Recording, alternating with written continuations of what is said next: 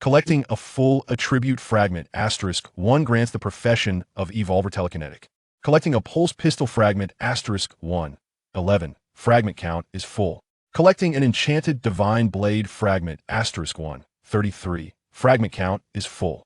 Collecting a smart battle vehicle fragment *1, 1010. Fragment count is full. In this post-apocalyptic world, one can grow stronger simply by gathering fragments. In an era overrun by zombies and mutated beasts, while others struggle for survival and desperately hide, Chen chooses the opposite path. Wherever there are zombies, there he will be found. Wherever he treads, the zombies are eradicated. Gathering fragments while piloting a mobile base, he roams freely and carelessly in this wasteland. Chapter 1. Dare to compete with me for a woman? I will end you. In a desolate town, 5 men stand at a distance before a residential building, their expressions tinged with gravity. It is noon, yet the sky is overcast with a thin layer of gray mist lingering in the air. The surrounding ruins contribute to a somewhat oppressive atmosphere. We have not been here before. There should still be supplies inside, said an ugly man with a face full of bumps, glancing at the residential building before instructing a young man beside him. Chen, you go in first to assess the situation. Chen, why is it always me? Chen frowned, his expression growing somewhat grim. At 17, he was originally a high school student on Earth, but had traversed into this apocalyptic era following a car accident. Here, zombies and mutated beasts abound, with dangers lurking at every corner. It is highly likely that zombies are also concealed within the opposite residential building, making it exceedingly perilous to enter alone. Chen, just do what the captain orders. No need for nonsense. A round-faced man beside Chen interjected sharply. Chen suppressed his anger. I've done this kind of thing several times before. Shouldn't it be someone else's turn this time? Chen insistence on assigning such dangerous tasks to him was clearly targeted, and Chen was no longer willing to tolerate it. Chen sneered. Chen, you can choose not to go in. However, upon our return, I will certainly report this to the commander. If you refuse to comply, do not expect to stay in the gathering place. Upon hearing this, Chen fell silent. In order to survive in this apocalyptic world, lacking a secure shelter is utterly untenable. The gathering place he resides in, known as Tianan Gathering Place, is a fortified small city with a population exceeding 10,000 and a formidable armed force. Ordinary zombies and mutated beasts cannot breach the defenses of the gathering place. Chen father is a deputy leader of Tianan Gathering Place, wielding immense power. If Chen does not obey Chen orders, he will undoubtedly be expelled from Tianan Gathering Place. Without a safe haven, surviving alone in the apocalypse is tantamount to a death sentence. Chen wrestled with his thoughts, ultimately gritting his teeth. I will go. Chen comforted him with a smile. Chen, do not worry. Should you encounter any danger, we will definitely support you. Will you really be so kind? Chen scoffed internally, but said nothing further, gripping a machete as he cautiously approached the residential building. Once Chen entered the building and disappeared from sight, Chen expression turned dark, internally sneering. Dare to compete with me for a woman? Let's see if I don't ruin you. In Tianan Gathering Place, there exists a stunning beauty named Tan Lin. Chen has long harbored feelings for her and has pursued her multiple times, only to be repeatedly rejected. Tan Lin's reason is simple. She likes Chen.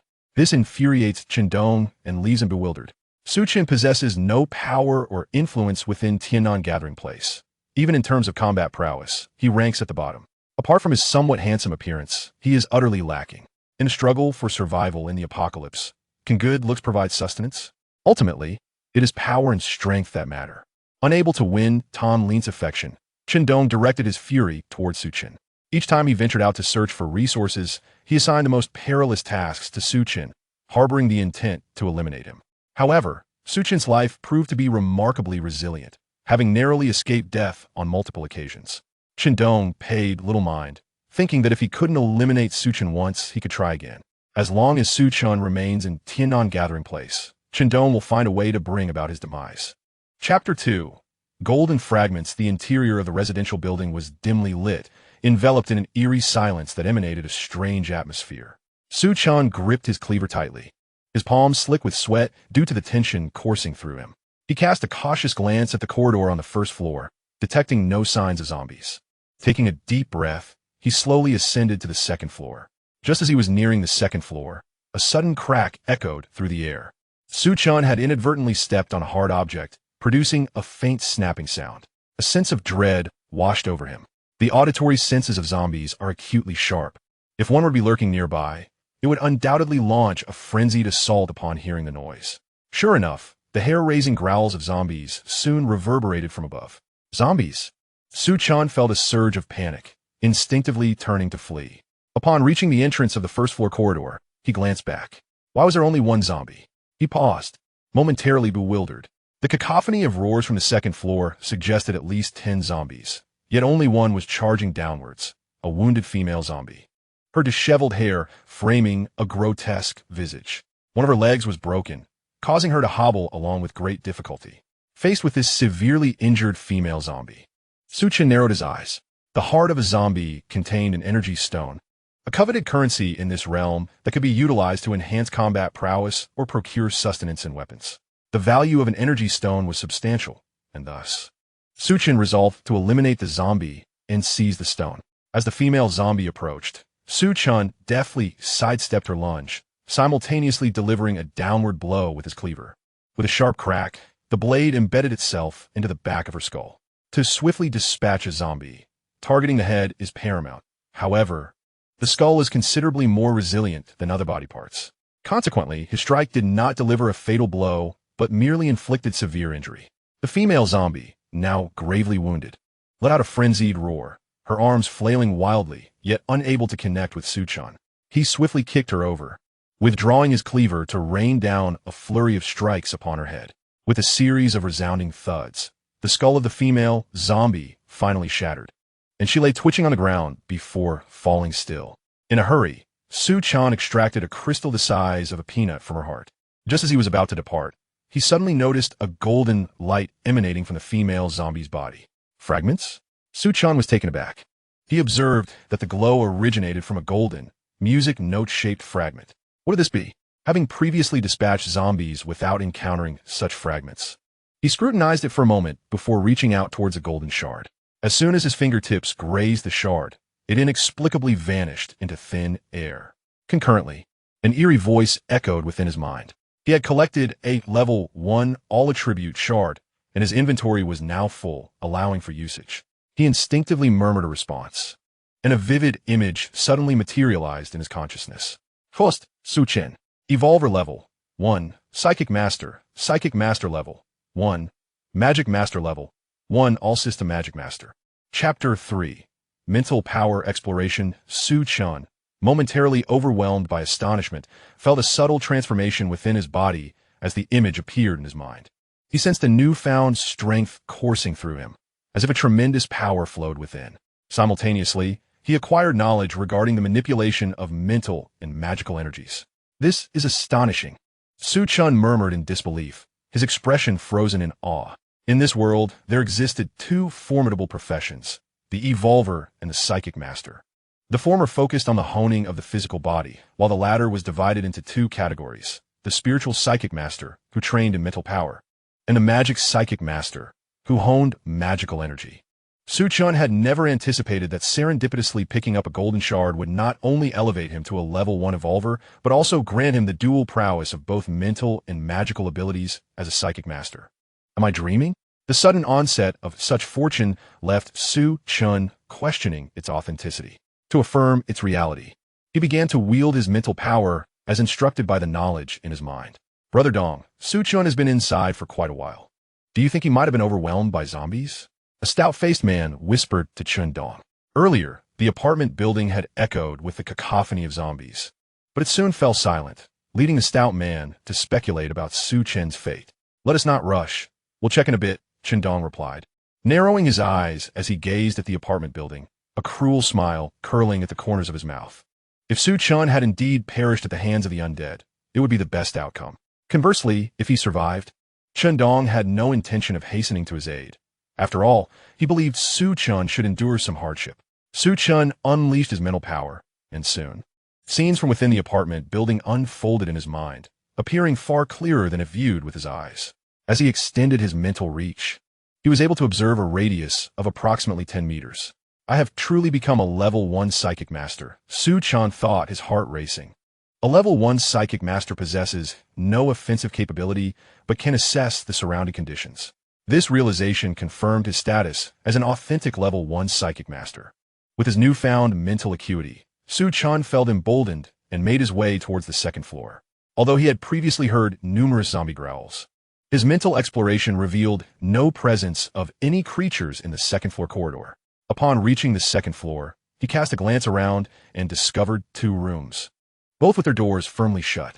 Could it be that the zombies are confined within? Su Chen harbored some doubts and extended his mental energy toward the rooms. Soon, he discerned that the left room housed 7 or 8 zombies, while the right room contained 2. It appeared they were all trapped inside. Having unraveled the situation, Su Chen proceeded to ascend to the 3rd floor. This residential building originally boasted at least a dozen stories, yet several upper levels had collapsed, leaving only 3 intact. The 3rd floor featured a single room, which too was securely closed.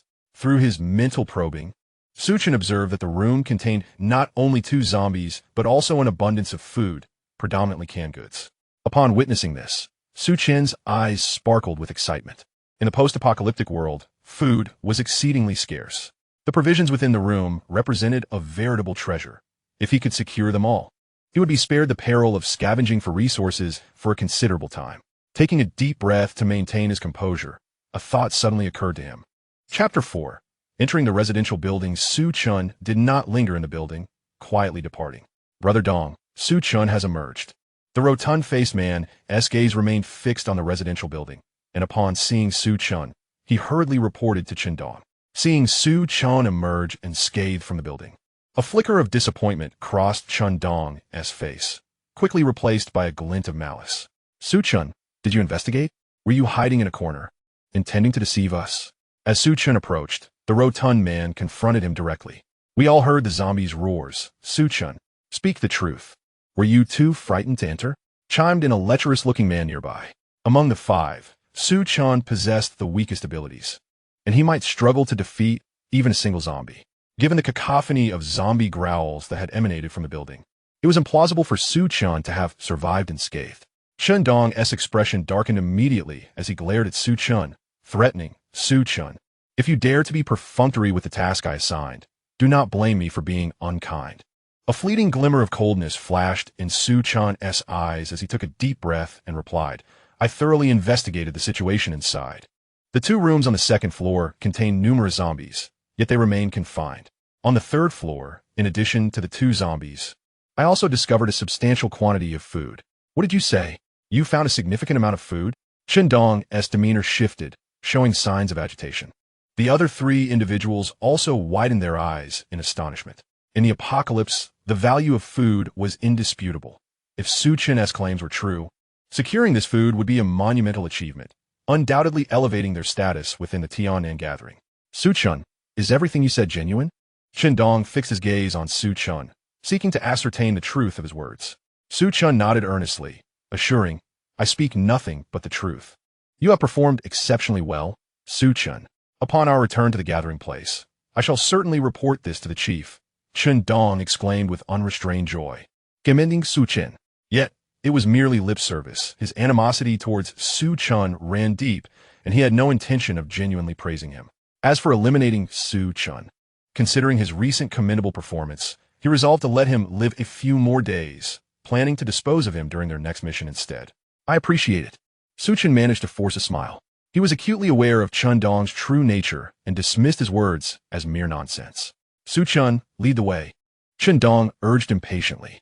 Without further ado, Su Chen turned and jogged towards the residential building, with Chen Dong and his 3 companions closely trailing behind. Upon entering the building, Su Chen gestured for silence and indicated for the 4 to follow closely. Ascending to the 3rd floor, he pointed toward the door, whispering, This is the one. Su Chen, are there truly only 2 zombies inside? Chen Dong inquired, displaying signs of anxiety. If there were only 2, their combined efforts could easily vanquish them. However, if the numbers were greater, they would be in peril. I can assure you, there are indeed only 2, and I was the one who locked the door. Su Chen explained. Nodding, Chen Dong commanded, Everyone prepare yourselves. Su Chen, you may open the door. Approaching the door, Su Chen grasped the handle. Using his mental prowess, he discovered that the door was locked, making it impossible to easily turn the handle. However, as a first-level evolved being, Su Chen possessed immense strength. with a vigorous twist. The door creaked open. The two zombies within, alerted by the noise, lunged towards the door with a growl. Su-chan swung the door wide open and swiftly stepped aside. Chapter 5. The Zombie Assault Attack. Simultaneously, Chen Dong and his companions launched their assault on the zombies. Generally, zombies are known for their fierce aggression, making them formidable opponents for non-evolved individuals. However, Chen Dong and his team, seasoned by years of encounters with the undead, quickly subdued the two zombies through their coordinated efforts. Watching from the sidelines, Su-chan quietly descended to the second floor. With a few sharp sounds, the two zombies were easily dispatched. Dongyi. It seems Su-chan has vanished, remarked the stout-faced man as he pried an energy stone from a zombie's corpse. Glancing towards the door, but finding no trace of Su-chan, he hurriedly reported to Chen Dong. Ignore that coward. Let us hasten and gather supplies. Take as much as we can, Chen Dong replied, his focus entirely on the room. The space was brimming with food, predominantly canned meats. We've struck gold. 3 excited men with round faces rushed towards the shining cans. Damn it, what are you fighting for? They're all ours. Grab the cans first. Chen Dong shouted. Su-chan stood outside a room on the second floor, and upon hearing the commotion from the third floor, a peculiar smile curled at the corners of his mouth. With a sudden burst of energy, he kicked the door with great force. The door flew off its hinges with a resounding crash.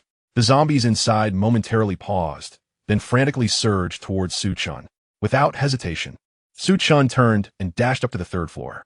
On the third floor, the round-faced man was carrying a large pile of cans when he nearly collided with Su-chan. Upon seeing several menacing zombies trailing behind Su-chan, his face turned pale, and the cans he held clattered to the ground. Su-chan, damn you! The round-faced man cursed, turning to flee back into the room. The sudden appearance of so many zombies in the corridor could only be attributed to Su-chan's actions. There was no time for him to ponder the reasons behind it. As Su-chan noticed the round-faced man attempting to escape, he extended his hand forward, and a green thread of light shot from his fingertips, swiftly transforming into a green vine that ensnared the man's ankle. This was a minor spell from the druid's repertoire, known as the binding vines technique. The round-faced man found himself unable to move and fell to the ground with a thud. Brother Dong, save me, he cried out, his face ashen with fear. But his pleas were quickly drowned out as the approaching zombies pounced upon him. One of the zombies opened its gaping maw and sank its teeth into the man's thigh, blood spurting forth, filling the corridor with a horrific stench. Hearing the commotion, Chen Dong and the others rushed out of their room.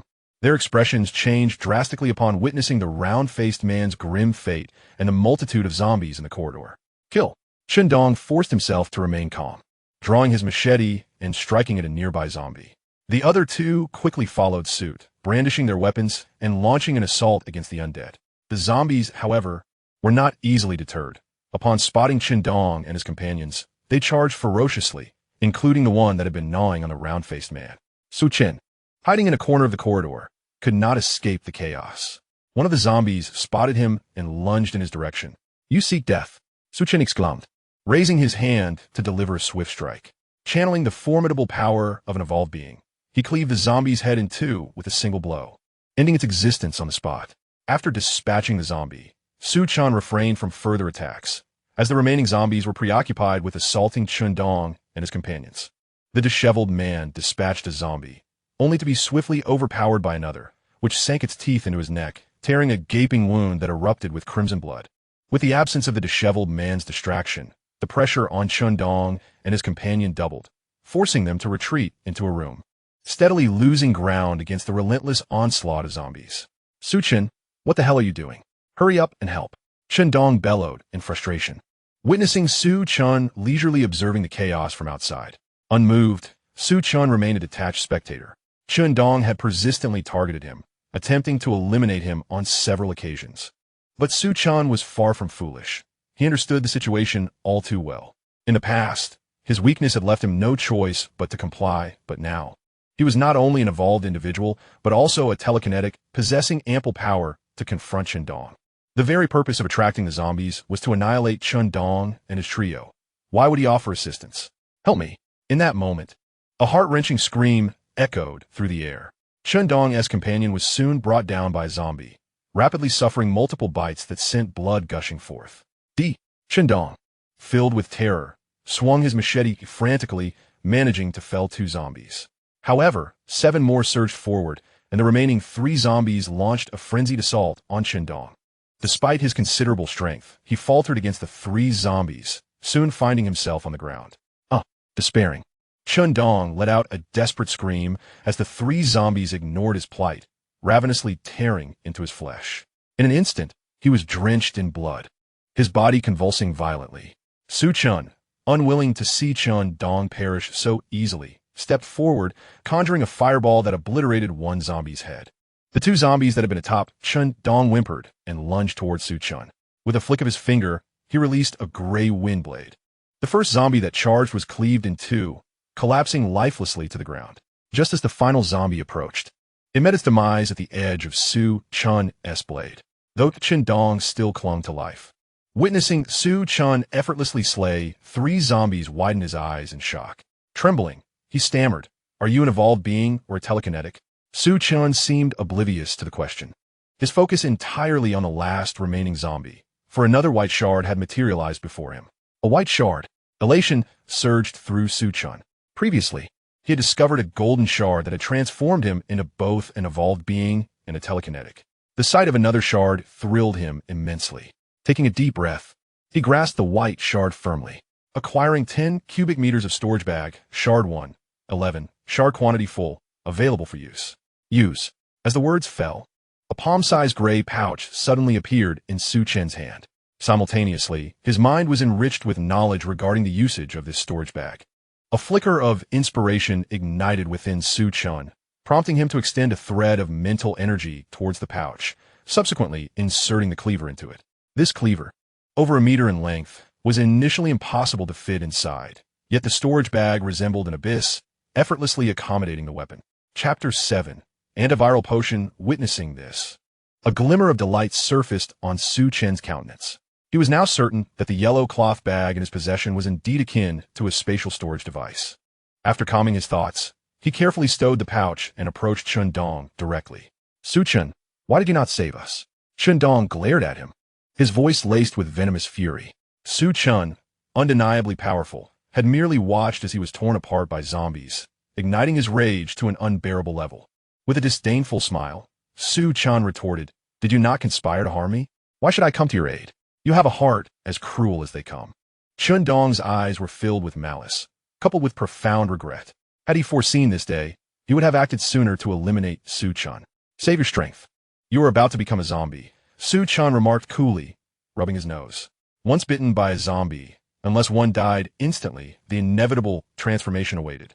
Moreover, the more grievous the injuries, the swifter the infection would spread. Chen, battered and bruised, was unlikely to resist the transformation for long. Upon hearing this, Chen expression shifted dramatically. To become a zombie, devoid of consciousness, akin to a walking corpse, this fate was one he could not bear. "Desperately, et pleaded, Su Chen. For the sake of our shared base, please end my life quickly. Rest assured, I shall kill you, but not at this moment," Su Chen replied with unwavering certainty. "What do you mean?" Chen realization dawned upon him. Su Chen intended to wait until he transformed into a zombie before striking. Such malevolence was unfathomable. "You brought this upon yourself, and now you must face the consequences," Su Chen mocked. "I swear I will haunt you even as a ghost." Chen roared, but his voice quickly faltered. His face was marred by dark veins, and his expression twisted in agony and rage. Su Chen understood that Chen was undergoing the transformation into a zombie. To prepare for the worst, he retrieved the cleaver from the storage pouch, on high alert. With a guttural growl, Chen trembled violently. His eyes turned blood red as he leaped from the ground, roaring and charging at Su Chen. In one swift motion, Su Chen cleaved downward, cleanly severing Chen head from his body. With a thud, the headless corpse collapsed, and a red beam of light erupted from it. Another fragment. Su Chen was overwhelmed with excitement. With the addition of this fragment, he has now acquired 3 today.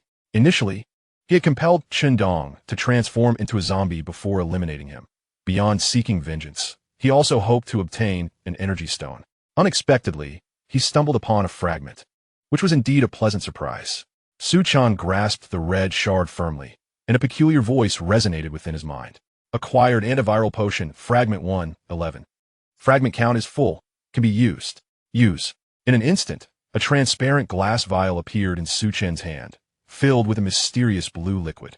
Simultaneously, additional information flooded his mind. The antiviral potion possesses the ability to resist the zombie virus, even if bitten by a zombie. Consuming the antiviral potion promptly would prevent transformation into one. What a remarkable find. Su Chen's expression shifted with astonishment. In a world ravaged by the apocalypse, the greatest fear is succumbing to a zombie bite. With the antiviral potion in possession, it is akin to having an extra life. Thus, it is evident that the value of the antiviral potion is not inferior to that of a spatial storage bag. Afterward, Su Chen carefully stored the antiviral potion within a storage bag and began extracting energy stones from the zombies. A total of 8 energy stones secured. Su Chen felt a surge of delight. This indeed constituted a substantial gain. With this wealth, even a month without undertaking missions would allow him to live comfortably in the Tian'an gathering place. Chapter 8. The temptation of wealth. Having placed the energy stones in his storage bag, Su Chen was just about to gather food when he faintly heard soft footsteps coming from downstairs. Someone was approaching. Su Chen's expression hardened as he instantly activated his mental power to scan the lower levels. Through his mental observation, he discerned 2 men and a woman slowly ascending the stairs. All 3 wielded weapons, presumably also out searching for supplies. In the Tian'an gathering place, there are numerous teams dedicated to scavenging for resources which Su Chen had encountered before. However, these 3 appeared unfamiliar, clearly not from the Tian'an gathering. Su Chen tightened his grip on his machete, remaining vigilant as he awaited their arrival. He understood well that survival in the apocalypse is a brutally harsh endeavor. When faced with a significant cache of supplies, even members of the same gathering would resort to violence to seize them, let alone those from different factions. Who are you? Did you slay all these zombies? When the trio approached and beheld the multitude of fallen zombies, their astonishment was palpable. I did, Su Chen replied coolly, fixing his gaze upon the 3. Is there something you need? You managed to kill all these zombies by yourself? The woman among the trio gasped, her eyes wide with disbelief. She appeared to be in her 20s, clad in a black tank top, her figure striking and alluring. The 2 men beside the enchanting woman were equally taken aback, directing their astonished gazes towards Su Chen. Numerous zombies have perished, and even an evolved individual might find it challenging to eliminate so many within such a confined space. Moreover, Su Chen appears quite youthful, with an unassuming physique that could even be described as somewhat frail, entirely incongruous with the notion of an evolved being. Could it be that this individual has only just arrived here? Perhaps the zombies did not fall by his hand? The 2 men began to speculate. I killed them alongside my teammates, but unfortunately, they were all slain by the zombies, Su Chen replied, withholding any revelation of his evolved status. The trio glanced down and, indeed, spotted the corpses of the round-faced man and his companions. Captain, the energy stones from the zombies have all been taken, the alluring woman remarked, turning to the bearded man beside her. You took all the energy stones, didn't you?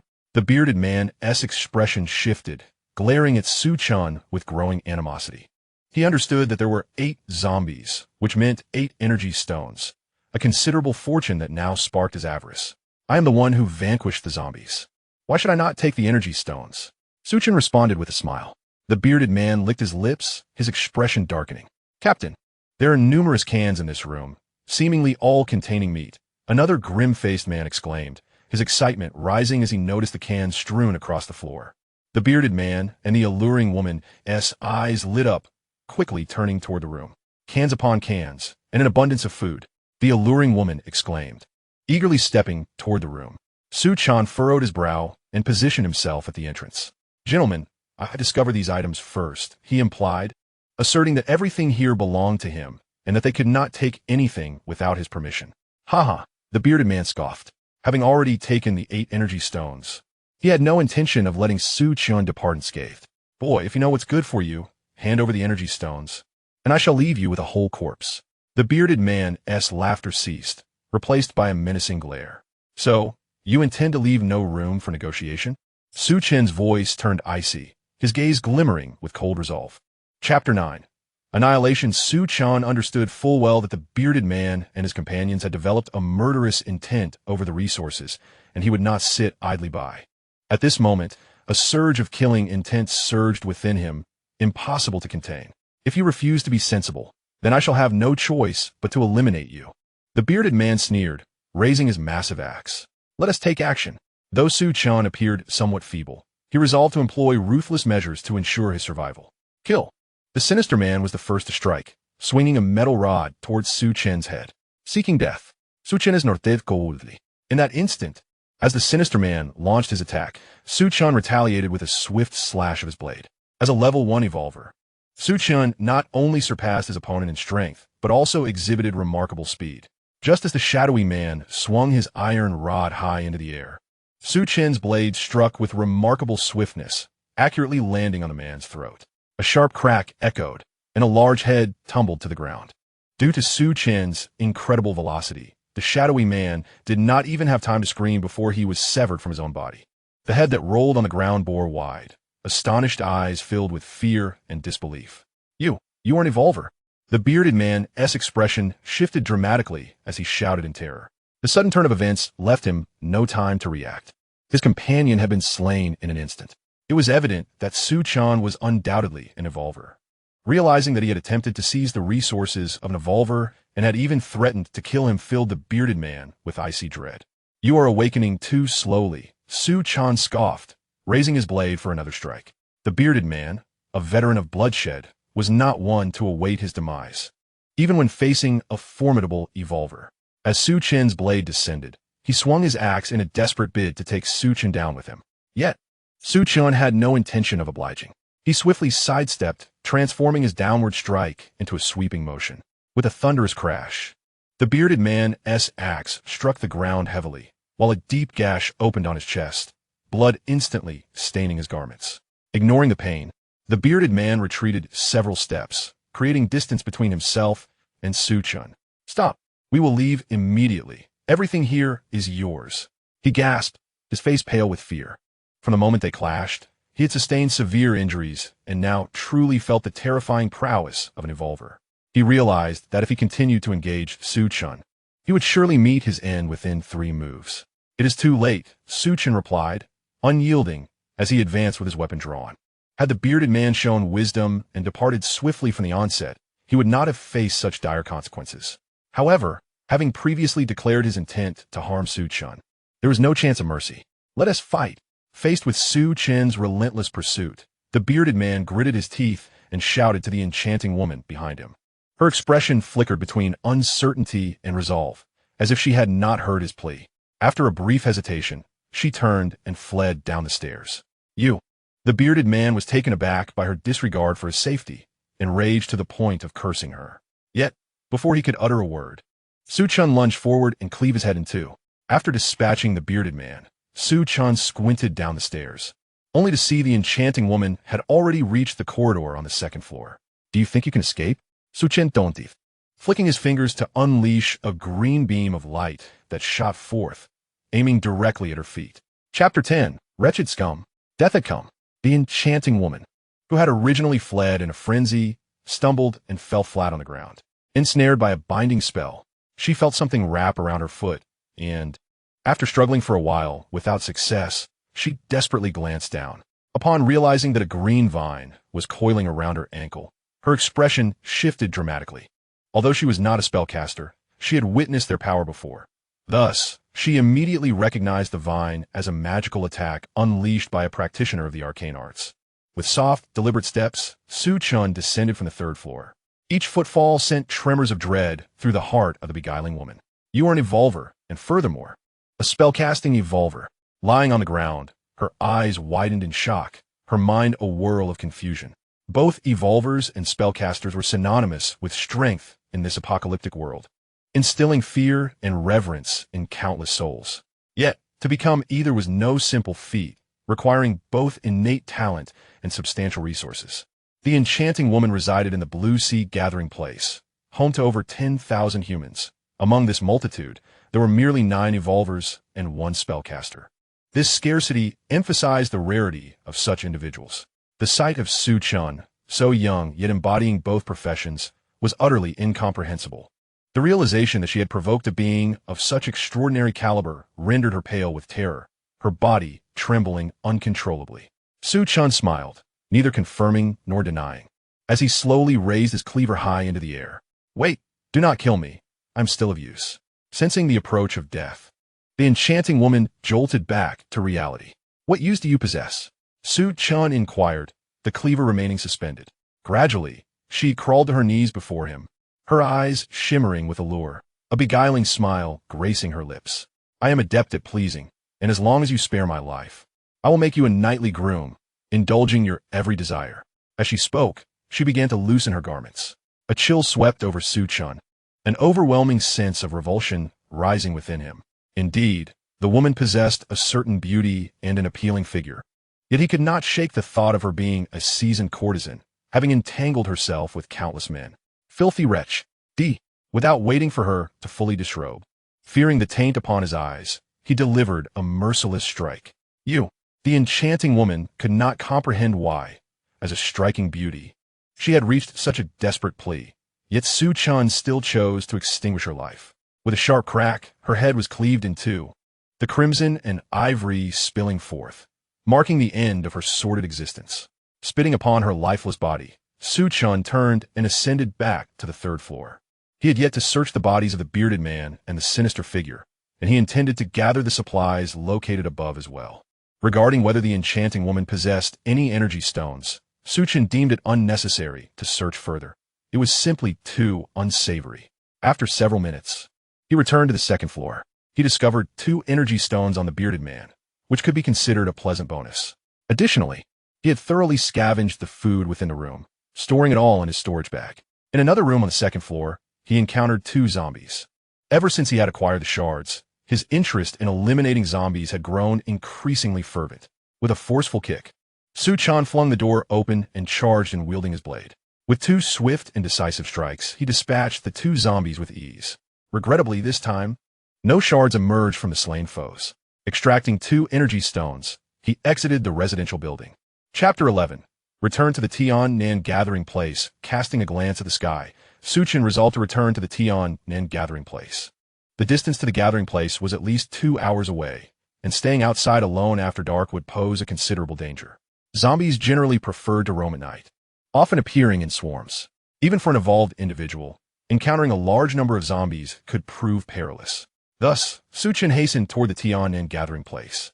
Along the way, he encountered solitary zombies, swiftly eliminating them.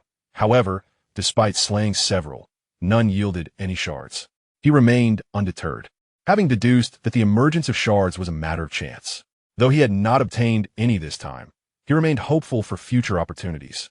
Furthermore, he had already collected 3 shards that day, a bounty surpassing his entire year in the apocalypse, leaving him quite content. After 2 hours, the sky darkened, and with urgency, Su Chen finally arrived at the gates of the Tian-Nan gathering place.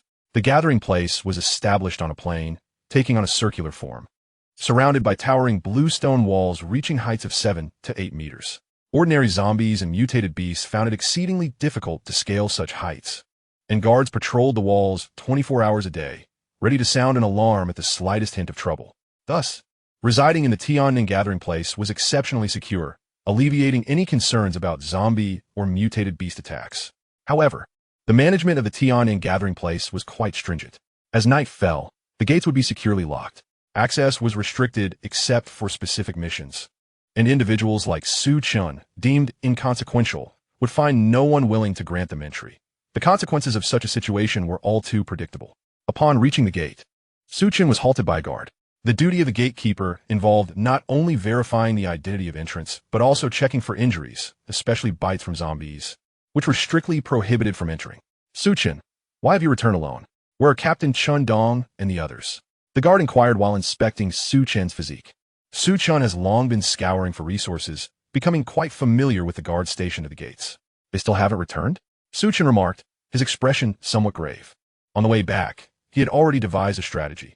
After all, Chun Dong's identity was rather sensitive, being the son of a vice leader. If things were not handled delicately, it could lead to dire consequences. Captain Chun and the others have not returned at all. What is going on? What has happened? The guard sensed the gravity of the situation. Su Chen explained, we entered an abandoned city, intending to search for supplies, but to our surprise, we were besieged by a large horde of zombies, and we became separated. Are Captain Chun and the others still alive? The guard asked anxiously. With a bewildered shake of his head, Su Chen replied, I cannot say. This is serious. You must report this immediately, the guard urged. After hastily checking, he allowed Su Chen to pass. I will report now, Su Chen responded, hastening deeper into the gathering place. In the apocalypse, teams like Su Chen's, dedicated to resource collection, were known as mercenary groups. The headquarters of the Tian Nan mercenary team was situated not far from the gates of the gathering place, led by Wu Yang, a rugged-looking middle-aged man. Naturally, someone who could attain the position of team leader possessed considerable strength, as Wu Yang was a level 1 evolver. Upon entering the mercenary headquarters and relaying the situation, Wu Yang's expression shifted noticeably. Su Chen, is what you say true? Are you not lying? Wu Yang glutted intently at Su Chen. Indeed, it is all true, Su Chen affirmed with a firm nod. Observing Su Chen's demeanor, Wu Yang sensed no deceit and let out a deep sigh. He called out to a guard, "Go fetch Vice Leader Chen." "Yes," the guard replied, hurrying away. Su Chen stood calmly to the side. Soon, Chen Haiyang arrived, his aura filled with anger. Upon entering, he shouted at Wu Yang, "Wu Yang, what is going on? Why has my son not returned?" Wu Yang's brow furrowed slightly, discontent with Chen Haiyang's attitude, yet he restrained himself and explained. Chun Dong and the others were attacked by a large number of zombies and may have become trapped, unable to escape. Wu Yang's explanation was relatively gentle. Yet everyone understood that being surrounded by a multitude of zombies typically led to a grim fate. Clearly dissatisfied with Wu Yang's reasoning, Chen Haiyang's face flushed with anger as he glared menacingly at Su Chen. "My son is trapped. How is it that he could return alive?" Su Chen, having been in the same team as Chun Dong and recognized by Chen Haiyang, quickly thought on his feet and replied, "At that time, we were scattered by the horde. It is possible that Chun Dong and the others are not surrounded by zombies. They may have escaped to a safe location, but are simply unable to return at this moment. Is that so?" Chen Haiyang let out a derisive snort, advancing towards Su Chen with a glint of cold light in his eyes, pressing, "Chun Dong and the others are all stronger than you. How is it that you could return while they could not? What exactly are you concealing?" Enraged, Chen Haiyang was determined to make Su Chen suffer, regardless of the truth in Su Chen's words. Su Chen's pupils constricted suddenly, a fleeting glimmer of murderous intent flashing across his face. With his current prowess, he regarded a mere Chen Haiyang with indifference. However, recognizing that Chen Haiyang was also a level 1 evolver of considerable standing in the Tianan gathering, he understood that killing him would render him a formidable enemy within the entire Tianan community. Such an act would incite the wrath of numerous powerful figures, making it nearly impossible for him to remain in the Tianan base. "There is nothing I can do if you choose not to believe me," Su Chen replied, suppressing his murderous thoughts, raising his hands in a gesture of surrender, and dismissing Chen Haiyang's threats. Observing Kuchen's audacious demeanor, Chen Haiyang's anger flared even more, menacingly declaring, "It seems I must teach you a lesson to elicit the truth from you." With that, he raised a hand, ready to chastise Su Chen. At this moment, Wu Yang could no longer stand idly by. Although Chen Haiyang's arrogance on his territory was tolerable, it was intolerable for him to discipline his subordinate before him. If word of this spread, it would tarnish his reputation as the captain and undermine his authority over his men. "Deputy leader, hold your hand," Wu Yang interjected, positioning himself protectively in front of Su Chen. "Wu Yang, are you attempting to shield him?" Chen Haiyang gritted his teeth, his expression growing increasingly sinister. Wu Yang, now incensed, had afforded Chen Haiyang ample respect, but he was taken aback by Chen Haiyang's audacity. Even a figure made of mud has its limits, and Wu Yang's standing in the Tianan community was not significantly inferior to Chen Haiyang's. With a stern countenance, Wu Yang retorted, "Deputy leader, until we ascertain the truth, you cannot harm Su Chen.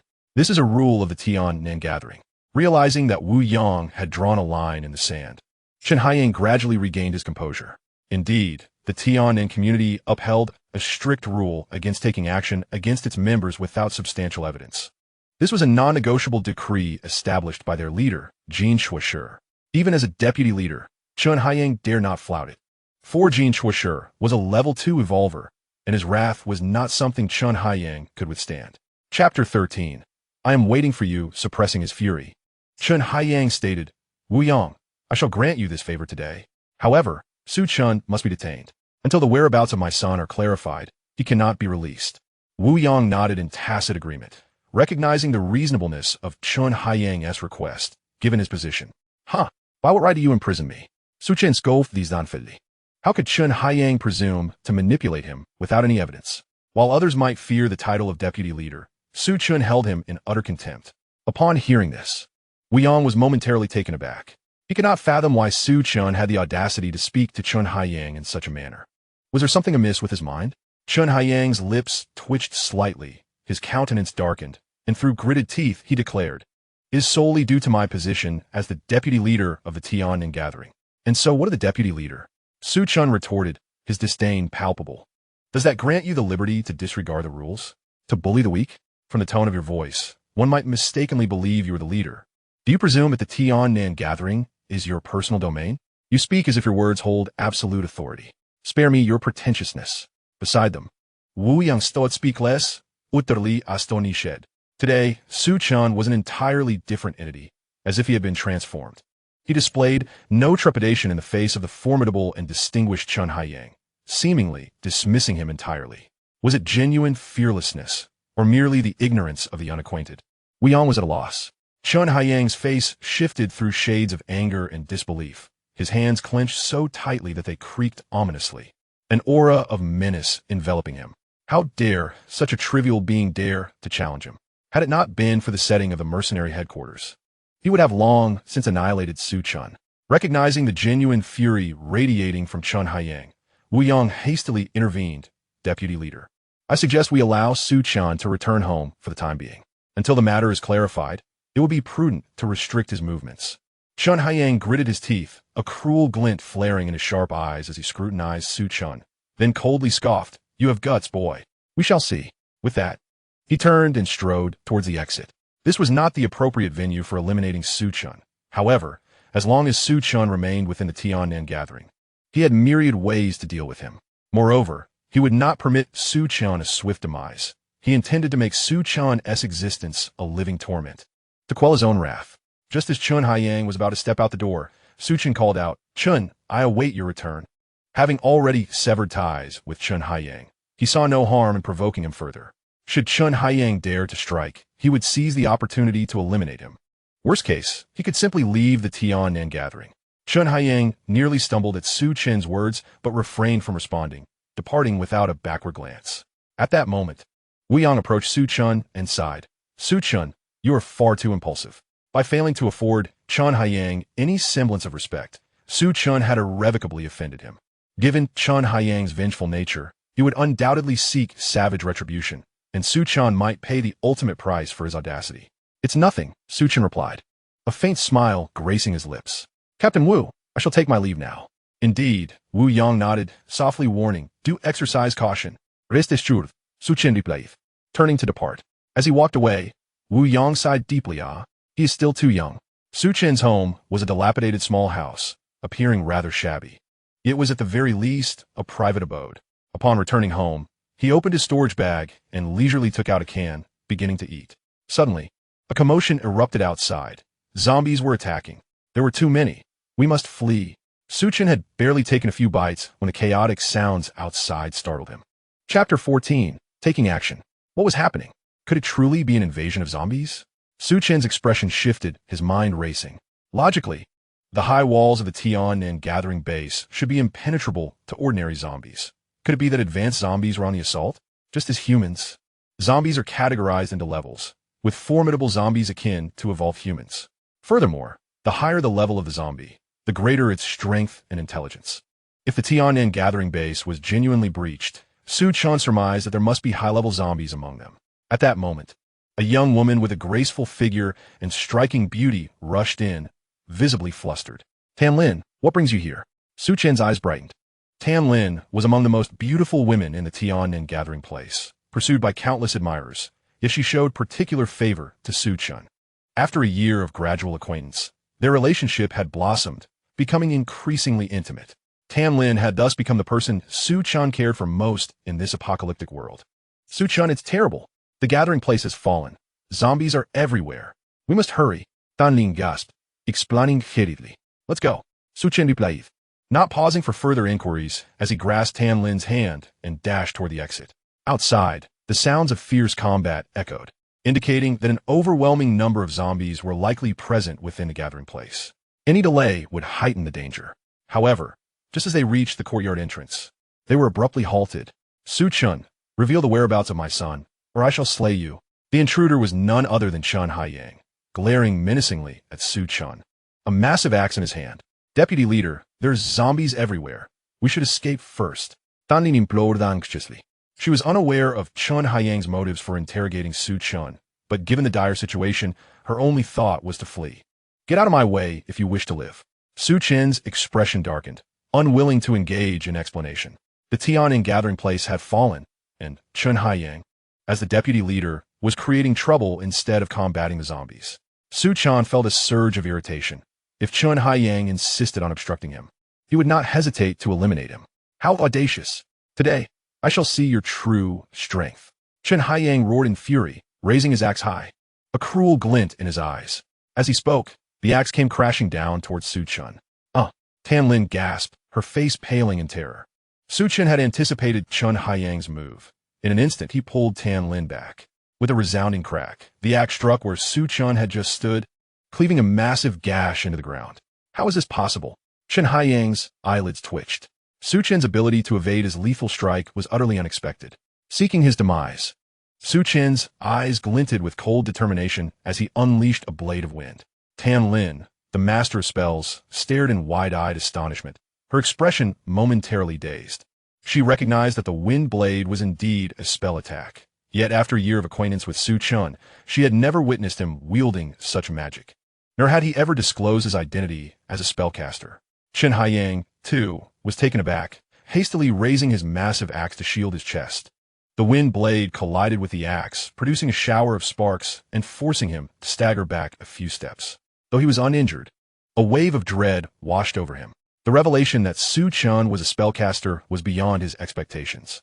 In that instant, Su Chen had already closed the distance, swinging his blade horizontally. What on earth is happening? Chen Haiyang's heart raced anew. Su Chen's speed was astonishing, matching his own without a hint of hesitation. Could it be that Su Chen was also an evolver? A whirlwind of thoughts filled Chen Haiyang's mind. Yet he had no time to ponder further as he raised his axe to block the incoming strike. The clash of blade and axe resounded with a thunderous roar. Chen Haiyang felt an overwhelming force surging through him, compelling him to retreat 2 steps, during which he exclaimed in disbelief, "You are also an evolver."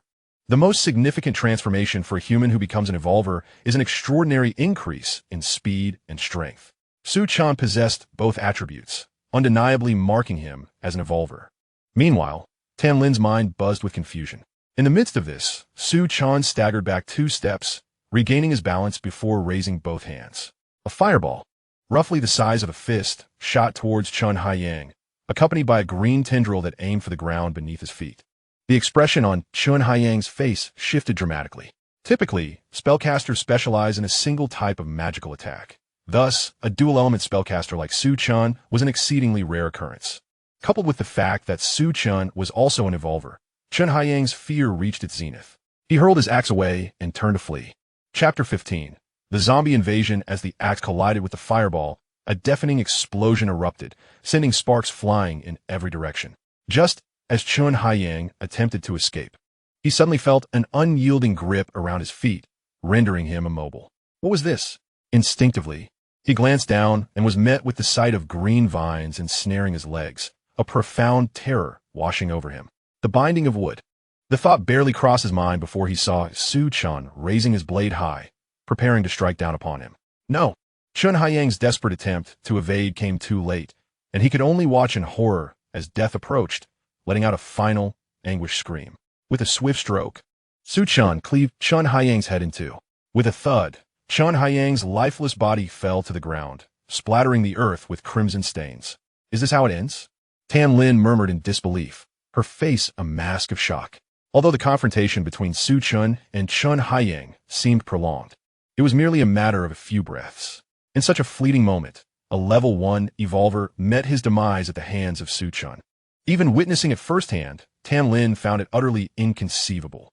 Tan Lin, we must leave, Su Chen urged, noticing her dazed expression. Oh! Tan Lin regained her composure and hurried towards Su Chen. As they exited the courtyard, they were immediately struck by the chaos before them.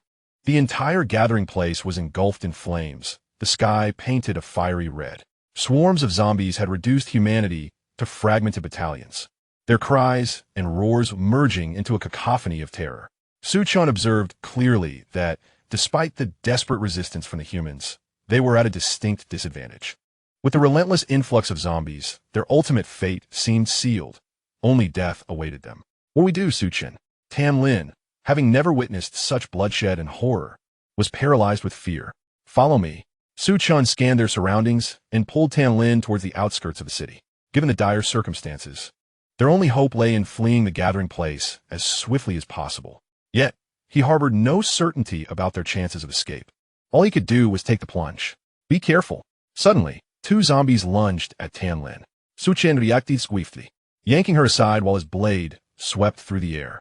With 2 dull thuds, the advancing zombies were decapitated, collapsing lifelessly to the ground. As one of the creatures fell, a beam of blue light emanated from its corpse. Fragments. Chen's eyes gleamed with determination. Even amidst such peril, he refused to relent and dashed forward to grasp the shards. Acquiring level 1 pulse pistol, Fragment 1, 11. Fragments are full, can be used. Use. Instantly, a gleaming silver pistol materialized in Chen's hand, reminiscent of the Desert Eagle he had encountered in his previous life Endgame. Simultaneously, his mind filled with knowledge regarding the usage of the pulse pistol. He glanced at it before tossing the pulse pistol into his storage pouch. Chen, what are you doing? Tan Lin, bewildered, watched as he grabbed at thin air, only to produce a peculiar object. Can't you see the fragments? Chen waved, surprised. The luminous blue shards had been quite conspicuous. Logically, Tan Lin, being so close, should have seen them as well. What fragments? I don't see anything. Chapter 16. I will not abandon you suddenly. Chen had a realization. It was likely that the fragments could only be perceived by him. Let us go. Chen lacked the time to explain to Tan Lin, as a horde of zombies surged toward them after decimating a small group of humans. He grasped Tan Lin's hand and sprinted towards the gate of the gathering place. Outside the gate, hundreds of humans had congregated, evidently eager to escape. However, a multitude of zombies had also amassed there, and a fierce battle ensued between the 2 factions. Occasionally, either humans or zombies would fall lifelessly, the scene brutal and harrowing. Chen understood that their only chance for survival lay in breaking through the gate. The moment they reached it, he raised his hand and unleashed a fireball. A thunderous explosion ensued as the fireball detonated amidst the horde, sending several zombies flying. Now, a level 1 psychic mage, the power of his fireball was still somewhat limited, yet the impact it produced was extraordinary. Brothers, a psychic mage is making a move. Let us charge together. Kill. The sight of a psychic mage joining the fray invigorated the human side, igniting their fervor as they recklessly surged into the throng of zombies. Fueled by this reckless momentum, they managed to carve a path through the zombie ranks. Chen and Tan Lin followed closely behind, periodically launching fireballs and wind blades to provide formidable support for their comrades. However, upon breaching the gathering place, they found themselves still ensnared in peril, as the sheer number of nearby zombies quickly surrounded them. Chen positioned Tan Lin behind him and took the lead, wielding his blade with relentless precision, each strike resulting in the demise of a zombie. The sight of Chen's valor inspired those around him, prompting them to unleash extraordinary combat prowess. Time slipped away, and after Chen dispatched yet another zombie, they finally encountered no further resistance ahead. They had broken free. At this moment, Chen was drenched in blood, panting heavily, and only a handful of survivors remained, including Tan Lin. Chen, zombies are closing in from behind. Tan Lin suddenly exclaimed as he barely caught his breath. Turning to look, Chen indeed saw a large group of zombies barreling toward them, their numbers exceeding 100, though they had escaped the encirclement. The zombies were clearly intent on pursuing them. The zombies are coming. Run. The surrounding individuals, gripped by fear, scattered in panic. Let us go. Chen gritted his teeth and pulled Tan Lin forward in a frenzied dash. Help me. The chilling cries of despair echoed through the night, piercing Chen's ears and heightening his anxiety. Ordinary humans could not match the speed of the zombies. Those anguished cries signified that the fleeing individuals had been overtaken and slaughtered. Chen, don't worry about me. Just run. As the zombies drew nearer, Tan Lin, in a moment of desperation, resolved to stay behind. Being an evolved human, Chen could evade them if he fled alone. Instead, Her continued presence beside Su Chen severely impeded his pace, and if this persisted, neither of them would survive. Silence. Even in death, I shall not abandon you, Su Chen declared resolutely, gripping Tan Lin's hand tightly, fearful that she might slip away. What is the purpose of all this? Tan Lin's eyes glistened with tears, her heart profoundly touched, yet overshadowed by guilt. It was because of her that Su Chen might also meet his demise. Chapter 17. The arrival of Wu Yang. Su Chen dragged Tan Lin 100 meters away, but ultimately, they were overtaken by the horde of zombies. Shielding Tan Lin with his body, Su Chen licked his cracked lips and slowly raised his machete. Are we to perish, Su Chen? Tan Lin nestled against him. Feeling an unusual warmth, she was not particularly afraid, but rather filled with reluctance. They are but a mass of mindless corpses. Su Chen laughed maniacally, unleashing a fideval. The first approaching zombie was obliterated in an explosion, yet the remaining undead paid no heed, rushing towards Su Chen with reckless abandon. The grotesque faces instilled a suffocating terror, causing Tan Lin to pale and tremble uncontrollably. However, Su Chen stood undaunted, releasing a blade of wind that severed 2 zombies in an instant. As the remaining zombies closed in, he swept his machete with ferocious might, dispatching 5 more undead in a heartbeat. One of the zombies glimmered with a black light. Black shards. This was Su Chen's first encounter with such fragments, and he longed to collect them, yet the overwhelming number of zombies prevented him from doing so. With another strike, a fierce wind howled. Crack! Amidst the sound of shattering bones, several zombies attempting to advance met their end beneath his blade. Yet, the sheer multitude of zombies soon confined Su Chen and Tan Lin to a minuscule space. In that perilous moment, a beam of light pierced through, followed by the roar of an engine. The base vehicle from the Tian Nan gathering place. Su Chen, we are saved, Tan Lin exclaimed with delight. Su Chen felt a surge of hope as well. The base vehicle, akin in size to a van from his previous life, was clad in heavy metal armor capable of withstanding a small onslaught of zombies. Furthermore, its impressive speed rendered it a remarkably safe means of transport in this apocalyptic world. There were only 3 such vehicles in the Tian Nan gathering place. The arrival of the base vehicle immediately captured the attention of the zombies. Half of those surrounding Su Chen diverted towards the vehicle. Bang! Bang! The base vehicle barreled through, sending every zombie that dared to obstruct its path flying. With a screech of tires, the vehicle executed a flawless drift, coming to a halt beside Su Chen. Su Chen, quickly get in. As the car door swung open, a rugged-faced man rushed out from within. He was none other than Wu Yang, the commander of the mercenary team based in Tiannan. Captain Wu, Su Chen exclaimed, his heart racing. He had not anticipated that Wu Yang had survived the gathering place and had come to aid him. Get in the car quickly. Wu Yang bellowed, gripping a broad sword tightly in both hands, wielding it with ferocity. Any zombie daring to approach was met with a swift and brutal end, their bones shattered and bodies collapsing to the ground. Realizing the urgency, Su Chen covered for Tan Lin, who boarded the base vehicle first, while he chose to remain outside, having no intention of following her inside. Su Chen, hurry up and get in, Tan Lin urged, her voice tinged with anxiety as she noticed his hesitation. Su Chen, it will be too late if you don't come now. Inside the vehicle, besides Tan Lin, 2 other men were also calling out to Su Chen. Close the door behind you, Su Chen replied before turning to Wu Yang. Captain Wu, let us join forces to eliminate this horde of zombies. What? Are you out of your mind? Wu Yang exclaimed in disbelief, nearly convinced he had misheard. There were still 70 to 80 zombies surrounding them. Did Su Chen truly believe they could eradicate them all? Was this not a death wish? In that moment, Wu Yang began to question Su Chen's sanity. Su Chen was indeed reckless. Did he think himself an evolved being? Even one with such abilities could not possibly slay so many zombies. Among the 2 men in the vehicle, one, slender and unkempt, scoffed at the audacity.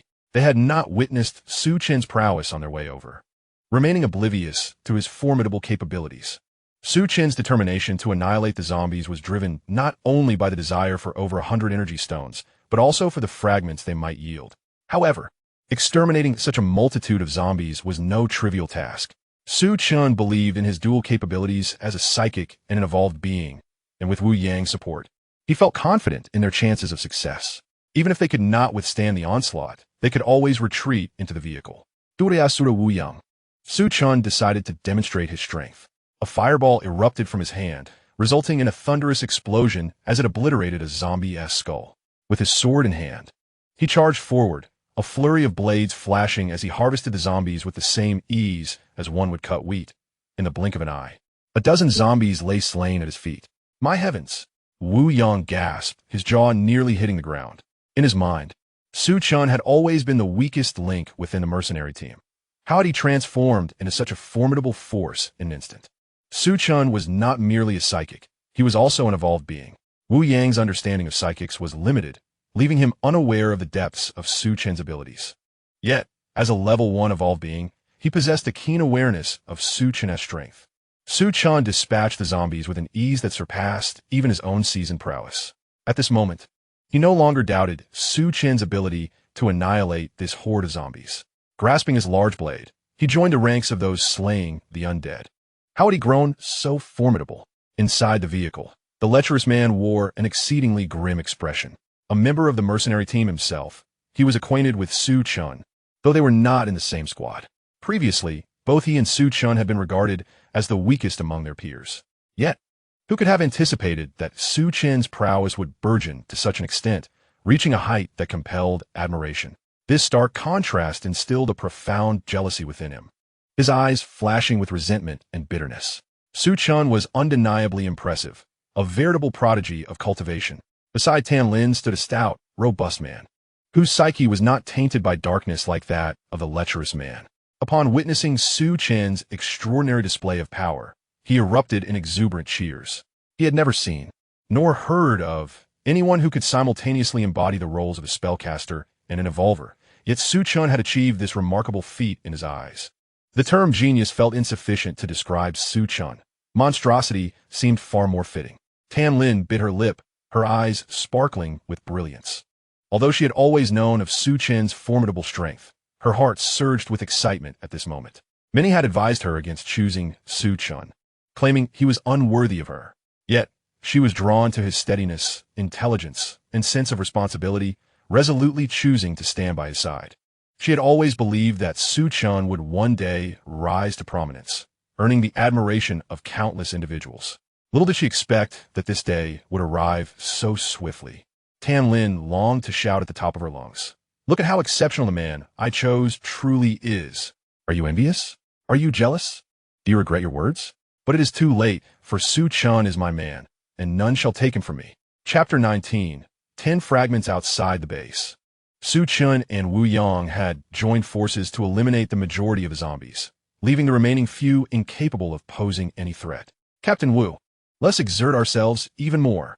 Su Chen continuously swung his cleaver, dispatching countless undead. Excellent. Leave none alive, Wu Yang exclaimed with palpable excitement. Since becoming the leader of the mercenary team, he had seldom hunted zombies, and the fervor of his youth had gradually dulled. Now, partnering with Su Chen to vanquish the undead rekindled the fiery passion of his younger days. In that moment, he resembled a lion awakened from slumber, his full strength unleashed, slaying zombies with even greater speed than Su Chen. In less than 5 minutes, the remaining zombies had been completely eradicated by the duo. Standing tall, Su Chen and Wu Yang surveyed the scene, surrounded by the lifeless bodies of the undead, not a single one left standing. My heavens! Su Chen and Captain Wu have truly accomplished this. The stout man gaped in disbelief, his face a mixture of astonishment and shock. Had he not witnessed it with his own eyes, he would never have fathomed that merely 2 individuals could dispatch such a multitude of zombies.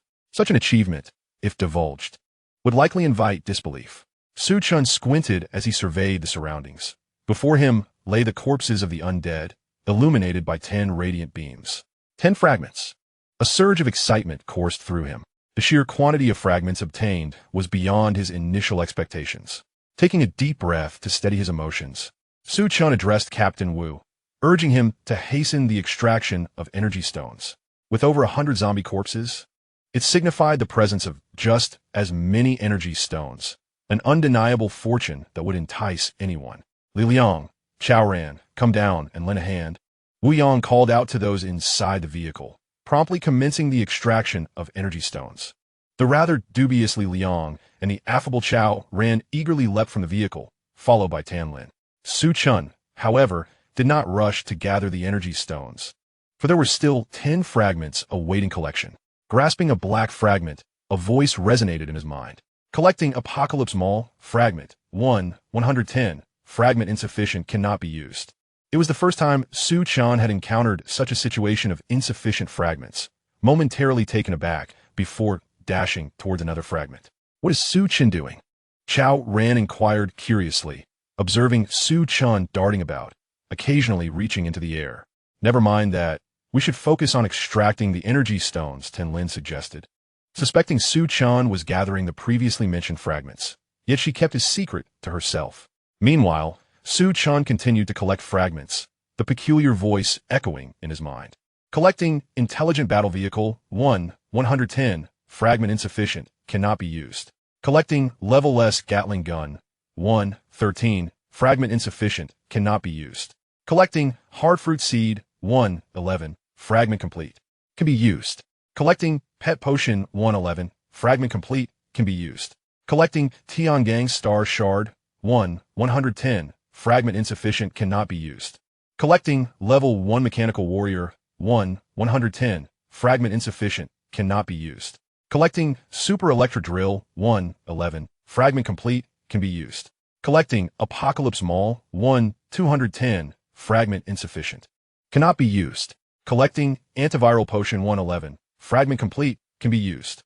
In total, of the 10 fragments, 4 were immediately usable, while 6 remained insufficient for use.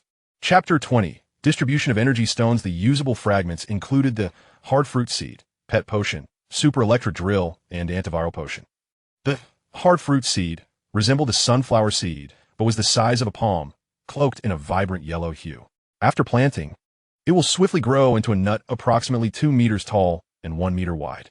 This nut is as hard as rock, impervious to ordinary weapons.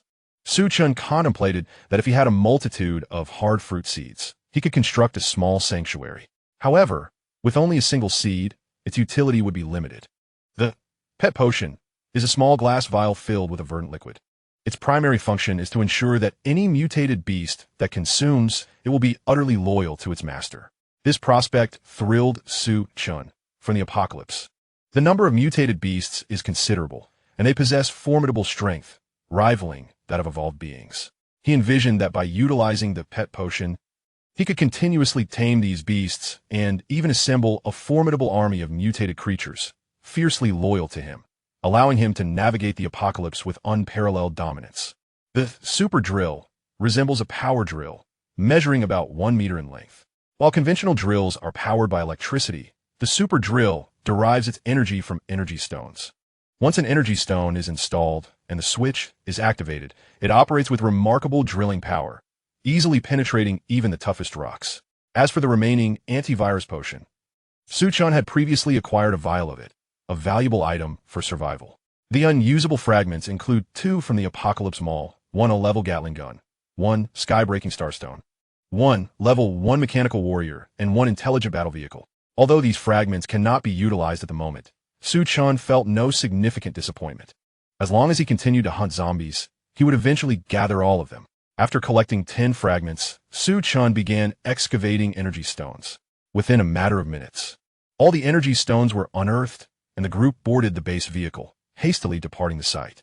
Inside the vehicle, under Chen's guidance, they commenced the distribution of the energy stones.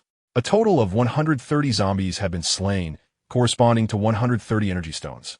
Chen, having killed the most zombies, received 60 stones based on the principle of proportionate reward. Wu Yang also contributed significantly and was allocated 40 stones. The remaining 30 energy stones were evenly distributed among Tan Lin and her companions, each receiving 10. Chao Ren clutched his 10 energy stones, beaming with joy. In his previous mercenary career, he had never amassed such a quantity of energy stones in a single instance. For him, 10 energy stones represented a substantial gain. Both Tan Lin and Wu Yang shared in the happiness. Among the 5, only Li Liang wore a solemn expression, appearing rather discontented. While 10 energy stones were indeed a considerable amount, the thought of Chen acquiring 60 stirred feelings of jealousy within him. However, due to Chen's formidable prowess, he refrained from voicing his sentiments. Chen, when did you become a law master and an evolver? Collecting the energy stones, Wu Yang turned to Chen and inquired. The others, intrigued by this question, perked up their ears to listen intently. A year ago, but I prefer not to draw attention to myself. So I've kept it concealed, Chen replied evasively. He would not disclose the matter of enhancing his strength through collecting fragments.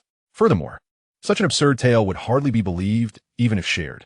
You are remarkably low-key, Wu Yang chuckled. He did not take Chen's words at face value, yet understood that everyone harbors secrets, and there was no need to pry further. Chapter 21.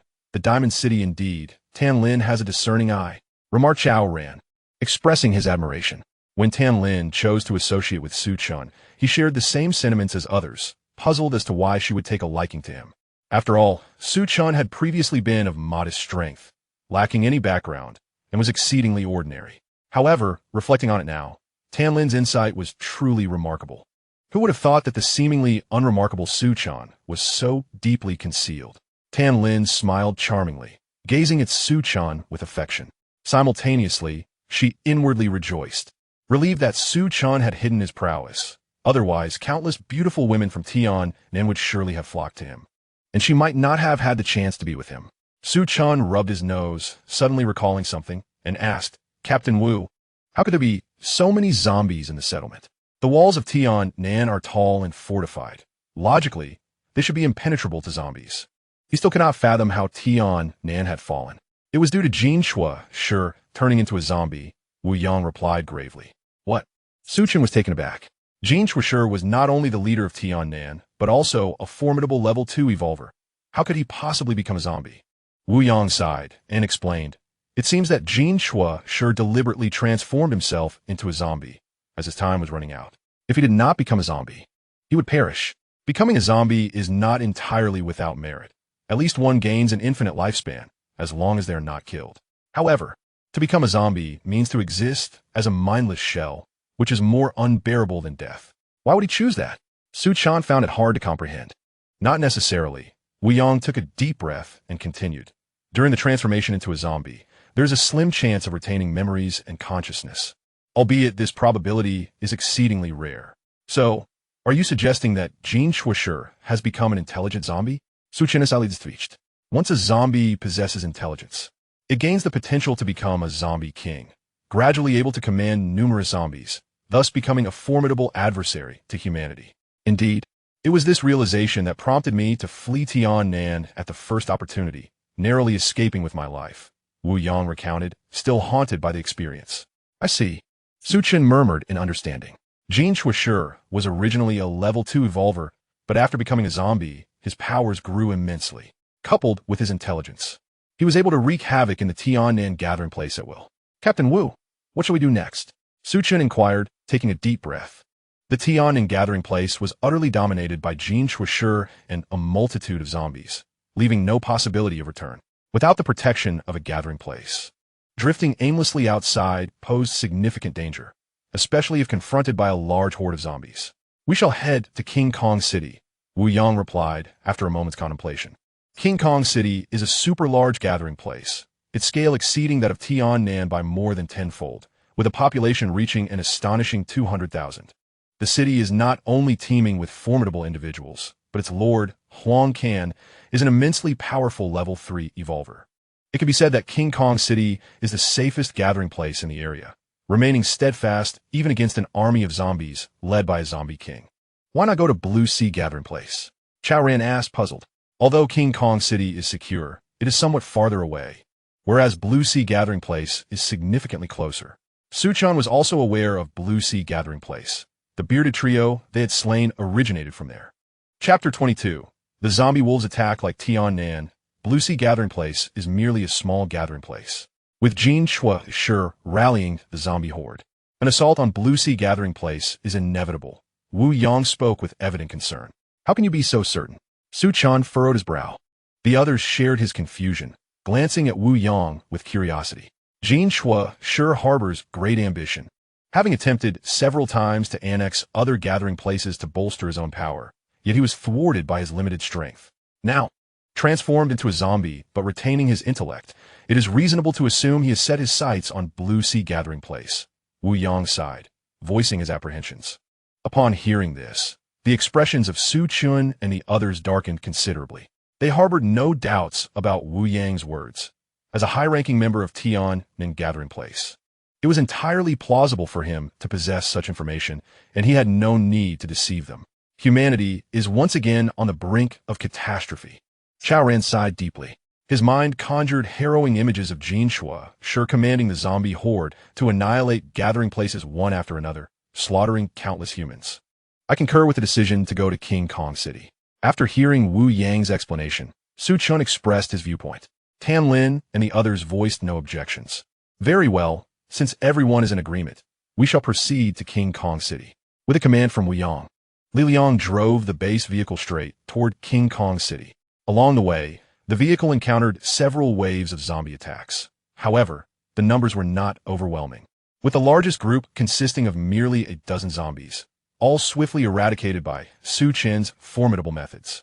In the process, they obtained several energy stones and 3 black shards.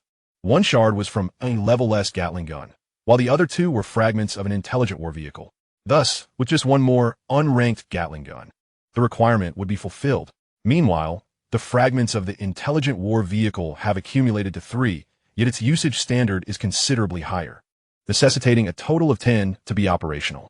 The base vehicle traversed the expansive plain for over 3 hours, and it was now deep into the night. Wu Yang proposed to rest on the spot, a suggestion that was met with unanimous agreement. Just as the base vehicle's engine fell silent, a shadowy figure suddenly darted past in front of the vehicle. Could it be a zombie?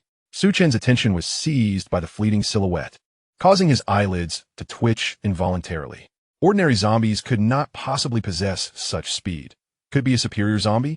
Filled with suspicion, Su Chen extended his mental energy outward for a closer inspection. To his astonishment, as his mental reach extended beyond 5 meters from the vehicle, his expression shifted dramatically. Surrounding the vehicle was a circle of colossal wolves, cloaked in black fur, their visages both menacing and fearsome. Each wolf was agile, measuring over 2 meters in length, with their eyes emitting a ghastly green glow.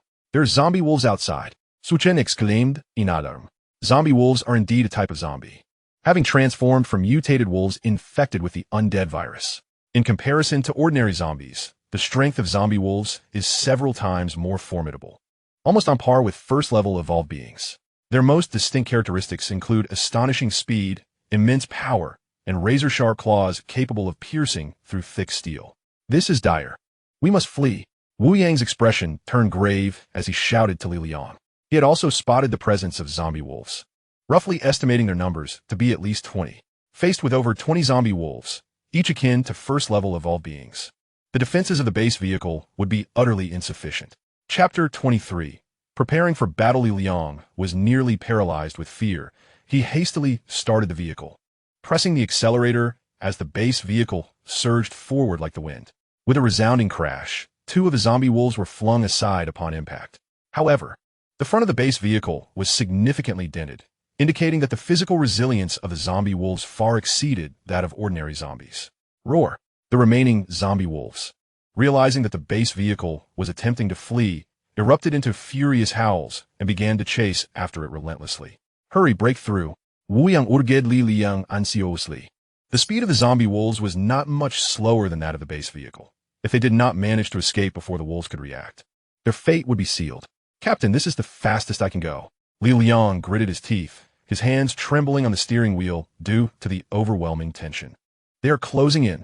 Chao Ran observed the relentless pack of zombie wolves pursuing the base vehicle, his face as pale as a blank sheet of paper. Tan Lin also appeared equally pale, yet instead of panicking, her gaze settled on Su Chen. In her heart, she believed that no matter the obstacles or crises they faced, as long as Su Chen was by her side, a glimmer of solace would always remain. In stark contrast to the palpable tension surrounding him, Su Chen remained remarkably composed. His mental acuity extended to a distance of 10 meters, revealing that at least 50 zombie wolves were in pursuit. Such numbers could not be repelled by mere brute force alone. It seemed that reliance on his unique abilities was the only option left. Gradually narrowing his eyes, Su Chen retracted his mental energy and activated his storage pouch, retrieving a level 1 pulse pistol. The operation of the pulse pistol bore resemblance to the firearms of his previous life. However, its ammunition consisted not of bullets, but of energy stones. Furthermore, its magazine, akin to the storage pouch, possessed an internal space capable of infinite replenishment with energy stones, each stone equating to a single bullet. In essence, as long as energy stones were plentiful, the pulse pistol could fire indefinitely. Its power was sufficient to annihilate level 1 zombies, making it more than adequate for dealing with the zombie wolves. Subsequently, Chen opened the magazine of the pulse pistol and began to load energy stones. To be prudent, he filled it with 70 energy stones, enough to eliminate 70 zombie wolves. Chen, what on earth are you holding? Chao Ran inquired, noticing the peculiar object in Chen's grasp as he continued to load energy stones, his brow furrowing with curiosity. In this world, while advanced vehicles like base cars existed, firearms had yet to be seen, leaving Chao Ran in the dark about the nature of Chen's weapon. It's a weapon, Chen replied nonchalantly, his gaze fixed on the pulse pistol without offering further elaboration. Suddenly, a violent collision struck the base car, and a plume of black smoke erupted from the front. Inside, the 4 occupants were nearly thrown to the ground by the immense force. Liliang, how on earth are you driving? Wu Yang showed that, regaining his balance and directing his fury at Liliang. Captain, it wasn't intentional. Liliang cried out in distress, overwhelmed by anxiety. He had driven the base car recklessly, failing to notice a large rock ahead, resulting in the collision. What are you waiting for? Drive. Wu Yang urged. Due to this delay, the zombie wolves had caught up and surrounded the base car. This is bad. The base car 1T start, Li Liang lamented, his face a mask of despair as he attempted to ignite the engine repeatedly, each attempt unsuccessful. Meanwhile, the zombie wolves launched their assault on the base car. With loud thuds, the vehicle swayed violently, and dents began to mar its exterior, threatening to breach its defenses before long. Chapter 24. The power of the pulse pistol. We're finished. We're doomed. Chao Ran exclaimed, panic evident in his eyes, a sense of futility enveloping him. The impending destruction of the base car seemed to foreshadow a grim fate, with all of them poised to meet their end at the jaws of the zombie wolves. Chen and Tan Lin approached Chen, staring at him in awe. She understood that their demise was inevitable. Yet the thought of perishing alongside her beloved brought her a bittersweet solace. Rest assured, with my presence, no one shall perish. Chen offered a comforting smile before turning his gaze toward Wu Yang. Wu Yang sighed, stroking the broad blade of his knife, and resolutely declared, prepare for battle. Chen nodded slightly. Captain Wu, open the car door. I will confront the zombie wolves. He could not allow the base vehicle to be destroyed, for at that moment, Tan Lin would have nowhere to hide. Even with the pulse pistol in hand, he could not disregard Tan Lin's safety. Once the door was opened, the zombie wolves would undoubtedly charge, thereby safeguarding the base vehicle. Don't open it. Lilian exclaimed, panikstricken. Chen, what are you planning? Do you wish to doom us all? Silence. If you dare utter another word, I shall throw you out, Chen retorted coldly, glaring at Li Liang. Under Chen's piercing gaze, a chilling dread enveloped Li Liang, causing him to tremble uncontrollably, too terrified to utter a sound. Chen, are you truly going to open the door? Wu Yang inquired tentatively. Trust me, Chen affirmed with a firm nod. Clenching his jaw, Wu Yang resolved not to hesitate any longer and swung the door open. As the door swung ajar, a zombie wolf charged eagerly toward the opening. Wu Yang tightened his grip on the hefty blade, ready to strike, when suddenly, the sharp report of a gunshot echoed from within the vehicle. Chen, holding the pulse pistol in one hand, gently squeezed the trigger. A fiery tongue of flame erupted alongside the gunfire. The moment the zombie wolf's head poked through the door, it was instantly obliterated, collapsing outside in a headless heap. My goodness! Wu Yang gasped in astonishment. He had never witnessed such a terrifying weapon before. With a single deafening shot, a zombie wolf, akin to a level 1 evolver, was dispatched. Captain Wu, step aside. With newfound confidence after slaying a zombie wolf, Chen strode purposefully toward the door. Wu Yang, without a moment's thought, moved aside, realizing that with such a powerful weapon in Chen's possession, exterminating the zombies would be effortless, rendering his assistance unnecessary. Upon seeing their fallen comrade, the remaining zombie wolves were filled with fury, recklessly charging the door. This time, 2 of them rushed forward simultaneously. Chen fired 2 shots in quick succession, one striking a zombie wolf in the neck, severing its head, while the second bullet tore a gaping hole in the chest of the second wolf, dispatching it on the spot. In an instant, 3 zombie wolves lay lifeless at his feet. Yet the remaining wolves displayed no signs of fear. Instead, their anger intensified with the loss of their companions. A chorus of snarls erupted as the pack lunged toward the car door, undeterred. The sound of gunfire reverberated through the inky darkness of the night, each shot claiming the life of a zombie wolf. Chen lost count of how many shots he fired. Nevertheless, the ground outside the car was now littered with the bodies of the slain wolves, forming a veritable mound. Simultaneously, 7 or 8 beams of varying colors emitted dazzling brilliance. Truly formidable. Wu Yang swallow at heart, utterly astonished. The prowess of Chen, a telekinetic and an evolved being, was already formidable. But the revelation of such a terrifying weapon was beyond his expectations. Its overall strength even surpassed that of a level 2 evolved being. Incredible. Chen was truly remarkable. Chao ran, filled with exhilaration, danced with joy, deeply admiring Chen. Initially, he had believed that their demise was inevitable. But with the emergence of Chen's peculiar weapon, the tide had turned, and the zombie wolves had become the targets of the hunt. Chapter 25. Total Annihilation. Tan Lin bit her lip gently, her gaze unwavering from Chen, her heart racing with excitement. Meanwhile, Li Liang, hiding in the shadows, wore a countenance of fluctuating emotions. Although the crisis had been averted, he could not muster any joy. The reason was simple. Chen was so exceptional that it left him in a state of profound envy, a feeling that deepened with each passing moment.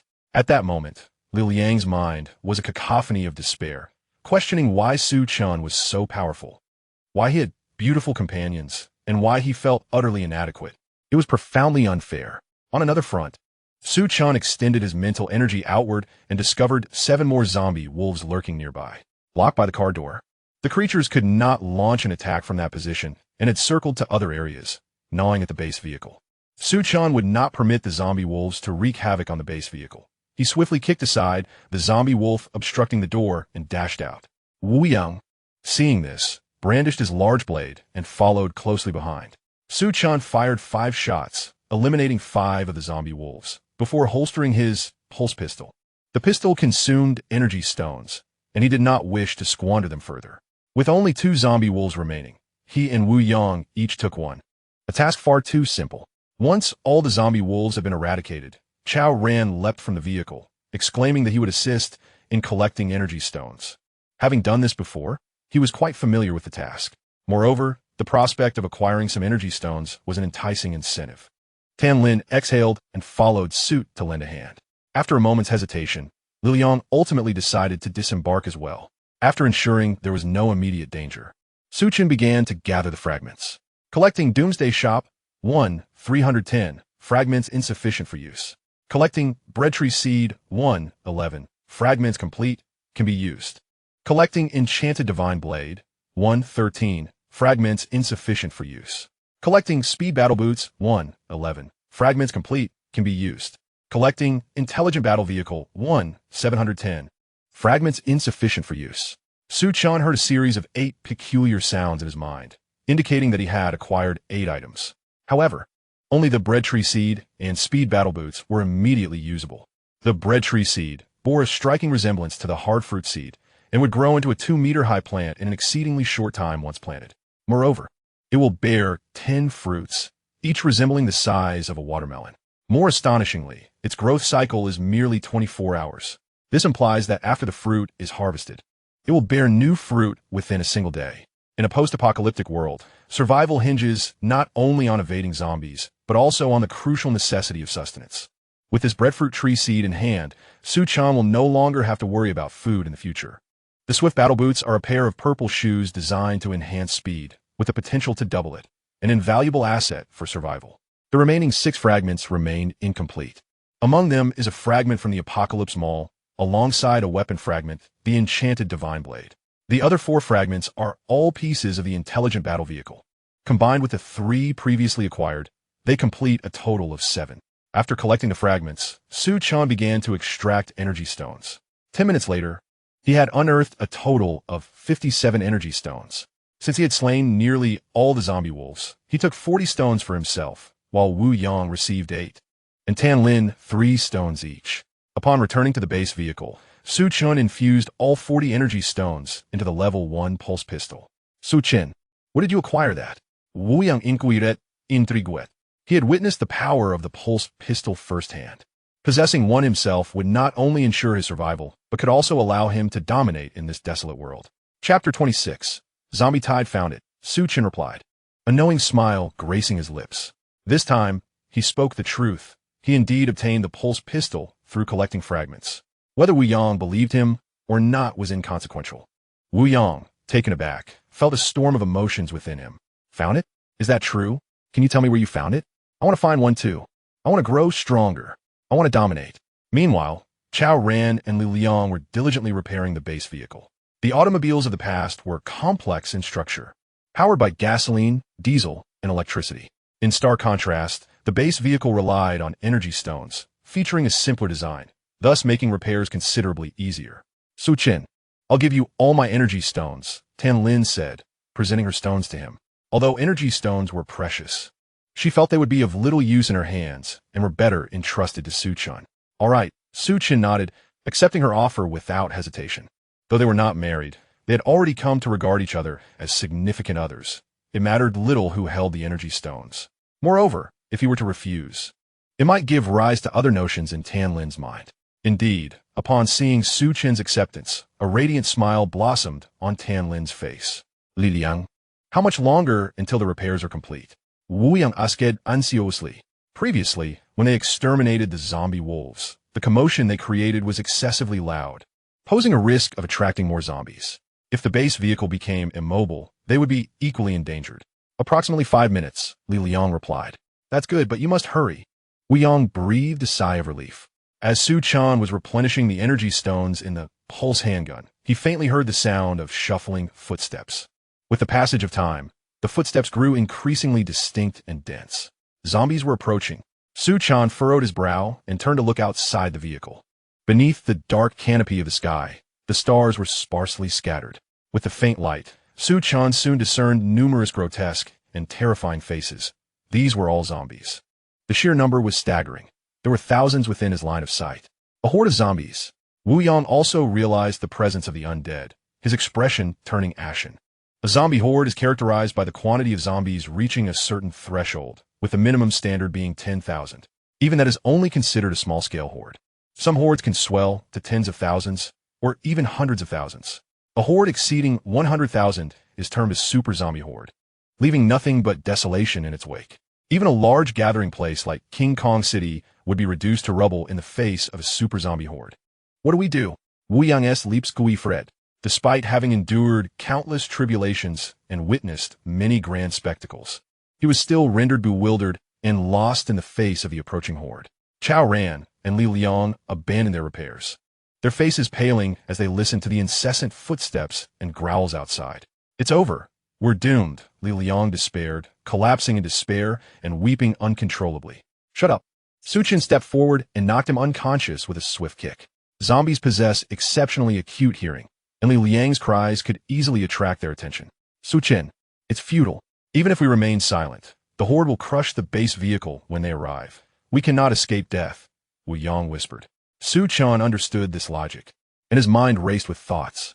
The zombies were drawing near. Less than 10 meters from the vehicle, Chao Ran trembled, offering a warning. In the face of such a massive horde, even abandoning the vehicle and fleeing would be too late. The terror of a zombie horde lies not only in their overwhelming numbers, but also in the presence of advanced zombies among them. Their strength rivals that of evolved beings, and their speed is astonishing. Su Chen possessed rapid boots, making his escape feasible, but the others would undoubtedly be outpaced by the advanced zombies. I will draw the zombies away. You all stay hidden in the vehicle and remain absolutely silent, Su Chen instructed quietly as he donned the rapid boots. Though perilous, he possessed unwavering confidence. Firstly, the rapid battle boots would significantly enhance his speed, rendering him unattainable by the zombies. Secondly, the pulse pistol could incessantly eliminate the undead, embodying both a psychic and an evolved entity. No matter how numerous the zombies, they could not hinder his progress. No way. Tan Lin's complexion shifted dramatically as she resolutely declined. With so many zombies outside, how could she stand by and watch Su Chen take such risks? Fear not. The undead cannot harm me. Su Chen reassured her with a smile, then instructed, once I draw the zombies away, you all should repair the vehicle and head straight to Iron City. After shaking off the zombies, I will come and find you. With that, without waiting for any further objections, Su Chen dashed out of the base vehicle. At that moment, The zombies were less than 5 meters away, and his sudden appearance naturally attracted their attention. In the eyes of the undead, humans were not merely prey, but also sustenance. With a roar, the sight of food tantalizingly close sent the zombies into a frenzy, their howls merging into a cacophonous symphony that echoed across the vast plains. The individuals within the base vehicle, including Wu Yang, trembled in fear, scarcely daring to breathe. Curse it! Su Chen, however, stood undaunted, raising his hand to unleash a fireball. In a violent explosion, the nearest zombie was torn asunder. This act incited the zombies' fury, and they lunged madly towards him. Among them, one particular zombie displayed remarkable agility. Schwiftly closing in on Sununtaitien. Is a level 1 zombie truly formidable? Su Chen scoffed disdainfully, raising his weapon to fire. The shot struck the level 1 zombie, shattering its skull, and it staggered forward before collapsing at Su Chen's feet. Almost immediately, a red beam of light emanated from the corpse. Fragments. Su Chen's expression shifted as he swiftly collected them. Acquired healing potion Fragment 1, with a full quota available for use. Upon usage, a glass vial appeared in his hand, containing a green liquid, accompanied by newfound knowledge regarding the healing potion. In essence, the healing potion was intended for healing injuries. After storing the healing potion in his inventory, Su Chen unleashed another volley of fireballs and wind blades, obliterating several zombies before leisurely retreating. To ensure he attracted all the zombies, he did not sprint at full speed. Instead, he would pause periodically to dispatch a batch of zombies whenever he created some distance. Thus, all the zombies fell under his lure. An eerie spectacle unfolded on the plains, as a relentless tide of undead, akin to crashing waves, pursued Su Chen with fervor, yet could never close the gap. Whenever any zombie dared to draw nearer, it met a merciless end at his hands. Chapter 28.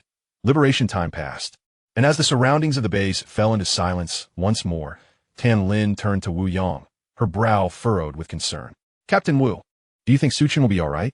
Facing a horde of over 10,000 zombies alone, one would need the speed of a level 3 evolved being to have any hope of escape. Initially, Wu Yang believed Su Chen to be doomed, but to his astonishment, he discovered that Su Chen's speed was nearly on par with that of a level 3 evolved being. Not to mention ordinary zombies. Even level 1 and level 2 zombies could not keep pace with him. Coupled with Su Chen's formidable strength and impressive weaponry, his chances of evasion were indeed promising. Rest assured, with Su Chen's capabilities and swiftness, the zombies will undoubtedly be unable to catch him, Wu Yang assured solemnly. Seeing the conviction in Wu Yang's tone, Tan Lin felt a slight relief wash over her. Chao Ran, hurry and repair the vehicle. We need to leave this place swiftly, Wu Yang commanded. Li Liang had been knocked unconscious by Su Chen's kick and showed no signs of awakening, leaving the task of repairing the vehicle to Chao Ran. Captain Wu, are we not waiting for Su Chen? Tan Lin inquired, her brow knitted in worry. Chao Ran, too, appeared momentarily taken aback. To them, Su Chen had taken the risk to save them. It seemed rather ungrateful to abandon him now that the zombies had dispersed. Su Chen instructed us to wait for him in King Kong City. We must follow his orders, Wu Yang explained. His admiration and trust in Su Chen had grown immensely. Previously, when Su Chen declared his intent to eliminate 80 zombies, Wu Yang had thought him mad, yet Su Chen accomplished it with ease. Later, when he faced the zombie wolves, Wu Yang had doubted Su Chen's ability, only to witness him dispatch the creatures with the same ease one might crush an ant. Furthermore, Su Chen had promised to draw away the zombies, and he fulfilled that promise as well. Through these 3 events, Wu Yang was convinced that every decision Su Chen made was well considered and confident. He recalled every word Su Chen had spoken with clarity. Therefore, since Su Chen had instructed them to proceed to King Kong City, there was no reason for hesitation. They should simply comply. As dawn broke, Su Chen had already led the zombie horde on a relentless run spanning hundreds of miles, arriving at the edge of sprawling mountain range. During this time, he continually unleashed various spells, fireballs, wind blades, thunderstorms, ice spikes, and more, supplemented by his pulse pistol, resulting in the demise of at least several hundred zombies. In the process, he acquired 10 fragments, including 2 fragments of Intelligent Battle Vehicle, 3 fragments of Apple Tree Seeds, 2 fragments of Hard Fruit Seeds, 2 fragments of Antiviral Potion, and 1 fragment of Enchanted Divine Blade. It was clear that the fragments dropped exceeded 10, but the sheer number of zombies made it impossible to collect them all. After several hours of exertion, Chen found himself utterly exhausted. Moreover, the energy crystals in his pulse pistol had been depleted, and his magical power was nearly exhausted. He no longer wished to engage further with the zombies. With the unparalleled speed of the rapid battle boots, Chen swiftly evaded the relentless pursuit of the zombies, plunging into the vast expanse of the mountains. As he vanished from their sight, the zombies erupted in furious roars, their anger a mere shadow of their frustration. Meanwhile, Chen ascended to the summit of a small hill, casting a glance back at the horde of undead. After losing his trail, the throng of several thousand zombies gradually dispersed. In that moment, a profound sense of pride swelled within Chen. Alone, he had faced tens of thousands of zombies, emerging unscathed while vanquishing hundreds of them, a feat unmatched in history, and perhaps one that would never be replicated. Chapter 29. The Wasteland Mountains. Soon after, Chen reached the base of the mountain and found a spot to rest, murmuring to himself, Tam Lin and the others should have departed by now. He had successfully diverted the horde, alleviating the crisis for Tam Lin and her group while buying them precious time. He was confident that, with Wu Yang's resolute decision-making, they were likely en route to the city of King Kong. With this thought, Chen sighed in relief. He hastily consumed a bit of food and was about to close his eyes for a brief respite when a youthful figure, around 14 or 15 years of age with a fair visage, approached him. "Big brother, this place is quite perilous. You shouldn't sleep here," the boy cautioned, noticing Chen's drowsiness. "Perilous?" Chen raised an eyebrow, intrigued as he scrutinized the boy and chuckled. "If it is indeed dangerous, why do you dare to come here alone?" He had already surveyed the surroundings and found no apparent threats, perplexed by the boy's warning. The boy explained, "Zombies often roam here. If you fall asleep, it could be dangerous. I frequently traverse this area, and I always prepare in advance if any zombies appear." Realizing the gravity of the situation, Chen inquired, "What is this place? Is there a safe location nearby?" After a night of turmoil, all he desired was a proper place to rest. "This is the Wasteland Mountains," the boy replied, scratching his head. "Why don't you come back with me? My home isn't large, but you can rest for a while before you leave." Chen pondered for a moment.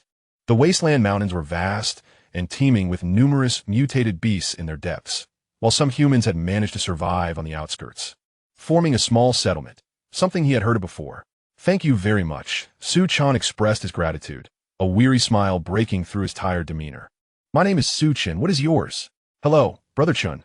I'm Yang Hao," the boy replied with a smile. Chen momentarily fell into a trance. Since his arrival in this world, he had not encountered such an innocent smile. In that instant, he felt as if he had returned to his previous life. A warm sensation flooding his heart. "Brother Chen, what's wrong?" Yang Hao asked, puzzled by Chen's momentary distraction. "Nothing," Chen replied. Chen regained his composure and cleared his throat, suggesting, "Let us proceed." Following Yang Hao's lead, the two engaged in conversation as they walked, and after half an hour, they arrived at a valley surrounded by mountains. Chen squinted and surveyed the surroundings, nodding slightly. The environment was rather pleasant, reminiscent of a hidden paradise. The valley was not particularly vast, perhaps a few hundred square meters, with a number of crops cultivated in the open space. At the foot of the surrounding mountains, more than 30 stone caves were arranged, each entrance secured with wooden fences. Initially, Chen was unaware of the purpose of these caves, but after Yang Hao's explanation, he came to understand that each cave served as a dwelling for a family. "Brother Chen, this is my home. Let me show you inside," Yang Hao said, pointing to one of the caves. Entering the cave with Yang Hao, Chen surveyed the interior and shook his head discreetly. The cave was no more than 10 square meters, furnished with only 2 rudimentary wooden beds and a few pots and bowls. It perfectly epitomized the phrase bare walls. It was even more meager than the dilapidated houses in the Tianan gathering place where Chen had previously stayed. "Brother Chen, my sister is out. You should take the opportunity to rest for a while. Otherwise, she may not permit you to stay when she returns," Yang Hao advised. Chen nodded, lying down on one of the wooden beds and closing his eyes. Though he felt a deep sense of fatigue, he dared not succumb to sleep. After all, in a world fraught with peril, even if he found Yang Hao to be a decent fellow, he could not afford to be complacent. Thus, in a state of half-sleep, 2 hours passed, and a tall, stunningly beautiful woman with long, jet-black hair entered the cave. She appeared to be no older than 18 or 19. "You're back, sister," Yang Hao greeted her. The woman nodded, and upon noticing the unfamiliar man lying on the bed, her brows furrowed in surprise as she pointed at Su-chan and asked, "Who is he?" Yang Hao explained, "His name is Su-chan. I met him on the road, and he seemed exhausted. So I brought him home to rest for a bit." At that moment, Su-chan, having been alerted by the conversation, sat up, rubbing his sleepy eyes. He was taken aback when he recognized the woman's features, exclaiming, "Doraba, you have crossed over as well?" The woman before him bore an uncanny resemblance to the former celebrity Doraba, prompting him to wonder if she too had traversed worlds. The woman scrutinized Su-chan for a moment, her lovely visage darkening with annoyance. "What nonsense are you talking? My name is Yang Qian, not Doraba." Su-chan, handsome and striking in appearance, made a favorable first impression on her. However, the peculiar glint in his eyes unsettled her. "Oh, my apologies, I mistook you for someone else," Su-chan said, rubbing his nose and offering an awkward smile. Yang Qian is the elder sister of Yang Hao, having lived in the desolate mountains since childhood, a fact that Yang Hao had already disclosed on their journey home. Therefore, Yang Qian merely resembles Dailyupdates. She is certainly not the genuine article. "Now that you are awake, it is best for you to leave promptly." Yang Qian issued an eviction order. In this apocalyptic human nature is treacherous, and she is unaware of Su-chan's true character. What if Su-chan turns out to be malevolent? Wouldn't that spell disaster for the siblings? Yang Hao, feeling somewhat displeased, muttered, "Sister, Brother Chen has just awakened and hasn't eaten yet. It's rather unkind of you to chase him away." Although his interaction with Su-chan had been brief, he sensed that Su-chan was not a bad person and found Yang Qian's eagerness to expel him incomprehensible. "I happen to have matters to attend to as well," Su-chan interjected, forcing a smile. Maintaining vigilance in such dire times is only natural. He did not perceive Yang Qian's actions as inappropriate. However, before departing, he wished to leave something behind for them. After all, they had rested for several hours, which could serve as compensation for lodging. As Su-chan rummaged through his storage bag, which contained a substantial amount of food and some energy stones, the wooden barrier at the cave entrance was suddenly kicked open. Two boisterous men strode into the cave. The one in the lead was an unattractive man in his 20s, his face marred by numerous blemishes, rivaling even Chen Dong's unsightly visage. Upon spotting Su-chan seated on the wooden bed, the man's expression shifted between anger and uncertainty as he pointed an accusing finger at Su-chan, bellowing, "Who are you, and why are you here? Does that concern you?" Su-chan replied, his expression darkening as he coldly scoffed. "How dare you speak to me like that? Do you wish to court death?" The ugly man's companion, a crew-cut youth, glared furiously and prepared to confront Su-chan. "Lu Wei, he is our friend. What do you intend to do?" Yang Qian interposed herself in front of Su-chan. Although she was not well acquainted with him, she did not wish to see him mistreated. Lu Wei gestured for the crew-cut youth to remain still and sneered, "I don't intend to do anything. I am here to collect protection fees." Yang Qian produced an energy stone and offered it to Lu Wei, saying, "Here, take this and leave my home immediately." Lu Wei pretended to reach for the energy stone, but instead seized Yang Qian's hand. "What are you doing?" Yang Qian's face paled, and she recoiled several steps. Lu Wei narrowed his eyes, bringing his hand to his nose and inhaling deeply, savoring the moment. How delightful! Shameless! Yang Qian bit her lip, a flush of indignation coloring her cheeks. "Lu Wei, we have already paid the protection fee. Why won't you leave?" Yang Hao clenched his fists, his youthful face flushed with rage at Lu Wei's audacity. Lu Wei chuckled, announcing that the protection fee had increased. It used to be 1 energy stone per month, but now it demanded 2. What? 2 stones? Yang Qian en Yang Hao's expressions shifted dramatically. For ordinary individuals like them, zombies posed a significant threat, and managing to eliminate 2 or 3 each month was already commendable. After allocating resources for basic necessities, parting with an energy stone as a protection fee was already stretching their limits. Lu Wei, with audacity, had suddenly raised the stakes, clearly intending to make things difficult for them. Upon hearing this, Su-chan's eyes gradually narrowed in contemplation. Living in the Tianan settlement also required a protection fee, yet the cost was nowhere near as exorbitant. Requiring 2 energy stones per month was nothing short of unreasonable. "Lu Wei, you are being utterly excessive. The wilderness mountains do not belong to you. On what grounds do you demand such a sum from us?" Yang Hao exclaimed, his voice brimming with indignation. Lu Wei's expression turned cold, a mocking sneer gracing his lips. "The wilderness mountains are indeed under my jurisdiction. If you refuse to pay the protection fee, do not expect to reside here." Yang Qian clenched her teeth in frustration. We have no energy stones left. We will owe you this time and compensate you next month. Though reluctant, faced with Lu Wei's tyranny, she found herself with no alternative but to concede. Lu Wei licked his lips, a fervent glimmer igniting in his gaze as he spoke softly. Yang Qian, why must you be so obstinate? If you agree to be my woman, not only will you be exempt from the protection fee, but you will also enjoy a life of luxury. Before he could finish his proposition, Yang Qian interrupted fiercely. Silence. I would rather die than become your woman. Lu Wei was notorious in the wilderness mountains for his lecherous behavior, having ruined countless women. Yang Qian would never consider becoming one of his victims. Brother Wei, this ungrateful girl doesn't know her place. Why not take a more forceful approach? Suggested a buzzcut youth. Lu Wei remained silent, yet his eyes began to dart with scheming intent. If you dare to proceed with this, my father will not spare you. Do not forget, he is a level 1 evolver. Yang Hao sensed Lu Wei's nefarious thoughts brewing and quickly interjected. Upon hearing this, Lu Wei's expression shifted. Yang Qian's father, Yang Ling Tian, was indeed a level 1 evolver, but he had gone missing in the Wolf Valley 6 months prior. Lu Wei had long coveted Yang Qian, yet hesitated to act out of fear of Yang Ling Tian, uncertain whether he had perished in the Wolf Valley. However, a thought struck him. His own father was also a level 1 evolver, with many under his command. Even if Yang Ling Tian were alive, there was little to fear. Do not use that old fool Yang Ling Tian to intimidate me. If you cannot pay the protection fee today, your sister will become my woman. Lu Wei threatened with a sinister visage. Does a toad think it can feast on swan meat? Perhaps you should take a look in the mirror to comprehend your own worth, Su Chen remarked with a light chuckle as he stepped forward. Yang Qian pauset momentarily, then quickly signaled to Su Chen, this is none of your business.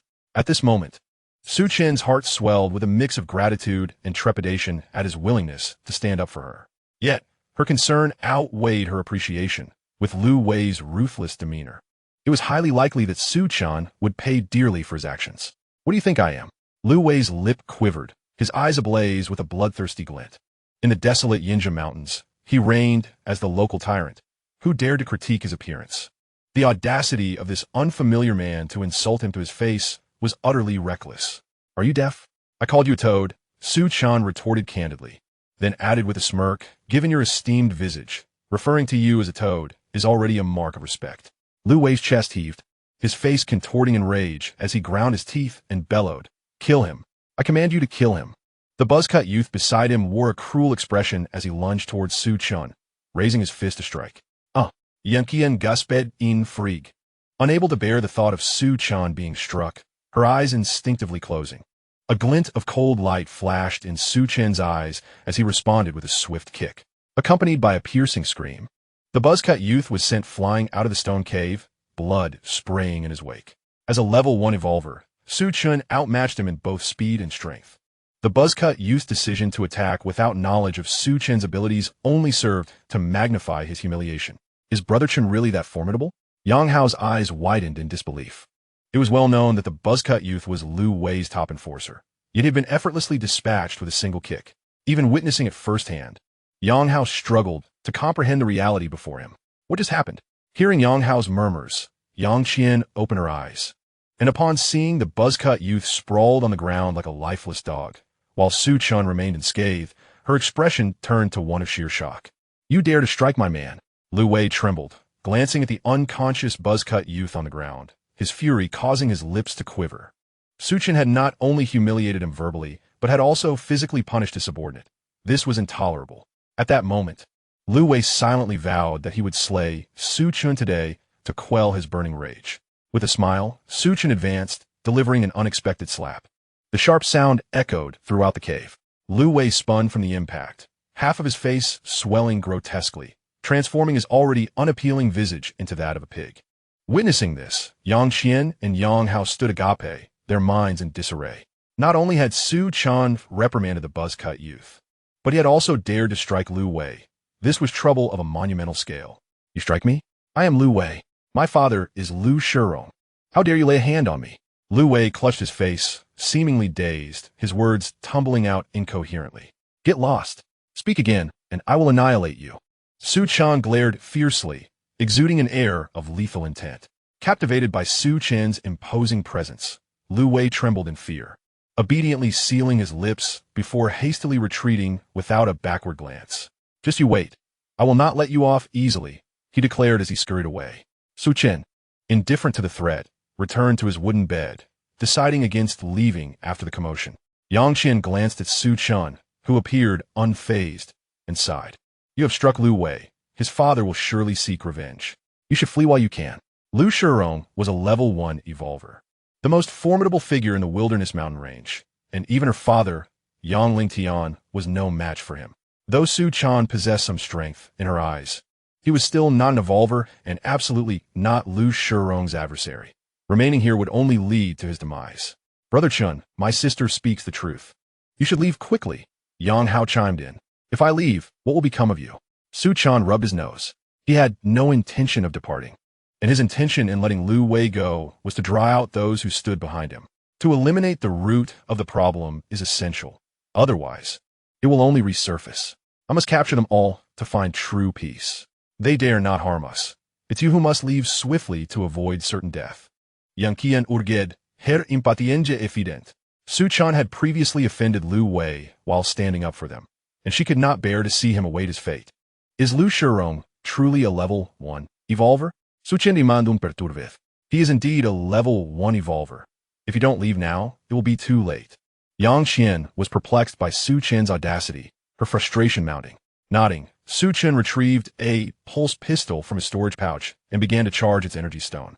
He had slain level 1 evolvers before and had eliminated numerous level 1 zombies. Thus he held Lu Shirong in little regard. However, feeling somewhat fatigued, he opted for the convenience of the pulse pistol rather than engaging in direct confrontation. What is that in your hand? Yang Hao inquired curiously, noticing the intriguing object Su Chen held. A powerful weapon, capable of annihilating a level 1 evolver, Su Chen replied with a smile. Is it truly that formidable? Yang Hao's eyes lit up with excitement. Yang Qian's expression shifted as she cast a glance at the pulse pistol, scoffing, do not boast. You may not have witnessed the true strength of a level 1 evolver. You will regret this soon enough. Su Chen merely rubbed his nose, choosing not to elaborate further. At that moment, an enraged roar echoed from outside the stone cave. Which wretched creature dares to strike Lu Shirong's son? Come forth and meet your demise. Lu Shirong had arrived, and Yang Qian's face turned ashen. With Lu Shirong personally involved, Su Chen's escape was no longer an option. The consequences of falling into Lu Shirong's hands were all too clear. Stay here and do not venture out. Su Chen instructed firmly before rising and making his way toward the cave's entrance. Stepping out of the stone cave, Su Chen squinted and surveyed the scene, only to find a dozen men armed with weapons, exuding an aura of menace, among whom was Lu Wei. The raucous entrance of Lu Wei and his entourage had drawn considerable attention, prompting many from the nearby caves to peek out and murmur in hushed whispers among themselves. What is happening? Why is Lu Shirong here? It was rumored that an outsider had assaulted Lu Wei, and Lu Shirong was surely here for retribution. Was that outsider truly so foolish? If Lu Wei dared to strike, this would undoubtedly spell disaster for him. Boy, let us see how arrogant you can be now. Lu Wei glared at Su Chen and threatened him, then turned to a bald, muscular man beside him, saying, Father, this is the one who attacked me. The bald man appeared to be in his 50s, towering at around 6 feet 3 inches, with muscles rippling across his frame and a fearsome visage.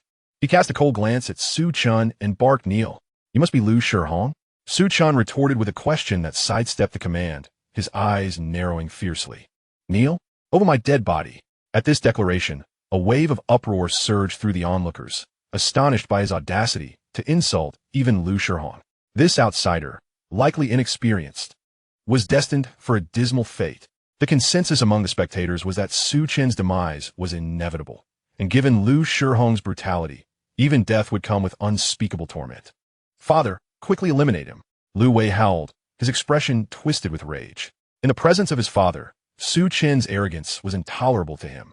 The dozen henchmen, eager for action, glinted with malice, ready to pounce at Lu Shirong's command to tear Su Chen apart. Wait a moment. Lu Shirong signaled for his men to hold back, his gaze returning to Su Chen. Throughout this encounter, Su Chen had maintained a demeanor of calm, which intrigued Lu Shirong. Could this young man be concealing some hidden strength? From the information Lu Wei had relayed, he assessed Su Chen's abilities as formidable, yet not quite at the level of an evolved being. However, witnessing Su Chen's composure despite his youth sparked doubt in Lu Shirong's mind. To have dominated the desolate mountain range for so many years required not just raw power, but also an astute perception of others. His instincts hinted that this young man was far from ordinary. Chapter 34. A complete capture. Where do you hail from? Lu Shihong inquired cautiously, deciding it prudent to ascertain Su Chen's background first.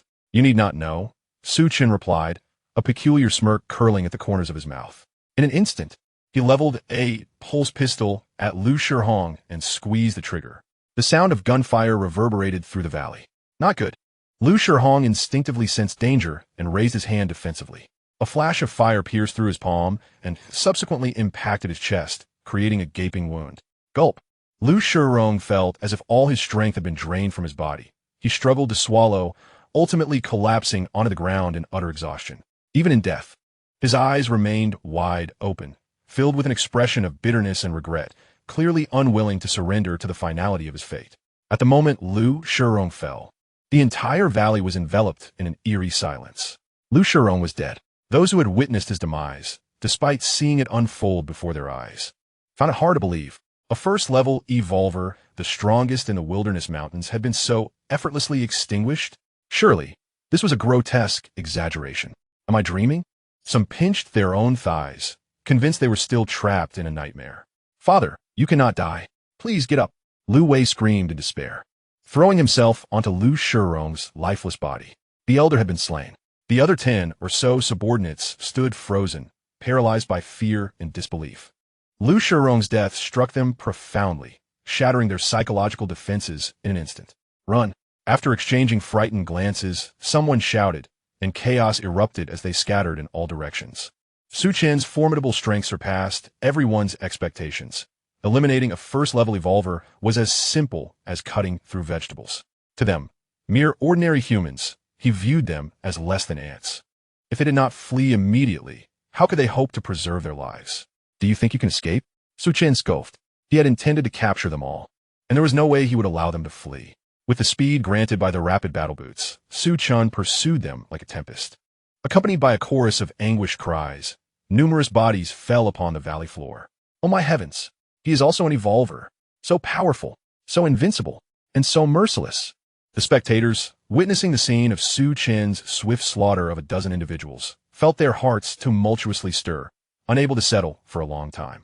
Meanwhile, Lu Wei had also contemplated fleeing, but his overwhelming terror left his legs cramping, rendering him incapable of moving an inch. Su Chen approached slowly, the gleaming blade in his hand radiating a blinding light. Do not come any closer. Lu Wei trembled in fear, collapsing to the ground. Join your father in the afterlife. Su Chen, don't. Please, I beg you, do not kill me. As Su Chen advanced like a reaper towards him, Lu Wei broke down, kneeling and weeping, pleading for his life. Unmoved, Su Chen brought the blade down in a swift arc, severing a massive head that rolled to the ground. Hearing the screams, Yang Qian and her brother rushed out from the stone cave. Witnessing the moment, Su Chen dispatched Lu Wei. He has killed Lu Wei. Yang Qian gasped, covering her mouth in shock. Sister, Lu Shihong is dead too. Yang Hao tugged at Yang Qian's sleeve, trembling as he pointed at Lu Shihong's corpse. Yang Qian exclaimed, her expression turning to one of stunned disbelief upon seeing Lu Shihong's lifeless body. At first, she believed that Su Chen was merely boasting, but to her astonishment, Su Chen indeed possessed the prowess to annihilate a level 1 evolver. A surge of joy intertwined with surprise washed over her, and her gaze towards Su Chen became imbued with a complex array of emotions. All right, the troubles have been resolved. Please come in. I have matters to discuss with you. Su Chen beckoned to Yang Qian and Yang Hao, nonchalantly striding back into the stone cave. Yang Qian and Yang Hao exchanged glances before following closely behind Su Chen. Su Chen, how did you manage to slay Lu Shihong? It couldn't possibly be that peculiar weapon, could it? As soon as they entered the cave, Yang Qian inquired. She had intended to take another look at the pulse pistol, but noticed it was no longer in Su Chen's possession. Su Chen nodded, offering no further explanation, and instead posed a question. I previously heard that your father was trapped in Wolf Valley, where there are numerous mutated wolves. There are only 3 mutated wolves in Wolf Valley, but they are all level 1 mutated beasts, incredibly formidable. Yang Hao elucidated. Su Chen pondered momentarily, his gaze flickering. Generally speaking, mutated beasts of the same level surpass human evolvers in strength, though exceptions exist for evolvers with psychic abilities like himself. His inquiry into the whereabouts of the mutated wolves was motivated by the presence of a vial of pet potion he possessed. Capturing one of the mutated wolves would significantly enhance his own capabilities. Why did your father venture into Wolf Valley? Su Chen were perplexed. Knowing that 3 mutated wolves resided there, why would he take the risk? Yang Qian did not conceal anything, stating plainly, "There's a fruit that grows in Wolf Valley called the Blue Phantom Fruit, which has a high chance of enabling one to become a psychic master. My father entered specifically to obtain the Blue Phantom Fruit. Such a remarkable item exists?" Su Chen's eyes gleamed with interest. The path to becoming a psychic master is notoriously arduous, even more so than that of a spellmaster. Within the Tian Nan gathering base, there are over a dozen evolvers, yet only one spell master, and not a single psychic master. If the Blue Phantom Fruit truly possesses the ability to confer psychic powers, its worth would be incalculable. While Su Chen could enhance his abilities by collecting fragments, the Blue Phantom Fruit could be invaluable to Tanlin. Furthermore, even if he had no use for it, selling it externally would yield a substantial fortune. Su Chen, you're not contemplating the Blue Phantom Fruit, are you? Yang Qian's suspicion arose due to Su Chen's sudden inquiry about Wolf Valley. Perhaps, Su Chen nodded, acknowledging her concern. His initial intention was to seek the mutated wolves. If Yang Lingtian was still alive, he would rescue him as well. The knowledge of the Blue Phantom Fruit's existence only fortified his resolve to journey into Wolf Valley. Wolf Valley harbors 3 mutated wolves. My father entered 6 months ago and has since vanished without a trace. Please do not act recklessly. Yang Qian expressed her apprehensions. Although Su Chen possessed the ability to eliminate level 1 evolvers, the mutated wolves were even more formidable, and there were 3 of them. She did not believe Su Chen could contend with all 3 simultaneously. I will not venture there just yet, Su Chen replied. Confronting 3 level 1 mutant wolves, also known as the 3 guns, he felt more than capable of handling the situation without resorting to the use of the pulse pistol. The reason for his hesitation lay in his desire to tame all 3 mutant wolves. However, he possessed only a single vial of pet potion and wished to gather a total of 3 vials before embarking on his venture. That's good. Yang Qian exhaled in relief. Chapter 36. Abundance of canned goods. Is there anything to eat? Su Chen inquired. Since last night, he had only nibbled on a few morsels in the morning, and his stomach was indeed beginning to grumble, though his storage pouch was filled with provisions. As a newcomer to the wilderness mountain range, he was eager to sample the local cuisine, considering it a delightful novelty. Yes, I'll get it right away, Yang Hao replied, swiftly presenting a bowl of dark, unappetizing substance before Su Chen. Upon tasting a spoonful, Su Chen covertly shook his head. The contents were not only glutinous, but also bitter and challenging to swallow. How does it taste, Brother Chen? Yang Hao asked, his eyes wide with anticipation as he unconsciously swallowed hard. It's passable, Su Chen replied dismissively before changing the subject. Why aren't you eating? We're not hungry. Yang Hao scratched his head, a sheepish smile on his face, though his stomach audibly protested with gurgling sounds. In truth, he was quite famished. The only food available at home was that singular bowl of mush. Suppressing a chuckle, Su Chen set down the bowl and retrieved 3 cans from his storage pouch. Here, try this. What is it, Brother Chen? Where did you get these? Yang Hao exclaimed in astonishment as Su Chen produced 3 tin cans from his palm-sized pouch, as if performing a magic trick. Having grown up in the wilderness mountain range, he had never encountered canned goods before. This is canned food, specifically braised meat, Su Chen explained as he opened each can. A rich aroma of meat soon filled the stone cave. Meat. Yang Hao's eyes sparkled with excitement, drool escaping his lips. Ever since Yang Lingtian had been trapped in Wolf Valley, they had been surviving on scant rations, let alone meat. Go ahead and eat, Su Chen smiled, distributing 1 can to each of the siblings. Thank you, Brother Chen. Yang Hao accepted the can and devoured it with gusto, grease smearing his face. Su Chen, this is too precious. I cannot accept it, Yang Qian said, attempting to return the can to Su Chen. Canned meat, even with energy stones, was not easily obtainable and was considered exceedingly valuable. She felt embarrassed to take it. Su Chen gently pushed it back towards her, smiling reassuringly. Don't worry, enjoy it. I have plenty. To further assuage Yang Qian's concerns, he produced 7 or 8 more cans from his pouch. So many. Yang Hao's eyes nearly bulged from their sockets. Yang Qian was equally astonished, both at the sheer number of cans Su Chen possessed and her burgeoning curiosity about the pouch in his hand. She noticed clearly that the pouch was only the size of a palm, and logically, it should not accommodate such an abundance of canned goods. Chen, how can that bag of yours hold so many items? Yanqian asked curiously. Without any intention of concealing the truth, Chen took out a can and explained, "This is a storage space containing 10 cubic meters." Yang Qian gasped in astonishment, having never heard of such a miraculous thing before, realizing she was gaining knowledge today. Chen urged, "Hurry and eat. I have something to ask you after." Seeing the abundance of supplies Chen had, Yang Qian no longer hesitated. After consuming 2 cans, Chen wiped his mouth and inquired, which nearby area has a significant number of zombies. In order to gather 3 bottles of pet potion, he needed to continuously hunt zombies to obtain the fragments they dropped. Additionally, he was only 1 fragment short of the intelligent battle vehicle. If he could collect it, it would save considerable time on their journey to King Kong City. "Brother Chen, are you going to hunt zombies?" Yang Hao, having eaten 3 cans, burped and asked. Chen nodded, stating, "Indeed, hunting zombies will rapidly enhance my strength." Yang Hao replied, 20 miles from here, there's a large mine filled with zombies. We usually go there to hunt." Chapter 37. The exclusive artifact for digging. How many zombies are there? Chen inquired swiftly. "About over 10,000, Yang Hao replied casually. "So many? How do you dare to hunt them?" Chen was quite taken aback. Over 10,000 zombies had formed a small horde. It was uncertain whether even a Tier 2 evolved being could survive an encounter, let alone someone as weak as Yang Hao. Sensing Chen's misunderstanding, Yang Hao explained, "Not all the zombies come out. Only a few occasionally appear, and at most, there are only about 20 or 30. Chen realized the truth and nodded. "Let us do it this way. Tomorrow you will take me to hunt zombies." "All right, Brother Chen," Yang Hao readily agreed. Although hunting zombies was perilous, they had gained some experience in recent days for the sake of survival. Moreover, with a powerful ally like Chen, the risks were significantly diminished. "Yang Hao, are there people living in the caves outside?" Chen suddenly remembered he had nowhere to stay after glancing inside the cave. "Yes," Yang Hao responded, then looked at Yang Qian, seemingly asking if they could let Brother Chen stay there. Yang Qian bit her lip, engaged in a mental struggle, but ultimately nodded in agreement. Her reasoning was simple. Chen had helped them immensely by eliminating Lu Shurong and his son.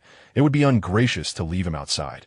However, she also felt a considerable burden, as it would raise eyebrows for a young woman like her to share a cave with Chen. Yang Hao, oblivious to her concerns, exclaimed joyfully, "Brother Chen, my sister agrees. You can stay at our place."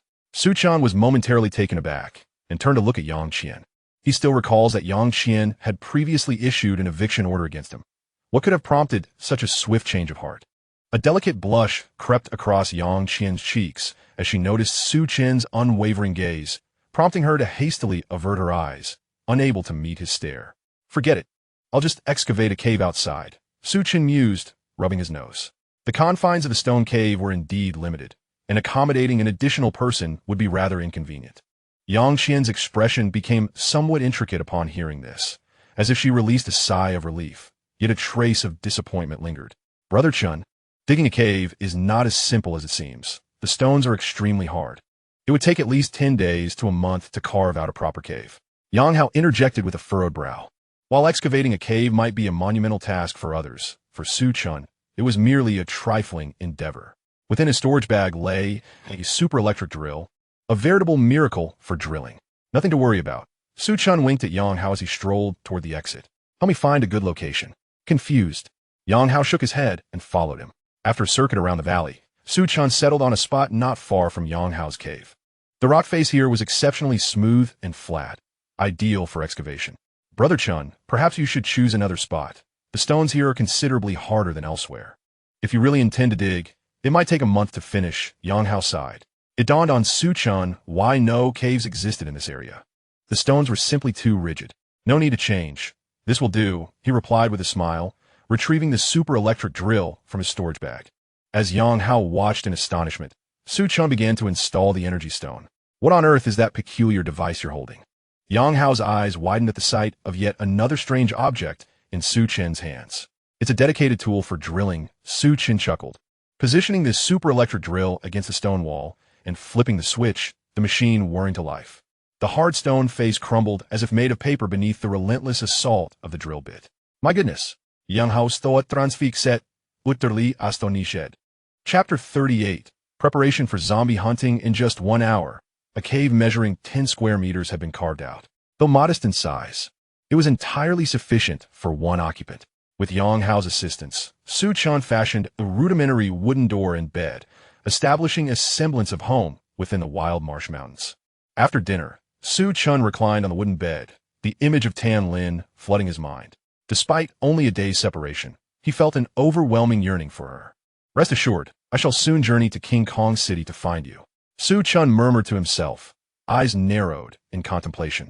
His plan was to remain in the wild marsh mountains for 3 days, during which he aimed to hunt zombies, as well as secure the coveted blue glow fruit from Wolf Valley.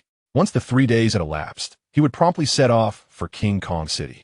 In the early morning of the following day, Su Chen, accompanied by Yang Qian and her brother, ventured forth to hunt zombies. After more than an hour, the trio entered a sparse grove. Several hundred meters away, a massive mining pit loomed, from which faint growls of zombies could be heard. How do you typically hunt zombies?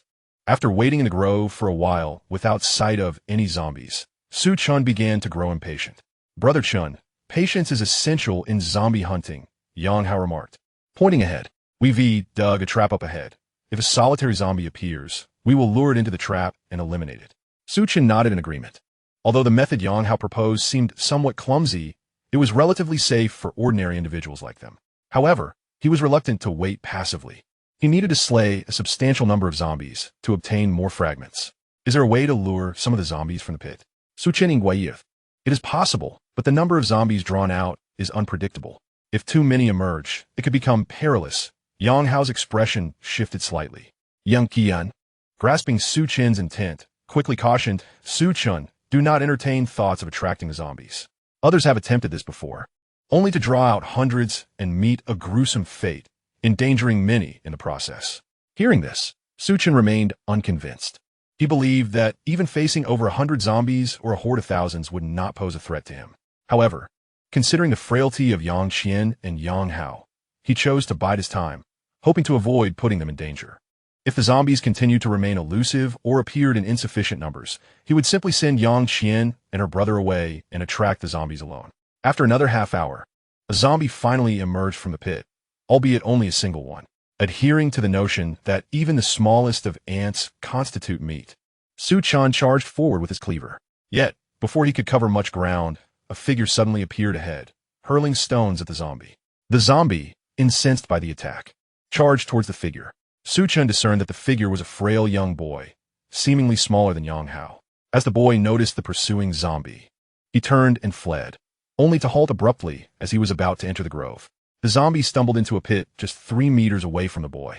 Subsequently, 4 or 5 men armed with weapons burst forth from a grove, collectively launching an assault on the zombie in the pit, swiftly dispatching it.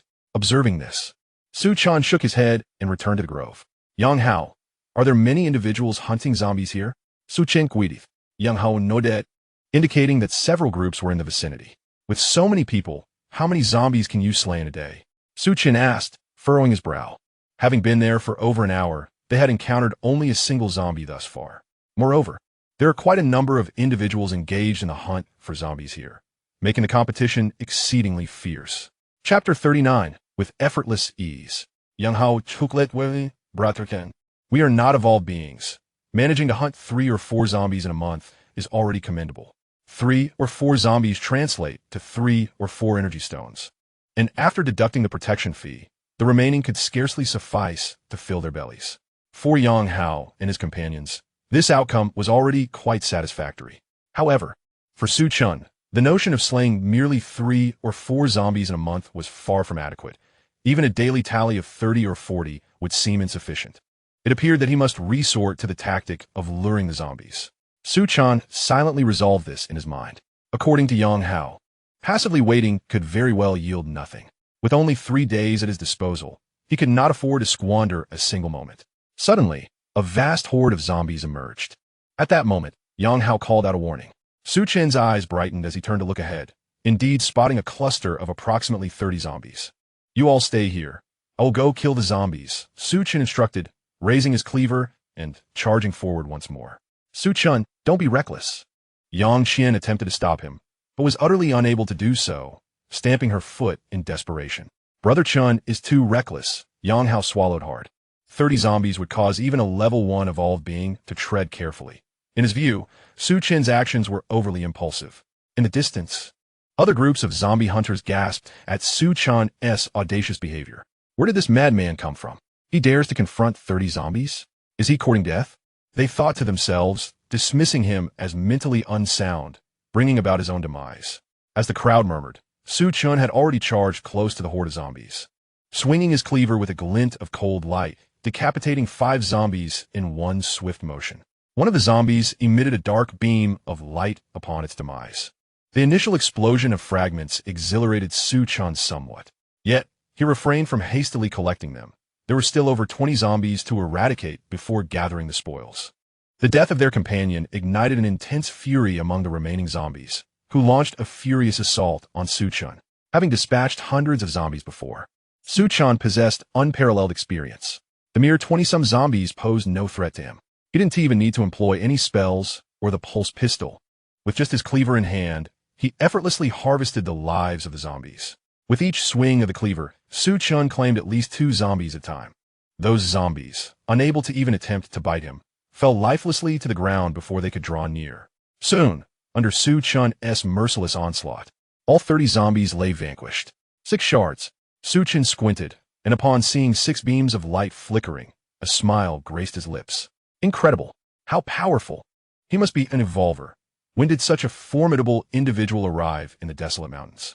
30 zombies. Even a level 1 evolver wouldn't be this fierce, would they? The distant corpse hunters, witnessing Su Chen annihilate 30 zombies in an instant, were thrown into disarray. Brother Chen has reached such an extraordinary level of strength. Yang Hao was left dumbfounded. Su Chen effortlessly exterminated all the zombies, showcasing an unparalleled power that rendered his heart in turmoil for an extended period.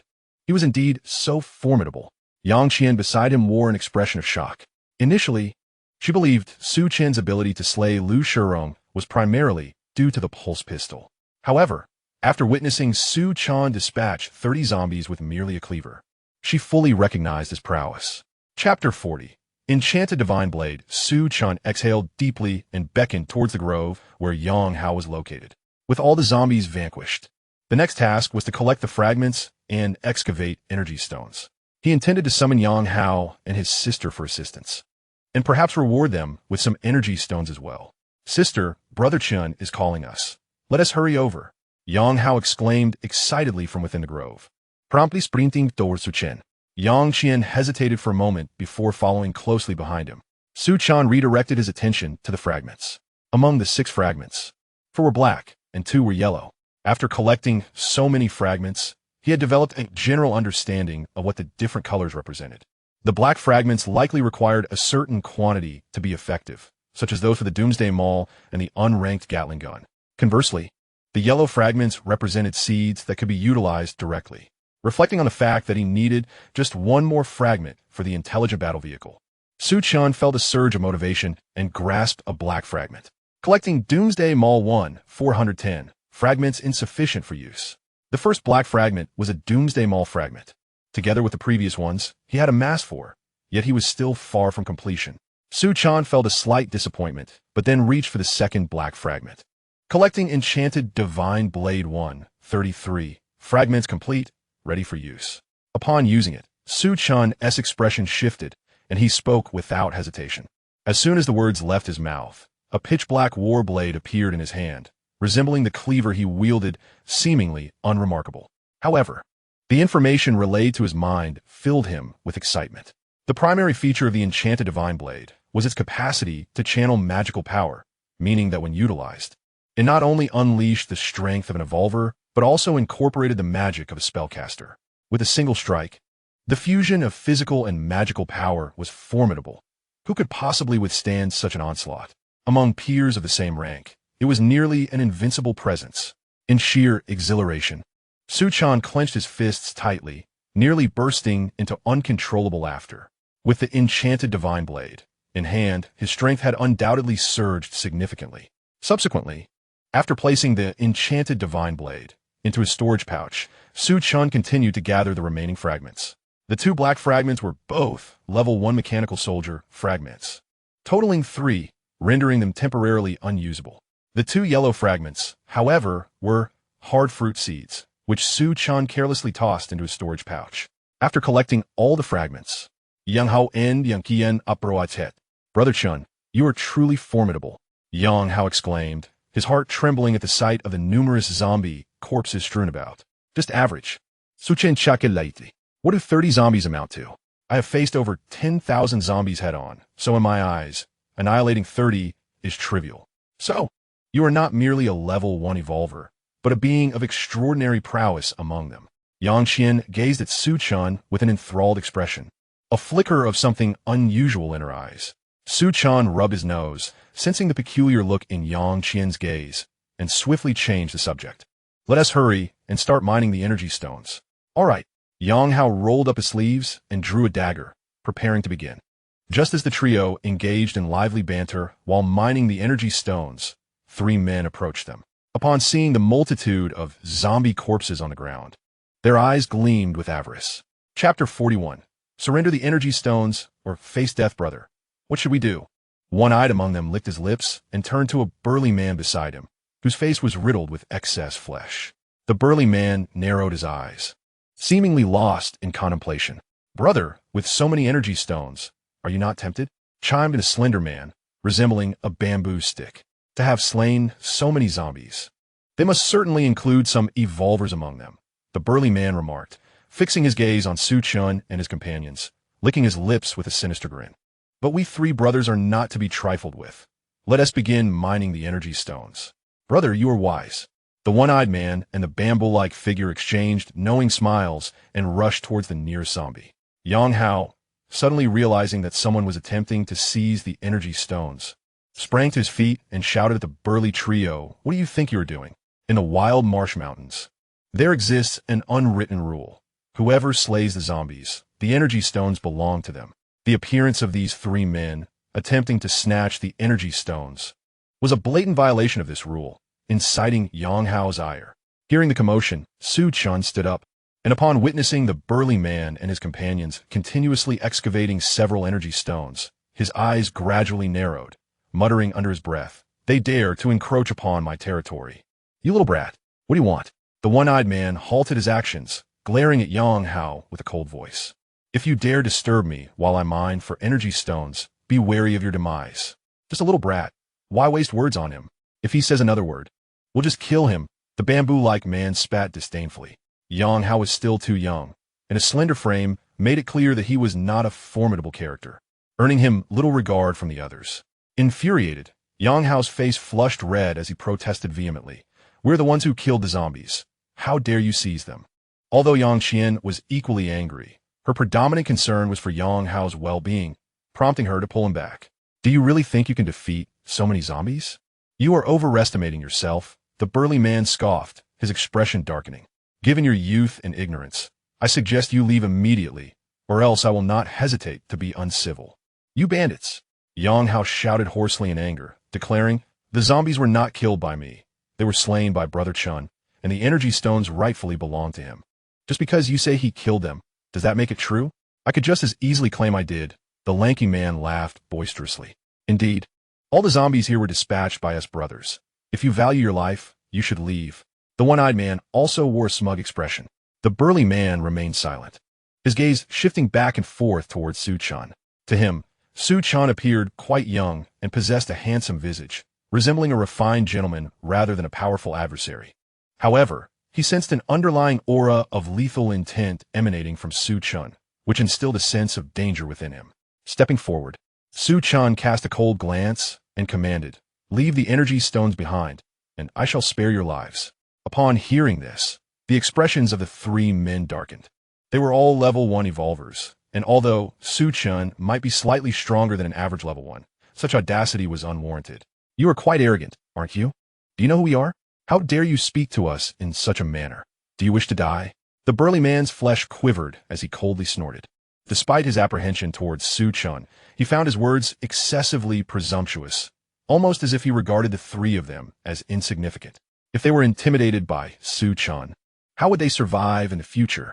"I care not for your identities. Surrender the energy stones, or face death," Su Chen declared, no longer wishing to waste time. He had already drawn his pulse pistol. Regardless of the opponent's strength, he believed that he could easily annihilate all 3 level 1 evolvers with his current prowess. Nevertheless, to save effort, he opted to employ the pulse pistol, considering it was merely a matter of 3 energy stones. Chapter 42. Intimidation Arrogance. The lanky man, infuriated, charged at Su Chen wielding a spike club. "You little brat, perish!" The one-eyed man snarled, brandishing a dagger as he and the lanky man flanked Su Chen from either side. The burly man stood by, observing coldly. In his view, the combined efforts of the lanky man and the one-eyed man would easily suffice to deal with Su Chen. As Su Chen narrowed his eyes, he slowly raised his arm. With 2 sharp gunshots, the heads of the advancing lanky man and one-eyed man erupted in splatters of blood. Their momentum abruptly halted as they collapsed lifelessly to the ground. What manner of weapon is this? Witnessing such a scene, the robust man was struck with terror, his heart racing and his body chilled to the bone. He had never encountered a weapon of such formidable power, capable of annihilating 2 level 1 evolvers with mere gestures, an achievement even a level 2 evolver could not accomplish. In that moment, he realized he had bitten off more than he could chew. The young man before him wielded this terrifying weapon, making his demise a mere trifling task. To survive, a direct confrontation was utterly futile. "Young brother, do not act rashly. I have something to say." As Su Chen's gaze fell upon him, the robust man's complexion shifted dramatically, and he hastily spoke. "Pray, enlighten me," Su Chen replied, a smile gracing his face as he approached slowly. The 3 individuals before him were all evolvers, and in the desolate mountains, he knew he was the only one of his kind. From whence did these 3 emerge? Su Chen refrained from taking immediate action, intending to uncover their origins. Observing Su Chen's seemingly harmless demeanor, the robust man grew even more fearful, beads of cold sweat forming on his brow. "I hail from the Shuren Gathering Point. My name is Zhou Guang. My uncle is the deputy leader of the Shuren Gathering Point. Should you take my life, he will undoubtedly seek vengeance," the robust man declared through gritted teeth. In a bid for survival, he felt compelled to reveal his identity, hoping to instill a sense of caution in Su Chen. Shuren Gathering Point, Su Chen mused. He had indeed heard of it, larger in scale than the Tiannan Gathering Point and significantly stronger, boasting over 20 evolvers and psychics combined. Their most formidable member was their leader, a level 2 psychic. "Since you are from Shuren Gathering Point, what brings you to the desolate mountains?" Su Chen inquired. The Shuren Gathering Point lay at least 300 to 400 miles from the desolate mountains, making their journey evidently purposeful. "We have come for the azure fruit," Zhou Guang confessed, revealing everything without the slightest concealment, fearful that any dishonesty might provoke Su Chen's wrath and lead to his demise. "So, it is for the azure fruit," Su Chen murmured. "Consuming the azure fruit carries a chance of becoming a psychic, a treasure that naturally attracts the attention of others. Young brother, the previous matter was a misunderstanding. I am willing to offer compensation. I implore you to spare my life." Seeing Su Chen's expression soften slightly, Zhou Guang forced a smile in an attempt to appease him. To express his contrition, he even produced several energy stones from his person and presented them to Su Chen. "You certainly know how to handle matters," Su Chen acknowledged, nodding as he stored the pulse pistol in his bag, only to suddenly strike with a blade. "You!" Zhou Guang's fury surged. He had not anticipated Su Chen's abrupt assault, and there was no time to evade as he helplessly watched the blade descend towards his head. With a sharp crack, the blade embedded deeply into Zhou Guang's skull, piercing 3 inches into the bone. Su Chen withdrew his blade, and Zhou Guang fell to the ground with a thud, his eyes wide open in a final expression of disbelief. Given Zhou Guang's strength, he could have engaged in a struggle, even if he was no match for Su Chen. However, his spirit was subdued by Su Chen's overwhelming presence, compounded by the fact that Su Chen had ambushed him, leading to his swift demise. Su Chen cast a glance at Zhou Guang's corpse, a cold smile curling at the corners of his lips. In this apocalyptic world, showing mercy to one's enemies equates to cruelty towards oneself. He and Zhou Guang had become adversaries, and there was no way he would let this tiger return to the mountain. As for Zhou Guang's previous threats, they held no weight in Su Chen's mind. Setting aside the fact that the Shan gathering place was unaware of Zhou Guang's fate at his hands. Even if they did find out, what could they do? A mere 20 or so low-level evolutionists and psychics were hardly a threat. He could eliminate them all as they came. Continuing to excavate energy stones, Su Chen called over to Yang Hao and the others. "Got it, Brother Chen," Yang Hao responded, squatting down to get to work. His movements were swift Yet his heart was far from calm. Had it not been for Su Chen's presence this time, they would not only have failed to mine energy stones, but might have even lost their lives. Reflecting on the times he had been bullied by Lu Wei in the past, he realized that to lead a stable life in this harsh world, he needed to become stronger. The three of them worked together, quickly extracting 30 energy stones, bringing their total to 39 when combined with those found on Zhou Guang and his companions. Su Chen took 30 of them, distributing the remaining 9 to Yang Qian and Yang Hao. "Thank you, Brother Chen." Yang Hao beamed, overjoyed. To receive 9 energy stones at once was something he had never dreamed of, not even during Yang Lingtian's time. "We can't take so many." Yang Qian felt a bit embarrassed, noting that all the zombies here had been slain by Su Chen. They had merely assisted in the mining of energy stones, and the amount Su Chen provided seemed excessive. "Just take them without worry," Su Chen replied nonchalantly. As his strength grew, slaying zombies became an effortless task. 9 energy stones were merely the result of dispatching 9 ordinary zombies, a trivial effort. "Brother Chen, will you continue hunting zombies?" Yang Hao inquired. From his perspective, Su Chen had already dispatched 30 zombies and acquired 30 energy stones. He had achieved a significant haul and could easily return to rest. "Of course. I plan to lure out some more zombies," Su Chen said, his gaze drifting towards the distant mine pit. Upon hearing this, both Yang Qian and Yang Hao's expression shifted. "Brother Chen, please don't be reckless." Yang Qian urged anxiously. While it was true that Su Chen was powerful, the pit housed thousands of zombies, including high-level ones. If too many zombies were drawn out, they could find themselves in an inescapable predicament. "Brother Chen, perhaps we should wait for the zombies to come out instead." Yang Hao suggested. Yang Hao also believed that Su Chen was being too impulsive and suggested otherwise. "No need," Su Chen replied firmly. "You all hide well. If too many zombies emerge, leave this place immediately." However, before Yang Qian could persuade him further, Su Chen had already dashed towards the mine pit. "Sister, what should we do?" Yang Hao's voice trembled as he spoke, witnessing Su Chen's reckless attempt to attract the zombies. "Let us heed his words," Yang Qian sighed in resignation, and they returned to the small grove. Chapter 44. The hunt begins in the distance. The zombie hunters felt a jolt of unease as they watched Su Chen race towards the mine pit. This fellow is indeed mad, daring to attract the zombies. But what can we do? He is undeniably powerful. Yet, no one should court death, should they? If he dies, the energy stones on him will belong to us. Su Chen's actions sparked a flurry of discussions among the hunters, some even relishing the thought of his impending demise, believing they could profit from the situation. Meanwhile, as Su Chen neared the edge of the pit, he slowed his pace and extended his senses outward. Caution is the mother of safety. There could be tens of thousands of zombies within the pit, and disaster could strike unexpectedly. To ensure his safety, Su Chen crouched down and crawled to the edge of the mine. He then peered over the edge, looking down into the abyss. The mine was not particularly vast, but was exceptionally deep, an unfathomable darkness below, leading to unknown depths. Surrounding the pit's walls was a wide, spiraling pathway that extended from the top down to the bottom, teeming with zombies, an overwhelming number, nearly 10,000 visible at a glance. If there were zombies at the very bottom, their numbers would surely be terrifying.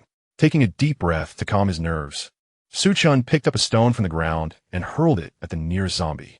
With a resounding crack, the stone struck the zombie's head. The creature roared in fury, inciting a wave of enraged growls from the surrounding zombies. Upon spotting Su Chen at the edge of the pit, they charged towards him with wild abandon. Su Chen had achieved his objective. He turned and ran, sprinting over a mile before pausing. Behind him, a horde of grotesque zombies surged from the mine. 10, 20, 30, their numbers rapidly swelling, soon exceeding 100 and heading towards 200. Brother Chen has attracted the zombies, but this is far too many. In the grove, Yang Hao's expression darkened as he witnessed the tidal wave of zombies rushing towards Su Chen. Yang Qian bit her lip tightly, her face as pale as snow, her eyes betraying her deep concern. Approaching nearly 200 zombies. Only a level 3 evolver would stand a chance against them. Yet, Su Chen was merely a level 1 evolver, utterly incapable of withstanding such a horde. "Brother Chen, run!" Yang Hao urged, his heart racing in desperation as he witnessed Su Chen not only refuse to flee, but instead adopt a combat stance. The zombie hunters, upon seeing such an overwhelming number of zombies emerge, feared for their own safety and fled in haste, leaving no one to observe the unfolding chaos. Su Chen understood that relying solely on brute force to eliminate such a multitude of zombies would be futile. Without hesitation, he drew his pulse pistol, having filled it with over 50 energy stones, including those acquired earlier. As the horde approached within 30 meters, Su Chen pulled the trigger. With a resounding gunshot, the foremost zombie collapsed to the ground. The other zombies, indifferent to the demise of their comrade, surged forward with frenzied intent towards Su Chen. He relentlessly squeezed the trigger, and within moments, several zombies lay slain, punctuated by bursts of light. As shards erupted, a surge of excitement coursed through Su Chen, prompting him to quicken his firing pace. Chapter 45. Level 2 All Attribute Shards Bang. Bang! The gunfire pierced the air, claiming the lives of one zombie after another. Just as Su Chen became engrossed in his slaughter, he suddenly noticed a level 2 zombie, having been struck by a bullet, stagger slightly before charging toward him with alarming speed. Su Chen's heart raced. He recognized the threat. The pulse pistol had proven lethal against ordinary and level 1 zombies, yet this one was far superior. Its speed surpassed that of the others, unmistakably marking it as a level 2 zombie. Having never encountered one before, Su Chen felt a sense of trepidation. Cautiously, he activated his swift battle boots. As violet light enveloped his feet, he deftly sidestepped. The level 2 zombie, caught off guard by swift movement, lunged into empty air. In that fleeting moment, Su Chen gripped his cleaver and aimed for the zombie's head, striking down with force. A sharp crack resonated as the blade made contact, yet it failed to shatter the skull, instead snapping the cleaver in two. By the heavens! Su Chen gasped, feeling a sharp pain radiate from his hands as he swiftly withdrew. The physical resilience of the level 2 zombie had shattered his weapon, a revelation that caught him completely off guard. The level 2 zombie, having sustained a heavy blow, bore a gash on its forehead from which dark blood oozed, rendering its visage all the more grotesque. With a guttural roar of pain, the level 2 zombie bared its teeth and charged once more at Su Chen. A foul stench assaulted Su Chen's senses, prompting a cold smirk from him. He reached into his storage pouch and retrieved the Enchanted Divine Blade, channeling wind magic into it before executing a horizontal slash. The blade emitted a resonant hum, transforming rapidly into a length of over 3 meters. Its surface enveloped in a gray luminescence. As a level 2 zombie charged forth, it barely grazed the blade's radiance, only to be cleaved in two as though it were mere paper. In its final moments, a golden and a red beam of light erupted from its corpse. To his astonishment, 2 shards emerged, one of them golden. Su Chen's heart raced with excitement. He vividly recalled the first shard he had ever collected, which was also golden. This shard had transformed him into a formidable being, embodying both an evolver and a psychic. While he would not have rushed to collect shards of other colors, the golden shard held the potential to elevate his power once again, and he could hardly contain himself. He lunged forward, grasping the golden shard, and a familiar, peculiar sound resonated in his mind. Acquired, level 2 all attribute, shard 1, 11, shard capacity full, can be used. Use. In an instant, Su Chen felt his body undergoing another transformation. His physical strength had significantly increased, brimming with immense power. Concurrently, an image materialized in his mind. Host, Su Chen. Evolver level 2. Psychic Master level 2. Spell Master level 2. All attribute Spell Master. Su Chen laughed maniacally, reveling in his status as a level 2 evolver, level 2 Psychic Master, and level 2 Spell Master. Who would dare challenge him now? Though he had merely ascended a single level, his strength had multiplied exponentially. Moreover, as a level 2 Psychic Master, his mental prowess could extend up to 20 meters and could manifest as formless energy for both offense and defense, rendering him both an attacker and a defender.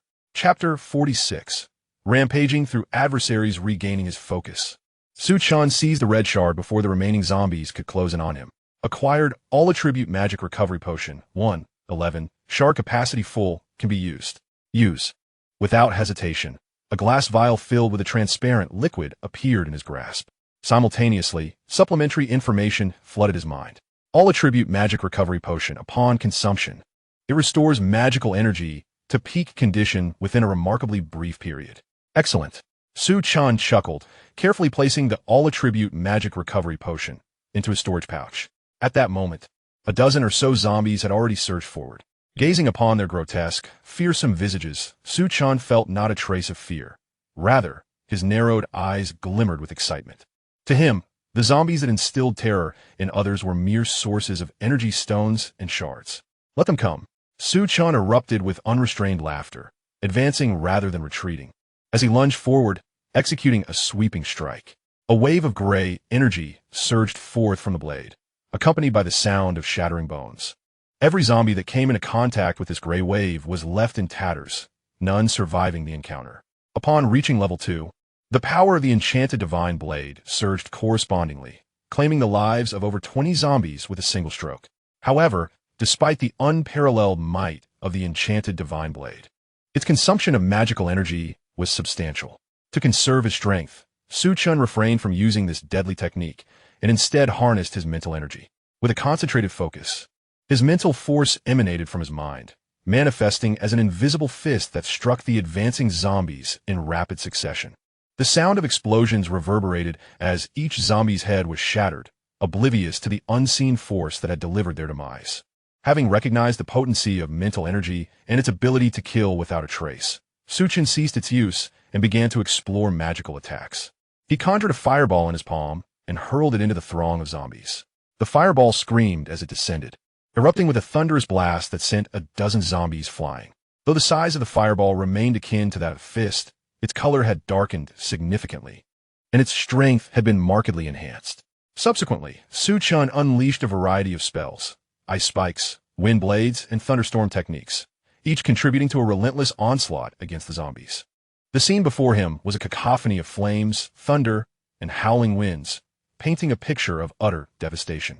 As time passed, the number of zombies felled by Chen exceeded 100. He remained steadfast, motionless, relying solely on his array of spells to decimate countless undead, preventing them from approaching. In the distance, Yang Hao and Yang Qian observed this spectacle, utterly astounded. "Sister, am I seeing things?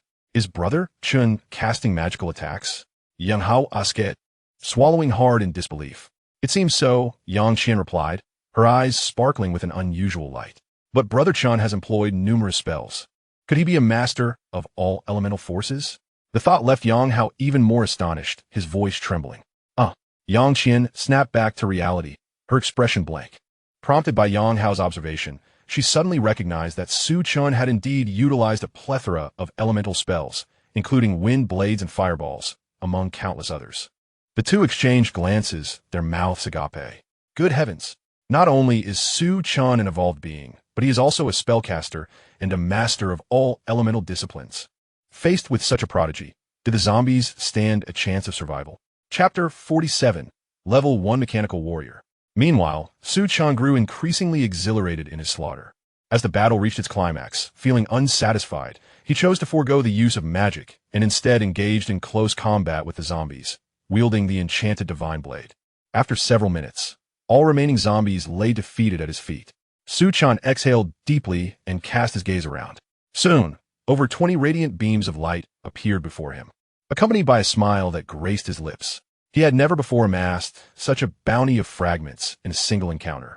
Just as he prepared to collect them, a fresh wave of zombies surged from the mine, numbering nearly 100.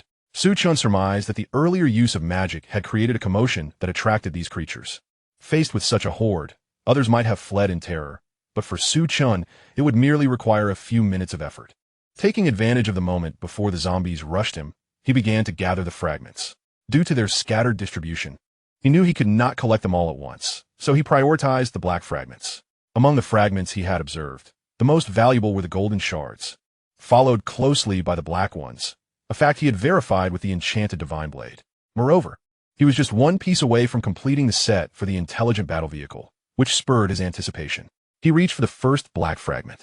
Collecting a level 1 mechanical soldier fragment, he noted that it was incomplete and could not be utilized. The first fragment was not from the intelligent battle vehicle, but Chen felt no significant disappointment. He clearly saw that there were still 9 black fragments remaining, maintaining a high probability of obtaining the intelligent battle vehicle. He instinctively reached for the second black fragment. Collecting another level 1 mechanical soldier fragment, he found the same with the third, fourth, seventh, and 8th fragments. Each one was a level 1 mechanical soldier fragment. At this point, Chen's composure began to wane. After consecutively collecting 8 level 1 mechanical soldier fragments, he had amassed a total of 9, just one short of completion. Surely, the final fragment would not also be a level 1 mechanical soldier? With growing excitement, he reached for the last black fragment. Collecting yet another level 1 mechanical soldier fragment, he realized he had finally completed the set. To his astonishment, instead of gathering the intelligent battle vehicle, he had successfully assembled the level 1 mechanical soldier. In that instant of activation, a towering figure, 2 meters tall and crafted entirely from gleaming silver metal, appeared beside him. It bore a silver long spear on its back and wielded a shining silver curved sword in its grasp. It looked incredibly impressive. Chen gazed in awe, noting that the level 1 mechanical soldier, resplendent in silver, exuded a formidable presence, particularly striking in its appearance. Subsequently, Chen, adhering to the received instructions, retrieved a level 1 energy stone from his storage bag and embedded it into the chest of the mechanical warrior. To activate the level 1 mechanical warrior, it was imperative to install an energy stone. Ordinary energy stones were insufficient, and only a level 1 energy stone would suffice. Activated. Please issue your command, Master. The mechanical warrior's eyes gleamed with a silvery light, displaying a remarkably human-like gaze at Chen. It can even speak? How intriguing. Chen thought, momentarily captivated, and pointed towards the approaching horde of zombies, commanding, eliminate them. Understood, Master. The mechanical warrior acknowledged the order, brandishing its curved blade and turning to charge into the throng of zombies.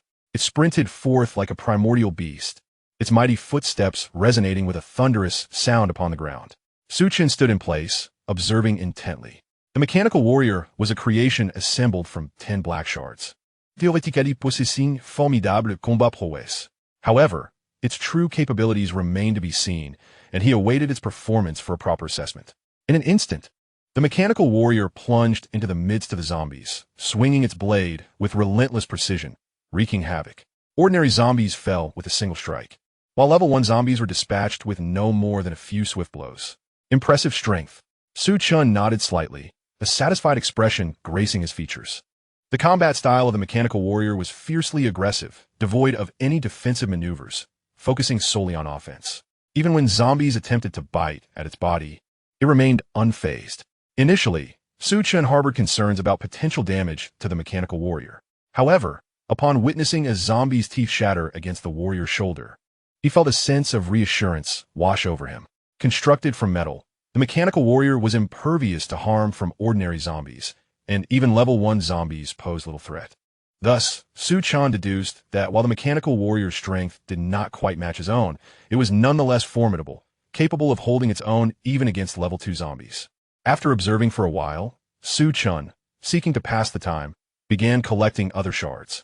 After acquiring a universal oven and bread tree seeds, a sudden thought struck him, prompting him to rush forward with urgency.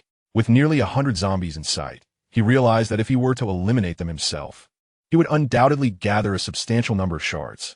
Thus, he decided against allowing the mechanical warrior to engage, fearing that if it were to eradicate the zombies, he might end up without any shards to collect, a significant loss indeed. As Chen approached, he was taken aback to witness a zombie fall beneath the mechanical warrior's blade, a radiant beam of light emanating from its form. Momentarily stunned, he soon erupted with joy. Clearly, the mechanical warrior could also yield shards upon slaying zombies. Henceforth, when encountering zombies, he could enlist the mechanical warrior's assistance, thereby increasing their combined efficiency in dispatching foes and maximizing the shards obtained. Indeed, a splendid development. Chen chuckled softly, grasping the Enchanted Divine Blade and plunging into the horde of zombies. This time, refraining from employing any spells due to concerns about attracting more undead. He felt that having already dispatched a sufficient number of zombies for the day, there was little need to continue the slaughter. Partnering with the mechanical warrior, their combined force proved formidable, as zombies fell in droves, swiftly decimated. Simultaneously, 9 beams of light illuminated the remains of the slain zombies. Upon witnessing the emergence of 9 additional shards, Chen could not help but smile, and he gestured towards the nearby thicket. With nearly 300 zombies dispatched, if he were to extract the energy stones alone, it would be an interminable task. Thus, he needed to summon Yang Hao and Yang Qian for assistance. Little Iron, keep a vigilant watch for any nearby movements. If any zombies approach, eliminate them immediately. Chen instructed the mechanical warrior before commencing to collect the shards. He affectionately referred to it as Little Iron, a name he found endearing and fitting for the metallic being. "Yes, master," the mechanical warrior replied, alertly scanning the surroundings. As Su Chen swept his gaze over the 9 shards, his eyelids flickered, and he exclaimed softly, "Colorful shards." Chapter 49. Upgrade Gem. 5 meters away from Su Chen lay a brilliantly multicolored shard, radiating a mesmerizing glow. Though he had collected a fair number of shards, they had all been monochromatic. This was his first encounter with a colorful shard. Driven by curiosity, he eagerly picked up this vibrant piece. Acquired Upgrade Gem, Shard 111. Shards are full, ready for use. With that, a hexagonal green gem appeared in Su Chen's hand, resembling a piece of exquisite jade, glistening with a rich emerald hue, devoid of any impurities. The feedback message filled him with exhilaration. In essence, the Upgrade Gem was intended for enhancements. It could be utilized for upgrading the mechanical warrior, the pulse pistol, and even the storage bag. A level 1 mechanical warrior would transform into a level 2 mechanical warrior upon upgrade, while a level 1 pulse pistol would evolve into a level 2 pulse pistol. Furthermore, the storage bag's capacity would expand from 10 cubic meters to 20. What a remarkable find! Su Chen gazed at the Upgrade Gem, overwhelmed with excitement. Having already amassed the level 2 all-attribute shards and completed his collection of level 1 mechanical warrior shards, he felt his gains were substantial. However, upon discovering the potential of the Upgrade Gem, his composure began to waver. Just imagine, a level 1 mechanical warrior upgraded will be capable of contending with level 3 zombies, while a level 1 pulse pistol would effortlessly eliminate level 2 zombies. It was evident that upgrading any of these would significantly enhance Su Chen's power. Moreover, upgrading the storage bag offers immense advantages. While 10 cubic meters of space may seem substantial as the number of slain zombies increases, so does the bounty of valuable items they yield, rendering that space somewhat inadequate. Which upgrade should he choose? Su Chen found himself in a quandary. The Upgrade Gem was indeed remarkable, yet there was only one, and he could not make a decision at that moment. Thus, he opted to place it within the storage bag, intending to utilize it when he had resolved his dilemma. At that moment, Yang Qian and Yang Hao approached with excitement. The mechanical warrior, upon noticing the strangers, instinctively positioned itself protectively in front of Su Chen. Its directive was to eliminate zombies without mercy. Yet it was uncertain how to treat humans. Adhering to its duty, it promptly shielded Su Chen. "Brother Chen, what is this metallic fellow?" Yang Hao inquired, his eyes wide with astonishment as he scrutinized the mechanical warrior. "It's called Xiao Tai," Su Chen replied with a smirk. "It's a robot, essentially my personal bodyguard." "What is a robot?" Yang Hao asked. "Boozlet." The term was entirely new to him, as he had never encountered it before. Su Chen pondered for a moment and responded. "It's akin to a sentient puppet." Given that the mechanical warrior could speak, simply labeling it a puppet seemed inadequate. Hence, he prefixed it with the adjective sentient. "Puppet." Yang Hao muttered softly. While he had heard of puppets, he had never encountered one as peculiar and formidable as the mechanical warrior. Additionally, he quickly realized that with Su Chen's status as an evolver and a spellcaster, the presence of such a powerful puppet further deepened his intrigue. He thought, good heavens, how many trump cards does Su Chen possess? To what extent does his strength reach? Yang Hao's mind was tumultuous, leaving him unable to calm his thoughts. Chapter 50. Returning with abundance, Yang Qian cast a glance at the mechanical warrior, before turning her attention back to Su Chen, cautiously inquiring, "Su Chen, are you still a spellcaster?" Yang Hao chimed in, "A full-spectrum spellcaster?" Su Chen smiled enigmatically, neither confirming nor denying the assertion. Besides being an evolver and a spellcaster, he was also a mind master, although he deemed it unnecessary to disclose this fact. Observing Su Chen's demeanor, Yang Qian concluded that he was indeed a full-spectrum spellcaster. Marveling internally at his remarkable achievements at such a young age, he truly was an extraordinary individual seldom seen in this world. Let's focus on extracting the energy stones. Psychokinetic. Yang Qian and Yang Hao, snapping back to reality, ceased their contemplation and began their labor. With nearly 300 energy stones to excavate, they had ample work ahead of them. Su Chen, however, did not rush to extract the energy stones, as there were fragments waiting to be collected. After 5 minutes, Su Chen finished gathering the fragments. Most of the remnants comprised potions and seeds. The only items that piqued Su Chen's interest were level 1 pulse pistol and a vial of level 1 physique potion. The level 1 pulse pistol effortlessly dispatches zombies below level 2 with remarkable ease. The prospect of acquiring another one brings him considerable joy. However, the level 1 physical potion is somewhat more complex. Upon consumption, it enables the individual to become a level 1 evolver in a short span of time. It's worth noting that the difficulty in becoming an evolver is exceedingly high. For instance, in the original Tian gathering place, out of over 10,000 individuals, only 10 achieve the status of evolver. The level 1 physical potion, therefore, holds immense value as it can effortlessly transform a person into an evolver.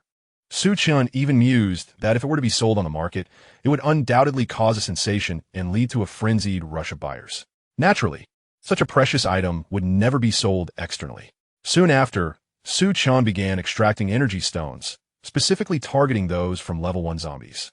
Compared to ordinary energy stones, level 1 energy stones are slightly larger, more vibrant in color, and, most importantly, contain denser energy. With the addition of a level 1 mechanical warrior, which is powered by level 1 energy stones, it became imperative to collect these stones for future use. After an hour of diligent work, all the energy stones were finally excavated. Content with the gleaming stones filling his storage bag, Chen felt no desire to continue hunting zombies. He subsequently stored the level 1 mechanical warrior in his bag and returned to the valley alongside Yang Qian. Upon their return, Chen promptly began distributing the energy stones, giving Yang Qian and Yang Hao each 20 ordinary stones. He retained 260 ordinary stones, 20 level 1 energy stones, and 1 level 2 energy stone for himself. Yang Hao gazed at the 20 energy stones in his hands, grinning like a fool. "Thank you, Chen," he said, while Yang Qian expressed her heartfelt gratitude. For her, 20 energy stones had once been an unattainable dream. "No need for pleasantries," Chen replied with a smile, exchanging a few more words before they each retreated to their respective caves. Seated on his wooden bed, Chen opened his storage bag to inventory its contents. Half of the bag was filled with canned goods and similar food items.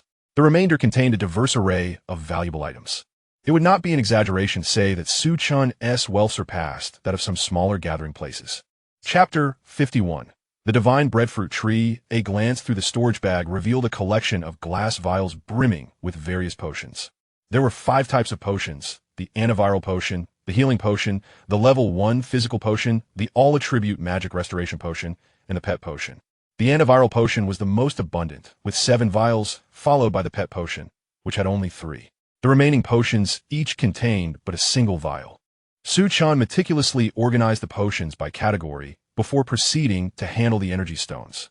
Considering the possibility of unforeseen circumstances, he filled the ordinary energy stones into the pulse pistol, equipping each with over 100.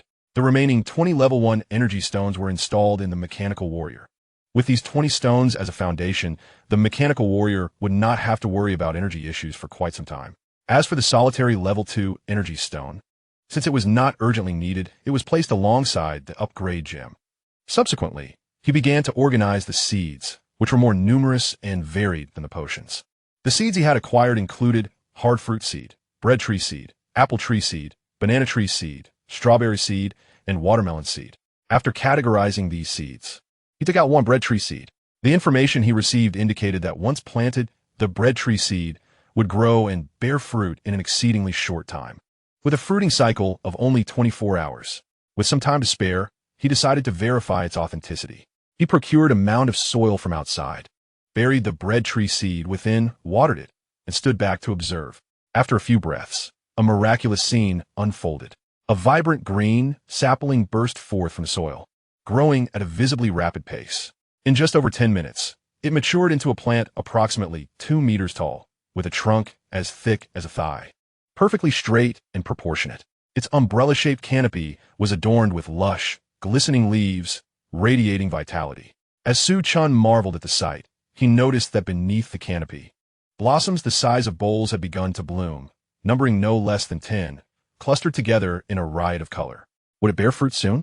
As this thought crossed his mind, the flowers simultaneously withered and fell, replaced by a cluster of yellow fruits, their hue indistinguishable from that of bread. Initially, the fruits were no larger than a thumb, but they quickly swelled to the size of apples and continued to grow until they reached the size of watermelons. Observing the uniquely shaped fruits, Chen murmured, "Is this truly bread or fruit?" Taking a moment to collect himself, he plucked one and took a bite. Indeed, Chen was effusive in his praise. The fruit in his hand not only bore the aroma of bread, but also carried the inherent sweetness of fruit, making it exceptionally fragrant and delectable. Having not indulged in bread for quite some time, he savored heartily. After consuming one bread tree fruit, he felt unsatisfied and continued to devour two more before finally stopping. Once satiated, Chen harvested all the remaining fruits and stored them in his storage pouch. The bread tree's fruiting cycle was 24 hours, and if not harvested promptly, it would go to waste. Following this, Chen took out the newly acquired universal oven to examine it. Chapter 52, Journey to Wolf Valley. In appearance, the universal oven resembled an ordinary barbecue grill. The only distinction lies in the addition of a control panel beside it. The utility of this control panel is vast. It not only regulates the intensity of the heat, but also alters the flavor of the barbecue. In simple terms, there is no need to add any ingredients. By merely pressing the selection switch above, the grilled meats can take on flavors such as mildly spicy or original. Quite intriguing. Chen narrowed his eyes. It had been a while since he had savored grilled meat, and he felt a pang of desire. He even contemplated whether he should hunt a mutated beast tomorrow for a barbecue feast. However, mutated beasts are not easily vanquished. Moreover, he possesses 3 bottles of pet potion. Should he encounter a mutated beast, his first course of action would be to tame it as a spirit pet to enhance his strength. After storing the universal grill in his inventory, Chen reclined on the wooden bed and murmured, "It seems my plans require some alteration." Initially, he intended to linger in the wilderness mountains for 3 days before hastening to Steel City. However, today's harvest far exceeded his expectations, making it unnecessary to squander another day. The only regret was that despite slaying so many zombies, he had not obtained a single fragment of the intelligent war chariot. Thus, he would have to make the journey to Steel City on foot. He resolved to visit Wolf Valley tomorrow and set off for Steel City the day after. Determined, Chen gradually closed his eyes and began to rest. The following morning, Chen rose early. After a night of rest, he appeared refreshed and invigorated.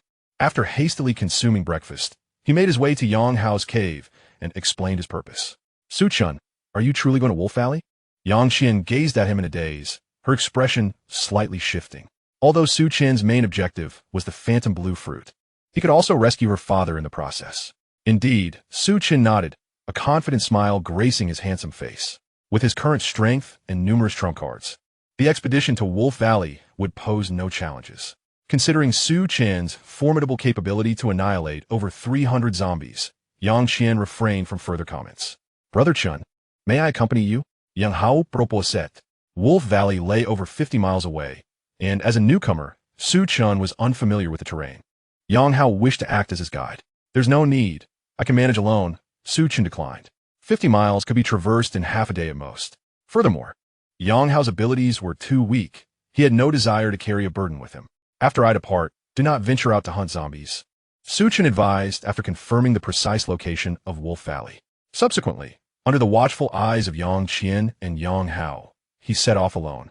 "Sister, if father is trapped in Wolf Valley, knowing brother Chen, he will undoubtedly rescue him," Yang Hao remarked slowly as Chen's figure faded from view. "How long have you known him?" Yang Qian muttered softly, her mind pondering the true nature of Chen. On the surface, Chen appears cold and ruthless. Anyone who provokes him meets a grim fate, all annihilated without exception. Yet paradoxically, he also demonstrates a profound sense of gratitude. Yang Hao merely allowed him to rest at home for a few hours, and he subsequently eradicated Lu Shirong and his son, alleviating their crisis. Furthermore, he accompanied them on a hunt for zombies, generously distributing a considerable quantity of energy stones. This time, he might even rescue their father. Truly, he is an enigmatic character. Unbeknownst to her, Yang Qian has begun to harbor an inexplicable feeling towards Chen. Chapter 53. The mutant wolf with magical abilities. The vast expanse of the wilderness mountain range is home to numerous mutated beasts, which typically dwell deep within its recesses, rarely venturing to the periphery. However, Wolf Valley lies nestled within this depth. After nearly half a day of traversing, Chen finally located Wolf Valley. The journey was fraught with challenges, including an encounter with a level 1 mutated beast resembling a wild boar. Given that he had only 3 vials of pet potions on hand, which he needed to reserve for the 3 mutant wolves, he swiftly dispatched the beast. Its carcass was stored in his dimensional bag for future barbecuing. Additionally, after slaying this mutated creature, he unexpectedly acquired a fragment of a magical recovery potion. Initially, Chen believed that only zombies would yield such fragments upon defeat, so discovering that mutated beasts could also do so filled him with excitement. Wolf Valley from the outside appeared unremarkable, surrounded by towering mountains that pierced the sky. Climbing in from the peaks was a formidable task. Access to the valley was restricted to a single narrow passage nestled between two mountains. Standing at the entrance, Chen observed for a moment before retrieving his pulse pistol and proceeding cautiously along the crevice. After traversing approximately 50 meters, the path suddenly opened up before him. As he stepped out from the fissure, the first sight to greet him was a colossal tree, towering over a dozen stories high. Its canopy was dense and sprawling, casting a shadow over the entire expanse of Wolf Valley.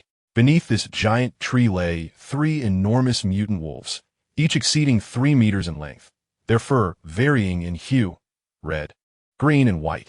The moment Chen entered Wolf Valley, the 3 mutant wolves sprang to their feet, baring their teeth and glaring at him with fierce, menacing eyes. These must be the mutant wolves of Wolf Valley.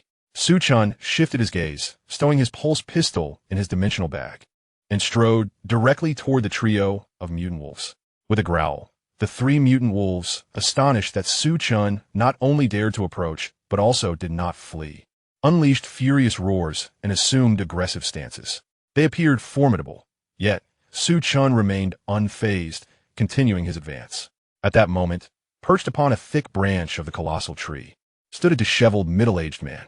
Upon witnessing Chen's actions, he urgently called out, "Little brother, hurry and run. Those are 3 level 1 mutated wolves." Hearing this, Chen glanced up and, upon recognizing the man's features, felt a subtle stir within him. Despite the man's unkempt appearance, his facial features were distinctly etched in Chen's mind. It could be said that the man's visage bore a striking resemblance to Yang Hao. "Uncle, are you Yang Ling Tian?" Chen called out. "I am Yang Ling Tian. Do you know me?" The man replied, but his expression abruptly changed, and he shouted, "Be careful." At that moment, the 3 mutated wolves launched an attack. Unlike other mutated beasts, they did not charge in for close combat. Instead, they resorted to magical assaults. The red mutated wolf unleashed a fireball, the green one expelled a green vine, and the white one emitted a silvery ice spear. The 3 elemental spells, firewood and ice, hurtled towards Chen. "It's over." Yang Ling Tian lamented from atop the giant tree. He believed that with all 3 mutated wolves launching their magical attacks simultaneously, there was no way Chen could evade them, and his fate was sealed. Chapter 54, Collision of Spells. Wait, he can cast spells. Chen felt a surge of joy instead of fear. Generally, mutated beasts seldom utilized magical abilities, and those that did possessed immense power, capable of overwhelming opponents of the same rank, and even defeating those of higher tiers. Chen had long harbored the intention of subduing the 3 mutated wolves, hoping for their strength to be formidable. In the face of the incoming spells, he casually waved his hand, unleashing a gray wind blade. In an instant, it collided with the fireball, vine, and ice spear, effortlessly slicing through them before darting toward the green mutated wolf. The green mutated wolf, caught off guard by Chen's identity as a spellcaster and the sheer power of the wind blade, found it too late to evade. It could only watch helplessly as the wind blade struck its body, sending it hurtling away, leaving a long gash that exposed flesh and blood, which flowed profusely. Fortunately, the previous 3 spells had mitigated some of the wind blade's power. Otherwise, that single strike could have easily claimed its life. He is indeed a spellcaster, and a level 2-1 at that. Yang Ling Tian was struck with awe, his voice trembling. The situation had taken a dramatic turn. He had initially thought Chen was doomed. However, Chen turned out to be a powerful spellcaster.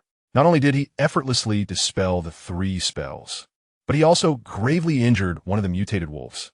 Undoubtedly, such terrifying strength could only belong to a level 2 spellcaster. The remaining 2 mutated wolves, witnessing their injured companion collapse, were instantly filled with rage. The white mutated wolf let out a howl, ceasing its magical assaults on Chen. With a swift movement of its feet, it lunged towards Chen, accompanied by a few agile leaps. The red mutated wolf circled from the side, adopting a strategy of ambush. "Quite clever. I find myself rather fond of you too." Su Chen narrowed his eyes, a strange smile curling at the corners of his mouth. These two mutated wolves, aware that magic was futile against him, decisively chose to engage in close combat, displaying a semblance of intelligence. This only strengthened his resolve to capture the three mutated wolves as spirit companions. Suddenly, Yang Ling Tian's expression changed drastically, realizing the perilous situation. The choice of close combat by the two mutated wolves posed a significant disadvantage for a psychic master. The strength of a psychic master lay in their ability to strike from a distance, keeping their opponents on the defensive. In contrast, their close combat skills were nearly non-existent. Allowing an adversary to close the gap could lead to certain death. Hurry! Unleash your magic to stop them. Yang Ling Tian was frantic. He observed that Su Chen neither cast spells nor attempted to evade, instead standing there as though paralyzed by fear. At that moment, the white mutated wolf had already pounced close to Su Chen, its gaping maw aimed directly at his head. It's over. Yang Ling Tian was convinced that Su Chen would not survive this encounter. Just as he was about to close his eyes, unable to bear the sight of Su Chen's grim fate, Su Chen made his move. And when he did, it was as swift as lightning. Su Chen seized the white mutated wolf by its throat, a surge of immense power radiating from his grip. The wolf thrashed violently, as if gasping for breath, its eyes rolling back in its head. What was happening? Yang Ling Tian was utterly astonished, fearing that he might inadvertently kill the wolf. Su Chen tossed it to the ground. With a resounding thud, the white mutated wolf made intimate contact with the earth, creating a shallow dent beneath it from the force of impact. Its massive jaws foamed with white froth as its body convulsed uncontrollably. Chapter 55, Taming the Evolver. He is actually an evolver. Witnessing this scene, Yang Ling Tian's mind buzzed, his jaw nearly dropping in disbelief. In that moment, he suddenly understood. No wonder Su Chen neither dodged nor utilized magic. It turned out he was an evolver. Moreover, a level 2 evolver. For he would not have so effortlessly overpowered a level 1 mutated wolf. The realization that Su Chen was both a level 2 evolver and a level 2 psychic master sent waves of tumult through Yang Ling Tian's heart, causing his breath to grow heavy with tension. After dispatching the white mutated wolf, Su Chen turned his gaze toward the red mutated wolf. Initially intent on ambushing, the red wolf halted in its tracks, taken aback by Su Chen's formidable strength. As Su Chen's gaze fell upon the crimson mutated wolf, it shuddered, letting out a low whimper before slowly retreating. Can you escape? Su Chen mocked, advancing toward the red beast. He was acutely aware that the creature was filled with trepidation. However, he had no intention of letting it slip away easily. His goal was to tame it completely. In addition to using the pet potion, he aimed to instill a profound fear within the mutated wolf. Only by employing this dual strategy could he ensure its unwavering loyalty. Upon seeing the malicious grin spread across Su Chen's face, the red mutated wolf turned and fled in panic. Yet could it truly evade Su Chen? The answer was patently clear. As a level 2 evolver, Su Chen's speed surpassed that of the wolf, and with the activation of the swift boots, he moved with astonishing swiftness. The red mutated wolf barely took a few steps before Su Chen caught up to it, leading to a fate akin to that of the white mutated wolf, as it was forcefully slammed to the ground. After subduing 3 mutated wolves, Su Chen produced the pet potion and administered it to them one by one. Once they ingested the potion, the 3 mutated wolves, resembling eager little puppies, prostrated themselves at Su Chen's feet, wagging their tails in a plea for affection. If an unsuspecting observer were to witness this scene, they would undoubtedly mistake the 3 mutated wolves for mere pets, oblivious to their true nature. Yang Ling Tian, who had witnessed the entire spectacle, found it utterly astonishing, even in the face of such undeniable evidence. It was well known that mutated beasts were notoriously fierce and difficult to tame. Where else could one find someone like Su Chen, who could subjugate 3 mutated wolves with a single vial of potion? With a narrowed gaze, Su Chen surveyed the now docile creatures and felt a wave of relief wash over him. He then called out to the figure in the giant tree. "Uncle, it's safe now, come down." Yang Ling Tian hesitated momentarily before descending from the tree. Upon reaching Su Chen's side, he scrutinized him closely. When he realized that Su Chen was not yet 20 years old, his eyelids twitched in astonishment, prompting him to ask, "Young brother, how old are you?" 17. Su Chen replied candidly, without hesitation. Yang Ling Tian gasped, astonished beyond measure. a 17-year-old level 2 evolver, a 17-year-old level 2 spellcaster. Yang Lingtian could scarcely fathom the heights Su Chen might achieve in the future. My name is Su Chen, a friend of Yang Hao. He introduced himself, noticing Yang Lingtian's dazed expression. Oh, Yang Lingtian regained his composure, exclaiming, "You're Yang Hao's friend?" The realization that his son had such a formidable ally filled him with excitement. In a world fraught with peril, having someone as powerful as Su Chen by their side undoubtedly enhanced their chances of survival. Su Chen nodded slightly, casting his gaze toward the colossal tree, and inquired, "Uncle, the azure fruit must grow on this tree, right? Aside from this giant tree, the surroundings of the Wolf Valley are quite desolate. If the azure fruit truly exists, it is only likely to flourish on this majestic tree.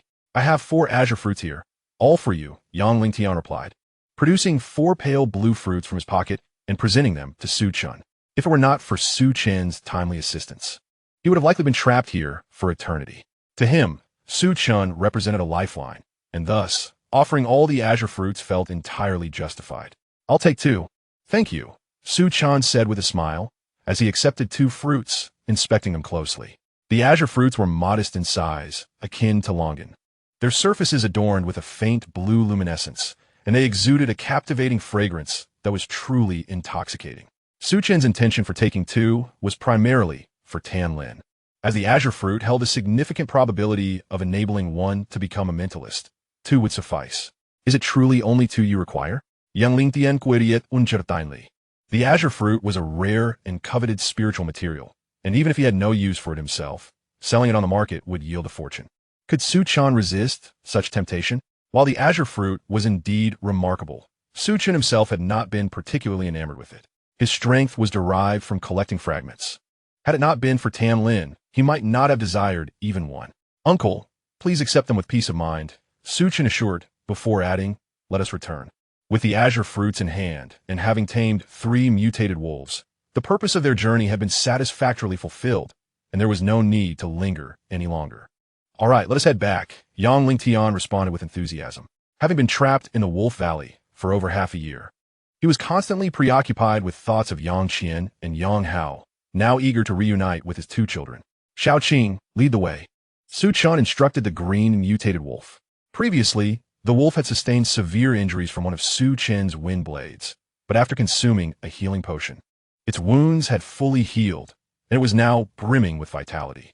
Upon receiving Su Chen's command, Xiao Qing let out a responsive whimper, seemingly understanding his words, and dashed ahead to lead the way. Yang Lingtian watched in awe, marveling at Su Chen's extraordinary prowess. Not only was he formidable in strength, but his ability to tame mutated beasts was also nothing short of miraculous. As dusk began to descend, Su Chen and Yang Lingtian returned to the valley. The reunion of Yang Lingtian's family was an emotional one, filled with tears of joy. "Su Chen, thank you," Yang Qian said, stepping forward, her beautiful eyes glistening with tears as she expressed her heartfelt gratitude. "There's no need for thanks," Su Chen replied with a chuckle, continuing, "Come to my cave. I invite you all to enjoy some roasted meat." Having previously hunted a mutated wild boar, his universal roasting stove would finally come into play. Upon hearing about the roasted meat, Yang Hao's eyes instantly brightened. Subsequently, Su Chen retrieved a wild boar mutant beast, made a few simple preparations, and began to roast the meat. Soon, the cave was filled with an enticing aroma of grilled meat. "Brother Chen, I feel it's not spicy enough. Could you make it a bit hotter?" Yang Hao inquired, devouring the meat with gusto. "No problem," Su Chen replied, adjusting the spice level higher. "Can Yang Qian handle spicy food?" "Not to worry, we have 5-spice seasoning." Yang Lingtian preferred a mild heat, which was easily accommodated with a simple adjustment. The multifunctional grill showcased its capabilities to the fullest, producing meat that was not only visually appealing but also flavorful, leaving Yang Lingtian and the others in awe. Chapter 57. Level 1 Furious Rock Bear. The 3 mutant wolves nearby watched hungrily as Su Chen and his companions enjoyed their grilled feast, drooling at the sight. Amused by the pitiful appearance of the mutant wolves, Su Chen chuckled and shared some of the roasted meat with them. The collective appetite of the 4 humans and 3 mutant wolves was astonishing. 1 wild boar mutant beast was evidently insufficient, prompting Su Chen to bring out some breadfruit. Just as everyone was relishing the meal, a piercing scream erupted from outside the cave, followed by a commotion and cries of alarm. "What is happening?" Su Chan felt a jolt of apprehension, dropping the roasted meat and rushing out of the cave. Yangling Tian and the others exchanged worried glances and swiftly followed suit. The valley was in chaos, with the local inhabitants fleeing for their lives. Pursuing them were 8 bear-like mutant beasts, each towering around 3 meters tall and resembling small mountains. These bear mutants possessed immense strength and were exceedingly ferocious. Any human unfortunate enough to fall into their grasp would be torn asunder. Level 1 Furious Rock Bears. Yangling Tian instantly recognized the identity of these mutant beasts, his expression turning grave. Despite being classified as Level 1, their tough hides and formidable strength meant that their actual combat prowess rivaled that of Level 2 evolved beings. With 8 of them in pursuit, even a Level 2 evolved being would face a grim fate. Brother Chen, we should flee. Witnessing humans being ripped to shreds instilled a sense of dread in Yang Hao, his face paling in fear. Su Chun, we cannot contend with the furious rock bears. It's best we retreat, Yangling Tian urged. Although he was aware of Su Chan's exceptional strength, he did not believe he could match 8 level 1 furious rock bears. Run? Why should we run? Su Chan rubbed his nose nonchalantly. To him, the furious rock bears were not terrifying beasts, but rather a source of roasted meat and energy stones, possibly even yielding valuable shards. He declared confidently that he would not let a single one of those 8 furious rock bears escape. Su Chen, you don't intend to kill them, do you? Yangling Tian's expression shifted slightly as he probed, then clenched his fists resolutely, declaring, if you choose not to retreat, we shall confront them. Considering that Su Chun is a level 2 evolver and a level 2 psychic, accompanied by 3 mutated wolf spirit pets, he possesses the potential to triumph over the enraged rock bear. However, this decision carries considerable risk. Should he find himself outmatched, his entire group would face dire consequences. You all stay hidden in the cave. I can handle this alone.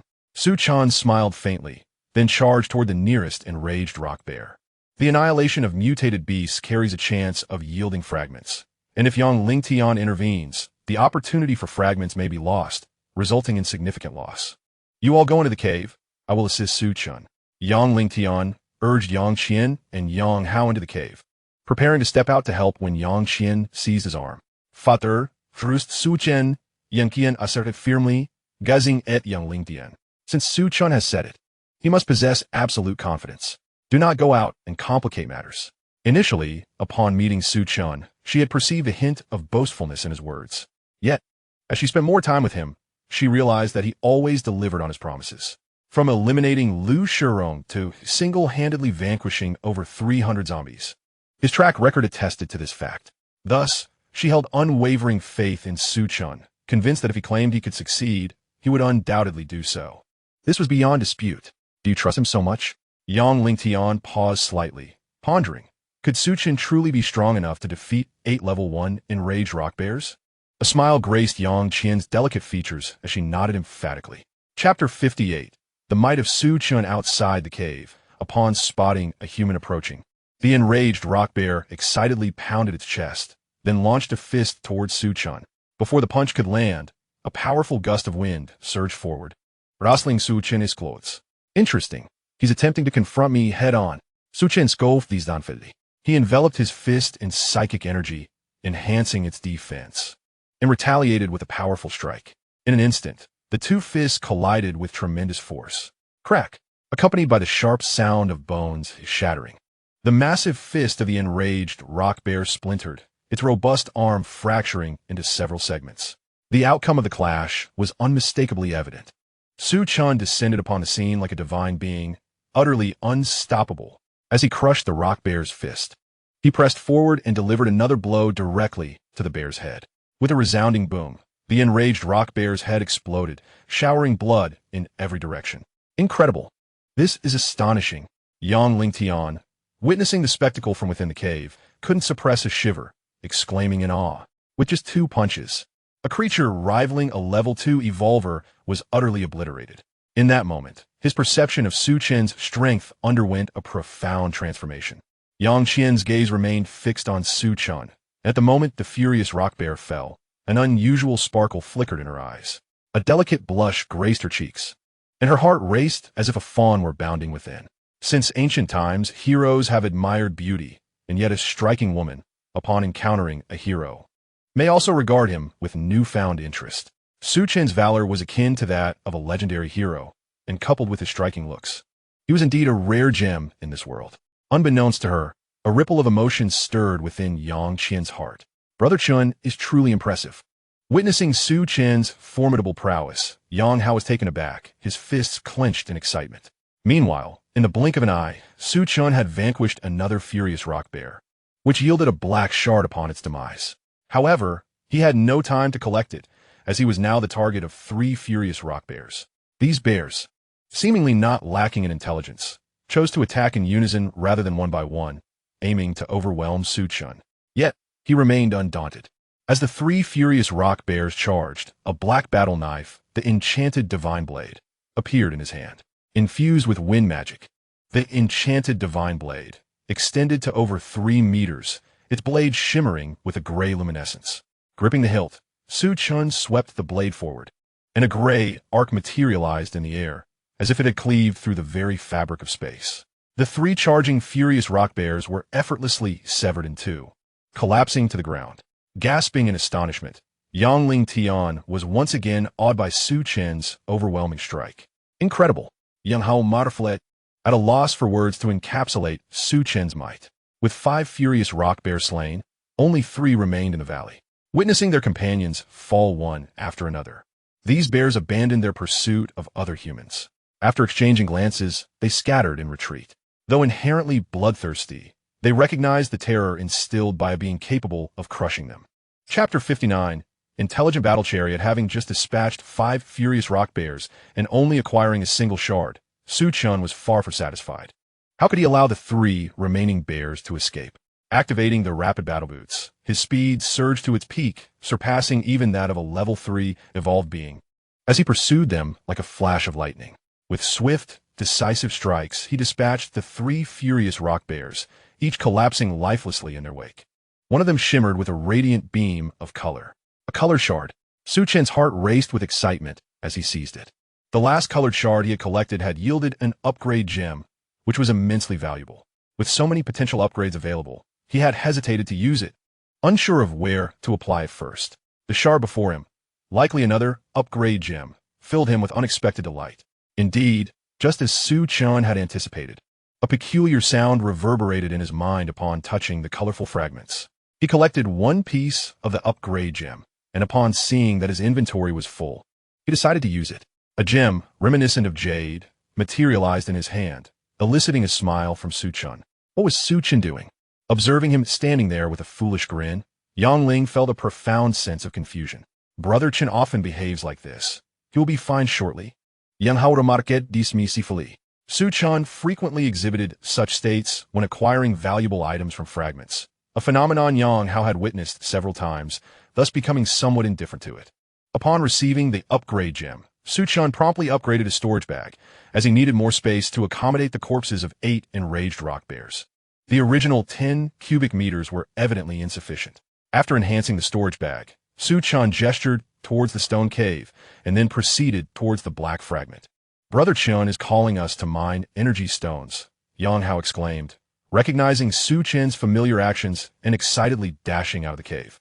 Yang Qian and Yang Ling exchanged glances before following suit. As Su Chen approached the black fragment, he grasped it eagerly. He collected 1 piece of the intelligent battle vehicle, and once again, excitement surged within him. He had not anticipated finding a fragment of the intelligent battle vehicle. Consequently, the pieces were now complete. Upon using it, a model of a vehicle, approximately 20 centimeters in length and resembling a mobile home, appeared in Su Chen's hand, looking exceedingly exquisite. 10 fragments. And this is what I get. Su Chen's expression darkened, a hint of displeasure surfacing. Just then, information about the intelligent battle vehicle flooded his mind. After perusing the details, his countenance transformed, displaying an array of peculiar emotions. The information revealed that the intelligent battle vehicle was an upgraded battle vehicle capable of enlarging and shrinking, equipped with numerous functionalities, including attack, defense, reconnaissance, and more. In summary, the intelligent battle vehicle was extraordinarily powerful, truly formidable in every aspect. Could it be that I misunderstood? Su Chen pondered, though he had no time to dwell on it. He placed the intelligent battle vehicle, into his storage bag and commenced the extraction of energy stones. With the assistance of Yang Hao and the others, 8 level 1 energy stones were swiftly unearthed. Since the level 1 energy stones served as the power source for the mechanical warriors, Su Chen decided to retain them all, opting not to distribute any. Yang Ling and the others had no objections to this decision. Subsequently, Su Chen stored the 8 enraged rock bear corpses in his storage bag, which left Yang Ling utterly astonished. Chapter 60. Preparing to depart, Su Chen surveyed the surroundings and, finding no other mutated beasts, inquired of Yang Ling and the others. Did mutated beasts frequently invade this area in the past? Generally speaking, the mutated beasts reside deep within the desolate mountain ranges, seldom venturing out. Even when they do emerge, it is typically only 1 or 2 at most. The sudden appearance of 8 level 1 mutated beasts is indeed an extraordinary occurrence. Moreover, Su Chen could vaguely discern distant roars and cries, indicating that the valleys inhabited by other humans were also under attack from these creatures. Mutated beasts do not roam the outskirts without cause, and their numbers are alarmingly high. Yang Ling Tian pondered for a moment, his complexion shifting dramatically. This situation likely signified a rebellion among the mutated beasts, culminating in a beast tide. Upon hearing this, both Yang Qian and Yang Hao's expressions changed in unison. A beast tide, Su Chen murmured, his countenance darkening slightly. The phenomenon of a beast tide is akin to that of a zombie tide, both arising when numbers reach a critical mass. However, in comparison to a zombie tide, a beast tide is considerably more terrifying, as mutated beasts generally possess far greater strength than zombies, with many being of a higher level. Should they converge, the destruction wrought would be unimaginable. Su Chen, we must leave this place swiftly, Yang Ling Tian declared solemnly. The previous enraged rock bear was merely the vanguard of the mutated beast army, and should the main forces arrive, survival would be a grave challenge. Agreed, Su Chen Kinkirth. He had initially intended to depart for Diamond City the following day, so setting off now posed no issue. Very well, let us gather our belongings and depart at once, Yang Ling Tian responded, leading Yang Qian and Yang Hao back to the stone cave to prepare. Su Chen returned to his own cave, where he had little to pack, merely a universal grill and some roasted pork. As for the bread tree, he was uncertain whether it would survive if uprooted, so he resolved to leave it behind, perhaps hoping that one day he might return to this place. After tidying up, Su Chen took a brief stroll around the cave before stepping outside. Soon, he reunited with Yang Ling Tian and the others, only to notice that a dozen or so individuals had followed them. Among them were a few he recognized as residents of the valley. Originally, there had been over 100 people in the valley, but after the rampage of the enraged rock bear, only these few fortunate souls had managed to escape. Su Chen, they wish to accompany us in leaving this place, Yang Qian explained. These individuals, having witnessed Su Chen's formidable strength, understood that their only chance of survival lay in aligning themselves with him. Absolutely not. Su Chen resolutely rejected the notion.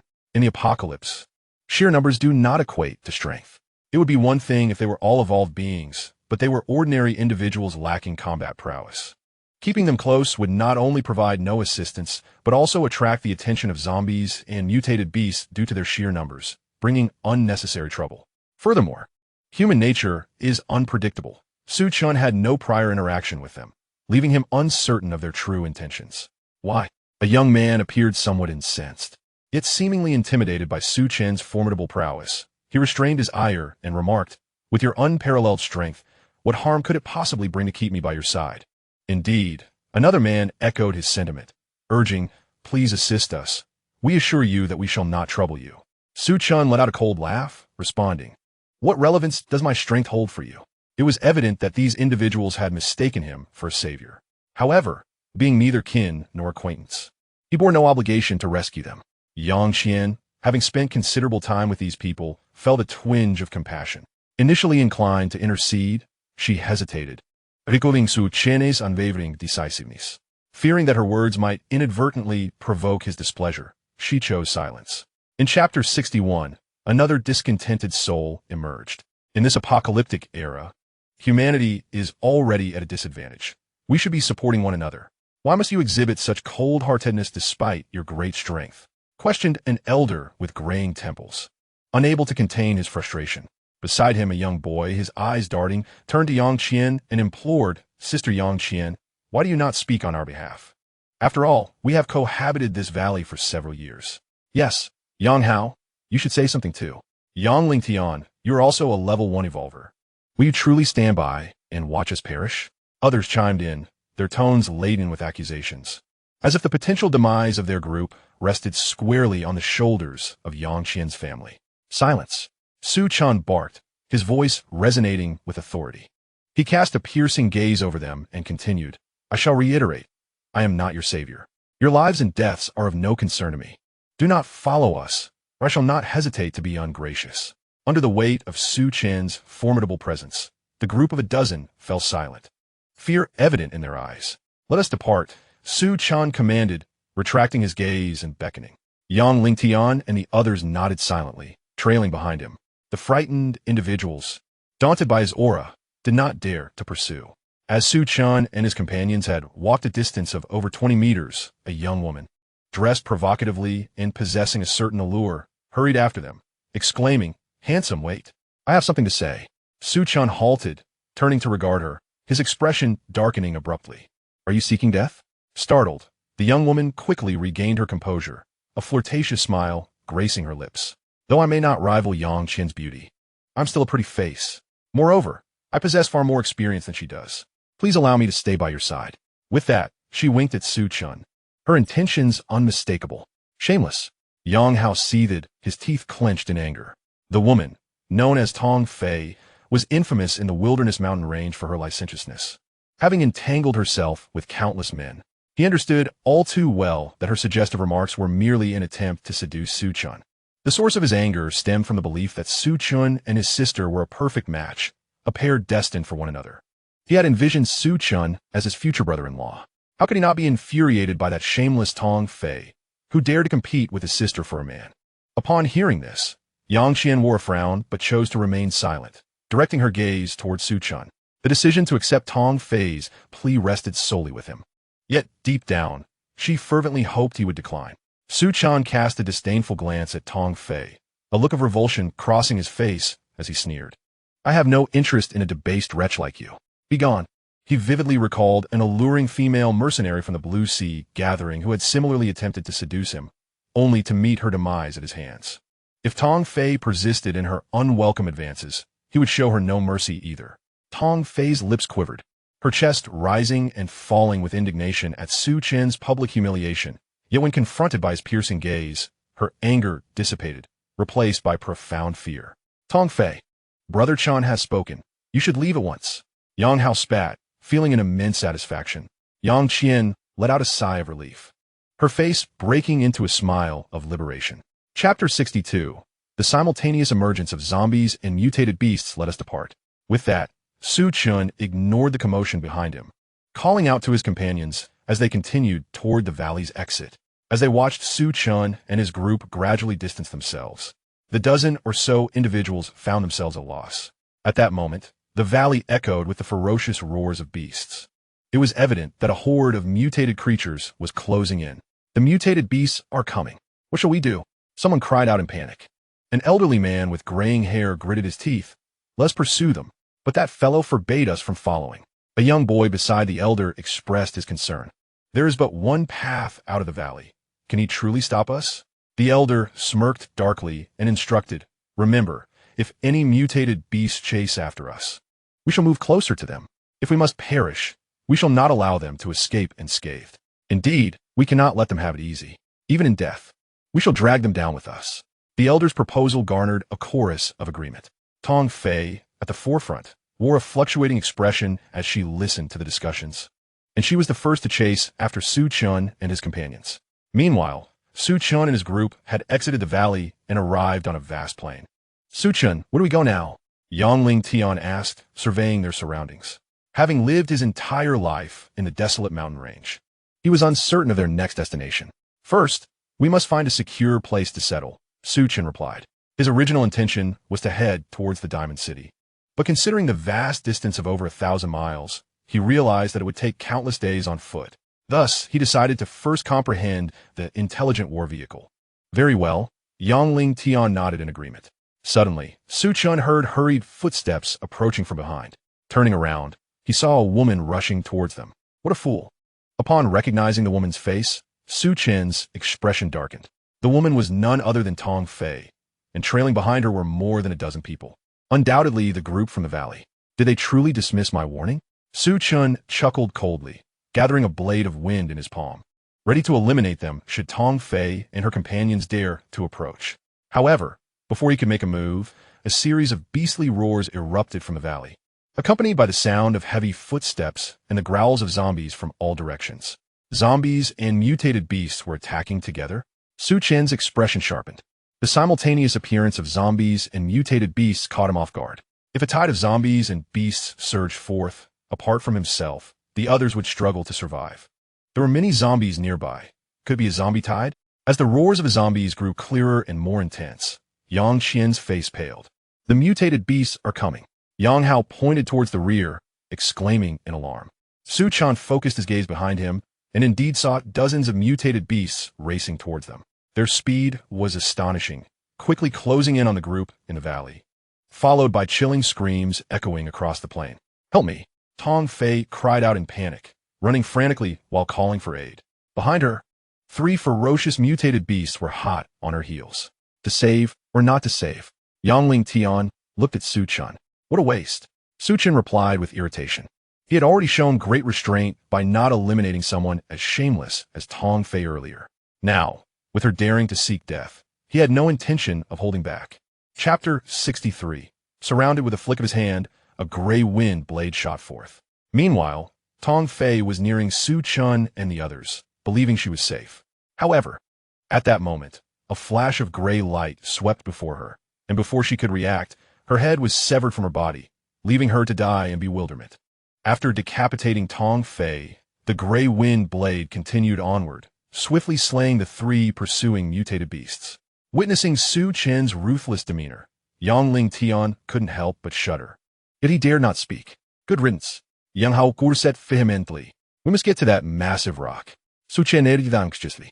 After the group from the valley was annihilated, the mutated beasts turned their attention toward them, their numbers swelling to over several hundred. Moreover, the surrounding horde of zombies continued to swell, subtly encircling them. If they lingered here any longer, they would find themselves beset on all sides, plunging them into peril. Fortunately, over 100 meters away, there lay a massive boulder, shaped like an egg, resembling a small mountain that sprawled across the plain. Once they reached that sanctuary, he would devise a plan. Heeding Su Chen's words, Yangling Tian no longer hesitated, gripping his cleaver and charging forward. "You 3, assist him," Su Chen commanded the 3 mutated wolves. With a fierce growl, the trio lunged ahead. Su Chen retrieved the mechanical warrior from his storage pouch, instructing it to safeguard Yang Qian and Yang Hao while he remained behind to hold the line, continuously unleashing spells to vanquish the mutated beasts. As the battle commenced, the winds howled ominously. Countless zombies and mutated creatures surged from every direction. Like a relentless killing machine, Su Chen ruthlessly dispatched the mutated beasts, claiming dozens of lives within a mere minute. Yet, amidst this chaos, a profound confusion took root in his mind. The zombies and mutated beasts were clearly distinct entities, and by all accounts, they should be engaged in a fierce struggle against one another. Strangely, however, it seemed they had forged an unspoken alliance, unambiguously directing their attacks toward him and his companions. Unable to decipher the bizarre situation, Su Chen cast aside his thoughts and concentrated on the fight. Just as the group neared the base of the giant stone, a massive zombie suddenly charged forth. Its speed was astonishing, closing the gap to Yangling Tian in the blink of an eye. A level 2 zombie. Yangling Tian gasped, but he swiftly regained his composure. As the level 2 zombie approached, he swung his cleaver horizontally. To his shock, the level 2 zombie did not flinch or evade, withstanding the blow with its formidable physique.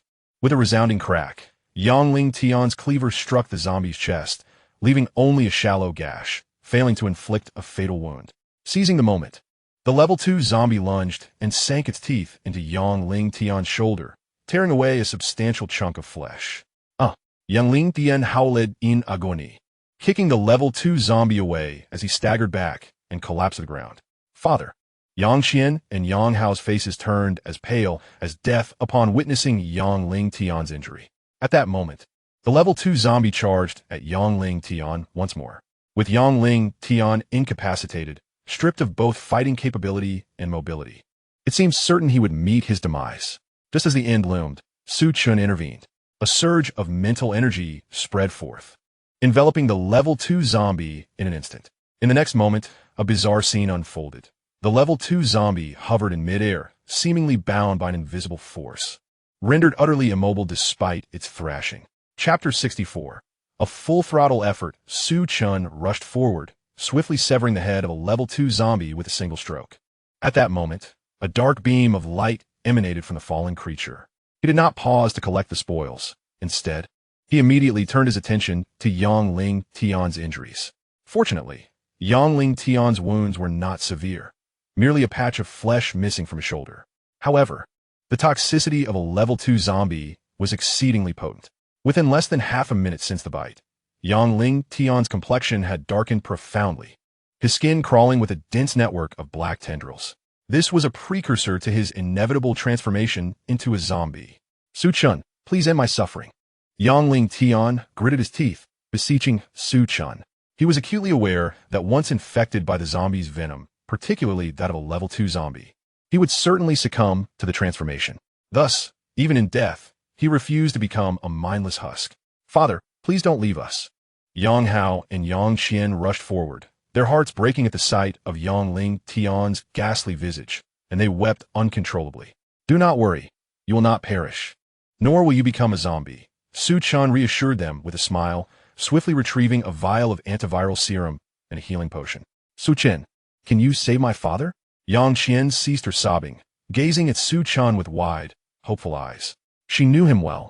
If Su Chen claimed he could do it, there was nothing beyond his capability. Her heart brimmed with optimism. Nodding affirmatively, Su Chen placed the 2 vials into Yang Qian's hands, instructing, make sure he drinks every drop. With that, he turned and charged towards the oncoming horde of zombies and mutated beasts. Without hesitation, Yang Qian quickly administered the potions to Yang Ling Tian. Due to the overwhelming numbers of zombies and mutated beasts, Su Chen was compelled to unleash his ultimate technique, infusing the elemental sword with wind magic. He executed a sweeping strike, which felled numerous foes in a single arc. In mere moments, nearly 100 zombies and mutated beasts lay slain at his feet. The speed of his harvest could only be described as terrifying. Even a level 3 evolver or telekinetic master would struggle to achieve such results. Yet, the relentless onslaught of zombies and beasts continued unabated, undeterred by the mounting casualties. The situation remained perilous for Su Chen. Meanwhile, after consuming the 2 vials, the black tendrils on Yang Ling Tian's face receded rapidly, and the wound on his shoulder healed at a visible pace. Within just a few breaths, he regained his vitality and vigor. I have not transformed into a zombie, Yang Ling Tian exclaimed, rising to his feet and bursting into raucous laughter. How wonderful! All thanks to Brother Chen. Yang Hao rejoiced, overwhelmed with gratitude towards Su Chen. Undoubtedly, had Su Chen not intervened, Yang Ling Tian would have certainly succumbed to his fate. Seeing her father restored to his former self, remarkably vibrant and full of life, Yang Qian released a sigh of relief, her gaze shifting back to Su Chen with newfound admiration. In her captivating gaze, a figure of formidable prowess slaughtered relentlessly amidst the encirclement of zombies and mutated beasts. Gradually, her attention became singularly fixated on Su Chen. Every movement he made tugged at her heartstrings. Sister, hurry up. Yang Hao urged urgently, noticing Yang Qian standing dazed. Coming to her senses, she felt a faint warmth on her cheeks, retracted her gaze, and followed closely behind Yang Ling Tian. The mechanical warriors dutifully adhered to Su Chen's commands, providing close protection to Yang Qian and Yang Hao. Any zombie or mutated beast that dared to charge would fall beneath their curved blades. Thus, Yang Qian and Yang Hao remained unschattet. Chapter 65. The classless Gatling gun after an intense bout of combat. Yang Ling Tian and the others finally reached the base of the colossal rock. However, they were perplexed as to why Su Chen had led them there, given that even with the rock at their backs, they remained vulnerable to encirclement. Could it be that he intended for them to climb atop it? This thought flickered through Yang Ling Tian's mind, but he swiftly dismissed it. The rock's surface was too smooth to ascend. Confounded by the situation, he chose to focus on the battle, wielding his cleaver against the zombies. At that moment, Su Chen had also arrived. In a brief span, He had dispatched over 200 zombies and mutated beasts, collecting several fragments in the process. Due to the overwhelming numbers of their foes, he was unable to gather all the loot, but he did manage to retrieve a black fragment dropped by a previously slain level 2 zombie. This fragment belonged to the classless Gatling gun. Along with the 2 fragments he had acquired earlier, he now had enough to assemble the weapon. The classless Gatling gun gleamed a silvery hue, its appearance strikingly reminiscent of the Gatling gun from his past life. Its operation mirrored that of the level 1 pulse pistol, requiring energy stones to be converted into ammunition. However, its advantages were markedly superior to the level 1 pulse pistol. In addition to the capability for continuous fire, it could accommodate various grades of energy stones. For instance, the level 1 pulse pistol could only utilize level 1 energy stones, which limited its effectiveness to slaying only level 1 zombies. The classless Gatling gun, on the other hand, was devoid of such restrictions, allowing it to be powered by level 2, level 3, or even higher grade energy stones. Consequently, the tier of zombies it could eliminate would also escalate accordingly. Nevertheless, Su Chen possessed only a solitary level 2 energy stone, with no others at his disposal. The level 1 energy stones had all been equipped onto the mechanical warriors, while the remaining ordinary energy stones were allocated to 2 level 1 pulse pistols. Thus, despite the classless Gatling gun's immense potential for destruction, it would remain temporarily unusable. After stowing the classless Gatling gun in his storage pouch, Su Chen regrouped with Yang Lingtian and the others. Su Chen, what shall we do next? Yang Lingtian inquired anxiously. He had already discerned the astonishing number of zombies and mutated beasts encroaching upon them, likely indicative of a minor zombie and beast tide. The current situation was perilously dire, and under such immense pressure, he found himself flustered and at a loss. With no clear course of action, he could only place his hopes on Su Chen. Su Chen squinted slightly, a light laugh escaping his lips as he reassured them. Do not worry. Upon reaching this point, regardless of how many zombies and mutated beasts there are, they shall not pose a threat to us. Upon hearing this, both Yang Qian and Yang Hao's eyes lit up, harboring no doubts about Su Chen's words. In contrast, Yang Ling Tian appeared bewildered. He could not fathom why, despite their dire predicament, Su Chen's expression bore no trace of fear, but rather an unwavering determination infused with excitement. Could there truly be a solution? Given his limited interactions with Su Chen, Yang Ling Tian found it difficult to fully trust his assertions. Without further explanation, Su Chen retrieved the soul vial of level 1 physique potion from his storage bag and placed it in Yang Hao's hands, urging him to drink it. Consuming the level 1 physique potion would swiftly elevate one to a level 1 evolver. Originally intended for Tan Lin, the dire circumstances compelled him to offer it to Yang Hao first. Trusting Su Chen implicitly, Yang Hao wasted no time in swallowing the potion. Chapter 66. Promotion to Level 1 Evolver My Heavens. Not long after consuming the Level 1 physique potion, Yang Hao's eyes bulged with excitement as he exclaimed.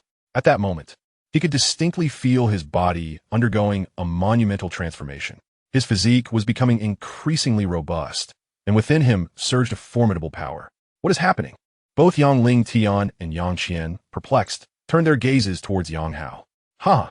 Yang Hao laughed heartily, looking towards Su Chen with gratitude. Brother Chen, thank you. Overwhelmed with emotion, he stumbled over his words, inadvertently referring to Su Chen as brother-in-law. In truth, he had long regarded Su Chen in such a familial light. Brother-in-law. Su Chen chuklet, glanjing et Yang Qian. The instant their eyes met, Yang Qian lowered her head deeply, her cheeks flushing crimson like a ripe apple. What on earth is going on, Yang Hao? Yang Ling Tian pressed for clarification, still in the dark. Father, I think I've become an evolver. Yang Hao stammered, his voice trembling. The most apparent changes associated with becoming an evolver were significant enhancements in physical prowess, strength, and speed. Yang Hao felt these transformations acutely, leading him to question his newfound status as an evolver. What? Yang Ling Tian gasped in astonishment, his expression momentarily frozen in disbelief.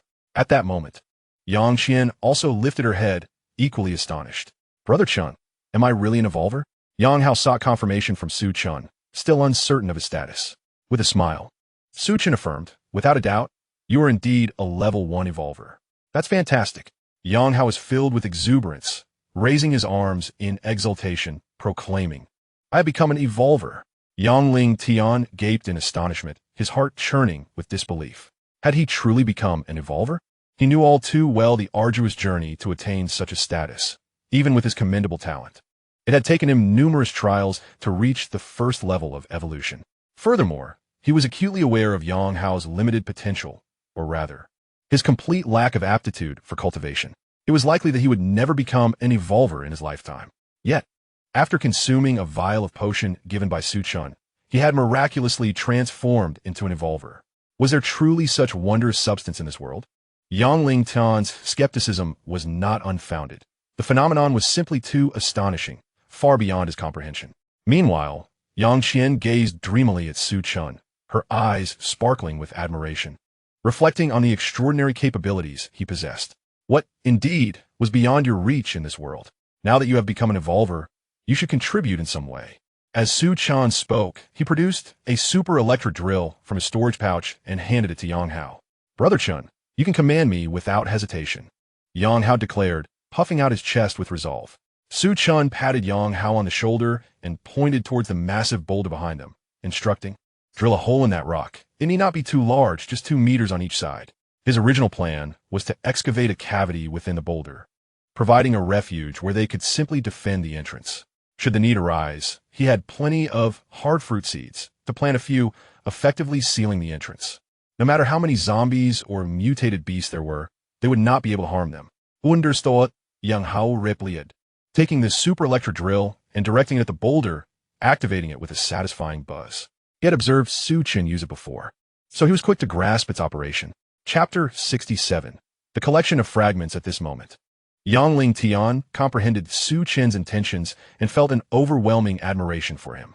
With both himself and Su Chen, along with 3 mutated wolves and a formidable puppet, they had a significant chance of defending the entrance. Yang Ling Tian's confidence surged, and he joined Su Chen in the fray. As the battle intensified, the number of fallen zombies and mutated beasts increased, most of which were dispatched by Su Chen alone. Consequently, the fragments dropped in abundance, easily surpassing 30. Yet, Su Chen found himself deprived of the opportunity to collect them, an itch of impatience gnawing at him. Brother Chen, the cave is dug, Yang Hao reported, perspiration glistening on his forehead, disregarding the need to wipe it away. The moment the cave was completed, he sought out Su Chen. Su Chen glanced back, indeed spotting a deep cavity approximately 2 meters long and over 1 meter high in the boulder. Uncle, you 3 guard the entrance, Su Chen commanded, casually producing a pulse pistol and handing it to Yang Qian. Although she was merely an ordinary, frail girl lacking combat prowess, possessing a pulse pistol would enable her to eliminate zombies, undoubtedly alleviating some of their burdens. Su Chen, you should keep it for yourself. Yang Qian did not accept it immediately. She had witnessed the power of the pulse pistol when Su Chen effortlessly eliminated Lu Shirong, who possessed the strength of a level 1 evolver with a single shot. The thought that Su Chen could bestow such a formidable weapon upon her filled her heart with joy. However, considering the constant danger Su Chen faced in battles against zombies, possessing a powerful weapon for self-defense seemed to offer greater safety. Thus, she hesitated to accept it. You take it. I still have another one. Su Chen forcefully pressed the pulse pistol into Yang Qian's hands and then produced another one. Seeing that Su Chen indeed had another, Yang Qian ceased her refusals. Once the 3 of them entered the stone cave, Su Chen took out the remaining upgrade gem. He upgraded the mechanical warrior to level 2 and installed the only level 2 energy source he had. Initially, he intended to use the upgrade gem on the pulse pistol, as a level 2 pulse pistol would enable him to effortlessly slay level 2 zombie wolves. However, he realized that the level 2 pulse pistol required a level 2 energy stone for operation, and since he only possessed one, even after upgrading, it would not be of much use. Thus, he decided to utilize it on the mechanical warrior instead. The capabilities of a level 2 mechanical warrior were, in fact, not inferior to those of a level 2 pulse pistol. With its metallic body, it could easily overpower zombies below level 3 without the need for defense. After upgrading the mechanical warrior, Su Chen summoned the 3 mutated wolves and commanded them, Little Bai, you 3 team up with Little Tai to protect me. He was preparing to collect fragments, and during this process, he would inevitably be distracted, necessitating someone to safeguard him. Yes, master, the mechanical warrior responded with conviction. Woo! The 3 mutated wolves echoed in unison. All right, let us begin. With that, Su Chen commenced his task of gathering fragments, his hand reaching for the nearest purple fragment. He collected a primitive divine thunder fragment, 1, but it was incomplete and could not be used. This was his first encounter with such a divine thunder fragment, and he was unaware of its purpose. Without further thought, he continued reaching for the second fragment. He collected a Doomsday Mall fragment, 1, but it too was incomplete and could not be used. For the third fragment, he collected an explosive fruit fragment, 1, which was complete and ready for use.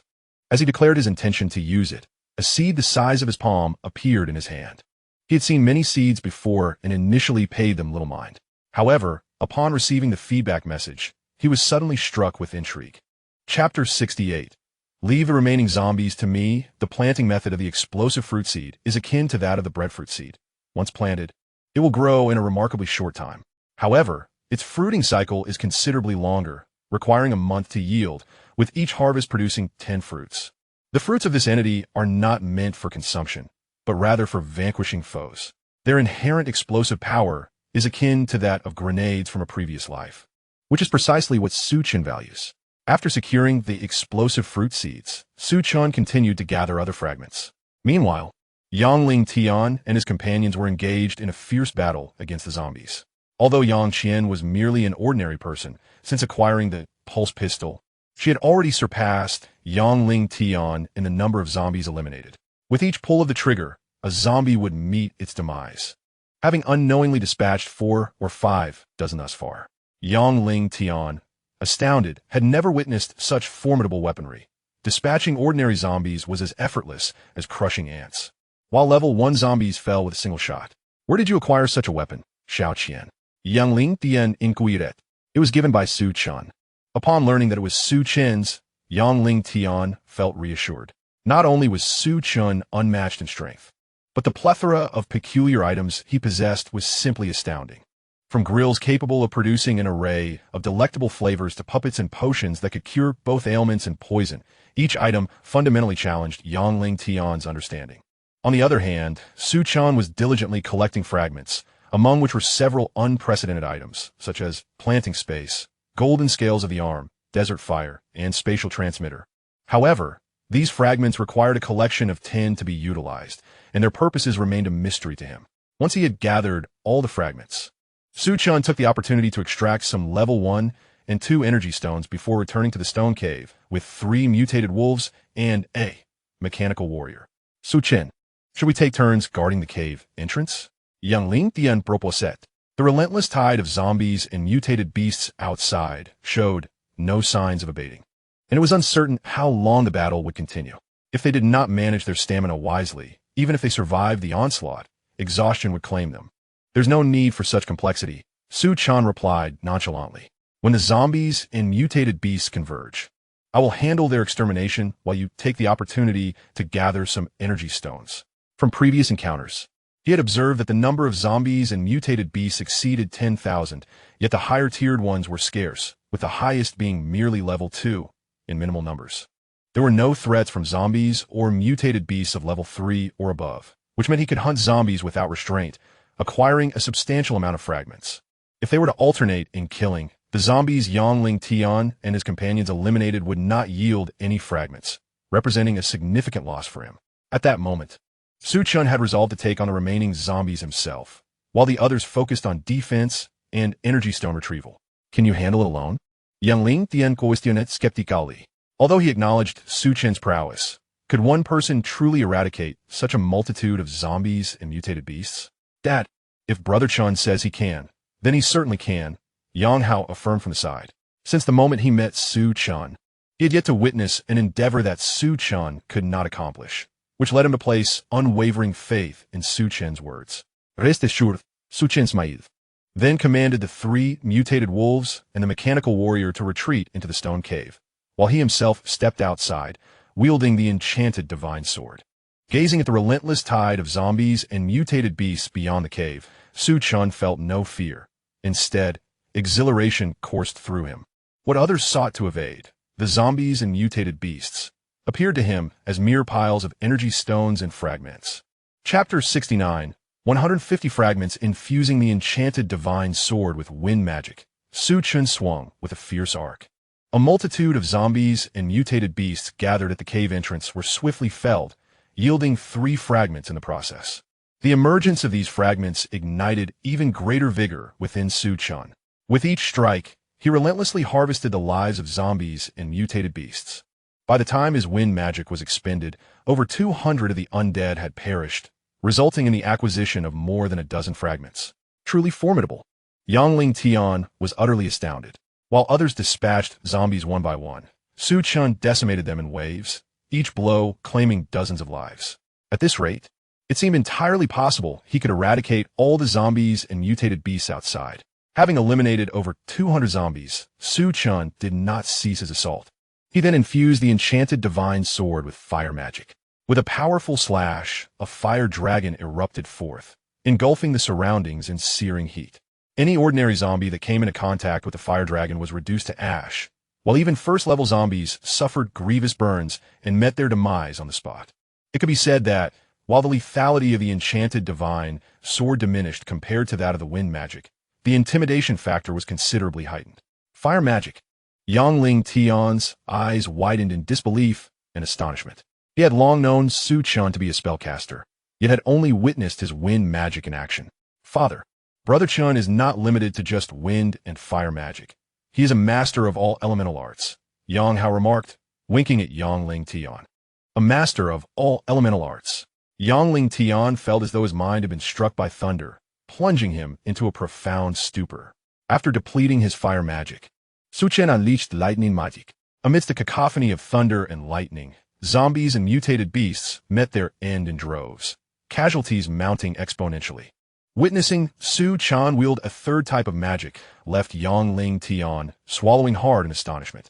Having exhausted his wind, fire, and lightning magics in succession, nearly 400 zombies and mutated beasts had been vanquished, with over 30 fragments produced. Following this chaotic slaughter, no living zombies or mutated beasts remained in Chen's immediate vicinity. Although more continued to stream in from a distance, they would require time to reach him. Thus, Chen temporarily paused his hunt. In a moment of opportunity, he sought to collect fragments and extract some energy stones. Compared to the destructive power of the elemental magic of wind, fire, and thunder, the potency of other magical systems was rather limited, incapable of achieving a sweeping effect. Subsequently, Chen proceeded to enact his original plan. Yangling Tian and the others began extracting energy stones while 3 mutated wolves and the mechanical warrior stood guard. He himself focused on gathering the fragments. As he grasped a black fragment, an eerie sound reverberated in his mind. He retrieved a fragment of the celestial star shattering stone, but remained incomplete and thus unusable. He then reached for the second fragment, a piece of the spatial teleporter, which also proved insufficient for use. The third, fourth, and 11th fragments followed suit, and after collecting 11 in total, a horde of zombies and mutated beasts approached. The 3 mutated wolves and the mechanical warrior fought valiantly to hold them off, while Chen quickened his pace in gathering the fragments. Once all were collected, he led the group back into the stone cave. After a brief respite, Chen consumed a vial of magical recovery potion and charged out of the cave, engaging in slaughter. This cycle of collecting fragments and extracting energy stones continued, and after 3 such rounds, Chen had amassed 150 fragments, with the number of zombies and mutated beasts vanquished by his hand reaching into the thousands. Chapter 70. Spatial teleporter. Yangling Tian gazed out at the thick layer of corpses amassed outside the cave, a heartfelt admiration swelling within him. Chen's strength was indeed unfathomable. Terrifyingly so. Yang Xian and Yang Hao maintained a more composed demeanor. They had witnessed Chen's prowess against the zombies and were somewhat mentally prepared. However, at this juncture, Chen found himself struggling. Though he had another vial of magical recovery potion to restore his magical energy to its peak, his physical stamina was waning. After such an extended period of combat, even the most resilient body required rest. The 3 mutated wolves and Yangling Tian were also panting heavily. Among them, only the mechanical warrior remained vigorous, for he consumed energy stones. As long as they were plentiful, he could theoretically continue fighting indefinitely. Chen, do you wish to continue the slaughter? Yangling Tian gusped. Chen pondered momentarily before responding, one last time, and then I will seal the entrance. We shall rest properly. His insistence on one final bout stemmed from the fact that he needed just one more item to reach 9 pieces each of the Doomsday Maul, spatial converter, and savage divine thunder, making it frustrating to be so close yet not complete. Very well, let us proceed with one last kill. Yang Lingtian gritted his teeth, readying himself.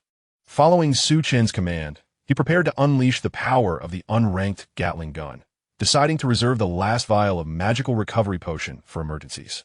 The unlimited Gatling gun had been loaded with over 200 energy stones, sufficient to annihilate 200 zombies. Subsequently, Su Chen burst forth from the stone cave, wielding the unlimited Gatling gun and unleashing a frenzy barrage. The sound of gunfire echoed as one zombie and mutated beast after another was reduced to mere remnants, collapsing in droves. Witnessing the spectacle, Yang Lingtian was once again rendered speechless. Despite having anticipated the extraordinary nature of Su Chen's weapon, he was still taken aback by its formidable power. After expending the entire load, Su Chen called out, "Get to work." Yang Hao and the others, having long been prepared, rushed out to begin collecting energy stones. Su Chen stowed the unlimited Gatling gun in his storage bag, and, with a keen gaze, his eyes suddenly brightened. Colorful shards. A radiant beam of colored light shimmered about 7 or 8 meters away, dazzling in its brilliance. The colorful shard unveiled an upgrade gem, whose value was second only to that of the golden shards. Upon spotting the colorful fragment, he dashed forward and seized it. Acquired upgrade gem 111, inventory full. Can be used. Upon seeing a familiar green gem in his hand, Su Chen grinned and stored it away, continuing to gather additional shards. Although not many zombies have been slain this time, they yielded a satisfactory number of shards, over a dozen. Had the yield been scant, he would have continued his assault. The second shard was a explosive fruit seed. The third was the first appearance of the Pool Divine Wood, requiring 10 pieces for use. The fourth was also newly emerged, named Eternal Demon Body, necessitating a staggering 100 pieces. The fifth yielded a spatial transmitter, which he had now successfully gathered. In Su Chen's hand lay a disc measuring half a square meter, adorned with various buttons. The feedback indicated that, after the installation of energy stones, the spatial transmitter could facilitate mutual teleportation within a radius of 100 meters. In simpler terms, items from the outside could be relocated to the disc, and objects placed on the disc could be transported outside. The maximum distance was 100 meters, and a single energy stone could enable 10 teleportations. Additionally, the message noted that the items transmitted via the spatial transmitter could not exceed level 2. Su Chen understood this to mean that should he attempt to teleport zombies, only level 2 zombies could be transferred. Those above level 2 could not be moved. After securing the spatial transmitter, Su Chen resumed collecting shards. The remaining items were primarily seeds, until the final shard revealed the fragment of primal divine thunder. With this, he had amassed 10 pieces of primal divine thunder, ready for use. However, when Su Chen declared his intent to use it, he unexpectedly found his hands empty. Upon receiving the feedback, it became clear what had transpired. The primal thunder can be regarded as a tangible manifestation of lightning, or perhaps a form of arcane technique within the realm of thunder magic. When he acquired it, it seamlessly integrated into his lightning spells. This implies that the next time Su Chen casts Thunderstorm, it will be imbued with the formidable power of primal thunder. He pondered its potency, murmuring to himself as he directed his gaze towards the advancing horde of zombies and mutated beasts. In an instant, a sphere of lightning, the size of a fist, coalesced in his palm. Unlike before, this lightning sphere pulsated with a dark, ominous glow, emanating an aura of terrifying electrical might.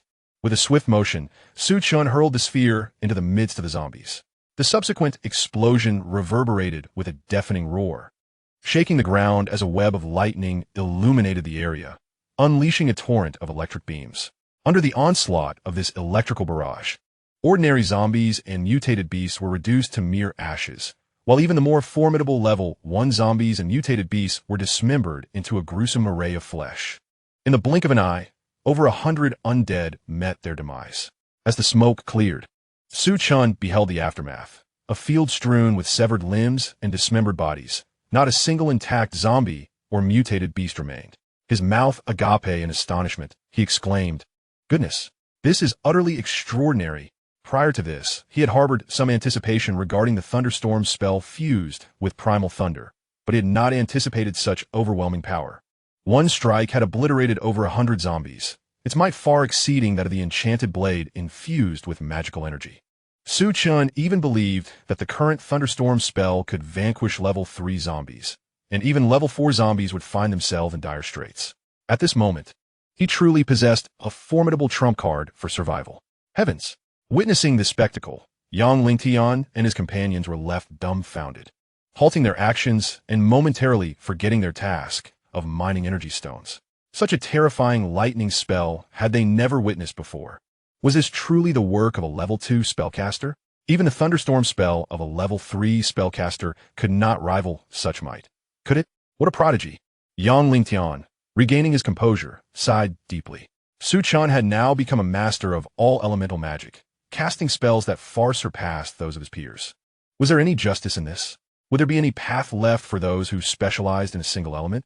If other spellcasters were to learn of this, envy would undoubtedly consume them.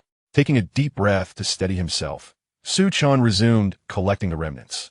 After annihilating over 100 zombies and mutated beasts, he had conveniently acquired 7 fragments, which he would certainly not overlook. He collected hard fruit seed fragment 1, 11, his fragments now at capacity, ready for use. The first 5 fragments held minimal value and were immediately stored in his inventory. The last 2 fragments brought him considerable surprise. One was a colorful shard, which yielded an upgrade gem. The other was a fragment of level 1 pulse cannon, requiring 3 pieces to utilize. Chapter 72 had a hint of boasting. After collecting the fragments, Su Chen, along with 3 mutated wolves and a mechanical warrior, joined forces to fend off the relentless attacks of zombies and mutated beasts, buying more time for Yangling Tian and his companions to extract energy stones. Half an hour later, the onslaught of zombies intensified, overwhelming everyone.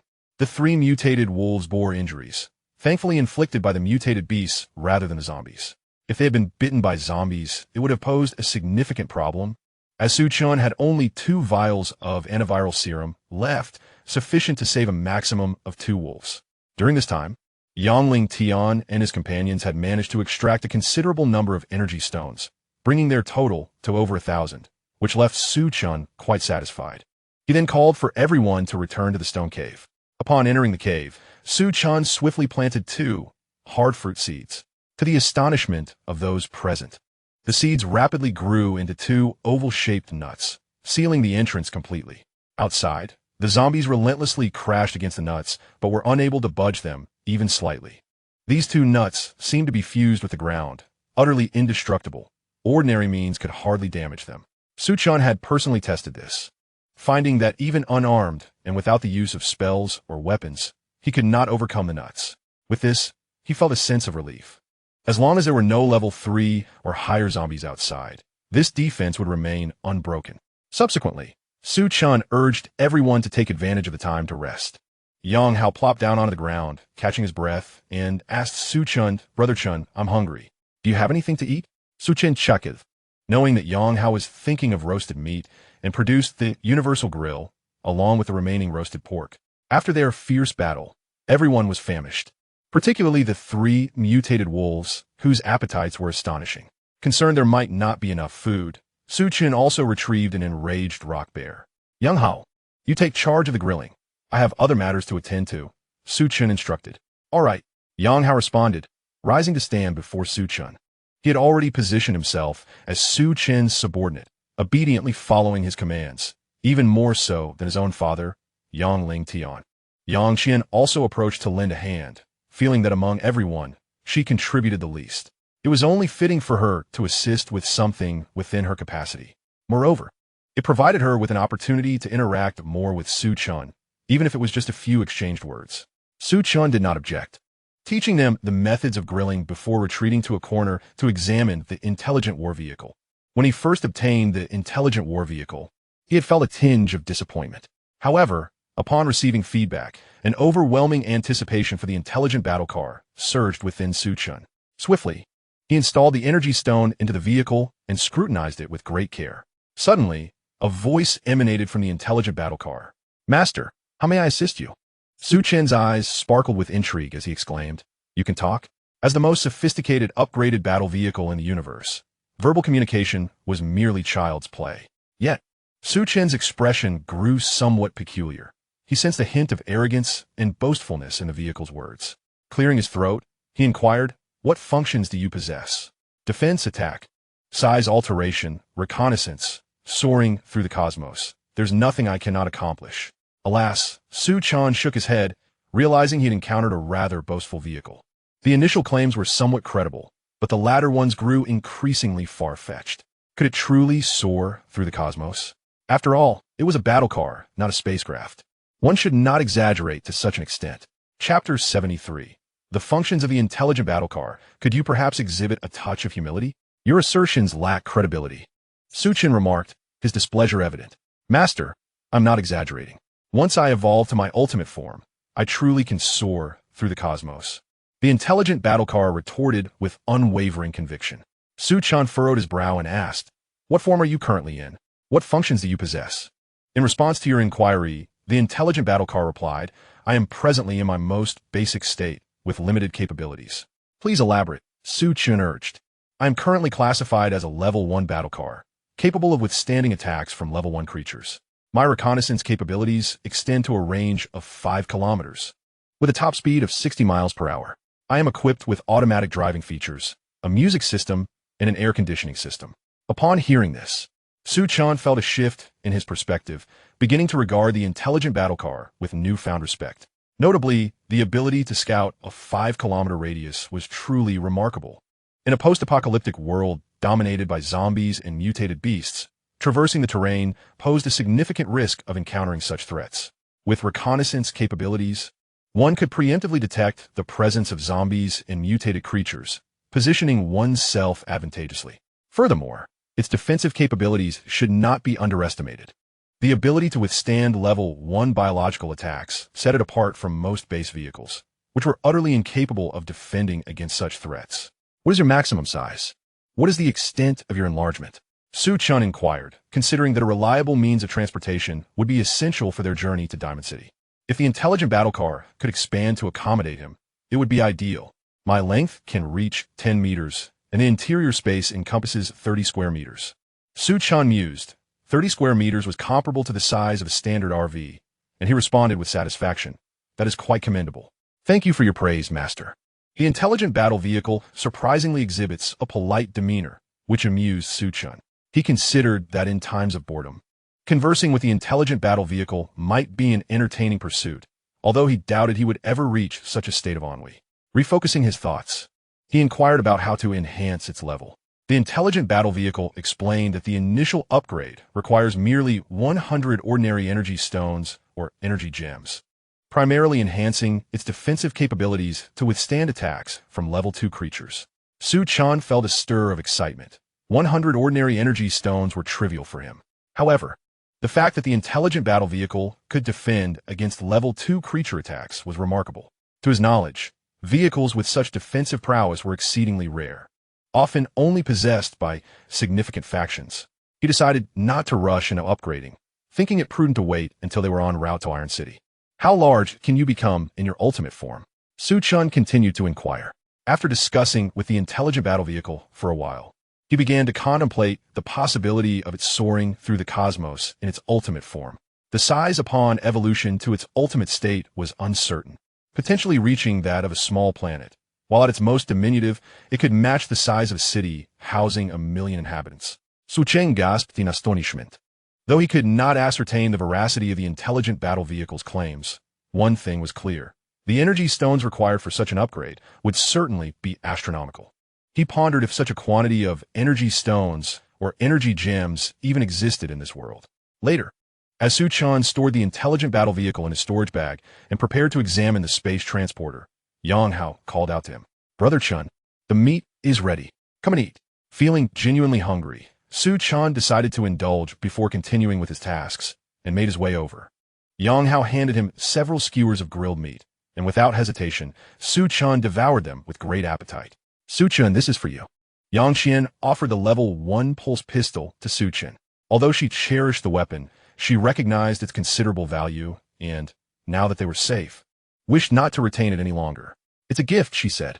Su Chen, while enjoying his grilled meat, muttered a vague acknowledgement. Given his current strength, the level 1 pulse pistol would not serve him significantly, and he already possessed another. Moreover, Yang Xian was quite weak. Having a level 1 pulse pistol would provide her with some means of self-defense. Are you really giving it to me?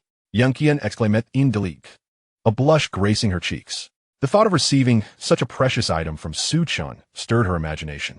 Indeed, Su Chen nodded, continuing to enjoy his meal. Thank you so much, Yang Qian said, biting her lip, her voice filled with bashfulness. Su Chen smiled faintly, choosing not to elaborate further. After indulging in a dozen skewers of grilled meat, he rose and moved aside to retrieve an apple tree seed from his storage pouch and plant it in the ground. While the grilled meat was delectable, its continuous consumption had grown somewhat monotonous, prompting him to seek some fruit to alleviate the greasiness. In no time, a 2-meter-tall, verdant plant surged forth from the soil. Was this truly an apple tree? How could it bear fruit so swiftly? And the fruit was remarkably large. Yang Hao's eyes sparkled as he observed the tree suddenly adorned with 10 bright red apples. The fruiting cycle of the apple tree seed was akin to that of the breadfruit seed, a phenomenon Su Chen was already accustomed to, though it was a first for the others. Yang Ling Tian was utterly speechless. He had witnessed far too many extraordinary occurrences today with Su Chen, perhaps more than he would in a lifetime. Indeed, it was an apple tree, and its fruiting cycle spanned a mere 24 hours. Shall I taste one to see how it fares? Su Chen inquired, plucking an apple and taking a bite.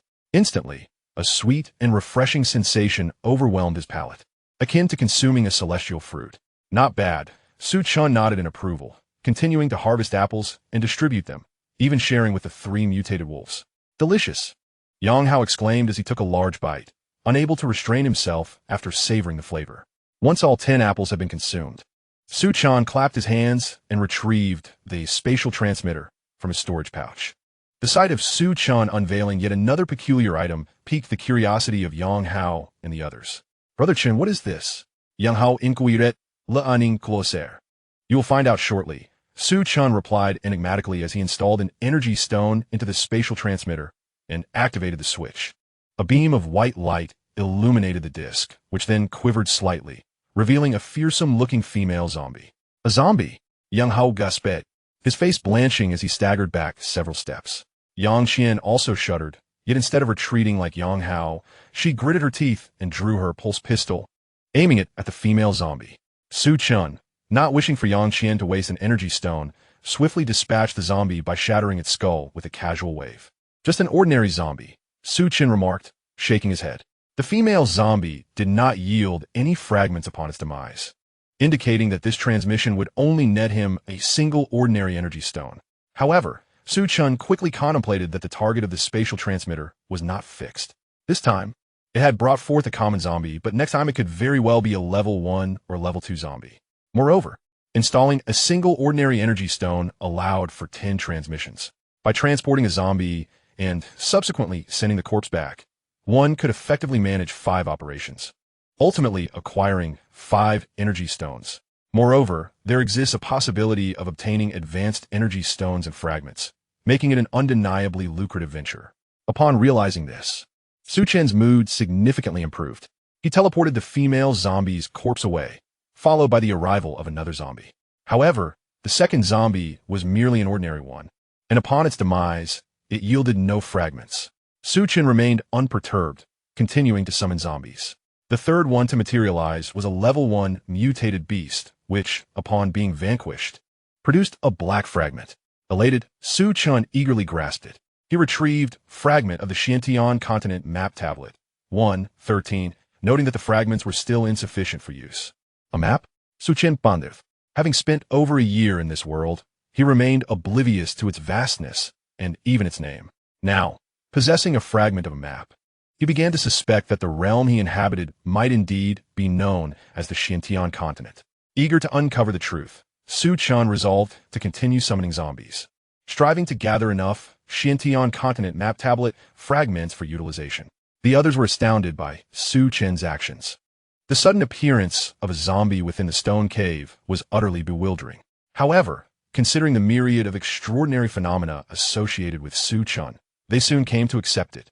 Furthermore, the cave was remarkably safe, equipped with provisions, allowing them to eliminate zombies and extract energy stones without any risk, fostering a sense of comfort even amidst the apocalypse. Brother Chen, allow me to assist you in vanquishing the zombies, Yang Hao said, clenching his fists as he approached Su Chen. Now a level 1 evolved individual himself. He felt more than capable of handling ordinary zombies.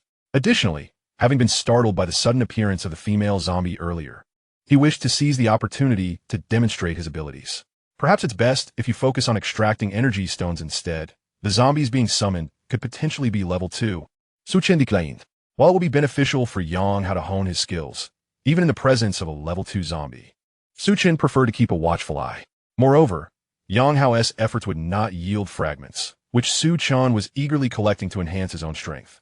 Very well then, Yang Hao replied, somewhat disappointed, but he complied with Chen's directive. Subsequently, Chen continued to summon zombies, tirelessly hunting them down and collecting fragments.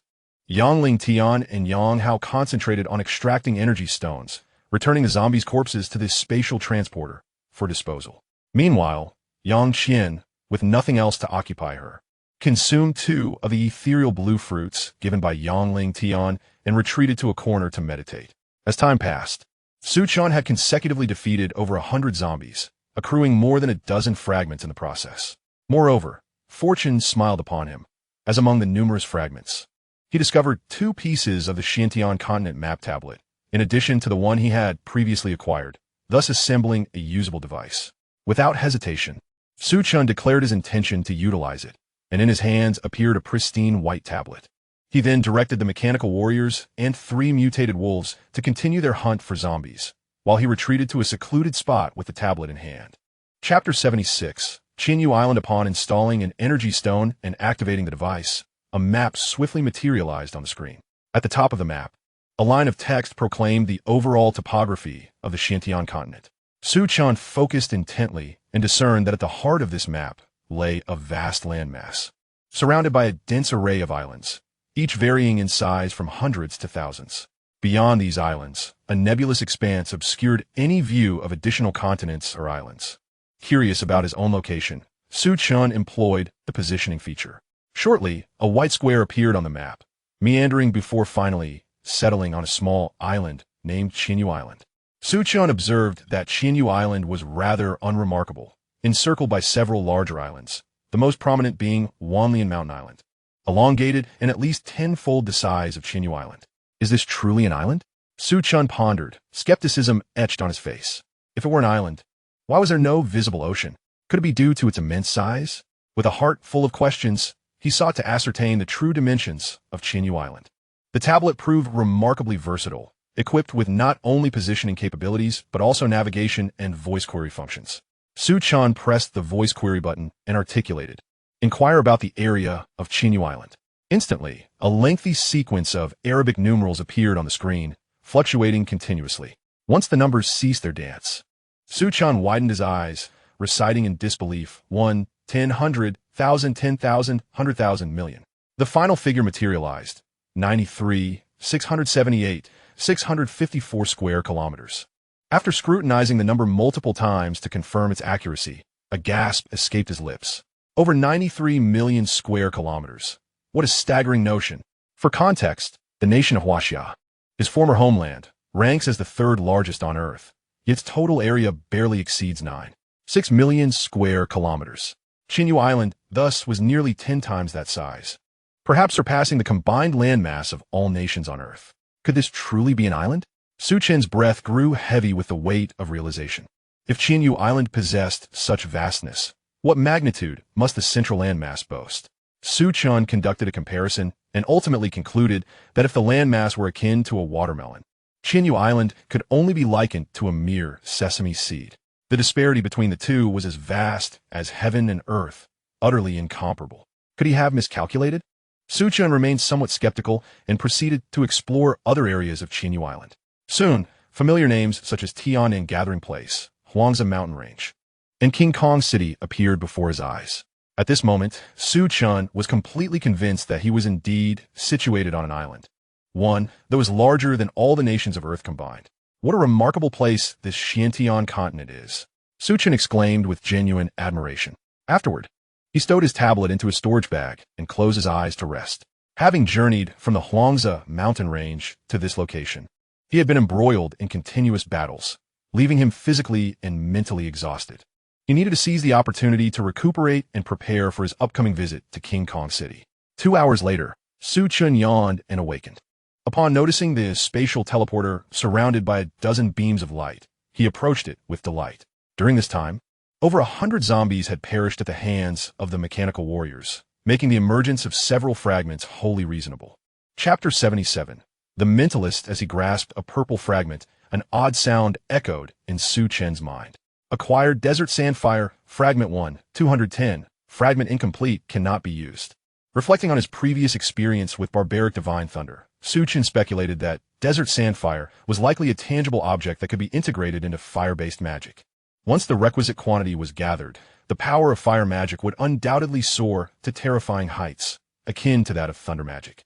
Without wasting any time, he continued to collect fragments. The second one was also a purple fragment. Acquired Long-Arm Golden Scales, Fragment 1, 910, Fragment incomplete, cannot be used. Uncertain of the purpose of Long-Arm Golden Scales, without the complete set, he reached for a blue fragment. Acquired Level 1 Pulse Cannon, Fragment 1, 23, Fragment incomplete. Cannot be used. Only one more was needed. Feeling a slight stirring within, Su Chen noticed another blue fragment on the ground and made his way towards it. Acquired Level 1 Pulse Cannon, Fragment 1, 33, Fragment complete, can be used. Upon using it, a small steel cannon, over a meter in length and glistening silver, materialized before him, its barrel as thick as a chimney. The feedback indicated that the Level 1 Pulse Cannon required energy stones as ammunition, similar to the Level 1 Pulse Handgun. However, unlike the handgun, which consumed 1 energy stone per shot, the cannon required 10 energy stones to fire a single round. Naturally, the amount of energy stones consumed varied the resultant power. The Level 1 Pulse Handgun could eliminate a single zombie, while the Level 1 Pulse Cannon could decimate a horde. Thus, it could be said that the Level 1 Pulse Cannon was an exceptional weapon against the zombie tide, though it would be somewhat wasteful against a smaller number of zombies. With a myriad of methods at his disposal, Su Chen found that the opportunities to utilize the Level 1 Pulse Cannon were scarce. However, should it be affixed to the Intelligent Battle Vehicle, its potential could be significantly enhanced. Currently, the Intelligent Battle Vehicle remained at its most rudimentary level, devoid of any offensive capability. Su Chen even entertained the notion of installing both the Level 1 Pulse Cannon and the Limitless Gatling Gun, transforming the Intelligent Battle Vehicle into a formidable weapon capable of both offense and defense. Of course, he was uncertain whether such an installation was feasible. This required further communication with the Intelligent Battle Vehicle for clarity. Subsequently, he stowed the Level 1 Pulse Cannon into his storage pouch and resumed gathering fragments. Among the remaining debris, he discovered only a vial of antiviral potion, while the rest consisted of various seeds of little worth, all of which he collected into his pouch. After retrieving all the fragments, just as Su Chen was about to produce the upgrade gem to enhance the swift boots, Yang Qian dashed over, exclaiming, "Su Chen, I can release my psychic power now." Really? Su Chen's eyes lit up. It had been merely a little over 2 hours since Yang Qian consumed the azure fruit. The fact that she could manifest psychic power in such a short span highlighted her considerable aptitude in this domain. With diligent training, she could very well ascend to a high level as a psychic master. "Sister, you're amazing," Yang Hao exclaimed, "Soering Yang Qian with Zhongratulatons," while Yang Lingtian was also pleased. His expression turned slightly peculiar upon realizing that Yang Qian chose to share her news with Su Chen first, rather than him. "What's going on? I am her father, and I provided her with the azure fruit. Should she not have shared this with me first? Why was her first thought to tell Su Chen?" Chapter 78. This world is too crazy now that you can release your psychic power. How far can you probe? Su Chen Ingweyev. A level 1 psychic master possesses no offensive capabilities. Their primary ability lies in probing, with a maximum range of about 10 meters. This question aimed to ascertain the stage of Yang Qian's psychic abilities. Approximately 7 to 8 meters, Yang Qian pondered before responding. "That's quite commendable." Su Chen nodded approvingly. Although 7 to 8 meters fell short of the maximum range for a level 1 psychic master, considering that Yang Qian had only just become a psychic master, such a level was already impressive. "Su Chen, when I released my psychic power just now, I sensed that there were zombies outside, but no mutated beasts to be found." Yang Qian remarqued, gazing at Su Chen. "No mutated beasts?" Su Chen murmured in surprise, promptly extending his psychic power beyond the stone cave. Upon reaching the level 2 psychic master tier, The range of his psychic power expanded to 20 meters. He meticulously swept his psychic energy outward, and indeed found no presence of mutated beasts.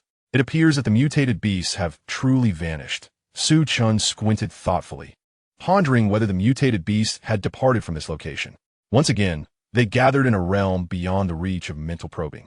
Upon hearing Su Chen's murmurs, Yang Xian and Yang Hao exhibited little reaction. However, Yang Ling's eyelids flickered, and a wave of perplexity washed over him. How could Su Chen possibly know that no mutated beasts roamed outside? Could it be?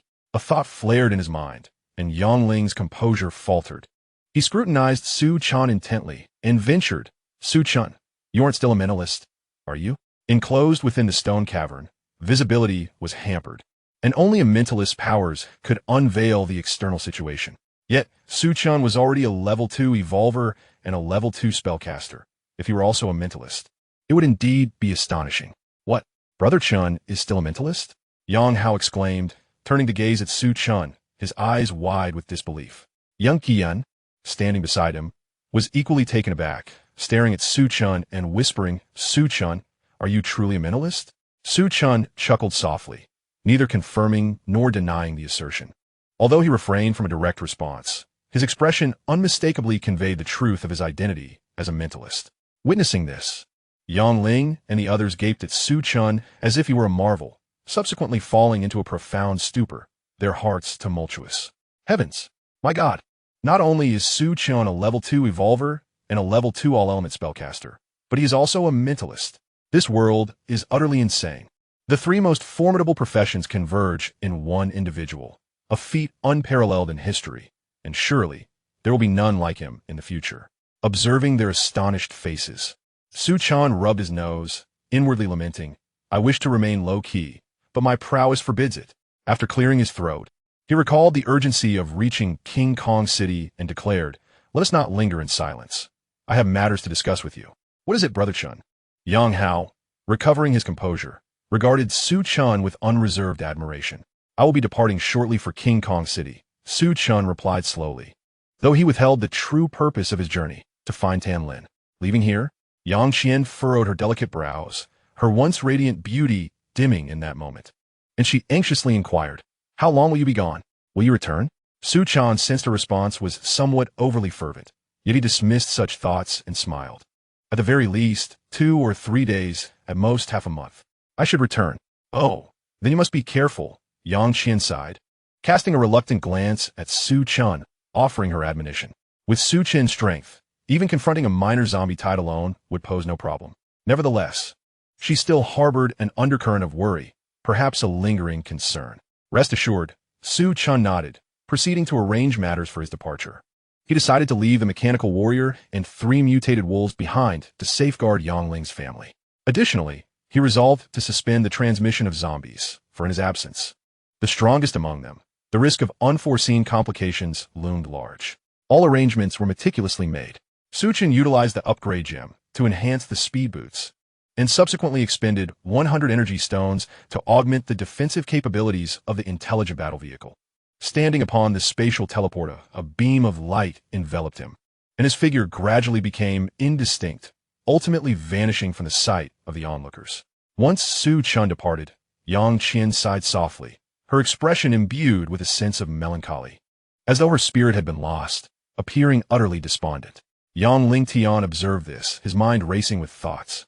As someone who had traversed similar paths, he could discern the underlying sentiments. It was evident that Yang Qian harbored feelings for Su Chen. This was hardly surprising, given Su Chen's striking looks and extraordinary prowess, which could captivate any woman who beheld him. Yet, did Su Chen reciprocate Yang Qian's affections? This remained uncertain for Yang Lingtian, for Su Chen was exceptionally remarkable.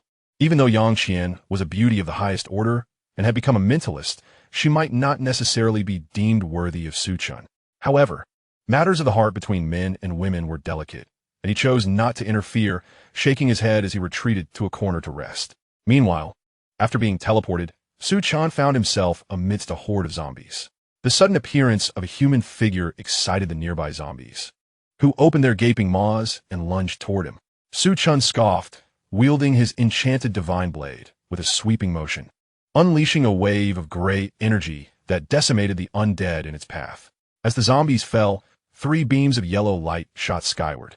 Glancing briefly at them, Chen dismissed the notion of collecting the yellow shards, which represented seeds and held little value. Moreover, he had plenty in his possession and felt no inclination to gather more. The demise of their companions did not intimidate the zombies. Rather, it incited their ferocity. With a cacophony of roars, countless zombies charged at Chen.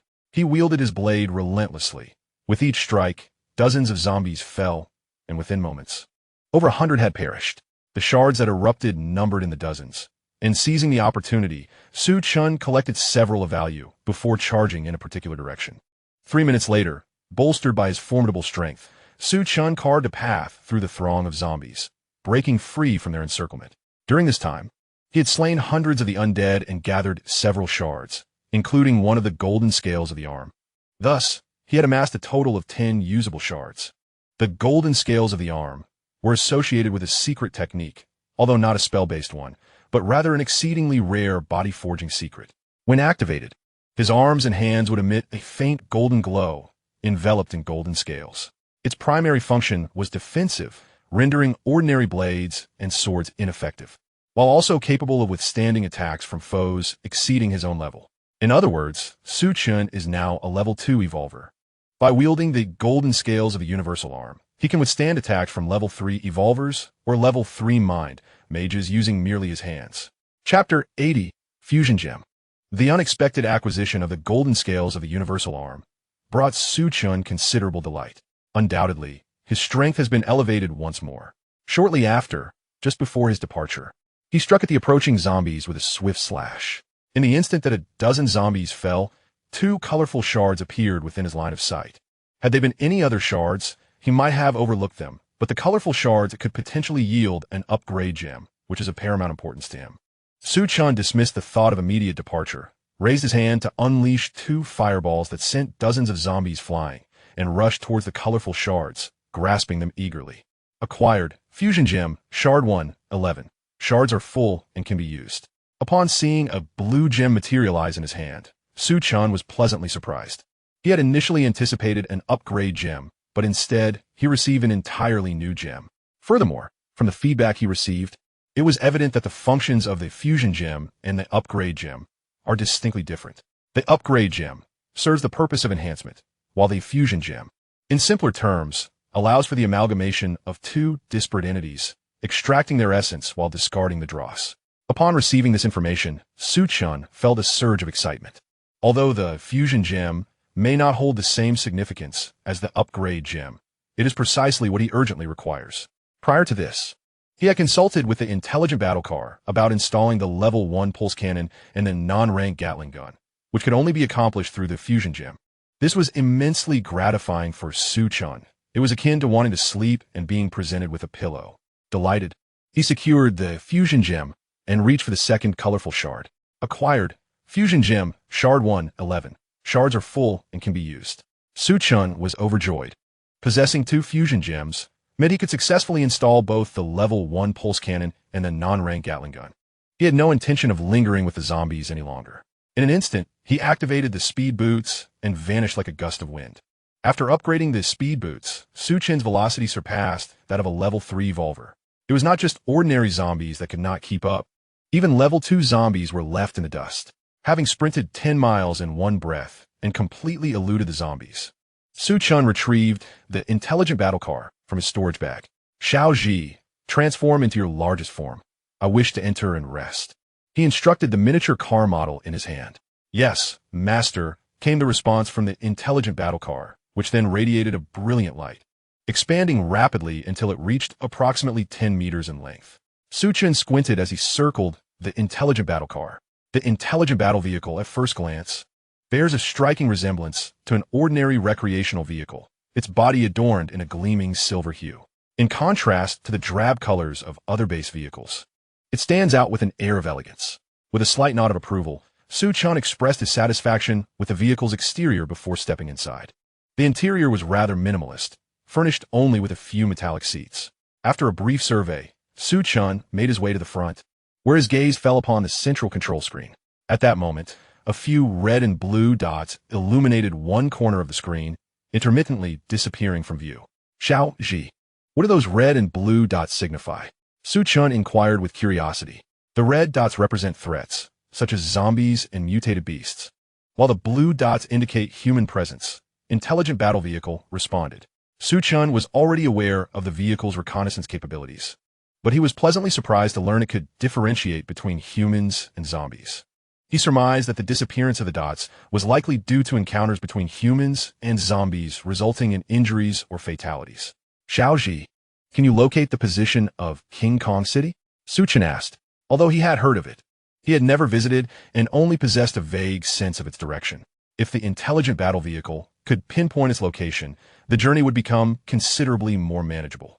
I cannot. Intelligent battle vehicle replied directly, then elaborated, my current scanning range is limited to 5 kilometers, and King Kong City lies beyond this range, making it impossible to identify its exact position. Su Chen nodded thoughtfully, his mind suddenly sparking with an idea. He possessed a Enchanted continent map tablet, which meticulously recorded the geography of the entire continent. If it could be integrated into the intelligent battle vehicle, it would undoubtedly enhance its reconnaissance functionality. He promptly conveyed his thoughts, receiving an affirmative response from Intelligent Battle Vehicle. The Enchanted Continent map tablet can be installed with a 100 guarantee, provided the fusion gem is utilized.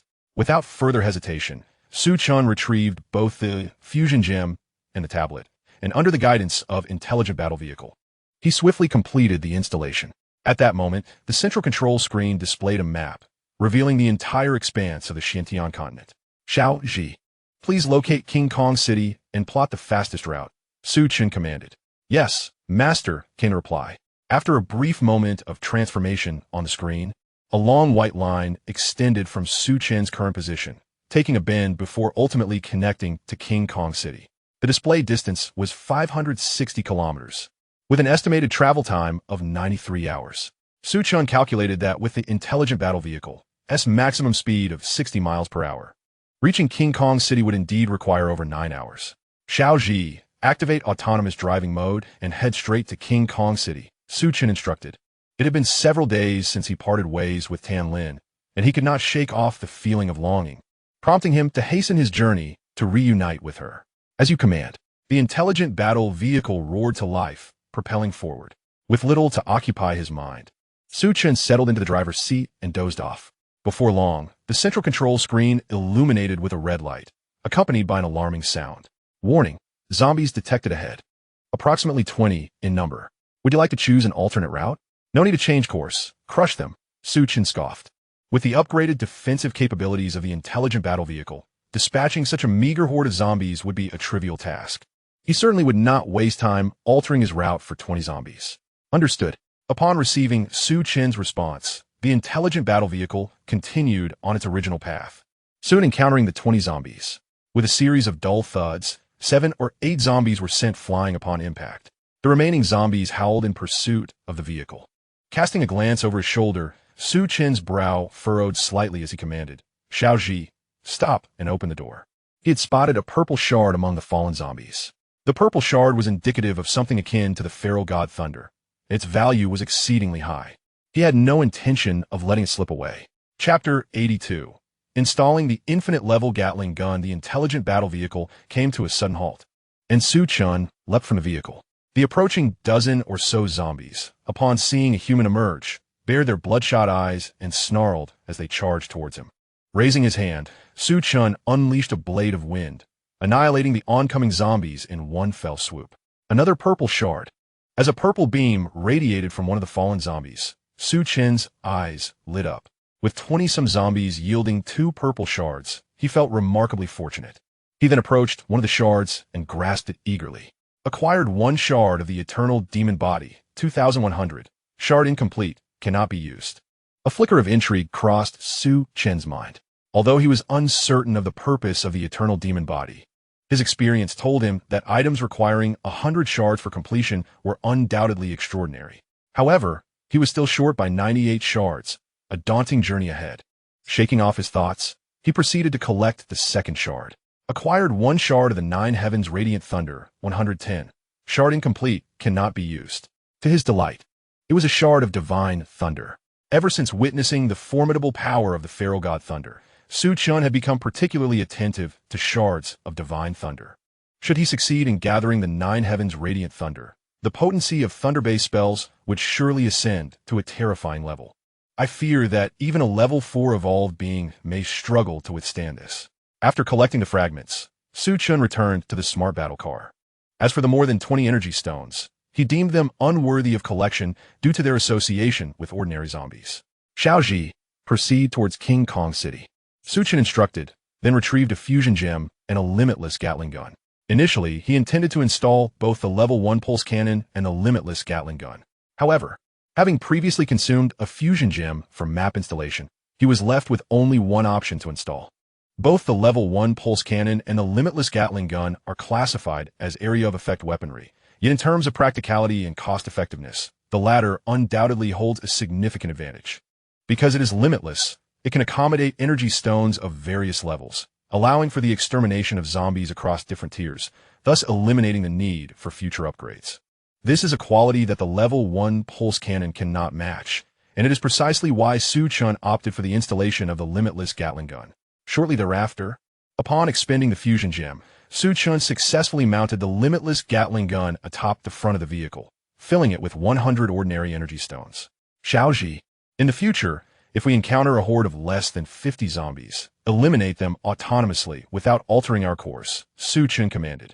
Given the current attack power of a smart battle car, dispatching level 1 zombies would be a trivial matter. Of course, should the number exceed 50. To avoid excessive depletion of energy stones, he would still intervene personally. Understood, the smart battle car acknowledged Su Chen's orders. In the following time, Su Chen continued to recline in his seat and rest, while the smart battle car proceeded along its predetermined route. 2 hours later, the alarm blared once more, warning that a massive horde of zombies had appeared 9 miles to the left front, with an estimated number exceeding 30,000. A small-scale zombie tide. Su Chen opened his eyes and glanced at the central control screen. Soon, he observed a multitude of red dots densely clustered in an area known as the bird gathering place. At the center of these red dots was a large concentration of blue dots. Chapter 83. Observation: the zombies were actually besieging the bird gathering place. Su Chen furrowed his brow slightly. Generally speaking, zombies rarely attack gathering places. Even the smallest of gathering spots typically houses tens of thousands of individuals. Coupled with the high walls of the city and the presence of numerous evolved beings and psychic practitioners, it is exceedingly difficult to conquer such a location. Su Chen surmised that there must be a wise zombie hidden among the horde. Otherwise, a mere throng of mindless creatures would surely be incapable of surrounding a gathering place so completely. Could it be the work of the golden chisel stone? This thought surfaced in Su Chen's mind. Jin Quoshi was originally the leader of the gathering in Tiannan, but later chose to infect himself, transforming into a zombie with intelligence. In this realm, Jin Quoshi stands alone as the sole intelligent undead. This led Su Chen to harbor suspicions. Nevertheless, regardless of whether it was indeed Jin Quoshi, he had no intention of intervening, as he was eager to reach King Kong City to reunite with Tianlin. Xiaoji, pay no heed, continue along the original route. Su Chen instructive. The horde of zombies did not lie ahead, so there was no cause for concern. Understood, responded the intelligent vehicle, accelerating onward. The journey ahead proved to be relatively smooth. They encountered no zombie hordes, only a few solitary wandering undead, which were swiftly crushed by the intelligent vehicle. As they approached within 100 miles of King Kong City, an alarm sounded once more from the central control screen. Warning, a large number of zombies detected 1 kilometer ahead, totaling 61. Would you like to detour, Master? No need to detour. Proceed forward, Su Chen replied indifferently. For him, 60 zombies were merely a matter of flicking a finger. Before long, the intelligent vehicle drew near to the group of zombies. Reclining in his seat with half-closed eyes, Su Chen faintly heard the sounds of battle and screams from outside. Xiaoji, stop the vehicle, Su Chen called out, opening his eyes to gaze outside. There, a large horde of zombies was attacking a group of over a dozen people. Armed with various weapons, these individuals fought desperately against the undead, appearing to be quite experienced. However, none among them were evolved beings, and faced with such overwhelming numbers, they found themselves at a severe disadvantage, with humans falling victim intermittently. The arrival of the intelligent vehicle drew the attention of the zombies, prompting a considerable portion of them to charge over. With so many zombies distracted, the pressure on the group of survivors eased significantly. They understood that this was their prime opportunity to break through the encirclement and escape. Thus they fought valiantly towards a single direction. After 2 of their number perished, they finally managed to break free. Yet, Chen noticed a dark-skinned youth, as solid as a tower, who had not fled. Why isn't he running? Chen pondered. Given the youth's physical prowess, he certainly had the chance to escape. Why linger and await death? Just then, a shout caught his attention.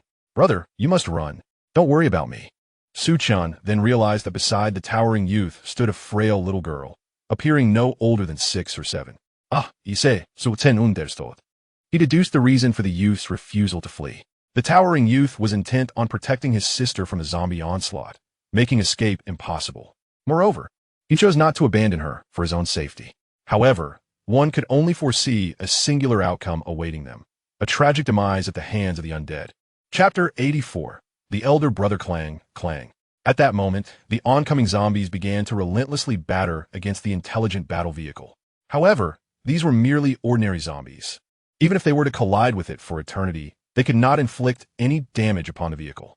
Chen paid them no heed, his gaze fixated on the young man, resembling a tower of iron. Brother, please leave. The little girl, witnessing her brother's refusal to abandon her, began to cry out in despair. The young man remained unmoved, resolutely determined to protect her, continuously swinging the cleaver in his grasp, managing to fell several zombies. Yet, there were still over a dozen zombies encircling him. Under the relentless assault from the undead, the young man gradually began to falter. After dispatching one more zombie, he was bitten on the arm by another, causing his weapon to fall from his grasp. Without his weapon, he was swiftly overwhelmed by the horde of zombies. Even in this dire situation, he remained steadfast in his devotion to his sister, covering her with his own body, sacrificing his life to shield her. In an instant, his body was besieged, torn and bloodied by the relentless bites of the zombies. Witnessing this, Chen felt a twinge of emotion. In this apocalyptic world, one often encounters the harshness of human nature, characterized by cruelty and deception. Chen himself often presented a cold exterior, especially toward strangers. However, when it came to familiar friends and family, he would go to great lengths to save them, even at the cost of his own life. The young man before him, though a stranger, sparked a desire within Chen to rescue him. The rationale was straightforward. Someone willing to risk everything to protect their sibling could not possess a heart completely devoid of goodness. Chen empathized, realizing that he too would do anything to save his sister in similar circumstances. Furthermore, he understood that survival in this world required more than solitary endeavor. One needed a loyal cadre of followers. The young man's actions did not go unnoticed, and Chen soon devised a plan to save him and recruit him into his ranks. Xiaoji, open the door, Chen commanded. The intelligent battle vehicle promptly complied, swiftly opening its door. The instant the door swung open, the zombies outside surged forward in a frenzy. Yet, before they could even set foot inside, Chen dispatched them with ease. He then approached the young man and swiftly eliminated the remaining zombies. Brother, did you kill the zombies? The young man, noticing the sudden stillness around him, gritted his teeth and inquired, disregarding his own wounds. Hearing himself referred to as brother nearly choked Chen. After all, he was merely 17 years old, while the young man appeared to be at least 25 or 26, burdened with the weight of experience. The sudden address of Big Brother took Chen by surprise, making him feel as though he had aged a decade in an instant. After clearing his throat, he replied, "It was I who vanquished the zombies." No sooner had Chen spoken than the towering youth collapsed to his knees, expressing his gratitude. "Thank you for saving my life. Big Brother, I have one more request." Chen clicked his tongue, suggesting, "Perhaps you could rise before making your plea?" The youth's incessant calls of Big Brother and his kneeling posture left Chen feeling somewhat bashful. Yet the towering youth remained on the ground, earnestly imploring, "Please, Big Brother, take my sister. I will repay you in my next life, working like a beast." With that, he bowed deeply before Chen and, in a desperate act, brandished a cleaver towards his own neck. "Brother, no." The little girl cried out in anguish, desperately trying to prevent her brother's suicide. However, at merely 6 or 7 years of age, she was powerless to stop him. As the cleaver hovered perilously close to the youth's throat, Chen intervened. Chapter 85, Rescue. With a stern expression, Chen focused, unleashing a surge of mental energy that swiftly ensnared the towering youth, rendering him immobile. "If I am to save you, I shall not allow you to perish," Chen reassured him with a smile. Su Chen understood the reason behind the youth's suicidal intent, having been bitten by a zombie. He was destined to transform into one. The youth had undoubtedly suffered numerous bites, hastening his metamorphosis into a zombie. Realizing his impending transformation, he had resolved to end his own life. In a moment of terror, the youth realized that despite his frantic struggles, he could not budge the cleaver an inch. A sudden thought struck him, prompting him to exclaim, "Big brother, are you a level 2 mentalist?" Although he was neither an evolved being nor a mentalist, he had heard of their prowess. Mentalists were known to be the most challenging profession to master, and only upon reaching level 2 could their mental energy be wielded as an invisible force for offense or defense. Witnessing Su Chen's effortless ability to immobilize him led him to suspect Su Chen's classification as a level 2 mentalist. "You possess quite a bit of knowledge," Su Chen said with a smile as he approached, retrieving 2 glass vials from his storage bag. One contained an antiviral potion, and the other a healing potion. "Big brother, I am on the verge of becoming a zombie. You must act quickly and end my life." The towering youth, panic-stricken and with a visage marred by dark veins, pleaded urgently with Su Chen. "Brother, please don't die. What will I do if you leave me?" The little girl sobbed, her heart breaking at the thought of losing her brother. "As long as I am here, you will not die, nor will you become a zombie." Without further delay, Su Chen administered the 2 potions to the towering youth. "You will soon recover," he assured, patting the youth's shoulder. To prevent the young man known as the Iron Tower from succumbing to despair, he cast aside his cleaver and, regaining his mental clarity, began to collect the shards scattered around him. Among the zombies he had just vanquished, 2 fragments had emerged, one crimson and the other obsidian, making it imperative that he collect them. As the Iron Tower regained his freedom, he took a few deep breaths and was astonished to find that his consciousness had become significantly clearer, and he was no longer on the verge of transforming into a zombie. Could it be that I truly do not have to become one of them? The Iron Tower felt a wave of confusion wash over him. It is well known that in this world, there exists no antidote for the zombie virus. Once a human is bitten by a zombie, they are destined to become one. This is an immutable truth. Yet, his condition was evidently improving, showing no signs of impending transformation. What could this mean? "Brother, the dark veins on your face have vanished. Moreover, your wounds are healing," exclaimed the little girl with excitement. The Iron Tower paused, quickly glancing at his own body. Upon witnessing the visible healing of his wounds, he stood there in a stupor. His elder brother had not been exaggerating. "He truly could save me," the Iron Tower murmured in a daze, then shifted his gaze to Su Chen, softly calling out, "Brother." Su Chen was engrossed in collecting the shards, momentarily unable to respond. He grasped a red shard. "Acquired level 1 physique potion 1. Inventory full, can be used." A smile spread across Su Chen's face as he delightfully stored the level 1 physique potion in his bag. Consuming this potion would elevate an ordinary person to a level 1 evolver, making it exceedingly valuable. He had only encountered such a potion once before, which he had used on Yang Hao. The prospect of obtaining another filled him with joy. Next, Su Chen grasped the black shard. "Acquired planting space shard 1. Incomplete. Cannot be used." Su Chen speculated that planting space might be intended for cultivation. He possessed a variety of seeds, and if he could gather enough to utilize this space, he could cultivate extensively and thereby secure a substantial food supply. In a post-apocalyptic world, food is a critically scarce resource, with a continuous supply. He could even establish a settlement. However, with only 2 shards of planting space in his possession, he realized he was far from achieving that goal, thus dismissing the thought. He then returned to the Iron Tower's side, scrutinizing him closely before nodding slightly. His recovery was progressing well. The wounds on the Iron Tower had begun to scab, suggesting that complete healing was imminent, a testament to the remarkable efficacy of the healing potion. "Brother, thank you for saving me." The Iron Tower expressed his gratitude, seemingly feeling his sincerity was insufficient, and attempted to kneel before Su Chen. "Enough. Let's speak of this in the vehicle," Su Chen quickly interjected. The other party frequently kneels before him, which makes him feel quite uncomfortable. While it is true that he saved the other's life, such gratitude seems excessive. The 3 of them reached the vehicle, and Su Chen commanded the intelligent battle vehicle to continue on its original course. Upon receiving the order, the vehicle accelerated and moved forward steadily. This scene astonished the 2 youths from the Iron Tower. They had seen base vehicles before, but a talking, self-driving base vehicle was beyond their imagination. "Big brother, your base vehicle is incredible. I've never seen anything like it before," the little girl exclaimed, her eyes wide with curiosity as she gazed around the interior. Su Chen smiled gently, choosing not to elaborate. He possessed too many extraordinary items. In time, they would grow accustomed to it. Big brother, what about those energy stones? Are you not going to take them? The Iron Tower youth looked pained as he saw the intelligent battle vehicle quickly cover over 100 meters. The slain zombies numbered around 30 to 40, which meant he had missed out on an equivalent number of energy stones. Even the most mundane energy stones represented an unimaginable fortune for him. Yet, Su Chen seemed utterly indifferent, leaving him perplexed. There will be plenty of opportunities to mine energy stones in the future, and I assure you, you'll be able to dig until your hands ache, Su Chen replied with a faint, enigmatic smile. Given his current strength, hunting zombies for energy stones was a trivial task. He no longer regarded hordes of fewer than 100 zombies with any seriousness. If he were to engage, he would opt for smaller waves of zombies. Only then would it be exhilarating, yielding more fragments to collect. Of course, he did not disclose this.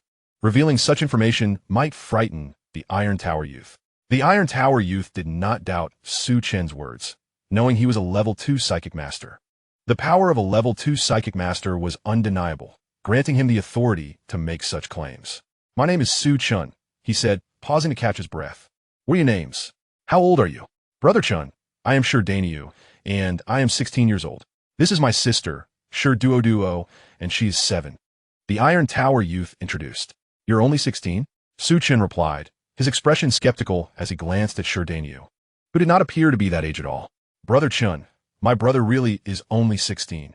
He just looks older, Sherduo explained, noticing Su Chen's disbelief. Su Chen did not wish to dwell on this matter any longer and continued. Which gathering place are you from? Brother Chen, we came from King Kong City. Sherdaniu responded. Upon hearing this, Su Chen furrowed his brow slightly. Why are you not staying safely in King Kong City? What brings you out here? King Kong City was over 100 miles away, and, as ordinary people, the siblings venturing so far seemed reckless. Sherdaniu sighed and explained. We cannot afford the energy stones, and thus we were expelled. Understanding dawned upon Su Chen. To remain safely within the gathering place, one must submit a certain quantity of energy stones each month.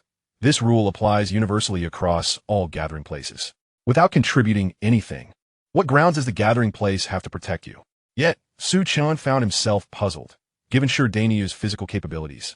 Securing a job or joining a mercenary group should be feasible. Why, then, could he not earn even the most basic energy stones? Haven't you sought employment or joined a mercenary team? Is it truly impossible for you to earn any energy stones? Su Chen inquired, his curiosity piqued. I used to be able to, but that changed, Sherdaniu replied, his hands clenched tightly, a flicker of anger crossing his face. Beside him, Sherduo also appeared visibly agitated. Noting Sherdaniu's expression, Su Chen surmised there was something unspeakable troubling him, and chose not to press further. If Sherdaniu wished to share, he would do so in his own time. If not, he would not be compelled. After a moment, Sherdaniu began to speak again. Later, Qin Lang from the Tongfu Chamber of Commerce took an interest in my sister and wanted to purchase her. I refused, and he resorted to underhanded tactics, preventing me from finding work or joining a mercenary group. Without income, we were ultimately cast out.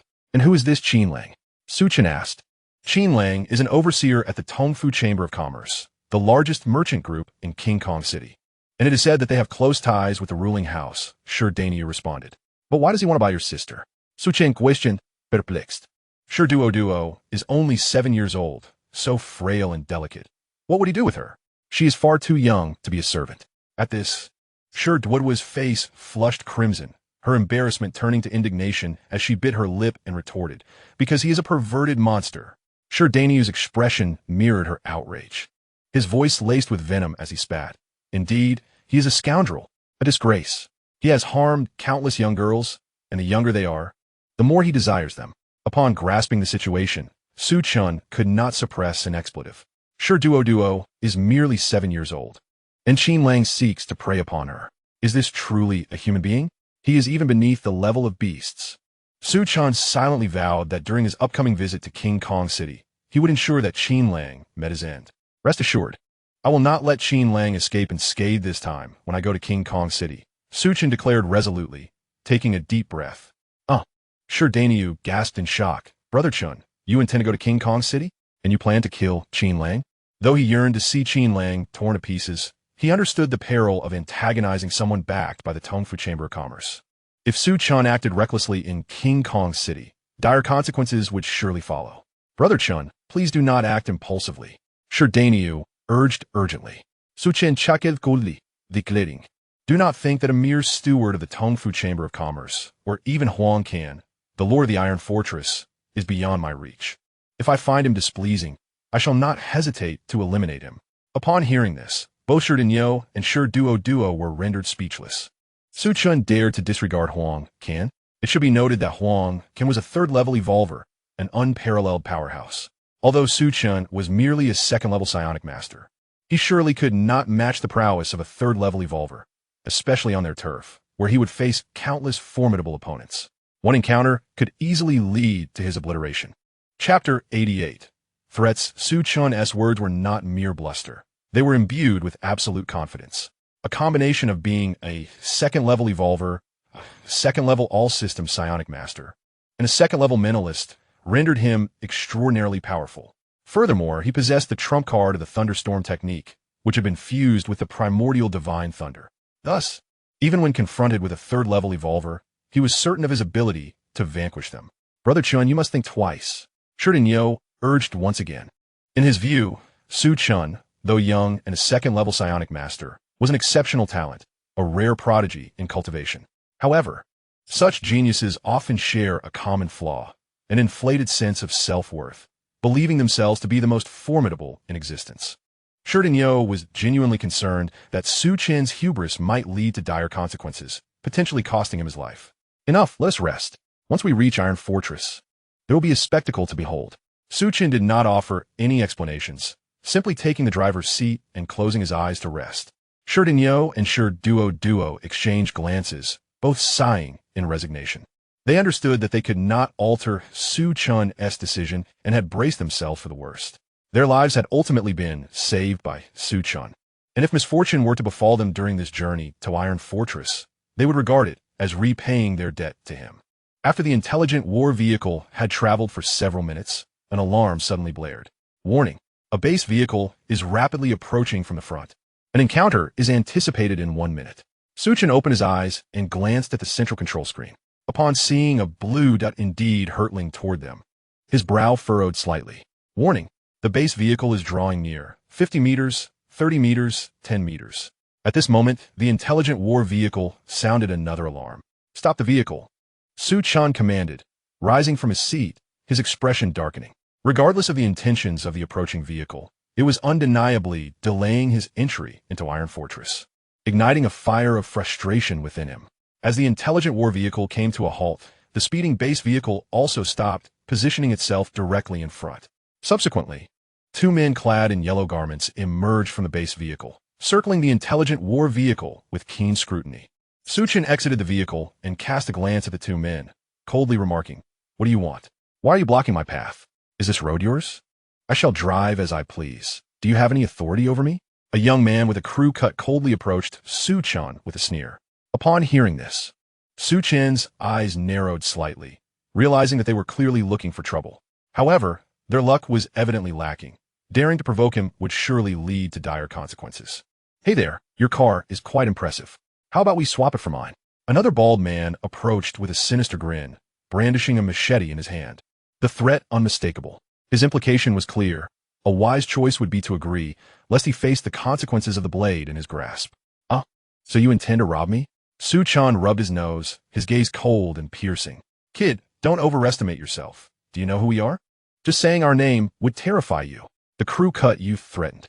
Their brazen demeanor stemmed from their reliance on their status and power, compounded by their assumption that Su Chun was merely a young and inexperienced individual. "Brother Chun, they are from the Tongfu Chamber of Commerce." At that moment, Shi Dainyu interjected, his voice tinged with anxiety. Anyone associated with the Tongfu Chamber would be easily identifiable by their distinctive yellow attire, a characteristic that Shi Dainyu recognized immediately, causing him some apprehension. Chapter 89. Taking action. "You are from the Tongfu Chamber.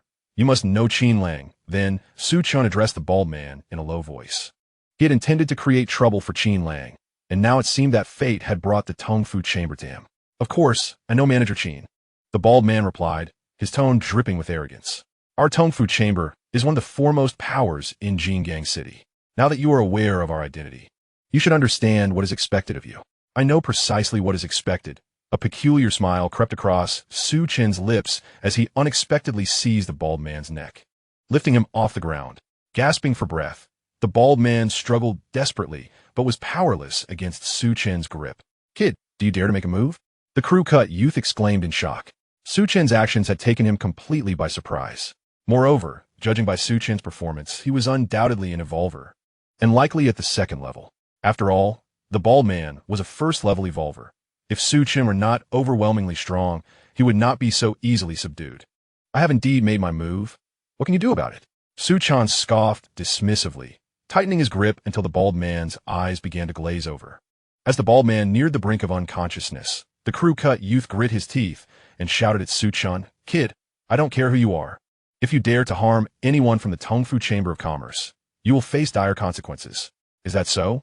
Su Chen let out a cold snort, exerting a sudden force that resulted in a sharp crack as the neck of the bald man snapped, his head drooping lifelessly. With a casual flick of his wrist, he discarded the body, which fell to the ground like a lifeless pig. "You dare to commit murder?"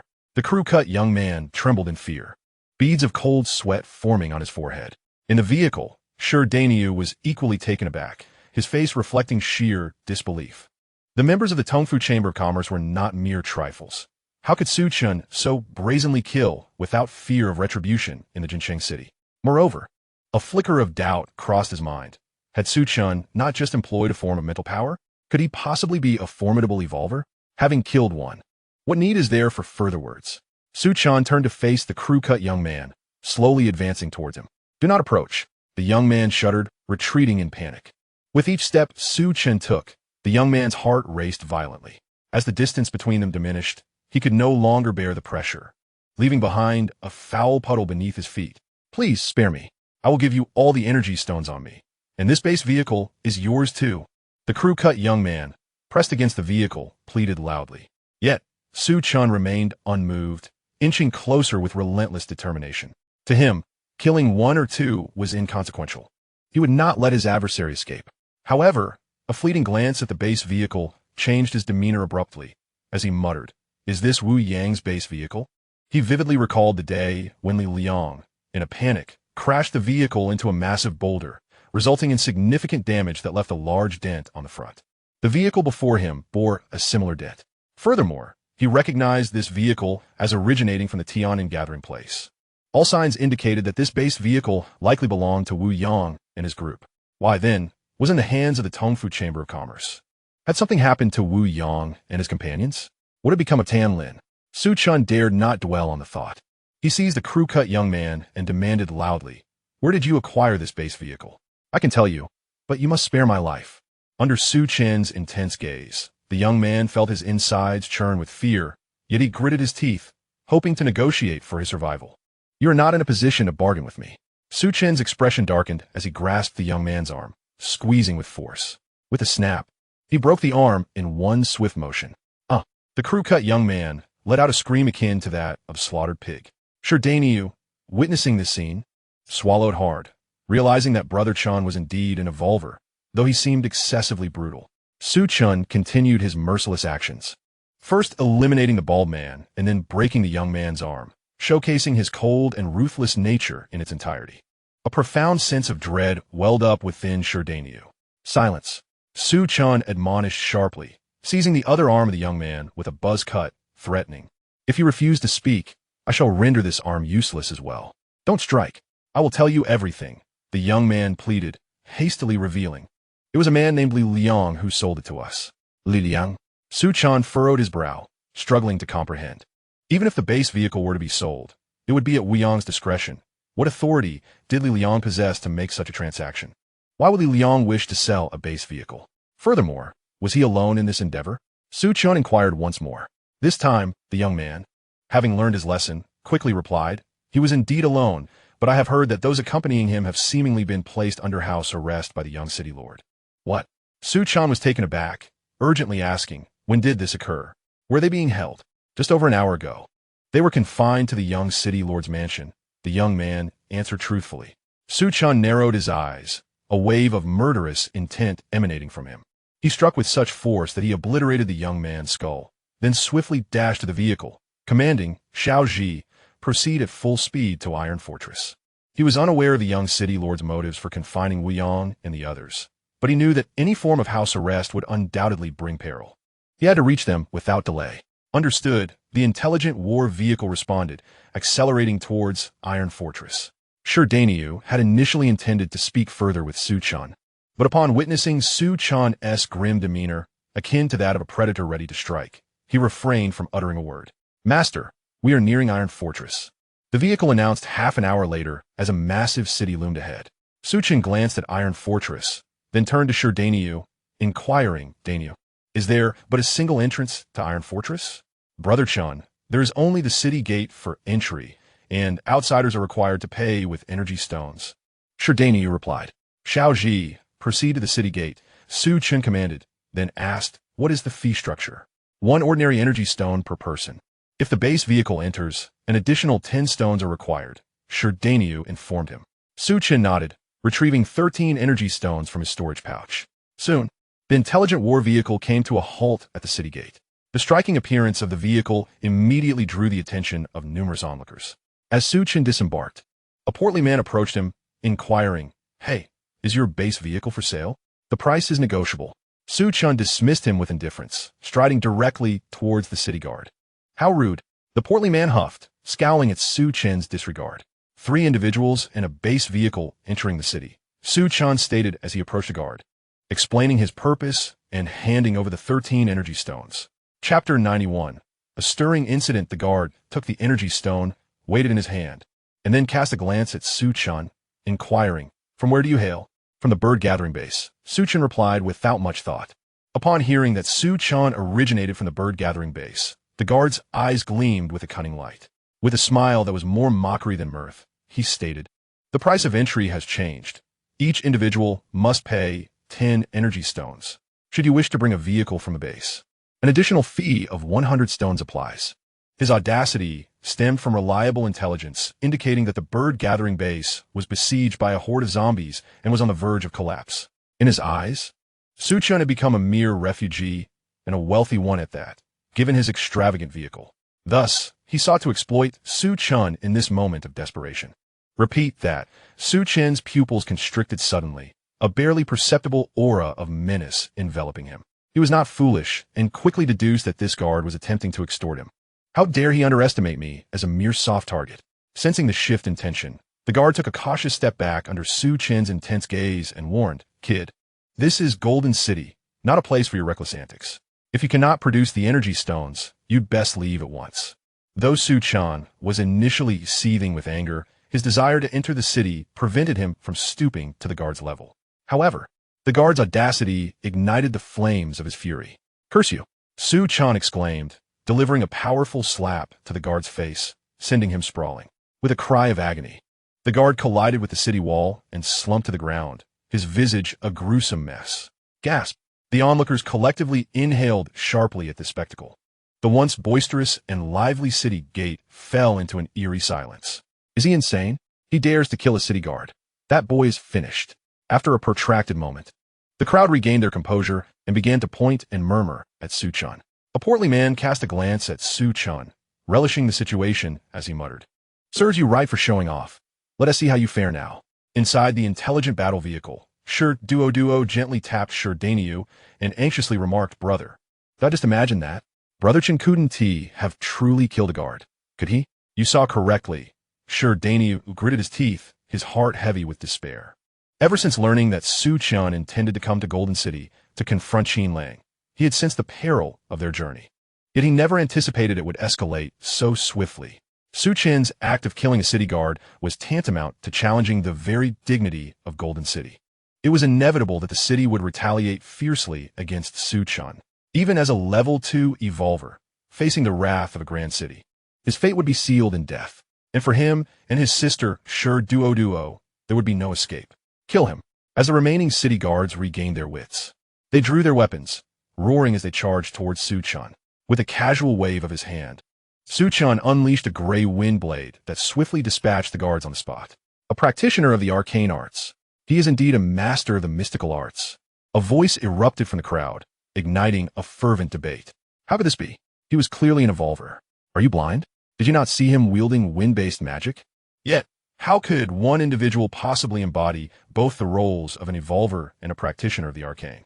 Chapter 92. A single strike to obliteration, Sure Dainyu and Sure Duo stood in stunned silence, as if rooted to the ground, engulfed in profound shock. Unlike the others, they possessed greater knowledge. Chen was not merely an evolver and a practitioner of the arcane. He also held the title of a level 2 mind master. The notion of one man embodying 3 formidable roles was, even to them, a bewildering revelation. Who dares to wreak havoc in my Diamond City? Upon receiving news of the massacre at the city gates, a contingent of armored guards swiftly arrived, numbering around 20. The leader was a burly man with a red face. The rotund figure, witnessing the arrival of the guard, felt a surge of delight, no matter how powerful this young man was. He would find it impossible to escape death this time. Boy, you're the one who did this, aren't you? The red-faced man approached Chen, casting a glance at the corpses of the guards scattered on the ground, and snorted in disdain. It was I who struck them down, Chen replied calmly, his demeanor composed. Seize him. The red-faced man wasted no time, gesturing decisively as 2 armored guards lunged towards Chen. Get lost. With a single wave of his hand, Chen unleashed another wind blade, which flashed with a gray hue, resulting in the guards being cleaved in 2, their lives extinguished instantaneously. Arrogant, the red-faced man, seeing Chen dare to commit murder under his very nose, was instantly filled with fury. He drew his blade and charged at Chen. Almost simultaneously, Chen retaliated with a powerful punch. The red-faced man was merely a level 1 evolver, while Chen was a level 2 evolver. In terms of speed and strength, they were not on the same level. As the red-faced man raised his cleaver, he had yet to bring it down when Chen delivered a devastating blow to his chest. Following the sickening sound of shattering bones, the burly figure was launched into the air like a marionette with severed strings, crashing backward. In mid-flight, he spat out a spray of blood, leaving a crimson trail in his wake. My heavens, he is a level 2 evolver. Witnessing Chen obliterate the red-faced man with a single blow, the crowd was thrown into disarray. Initially, they had believed Chen to be merely a level 1 evolver, but the revelation of his true strength as a level 2 evolver, combined with his identity as a practitioner of the arcane arts, was chilling. No wonder Chen dared to act with such impunity at the city gates. He relied on his formidable power. They even began to ponder that, in a one-on-one confrontation, aside from the city lord Huang Qian, no one else in Diamond City could hope to rival Chen. On the other side, the burly man collapsed to the ground, sputtering a stream of blood, his breath waning to a mere whisper, resigned to his imminent demise. Yet, in his final moments, a voice within him clamored, questioning why he, an evolved being, was bested by another of greater strength. The bitterness of defeat enveloped him. Earlier, he had perceived Chen merely as a spellcaster, prompting his reckless assault. Little did he know, Chen was indeed an evolved being, possessing superior prowess, leading to his untimely and bewildering demise. The remaining armored guards exchanged wary glances, originally intent on capturing Chen. However, witnessing their captain's swift obliteration instilled a paralyzing fear within them. With a single move, Chen had instilled terror in all present. His piercing gaze swept across the assembly, and not a soul dared to draw breath, each individual petrified that a mere misstep might attract Chen's lethal attention. The rotund man trembled in fear, fervently praying that his earlier words had not reached Chen's ears. Chen surveyed the surroundings, ultimately fixing his gaze upon the group of armored guards. Those who know the whereabouts of the young city lord's residence may step forward. I shall spare your life, he declared. He was unaware of the precise location of the residence, but he was certain these guards possessed the knowledge he sought. After a brief exchange of glances, the guards seemed to reach a silent consensus and bolted in all directions. They understood the gravity of divulging the young city lord's whereabouts. To speak would mean certain death.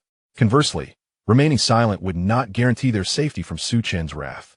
Thus, they chose flight as their only recourse. Do you think you can escape?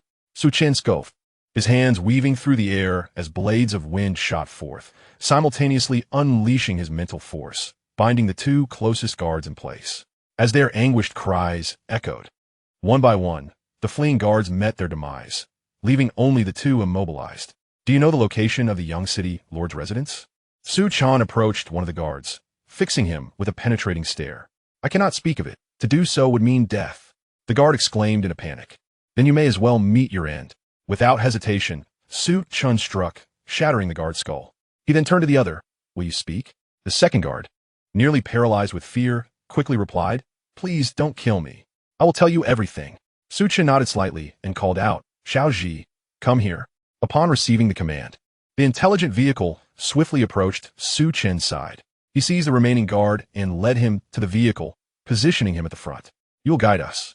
Dare to utter a single lie, and you shall be executed on the spot. The guard, trembling, quickly pointed out the route, and the intelligent vehicle accelerated, racing towards a designated direction. After traversing approximately a kilometer, a throng of hundreds of guards suddenly surged forth on the road ahead. These soldiers were the elite forces of the Iron City, among them 3 second-level evolvers and no fewer than 10 first-level evolvers. This formidable assembly could undoubtedly withstand a minor zombie tide. Brother Chen, they are the main forces of Iron City, exceptionally formidable in combat prowess, with numerous high-level evolvers among them. Shiden Yo warned Su Chen, his complexion pale with urgency. Mirli arable, Su Chen replied, undaunted, as he retrieved the Enchanted Divine Blade from his storage pouch and elegantly descended from the vehicle. Shiden Yo's lips quivered. He had intended to persuade Su Chen to retreat hastily, yet upon witnessing Su Chen's steadfast stature, an inexplicable sensation surged within him. In the face of hundreds of formidable foes, Su Chen remained unperturbed. Could it be that his prowess was truly extraordinary, rendering him fearless? Bold fool, daring to wreak havoc in Iron City. Brothers, seize him, regardless of life or death. One of the middle-aged men from the opposing group stepped forward, bellowing with authority, brandishing a massive axe as he charged towards Su Chen. Kill! The battle cries erupted, deafeningly resonant as the soldiers surged forward, akin to a tumultuous ocean wave, unleashing an overwhelming intent to kill. The sheer force of their advance was enough to constrict the breath of any opponent. Su Chen's eyes gradually narrowed, and as he infused the Enchanted Divine Blade with wind magic, it pulsed with restless energy. When the soldiers closed in, he swept the blade across with a single stroke. Chapter 94. The might of a single strike, terrifying indeed. The moment the blade was cleaved, a colossal gray wind blade howled forth. The surrounding winds whirled violently, shaking the very fabric of the air, and the heavens themselves seemed to change hue. The middle-aged man at the forefront was enveloped by a savage intent to kill, like a solitary boat amidst a raging tempest, on the verge of capsizing. How is this possible? The middle-aged man gasped in terror, shouting in desperation. The might of Su Chen's strike was so formidable that it instilled a greater dread than even the powerful blow of a third-level evolver. Furthermore, what baffled him even more was that this strike seamlessly fused the powers of both evolvers and spellcasters. Faced with the breathtaking blade, the middle-aged man found no avenue for escape, no means of evasion, and could only brace himself, raising the massive axe in a futile attempt to defend. In the next instant, amidst a cacophony of dense impacts and the sound of flesh rend, the middle-aged man was transformed into a grotesque mass of mangled flesh, collapsing lifelessly to the ground. The guards who followed closely behind him met a similar fate, many of the ordinary soldiers suffering even more gruesomely, sliced into chunks of flesh that lay scattered upon the ground. What in the world? Is he even human? Is he a demon or a god of slaughter? Those who witnessed the scene were left in a state of profound shock. The remaining guards were instantly intimidated by Su Chen's formidable strike, a palpable sense of terror spreading through their hearts. Once brimming with aggression and ready to charge, they halted in their tracks. Those seasoned warriors with unwavering resolve. The sheer power emanating from Su Chen compelled them to retreat. His strength transcended their comprehension. With a single blow, he had annihilated dozens, leaving even second-level evolvers utterly defenseless. Could mere mortals withstand such force? They all understood that to oppose him further would likely lead to an untimely demise, without even understanding how it would come to pass. Gulping nervously, the guard who had been seized by Su Chen and led away quaked violently, collapsing onto the ground. The fear instilled by witnessing Su Chen's terrifying display was unprecedented. He simply could not withstand it.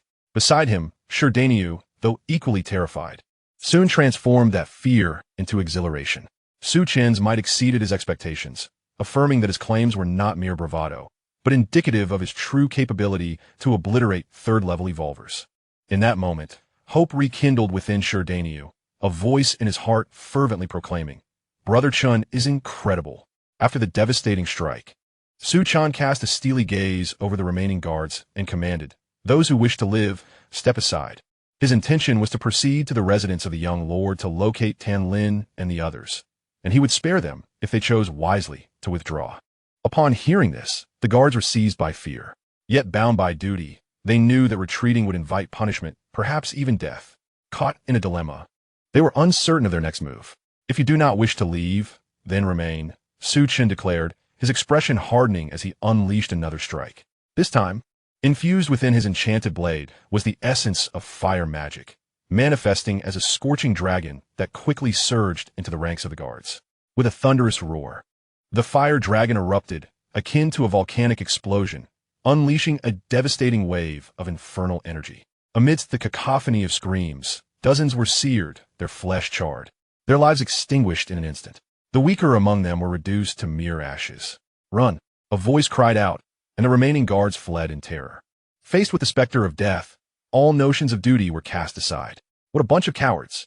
Su Chen scoffed, his cold gaze sweeping over them as he turned back to the intelligent battle vehicle, standing upright to continue guiding the way. Noticing the guard trembling on the ground, he barked an order. "Yes." The guard, trembling all over, quickly scrambled to his feet to direct the path. As the journey progressed without a single obstruction, the intelligent war vehicle smoothly arrived before an opulent manor. "Sir, this is the residence of the young lord," the guard reported with utmost respect. "Su Chen nadith ingwayiring." "What is the name of your young lord?" Addressing the young lord by name was a grave disrespect. Yet under Su Chen's intense gaze, the guard obediently replied, "Huang Junlin." "You may leave." Su Chen dismissed him, alighting from the vehicle and striding towards the manor's grand entrance. The guard, feeling as if liberated from a death sentence, fled in haste. "Who are you? What brings you here?" Two guards stationed at the manor's gate, upon noticing an unfamiliar man approaching, shouted in unison, "Is this not the residence of Huang Junlin?" Su Chen stepped forward, his voice deep and commanding. "Impudent! How dare you utter the young lord's name? Do you seek death?" One of the guards scolded vehemently, advancing to reprimand Su Chen. Evidently, this was the place. Su Chen murmured softly, unleashing a tempestuous force with a mere wave of his hand. The guard felt a tremendous power surge toward him, and in an instant he collided heavily against the door, his bones shattering upon impact, leading to his demise. The other guard, paralyzed in fear, stood frozen in place, disregarding the fallen guard. Su Chen approached the tightly shut door and delivered a powerful kick, causing it to splinter into fragments. He then confidently stepped into the courtyard. The resounding noise quickly attracted a throng of guards, who encircled Su Chen protectively. "Who dares to trespass in the young lord's residence? Do you wish to perish?" A burly man with a thick beard pointed an accusatory finger at Su Chen. "Where's Huang Junlin?" Su Chen advanced, channeling his mental energy to instantaneously immobilize the bearded man. The guard's eyes widened in terror as he realized he was bound without awareness. Only a mentalist of the second level or above could achieve such a feat. His mind raced with confusion. What was happening? Why would a second-level mentalist come here? This was the young lord's residence. Even a second-level mentalist would not dare to act recklessly, would they? Could this young powerhouse be insane? Did he not fear retaliation or being trapped in an inescapable predicament? "Friend, I must caution you that this is indeed the young lord's residence." The bearded man forced himself to regain composure, elucidating the precarious situation to Su Chen. "Take me to Huang Junlin or face death," Su Chen declared, exuding an aura of palpable menace. The bearded man's complexion turned ashen, while the other guards, unable to withstand the pressure, retreated hastily. "My patience is not boundless." Su Chen fixed his icy gaze upon the bearded man. Sensing the encroaching presence of death, the bearded man capitulated. "He is in the backyard." Chapter 96. I have come to take your life. With the astonished eyes of the guard upon him, Su Chen seized the bearded man and advanced towards the backyard. In the grand hall of the backyard, a young man clad in opulent attire, with a sinister visage, approached Tan Lin with a lascivious grin. "My dear beauty, if you willingly submit to me, I might consider sparing the lives of these two gentlemen." "Dream on." Tan Lin retorted, biting her lip in a mix of shame and fury, retreating until she found herself cornered against the wall. "Beast, release her." Wu Yang, bloodied and sprawled on the ground, shouted through gritted teeth, "Huang Junlin, as the young lord of the city, how can you engage in such despicable acts without fear of public ridicule?" "Ha!" Huang Junlin laughed raucously, dismissively responding, "In King Kong City, I am a deity. Who dares to mock me? You arrogant fool. Su Chen will not let you go unpunished." Chao Ran, beside Wu Yang, raised his head and roared. "Chao Ran, are you a fool?" Li Liang stepped forward, placing a foot on Chao Ran, mocking. "Su Chen has already perished in the zombie horde. There won't be a trace left of him. Do you still expect him to rescue you?" Upon learning that Su Chen had lured the horde away by himself, he was convinced of Su Chen's inevitable demise. "You speak nonsense. Su Chen will not die."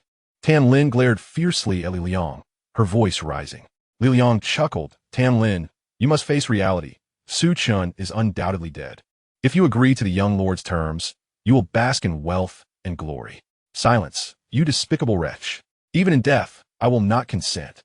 Tan Lin interrupted him with a furious rebuke. Huang Junlin, standing nearby, wore a fluctuating expression. With a disdainful snort, he addressed Tan Lin, "My patience has its limits, beauty. Since you refuse, do not blame me for being ungracious." With that, he turned to signal the two men behind him. They understood immediately, striding toward Wu Yang and Chao Ran. "Huang Junlin, Li Liang, I will haunt you even in death." Wu Yang vented his fury, realizing the imminent threat to his life. "You old fool, dare to threaten me?" Li Liang glared darkly, delivering a vicious kick to Wu Yang. "You bastard, I'll fight you to the end." Chao Ran, his eyes bulging with rage, struggled against his restraints, too injured to move, helplessly witnessing Li Liang's brazen torment of Wu Yang. "Li Liang, step aside. We shall send them on their way." The two men approached, gesturing for Li Liang to move back. Li Liang spat disdainfully at Wu Yang and sneered as he stepped aside. The two men exchanged glances, ready to strike. At that moment, a figure suddenly flew into the hall, crashing heavily to the ground. Upon recognizing the lifeless body of a bearded man, a shiver ran through Huang Junlin and his companions. The bearded man was a level 1 evolver. To have tossed such an individual aside like refuse, the newcomer must possess extraordinary power. Upon realizing this, Huang Junlin and the others turned their gazes towards the entrance of the grand hall. There stood a tall, handsome young man. Why is he still alive? As Li Liang discerned the figure's identity, he gritted his teeth, his heart racing with trepidation. "Su Chen!" Tan Lin exclaimed in excitement, rushing towards Su Chen. Yet, before she could take more than a few steps, Huang Junlin seized her arm, halting her in place. "Kid, are you the infamous Su Chen? You possess quite the audacity to intrude upon my estate alone." Huang Junlin scrutinized Su Chen, his expression darkening. Despite harboring some apprehension about Su Chen's capabilities, he recalled that this was his territory, bolstered by the presence of a level 2 evolver and a level 2 psionic master for protection, which alleviated his fears. Su Chen scanned the surroundings. Although the specifics eluded him, it was evident that Wu Yang and the others had undoubtedly endured considerable torment. "I have come to take your life," Su Chen declared, stepping forward, an overwhelming aura of murderous intent enveloping him, suffocating Huang Junlin and his companions. Chapter 97. Instant kill of a level 2 evolver, such formidable presence. The level 2 evolver within the hall felt his eyelids twitch violently. Gritting his teeth, he positioned himself in front of Huang Junlin. "Halt! Otherwise, do not blame me for my lack of courtesy." As Su Chen approached, he clutched a long knife, warning him. "Enough with the chatter. Kill him," Huang Junlin commanded. Su Chen's arrogance and reckless behavior appeared to disregard his authority as the young lord, an affront he could not tolerate. Although the level 2 evolver had initially wished to avoid conflict with Su Chen due to the overwhelming threat he posed, he found himself compelled to obey Huang Junlin's orders. "Prepare to die." The level 2 evolver summoned his courage, gripping the long knife tightly as he swung it down towards Su Chen. In response, Su Chen smirked disdainfully and retaliated with a strike of his own. The next moment, their blades clashed violently, producing a sharp crack. The level 2 evolver's long knife was severed in two. "How is this possible?" he exclaimed in terror, retreating hastily, clutching the broken half of his weapon. Though not a divine artifact, his knife was forged from special materials, deemed nearly indestructible. In past encounters, he had always been the one to break his opponent's weapons, never anticipating that his own would meet such a fate. Determined to end the level 2 evolver, Su Chen unleashed his lethal intent. A flash of blue light emanated from the Enchanted Divine Blade, unleashing a blinding bolt of lightning that ensnared the level 2 evolver. Amidst a storm of electric arcs, the level 2 evolver was reduced to a charred corpse. Su Chen kicked the lifeless body aside and turned to gaze at Huang Junlin, his eyes gradually narrowing. Huang Junlin, paralyzed with fear, trembled as he uttered, "Don't come any closer, or I shall take it out on her." His intention was to use Tan Lin as leverage against Su Chen, but no sooner had he spoken than he felt an invisible force constraining him, rendering him utterly immobile. "You are a level 2 mentalist." As the young lord of King Kong City, he was no stranger to such matters and instantly recognized Su Chen's status as a level 2 mentalist. What should I do? Panic gripped Huang Junlin, his spine chilled. The realization that Su Chen not only possessed the abilities of a level 2 mentalist, but could effortlessly annihilate level 2 evolvers sent his terror soaring to new heights. "You have awakened far too late." Su Chen stepped forward, seizing Huang Junlin by the throat under his terrified gaze. At that moment, a fireball suddenly hurtled towards Su Chen. The one casting the fire spell was a level 2 sorcerer who had previously refrained from attacking. Aware of Su Chen's formidable strength and lacking confidence in his ability to secure a decisive blow. Now, with Su Chen's focus evidently on Huang Junlin, it was the perfect opportunity for a surprise assault. Su Chen be careful. Tan Lin's face drained of color, her heart racing with anxiety. The suddenness of the event and their proximity left little room for Su Chen to evade. With a cold snort, Su Chen raised his hand to grasp the incoming fireball. It must be said that the level 2 sorcerer had chosen his moment to strike with remarkable precision and cunning. On one hand, Su Chen was preoccupied with Huang Junlin. On the other, Tan Lin stood nearby, making any attempt to evade perilous for her. However, the sorcerer's strength and capabilities extended far beyond what he had thus far displayed. Chapter 98. The Power of the Golden Scales, It's Over. Witnessing Su Chen daringly attempt to catch the fireball with bare hands, the level 2 sorcerer felt a surge of exhilaration. It was well known that the fireball spell at this level wielded tremendous power. Even level 3 evolvers would not dare to take it lightly. In his view, even if Su Chen survived this encounter, he would undoubtedly sustain severe injuries. Wu Yang felt a sinking sensation in his heart. To confront a level 2 spell with mere flesh was undoubtedly courting death, and he could scarcely comprehend Su Chen's rationale for such an audacious act. Chao Ran wore a grim expression, seemingly unable to bear the thought of witnessing Su Chen's demise. Even closing his eyes, Li Liang, initially intent on fleeing, halted his escape upon witnessing this scene, internally cursing, "Su Chen, let's see how you escape this time."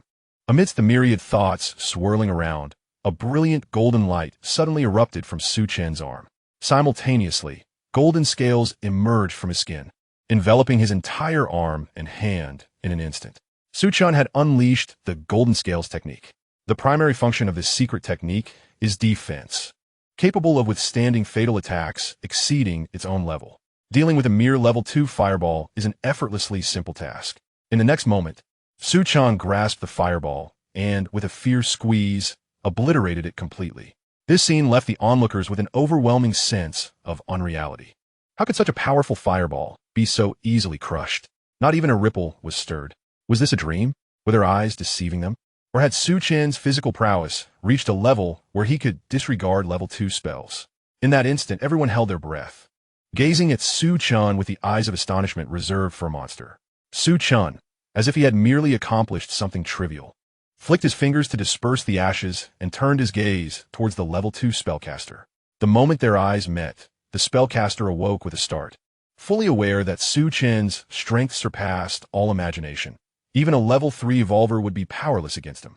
Realizing the dire consequences of remaining, he fled in terror. However, as a spellcaster, his physical capabilities were only marginally superior to those of an ordinary person, and he could hardly escape Su Chen's grasp. A blade of wind howled from Su Chen's palm, and, as the level 2 spellcaster had taken but 3 steps, it caught up and pierced through his back, slaying him on the spot. Meanwhile, Li Liang, recognizing the imminent danger, attempted to sneak away but was caught by Su Chen, whose green vines ensnared his feet, pinning him firmly in place. After dispatching the level 2 spellcaster and subduing Li Liang, Su Chen turned to Huang Junlin with a mocking smile. "They are dead. Now it is your turn. You cannot kill me." Huang Junlin exclaimed in terror, cold sweat pouring from him as he stammered, "My father is the Lord of Iron City.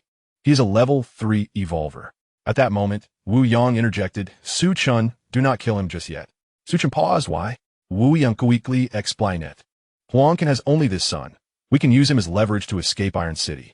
Seeing a glimmer of hope for survival, Huang Junlin chimed in, yes. My father dotes on me. As long as you spare my life, we can safely leave Iron City. His reasoning seemed somewhat valid. Su Chan rubbed his nose and, without hesitation, snapped Huang Junlin's neck. Chapter 99. The reason indeed. Wu Yang made a fair point, but Su Chun had no need for hostages. He had carved a bloody path through Iron City, having eliminated countless powerful foes along the way, instilling fear in the hearts of its inhabitants. The mere sight of him would send others scurrying for safety. Who among them, tired of living, would dare to seek death? Even the Lord, Huang Can, had not dared to show his face, likely cowering in some corner, trembling in fear. Wu Yang was left dumbfounded. He truly did not comprehend. Having spoken so plainly, why did Su Chen persist in his obstinacy? Did he truly not fear Huang Can's vengeance? Su Chen was aware of Wu Yang's thoughts, but offered no explanation, merely bestowing upon him a reassuring smile. He then approached Tan Lin, expressing concern. Are you all right? Tan Lin suddenly threw herself into Su Chen's embrace, sobbing, Su Chen, you must never leave me again. Rest assured, I will always remain by your side, Su Chen vowed, soothing her with gentle words as they made their way to Wu Yang and Chao Ran. Wu Yang and Chao Ran were gravely injured, still prone on the ground. Unable to rise, Su Chen retrieved 2 vials of healing potion and handed them over, urging, quickly, drink this to mend your wounds. Chao Ran gulped down his potion, his nose wrinkling as he erupted into tears, exclaiming, Su Chen, Brother Chen, you've finally come to save us. I was on the brink of death. This outburst caught Su Chen off guard, while he understood Tan Lin's tears as a natural response. It was rather inappropriate for a grown man like Chao Ran to weep so freely. Yet, he refrained from voicing this thought, instead comforting him, stay by my side, and no one will dare to bully you. Chao Ran nodded fervently, having witnessed Su Chen's prowess firsthand, secretly vowing to remain close to him and be a loyal subordinate. Seeing Chao Ran's expression, Tan Lin felt an urge to laugh but stifled it, covering her mouth to suppress her mirth. Wu Yang consumed the healing potion and swiftly regained his strength, rising from the ground. Captain Wu, please tell us what transpired, Su Chen inquired, turning his gaze toward Wu Yang. It's all this scoundrel's fault, Wu Yang spat, pointing at Li Liang with clenched teeth. He continued, we were minding our own business in King Kong City when this rascal somehow learned of Huang Junlin's weakness for beauty and, for his own selfish gain, betrayed Tan Lin, leading to our capture. Tan Lin's beauty rivaled that of Yang Qian. If one were to draw a comparison, Yang Qian could be likened to Dilraba Dilmurat, while Tan Lin resembled Guli Naza, both exquisite beauties in their own right. It was only natural that Huang Junlin would be tempted. Having grasped the situation, Su Chen's gaze shifted to Li Liang, his dark eyes glinting with icy fury. One could only imagine the fate that awaited Tan Lin had he not arrived in time. She could have suffered a dire fate at the hands of the true villain, Li Liang.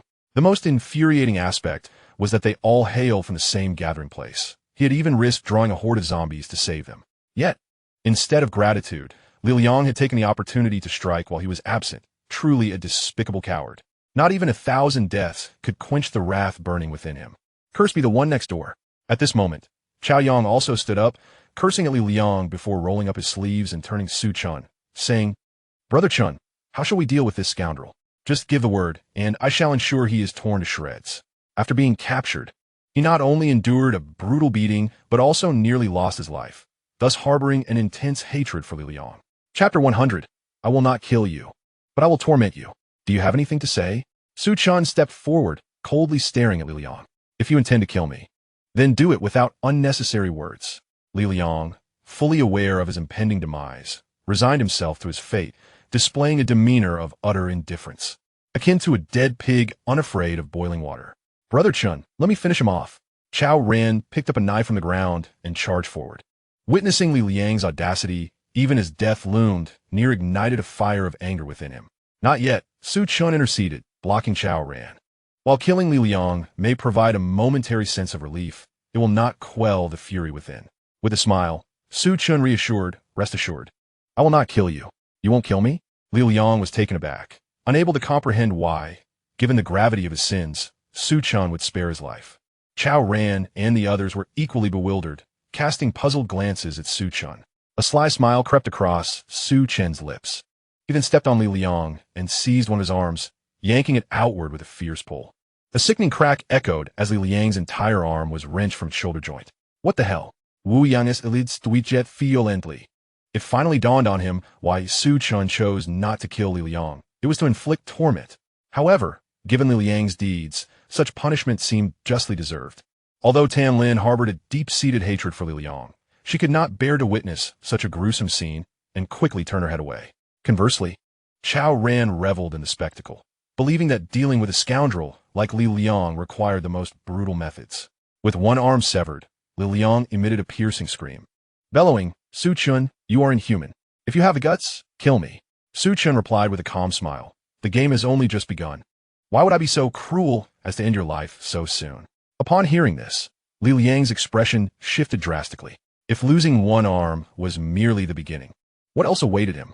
The thought sent shivers down his spine, and in a moment of sheer terror, he pleaded, Su Chen, just kill me. I beg you, please kill me. Unmoved, Su Chen, under Li Liang's terrified gaze, once again took action, wrenching off his other arm. Another agonizing scream erupted from Li Liang, whose head lolled to the side as he lost consciousness.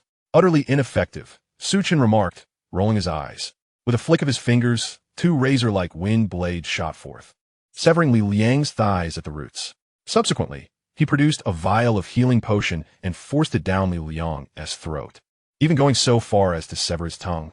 The effects of the healing potion were remarkably potent, yet it lacked the ability to regenerate severed limbs. Li Liang's wounds rapidly healed, preserving his life, but rendering him a complete cripple. Moreover, due to the severing of his tongue, even the thought of death eluded him. What now? How to relieve this pent-up frustration? After executing this, Su Chen winked at Chao Ran. Brother Chen is impressive, Chao Ran exclaimed, giving a thumbs up. Su Chen's formidable strength and his tormenting methods left him in awe.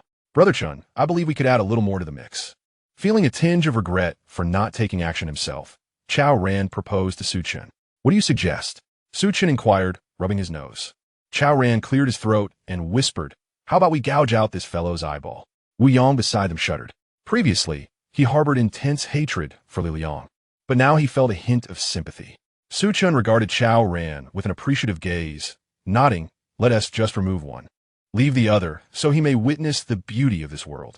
Chapter 101. Journey to Tongfu Chamber of Commerce. Chao Ran understood and stepped forward to carry out the task. With a swift motion, he cleanly extracted one of Li Liang's eyeballs. Su Chen observed Chao Ran deeply, contemplating. Had he never realized this fellow could be so ruthless? With proper cultivation, he could undoubtedly become a competent executioner. He even envisioned establishing his own force in the future with a dedicated court of punishment, where Chao Ran would be the prime candidate for the head. Having completed the task, Chao Ran returned to Su Chen's side, a satisfied smile on his face. Brother Chen, what shall we do next? At this moment, Wu Yang and Tan Lin approached Su Chen, their expressions grim. Would Huang can let them off after killing the city lord's son in King Kong City? Would they even be able to escape? Su Chen, however, remained unfazed and instructed Chao Ran, take Li Liang and follow me. Chao Ran did not question further. He had positioned himself as Su Chen's subordinate, following his orders without hesitation. He then hoisted Li Liang and trailed eagerly behind Su Chen. Upon exiting the estate, Su Chen pointed to the intelligent battle car. Get in. Brother Chen, you're back. Sure Dainyu rushed to greet him. Seeing Su Chen emerge unscathed from Huang Junlin's residence, he finally breathed a sigh of relief. However, upon noticing Chao Ran holding an oddly shaped individual, his expression froze. Su Chen, is this your base vehicle? Tan Lin's eyes sparkled with curiosity. The eye-catching design of the intelligent battle car completely captivated her attention. Indeed, Su Chen replied with a smile, inviting everyone to board the vehicle. Once inside, he briefly introduced them to one another until they became familiar. Then he turned to Dainyu and asked, Dainyu, where is Qin Lang? Dainyu was filled with excitement upon learning that Su Chen intended to confront Qin Lang. He promptly responded, Brother Chen, Qin Lang usually resides at the Tongfu Chamber of Commerce. Su Chen nodded and instructed the intelligent vehicle, Xiaoji, proceed to the Tongfu Chamber of Commerce. Yes, master, came the reply. Upon receiving the command, the intelligent vehicle ignited and began its journey in the direction indicated by Dainyu. Su Chen, does your base vehicle actually speak? It can drive itself? Tan Lin exclaimed, her eyes wide with astonishment. The capabilities of the intelligent vehicle surpassed the understanding of this world, eliciting curiosity from anyone encountering it for the first time. Su Chen chuckled. Xiaoji is a high-tech product. You will gradually come to understand it. Dan Li nodded, somewhat perplexed. Impressive, Chao Ren thought to himself, marveling at Brother Chen's remarkable prowess and the distinctiveness of his base vehicle. Truly, the realm of extraordinary individuals like him is beyond the comprehension of mere mortals. Although Wu Yang was also taken aback, unease soon crept in. Shouldn't they be hastening their escape from King Kong City? Why head to the Tongfu Chamber of Commerce? However, as the intelligent vehicle continued its journey, Wu Yang noted something extremely peculiar. Despite the passage of time, no one attempted to obstruct their path. In fact, those who glimpsed them scurried away like mice fleeing from a cat. What was happening? Wasn't he this King Kong City? Why, with the son of the city, Lord murdered, was there no one coming to confront them? As they traveled further, Wu Yang suddenly spotted a multitude of fallen guards scattered on the street ahead. The state of the guards was horrifically grim. Some bodies were severed, others charred, and some had been reduced to mere chunks of flesh, rendering identification impossible. In summary, the scene was one of utter carnage and brutality. Even Wu Yang, seasoned in witnessing grand spectacles, felt a shiver of dread. He speculated whether a formidable force had invaded King Kong City, unleashing a massacre, which explained the absence of pursuit. Realizing this, Wu Yang felt compelled to caution Su Chen. Su Chen, it is evident that King Kong City has suffered a calamity. Perhaps we should take advantage of the chaos to flee? Upon hearing this, Su Chen nearly burst into laughter, for the very architect of this catastrophe was none other than himself. There was no need to escape. But before he could articulate his thoughts, Shi Danyu interjected, Uncle Wu, those guards outside were slain by Brother Chen. What? Wu Yang and the others gasped in unison. Their mouths agape. Under their astonished gazes, Shi Danyu began to recount the events in vivid detail, starting from their entry into King Kong City all the way to Huang Junlin's mansion, leaving nothing untold. After hearing the account, Wu Yang and the others were left in stunned silence. They recognized Su Chen's formidable strength, yet they could scarcely fathom the depths of his power. One man's might rendered the entire city motionless, as a host of skilled warriors trembled in fear and hastily withdrew. Even the city lord, Huang Can, refrained from showing himself despite the chaos unleashed upon his subordinates and the demise of his son, clearly intimidated by Su Chen's prowess. The implications were chilling. It was unfathomable to consider just how powerful Su Chen had become. They finally comprehended why he had no urgency to depart from this place. Su Chen resembled an invincible deity of death, obliterating any who dared oppose him. Within the confines of King Kong City, he strode with impunity. Who in their right mind would dare challenge Su Chen? The reality confirmed this. Wherever Su Chen went, the inhabitants of King Kong City retreated in disarray. Wu Yang swallowed at heart, his mind swirling with disbelief. He still vaguely remembered when Su Chen first arrived at the Tiannan gathering place, merely an inconspicuous figure. Yet, the tides of fortune shifted, and in the blink of an eye, Su Chen had undergone a magnificent transformation into an unparalleled powerhouse that left him in awe. What a prodigy! Wu Yang couldn't help but exclaim.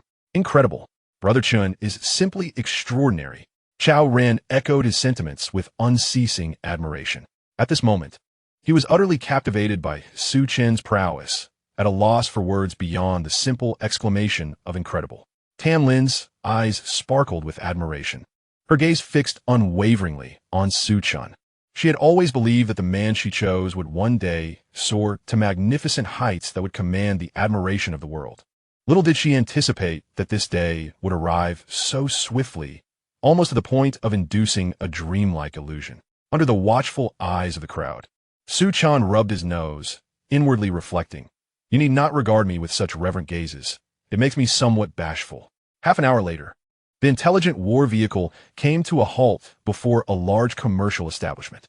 "Brother Chen, this is the place," Shi Danyu promptly alerted him. Su Chen squinted out the window and beheld the shop's tightly closed door, adorned with a sign bearing the words Tongfu Chamber of Commerce. "Danyu, come with me. The rest of you wait in the vehicle," Su Chen murmured before alighting. Approaching the shop's entrance, Su Chen raised his foot and kicked the door. With a resounding crash, the door splintered into pieces. Inside the shop, several men dressed as attendants were startled by the loud noise, their hearts racing in fear. However, upon seeing a young stranger responsible for the destruction, their anger flared. "You there? Where did you come from? How dare you cause a commotion at our Tongfu Chamber of Commerce? Are you tired of living?" One of the men shouted, pointing an accusatory finger at Su Chen. Su Chen, unfazed by the provocation, swiftly unleashed a blade of wind that cleaved the man in two. A spellcaster. The others gasped in horror at the sight of Su Chen's lethal display of power, their faces draining of color. "Where's Qin Lang?" Su Chen cast a penetrating glance and inquired loudly. Under Su Chen's intense gaze, the group felt a chill run through their bodies, and one of them, trembling, pointed towards the upper floor.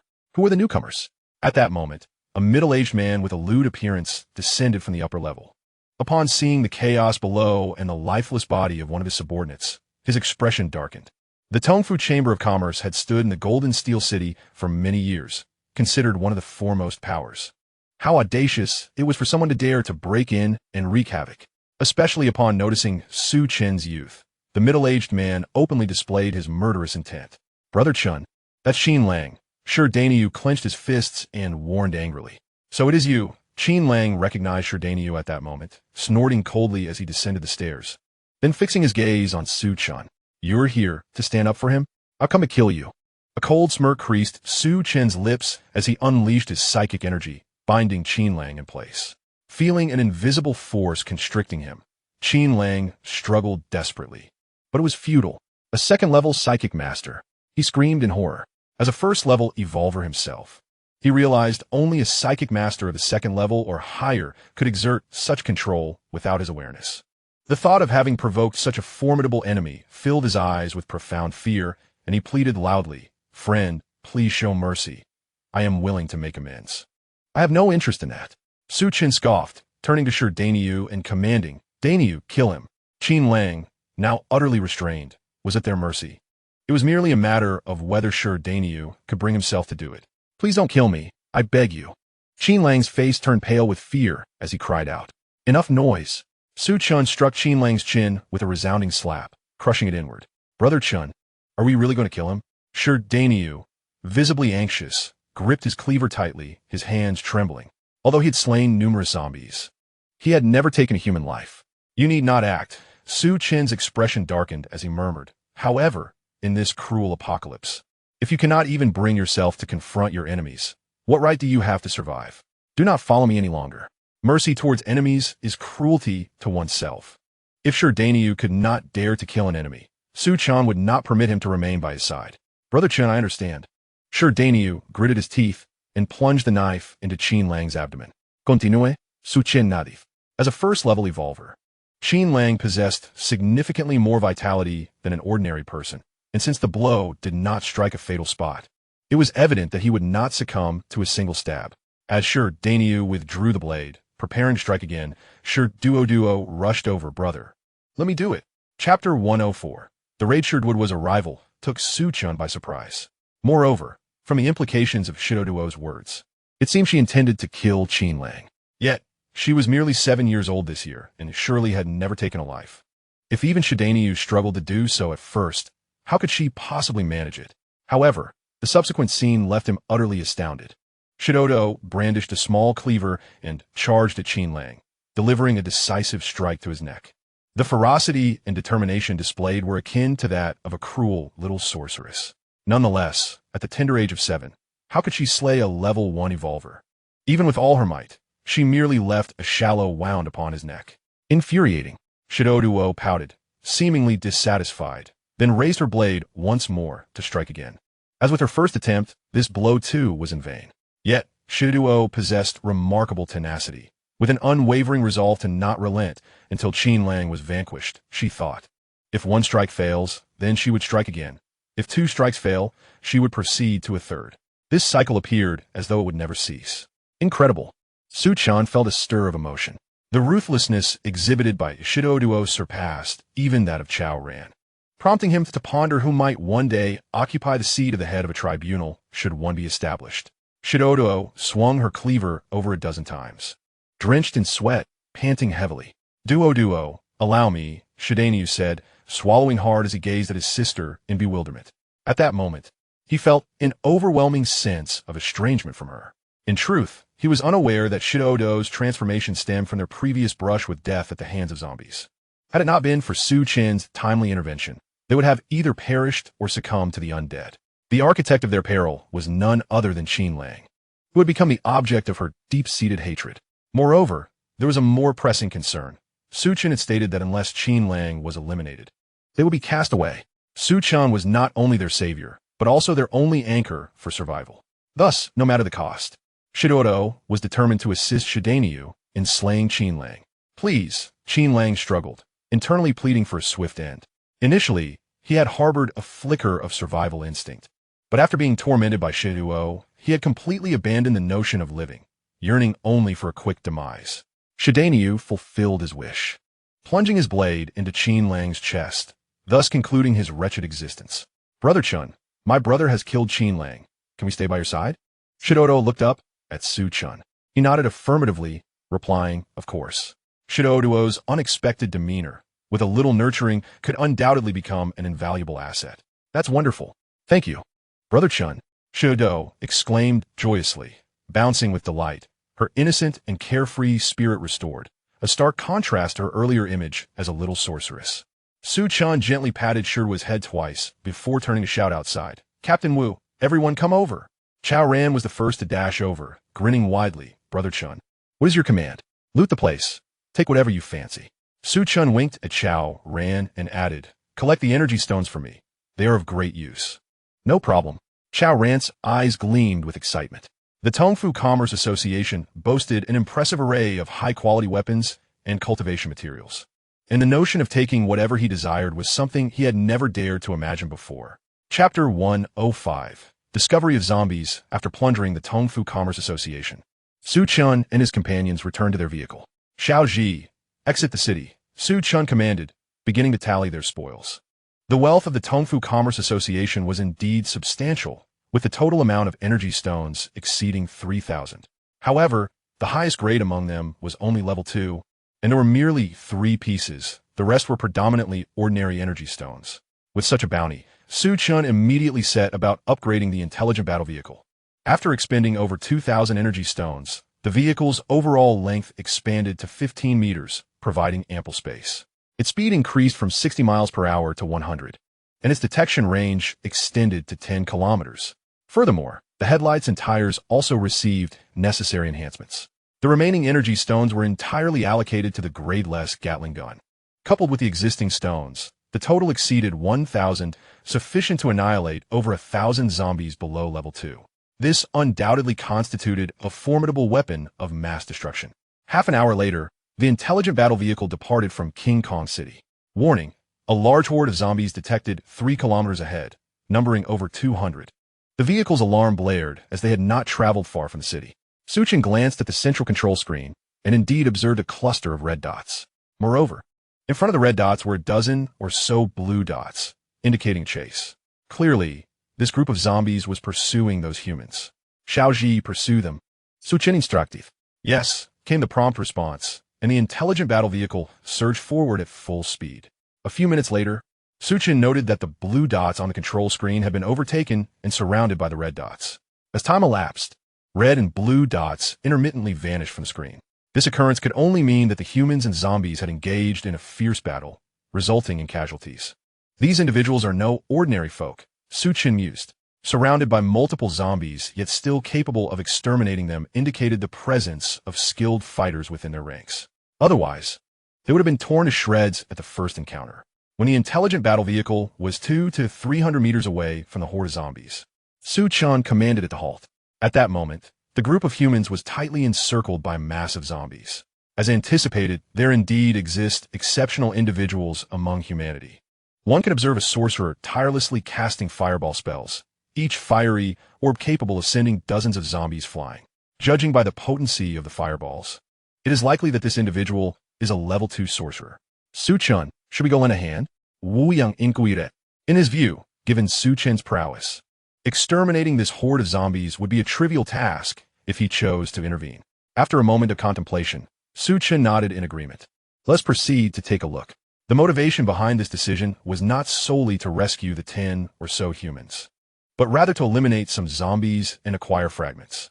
As the intelligent battle vehicle approached, it drew considerable attention from the zombies. Soon, dozens of them roared and charged forward. Xiaoji crushed them. Suchen Gemandif. Understood. The intelligent battle vehicle surged forward with all its might, indiscriminately hurling every zombie in its path aside. The encircled humans, witnessing the base vehicle barreling towards them, were filled with elation.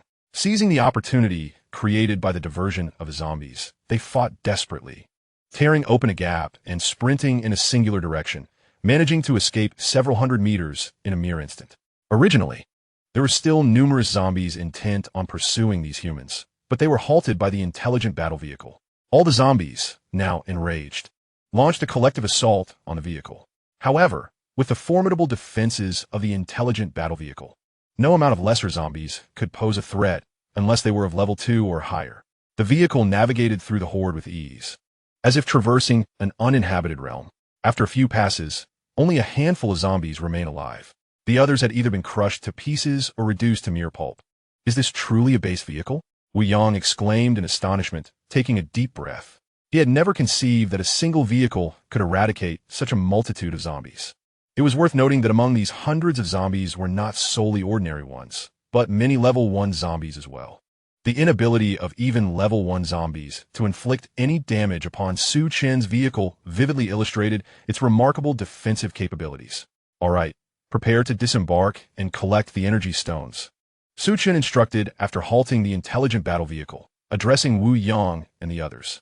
Over 200 energy stones were no trivial matter, and he certainly would not let them slip away. Additionally, there were fragments waiting to be gathered. As for the remaining 10 zombies, they posed no significant threat and could be dealt with easily.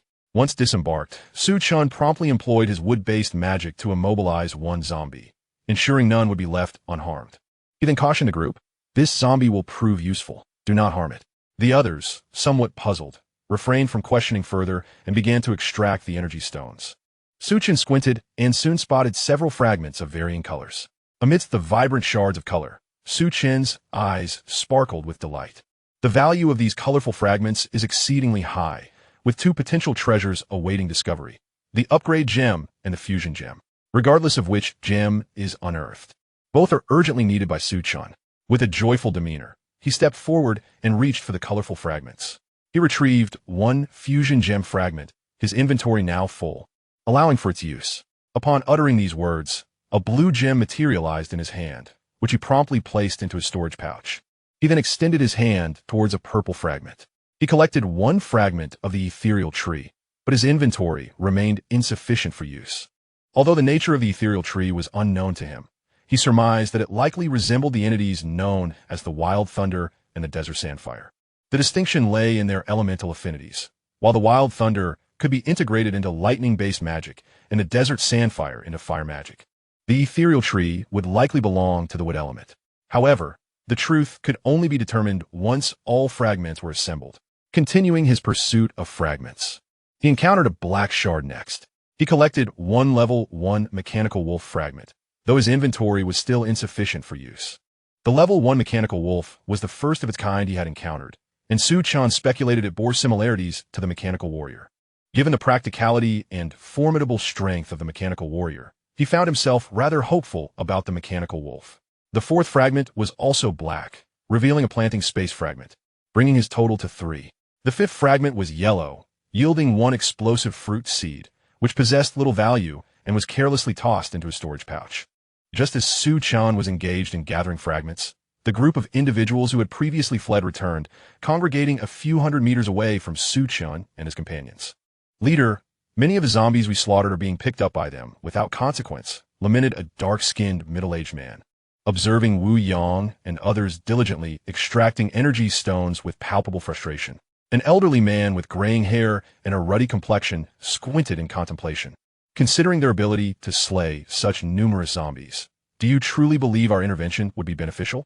"Father, you worry too much," interjected a voluptuous woman clad in a tight red outfit, stepping forth from behind the elder. With a dismissive huff, she continued, "Their success in dispatching those zombies relies solely on that silver-white base vehicle, which does not necessarily reflect their strength." "Indeed, the young lady is correct," the dark-skinned man concurred, his eyes darting with scheming thoughts. "Leader, our bird's nest has already been overrun by zombies. rendering us homeless. If we could seize that base vehicle, we would have the means to rise again.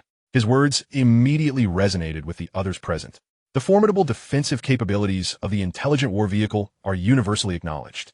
Possessing such a formidable asset would eliminate the need for constant evasion. One must ponder whether individuals capable of acquiring such a base vehicle are of trivial nature. The elderly man, with his grizzled hair, harbored significant reservations. The principle of innocence for the individual, guilt for the possession, was not lost on him.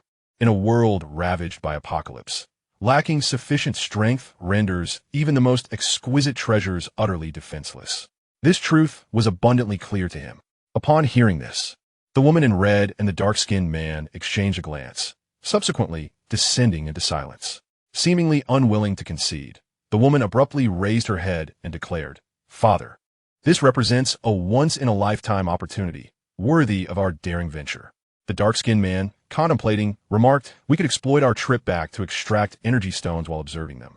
Should their strength prove formidable, we can retreat. Otherwise, at this juncture," a cruel smile crept across his face, the implications unspoken yet unmistakable. "That plan holds merit." The elderly man responded, his eyes gleaming with determination.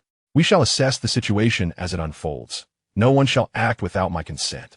"Understood," the others acknowledged in unison.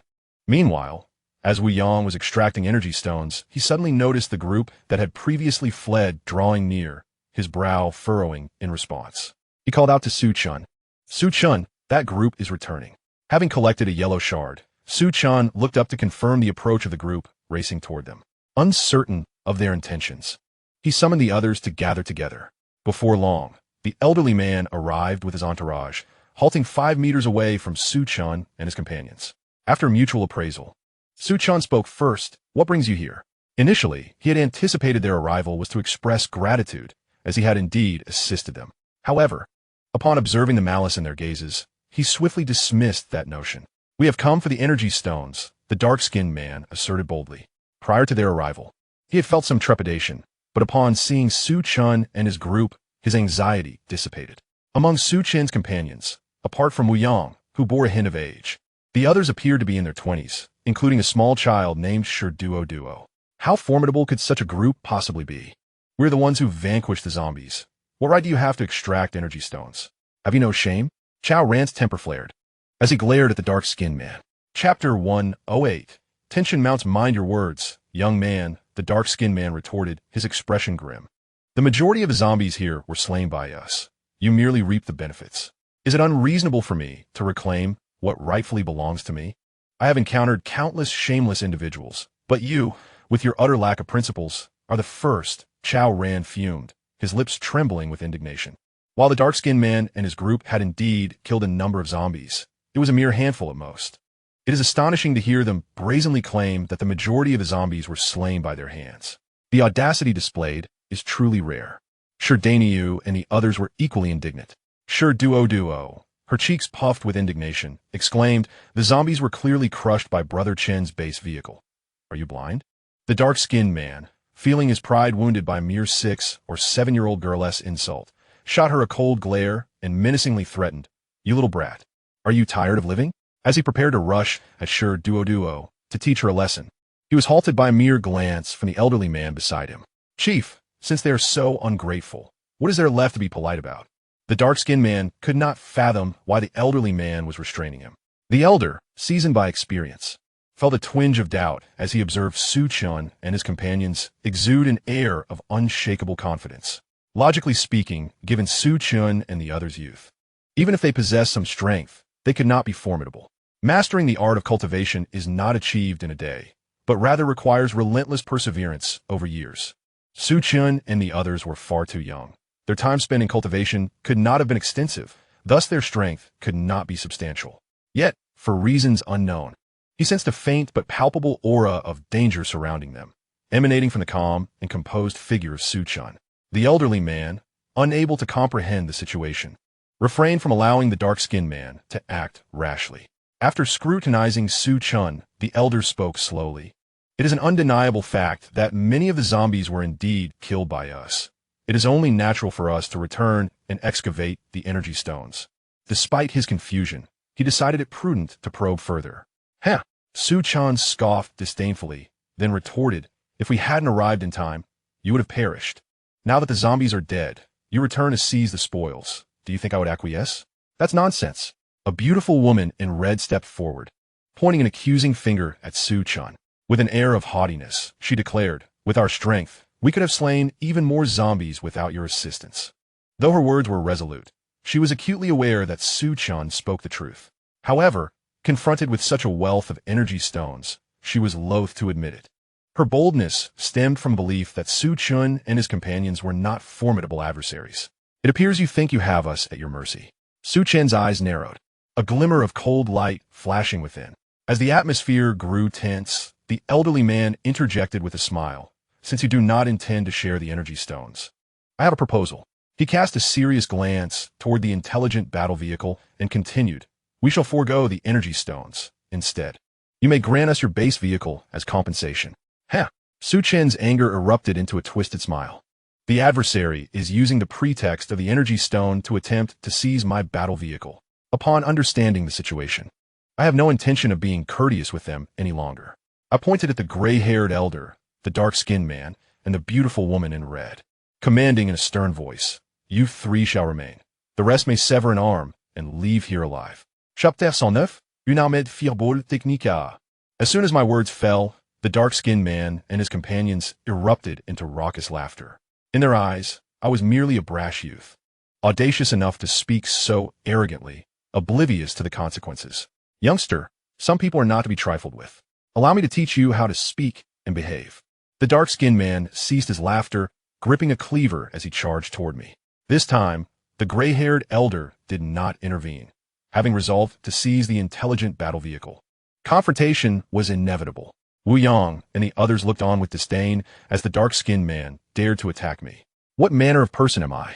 I am an unparalleled killing deity, capable of subduing an entire city. Even a level 3 evolved being would shrink away in my presence. A level 1 evolved being is scarcely more than an ant in my eyes. To dare to strike first? Is this not akin to an old man hanging himself, seeking a swift end? I stood my ground, seemingly oblivious to the dark-skinned man's approach. Just as he raised his blade, poised to strike, I made my move. My punch was like thunder, swift beyond imagination. A level 2 evolved being, the dark-skinned man was paralyzed by fear. The speed of my punch was inconceivable, and there was no time left for him to evade. He could only watch in horror as my fist descended toward his head. Spare me. Recognizing me as a level 2 evolved being, the gray-haired elder's pupils constricted, and he cried out in alarm. My murderous intent was resolute. There was no chance I would relent. With a thunderous explosion, the dark-skinned man's head shattered, erupting into a mist of blood. Vugong. Watching the dark-skinned man perish before him, the gray-haired elder's eyes bulged with rage as he let out a heart-wrenching wail. The dark-skinned man had been with him since childhood, fiercely loyal and his most trusted aide. Who could have imagined he would die at my hands? At that moment, an inferno of wrath surged within him, vowing to annihilate me to quell his burning hatred. The gray-haired elder bellowed, raising his hand to unleash a fireball that hurtled toward me. Despite knowing I was a level 2 evolved being, he felt no fear, for he himself was a level 2 mentalist. With his subordinates by his side, he believed he had the means to extinguish a level 2 evolved being. As the fireball soared toward me, a smirk of disdain crossed my lips. Then, in the astonished gazes of the gray-haired elder and the others, I reached out my hand to grasp the fireball. What does he intend to do? The beautiful woman in red's eyelids twitched violently, followed by a surge of excitement. The fireball technique of a level 2 adept is no trifling matter. Even level 3 evolvers would hesitate to withstand it with their physical bodies. Yet, Su Chen, merely a level 2 evolver daring to seize it with bare hands, was akin to courting death. The elderly man with grizzled hair and his companions were convinced that Su Chen was doomed, their excitement palpable. However, the scene that unfolded in the next moment left them in a state of utter shock. A dazzling golden light emanated from Su Chen's arm as he effortlessly shattered the fireball. As the golden glow faded, it revealed that his hand remained unscathed, with nothing more than a slight coating of ash. How is this possible? The elderly man swallowed hard, a profound fear enveloping his gaze. To grasp and obliterate a level 2 fireball with bare hands was a feat achievable only by those of level 4 or above. The mere thought that Su-chan might be a level 4 evolver rendered him breathless, almost paralyzing him with terror. Chapter 110. The Doomsday Mall. The beautiful woman in red and her companions were all filled with trepidation. The power Su-chan displayed was astonishing beyond belief, instilling an unprecedented sense of dread within them. At that moment, they all harbored an overwhelming desire to flee from the scene. Su-chan brandished the Enchanted Divine Blade, turning towards the elderly man and his group with a slight smirk, declaring that since no one wished to leave, they might as well stay. Hold on. We shall retreat at once. I implore you to show mercy, esteemed elder, the elderly man exclaimed, his countenance shifting dramatically as he perceived Su-chan's intention to strike. Though young, Su-chan's prowess warranted the title of esteemed elder. Yet, Su-chan had long declared he would not allow him to escape. A detail the elderly man seemed to have forgotten. Not only will you address me as esteemed elder, but even if you called me grandfather, no one shall leave here alive today. Su-chan remained unmoved, swinging his blade with fierce intent. In an instant, a colossal gray wind blade surged forth, causing the very air to tremble in its wake. Brothers, let's fight back, the elderly man bellowed, quickly conjuring a fireball. Su-chan was determined not to let them escape. Naturally, they would not resign themselves to defeat. And thus began their desperate struggle. Armed with gleaming swords and blades, they collectively charged towards the gray wind blade in a futile attempt to counter it. Like a mantis trying to stop a chariot, Su-chan scoffed, observing them as one would a dying creature. In the next moment, amidst a cacophony of screams, the elderly man and his companions found themselves severed, their weapons splintered into two. The might of a single stroke was terrifying indeed. Not a single one among the dozen powerful foes could withstand him. They were all extinguished. Su-chan's formidable strength was laid bare for all to see. Though Wu Yang had previously witnessed Su-chan's might, he was still engulfed by astonishment. He realized that the power Su-chan had displayed at Huang Junlin's estate was merely the tip of the iceberg. They deserved it. How dare they challenge Brother Chen? The greatness of Brother Chen is beyond your comprehension. Chao Ran spat on the ground amidst the scattering of corpses, exuding an air of pride. Su-chan sheathed the Enchanted Divine Blade and remarked nonchalantly, "The flies have been dealt with. Let us continue to excavate the energy stones." Wu Yang nodded in agreement and led the others into action, while Su-chan resumed collecting fragments. 5 fragments remained on the ground, 3 of yellow hue and 2 of black. Casting a glance, he reached for one of the black fragments first. He retrieved Tiangang's star fragment, 1/210, but it indicated that the fragments were insufficient for use. The Tiangang's star fragment had made its appearance long ago. Yet since the first one had self-destructed, none had surfaced since, leaving only 2 in existence thus far. Without further contemplation, Su-chan proceeded to collect the second black fragment. He acquired Doomsday Mall Fragment, 1/1010, and to his surprise, it was marked as complete and ready for use. Su-chan felt a sudden jolt of energy. He had already gathered 9 pieces of the Doomsday Mall, yet the final piece had evaded him until now. Upon declaring his intent to use it, a tumultuous wave surged in his mind, and a shopping interface materialized before him. Simultaneously, information regarding the Doomsday Mall began to flow into his consciousness. In essence, the Doomsday Mall functioned as a supermarket of sorts. However, the items for sale were not everyday necessities, but rather treasures derived from the fragments. Su-chan focused intently, noticing that the top of the panel gleamed with the 6 golden characters spelling out Doomsday Exchange Mall. Below these characters, the interface was divided into several sections, with the uppermost ones marked as locked. The subsequent 7 sections, categorized by colors, gold, blue, yellow, white, purple, rainbow, and black, displayed items he had previously encountered. For instance, the yellow section featured various seed types, including the more common, hardfruit seed and breadfruit seed. The exchange prices ranged between 110 energy points. The other colored sections showcased corresponding items, meaning that whatever color fragment was retrieved would appear in its respective color section. As Su-chan surveyed each section, his excitement grew exponentially. When his gaze fell upon the gold section, his exhilaration reached new heights. The gold section contained attribute fragments, currently listing only 3 items: Level 1 All-Attribute Fragment, Level 2 All-Attribute Fragment, and Level 3 All-Attribute Fragment. As for the absence of any Level 4 or above fragments, he learned from the feedback that his current rank was at Level 2, thus the highest obtainable level was 3.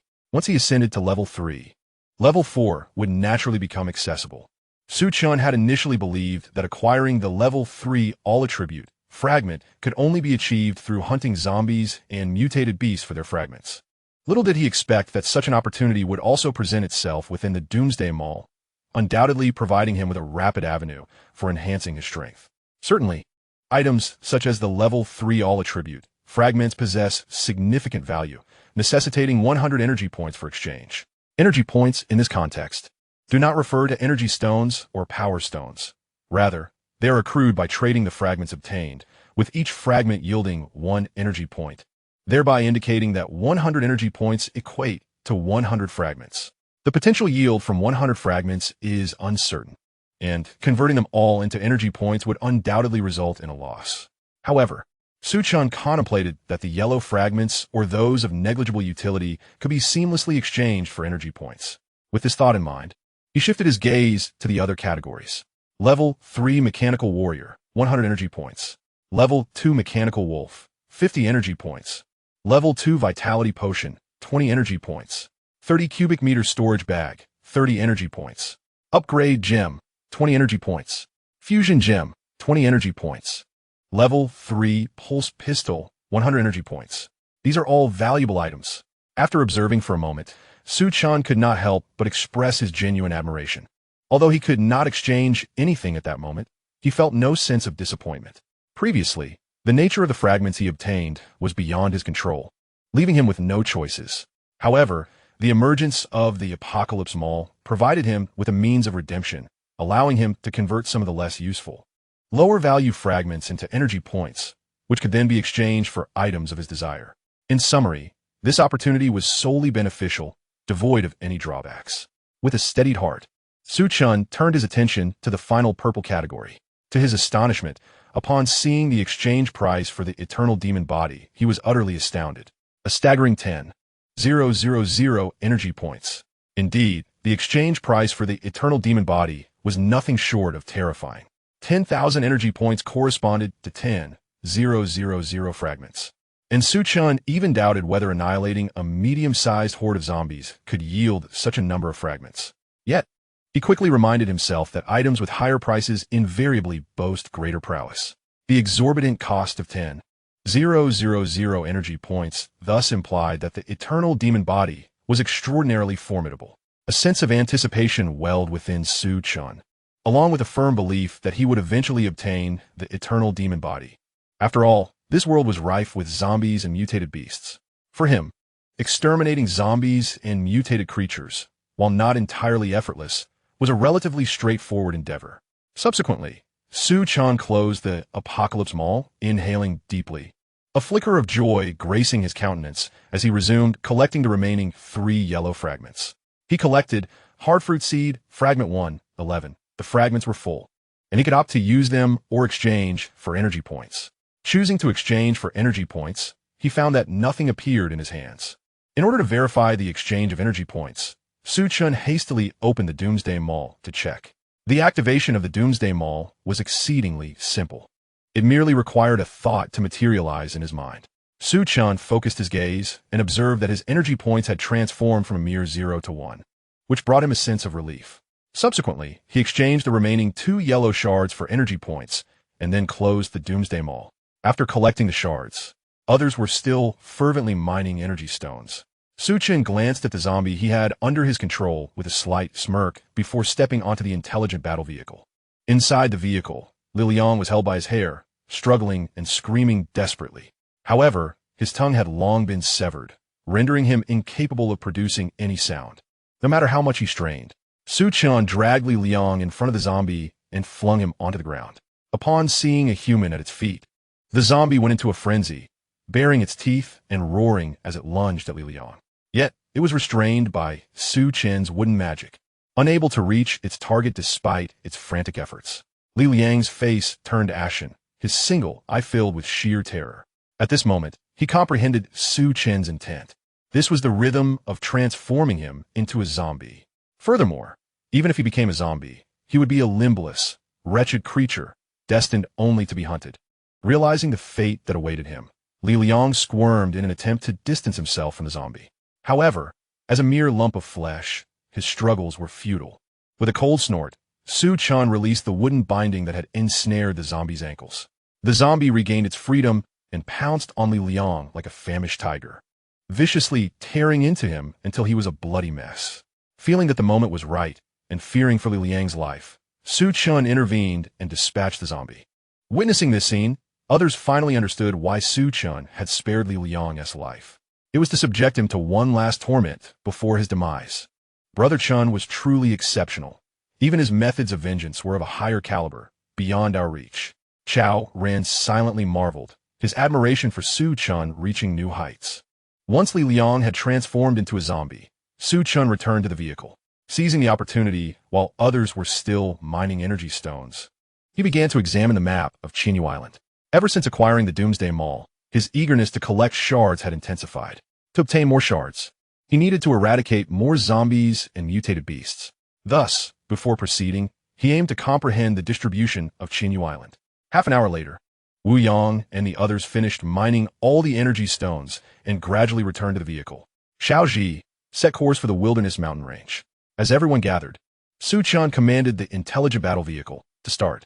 The vehicle roared to life and sped away. Su Chen, why are we heading to the Wilderness Mountains? Tan Lin inquired with curiosity. The others were equally perplexed, turning their gazes towards Su Chen. In response, he recounted his encounter with Yang Qian and the others. As time passed, the intelligent battle vehicle raced along, and the group, with little to occupy their minds, sought out places to rest. Seizing the opportunity, Su Chen produced the Azure Fruit and a level 1 physical enhancement potion, administering them to Tan Lin. Before long, she evolved into a level 1 evolver and a level 1 psychic. Chapter 113. News thereafter, Su Chen gifted Tan Lin level 1 pulse pistol. The pistol had become somewhat redundant for him, especially after having given one to Yang Qian. He feared that Tan Lin might harbor unwelcome thoughts if she were to discover this. Continuing on, the intelligent battle vehicle journeyed forth. After more than 2 hours of travel, an alarm suddenly blared from the central control screen. Warning, a base vehicle is accelerating towards us and is expected to intercept in 30 seconds. Another robbery? Su Chen furrowed his brow, the thought emerging in his mind. Previously, while en route to Steel City, members of the Tongfu Chamber of Commerce had attempted to rob him. Due to this prior experience, suspicion arose. Proceed along the planned route. Ignore them, Su Chen instructed. If the approaching party intended to rob them, it would only lead to their demise, and he would show no mercy in obliterating them. Soon, a base vehicle sped into view, directly obstructing their path. The intention to intercept was unmistakable. Observing this, Su Chen narrowed his eyes and coldly remarked, I hope you are not seeking your own demise. As the intelligent battle vehicle passed, a man and a woman disembarked from the opposing base vehicle, waving their hands fervently, as if beseeching assistance. Xiao Ji, halt and take a look, Su Chen commanded, stepping out of the vehicle to scrutinize the pair. They appeared to be in their 30s. The man had prominent brows and bright eyes, exuding an air of vitality, while the woman was strikingly beautiful, with an undeniable charm. Hello, young brother. Eo Im Han Feng. And this is my wife, Chen Meihua. The man approached Su Chen with a friendly smile. What do you want? Su Chen Wayir Kuli. In this unpredictable world, one could never be too cautious, even if the other party appear harmless.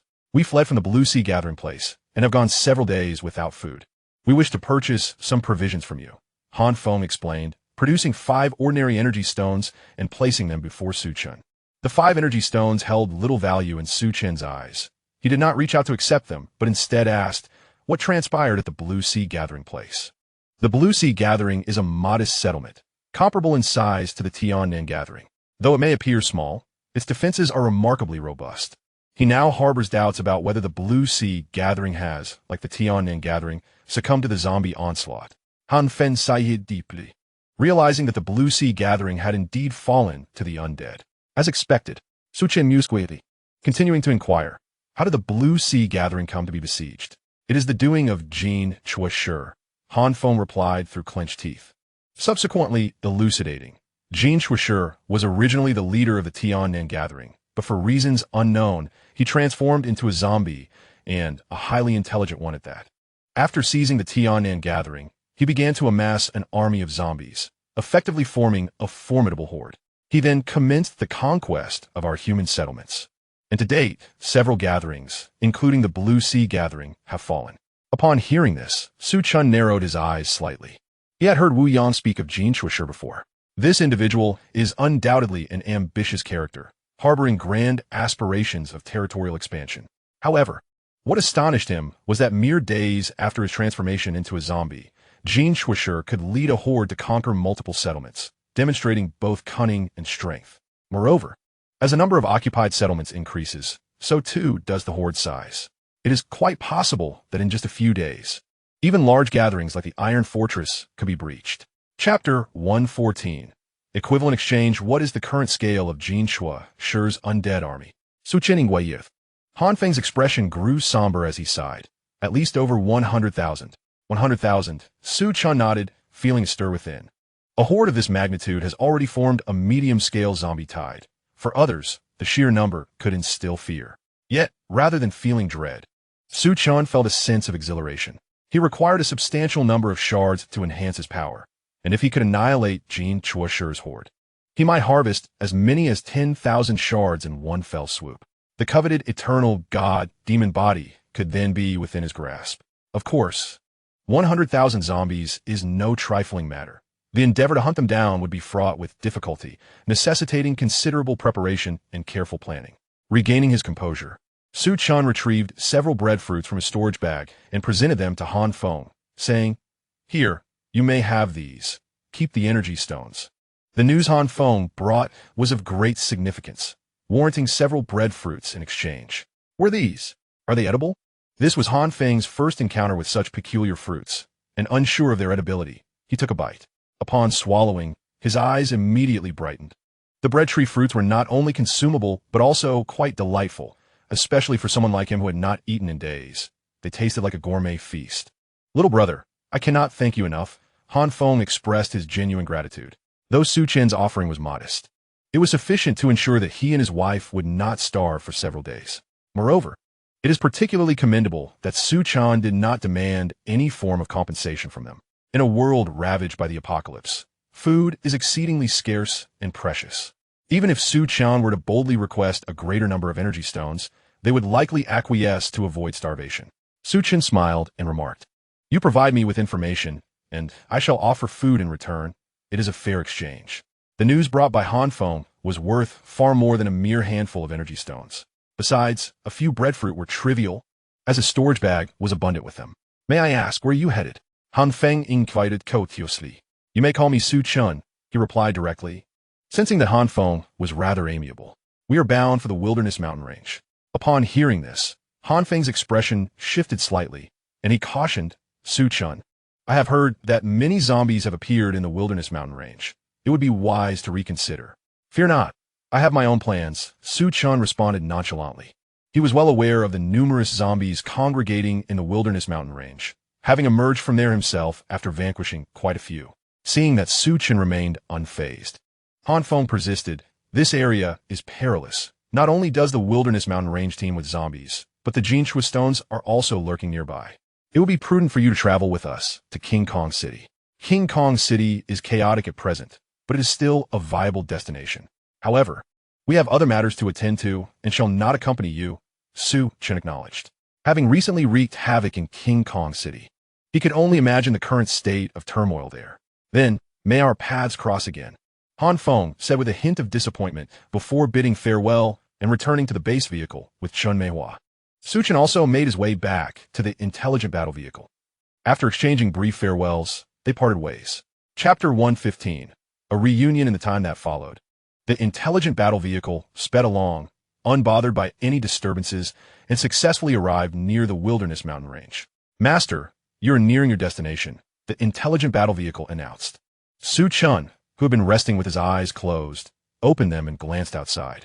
"Where have all the zombies gone? Why is Yang Qian and the others out?" Upon a fleeting look, his brow furrowed slightly. In his line of sight, a massive boulder was distinctly visible, yet the once thundering horde of zombies had vanished without a trace. Yang Qian, along with 3 others, mechanical warriors, and 3 mutated wolves had emerged from the stone cave. Moreover, 3 unfamiliar men stood opposite them, seemingly in a standoff. The arrival of the intelligent battle vehicle quickly captured their attention. From a distance, Yang Qian jogged over, calling out loudly, Su Chen, Su Chen. At this sight, Wu Yang and the others regarded Su Chen with peculiar expressions. It was evident from Yang Qian's demeanor that her relationship with Su Chen was anything but ordinary. However, is Su Chen's girlfriend not Tan Lin?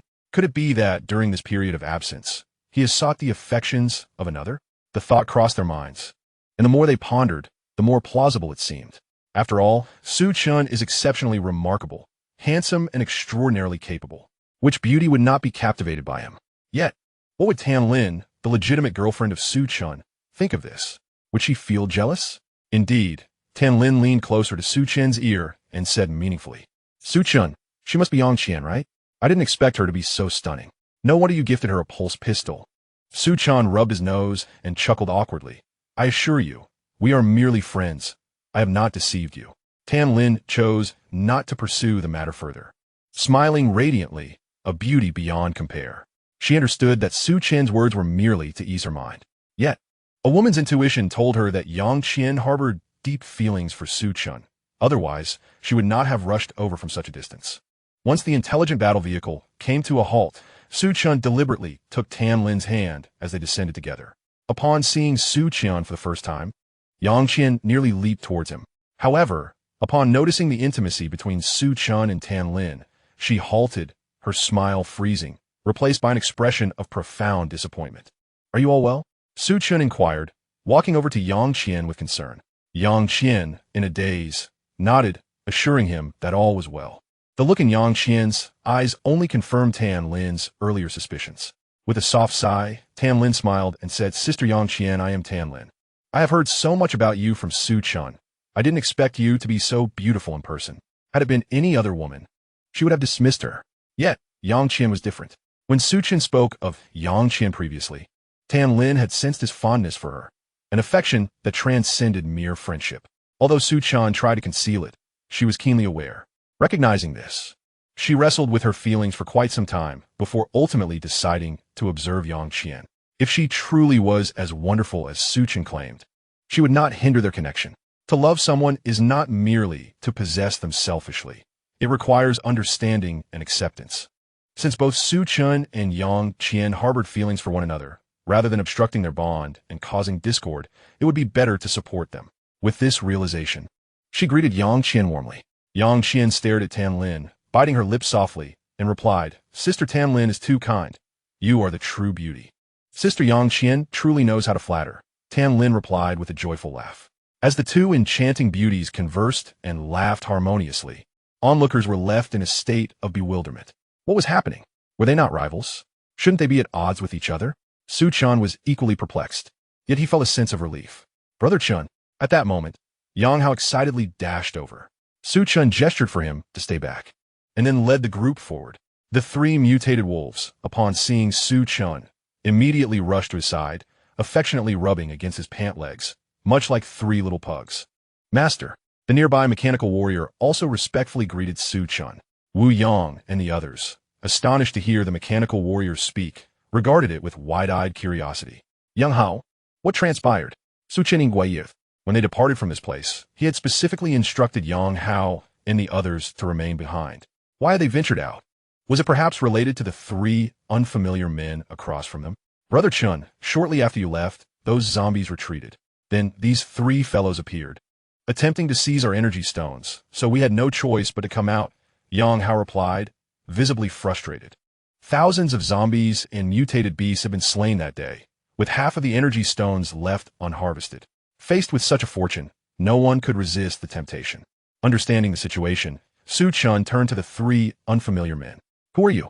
Why do you seek to take our energy stones? It's all a misunderstanding. Since you exterminated the zombies, we shall leave at once, one of the elders said with an awkward smile. Having harbored thoughts of seizing the stones prior to Su Chen's arrival, he now realized the overwhelming strength of Su Chen's side and sought to depart quickly. Brother Chen, they are from the Shuren gathering place. Yang Hao quickly interjected as he saw them attempting to leave. Earlier, they even tried to threaten us with their identities. The mention of the Shuren gathering place ignited a spark in Su Chen's eyes as he commanded, halt. He vividly recalled the three individuals from Shuren who had attempted to seize energy stones during the ambush on the zombies in the mine, all of whom he had dispatched. Now faced with 3 more from the same gathering place, he pondered whether to let them go. The elder stopped, his expression darkening as he replied, "What is your intention?" Though the Shuren gathering place was not a large faction, its strength was formidable. He believed that with his status, Su Chen would dare not confront them. "Are you acquainted with Zhou Guang from the Shuren gathering place?" Su Chen inquired nonchalantly. "You know Zhou Guang?" The elder's eyes lit up with excitement. "He is my nephew. Where have you seen him?" A short while ago, Zhou Guang and 2 others had ventured into the wilderness mountains, and since then, they had vanished without a trace. The elder had come searching for him. "Oh, you're the uncle of that deputy leader Zhou Guang," Su Chen realized, then added with a smile, "Unfortunately, he has already met his demise at my hands." "What?" The elder gasped, his eyes fixed on Su Chen, his hands clenched tightly, producing a creaking sound. However, even in the throes of utmost fury, he refrained from taking action against Su Chen. That rascal was used to his reckless ways. An early demise would merely accelerate his reincarnation. The elder suppressed his anger and, with a respectful gesture, bid farewell to Su Chen. "Can you truly depart?" Su Chen retorted with a scornful smile, commanding the mechanical warrior, Xiao Tai, eliminate them. Chapter 117. A feast of barbecue, though the elder concealed his intentions well. The murderous intent in his eyes did not escape Su Chen's notice. Furthermore, since he was Zhou Guang's uncle, Su Chen had no inclination to let him go.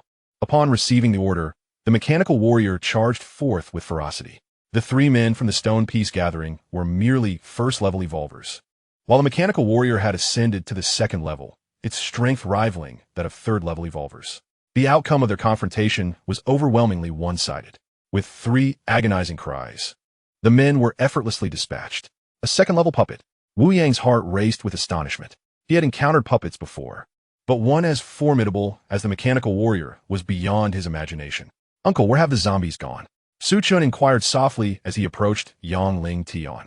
His primary objective upon returning was to hunt zombies, and their sudden disappearance left him discontented. Yang Ling Tian shook his head in confusion. The movements of zombies were erratic. He had no insight into their whereabouts. Su Chen's gaze drifted toward the direction of the mine, harboring suspicions that the zombies might have emerged from there, only to retreat back inside. "Brother Chen, did you slay all these zombies?" Chao Ran questioned, his scalp prickling at the sight of thousands of zombie corpses strewn across the ground. Su Chen nodded, a knowing smile playing on his lips. "This is merely a trifle. There will be more to come." At this, Chao Ran instinctively swallowed hard.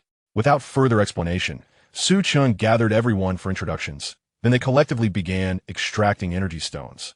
After an hour of diligent effort, they had unearthed all the stones. Upon returning to the cave, Su Chen set about preparing a meal. Given their numbers, he feared there might not be enough food, so he produced 2 furious rock bears. Additionally, the remaining canned goods and other provisions were brought forth. Before long, the air in the cave was filled with the tantalizing aroma of roasted meat. The group congregated, partaking in food and drink.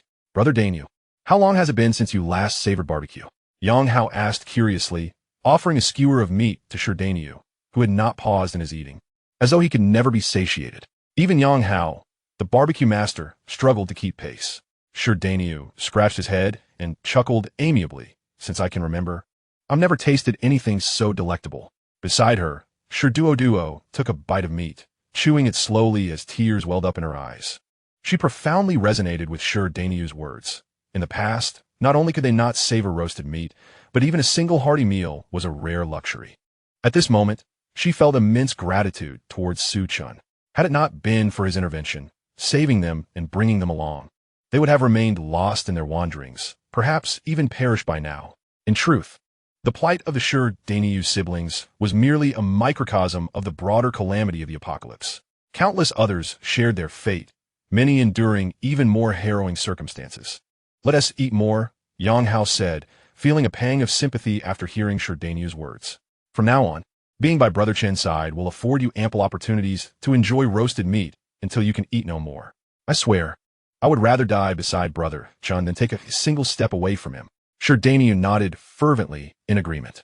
Indeed, following Brother Chen is undoubtedly the right choice. I, Chao Ran, have the utmost admiration for him.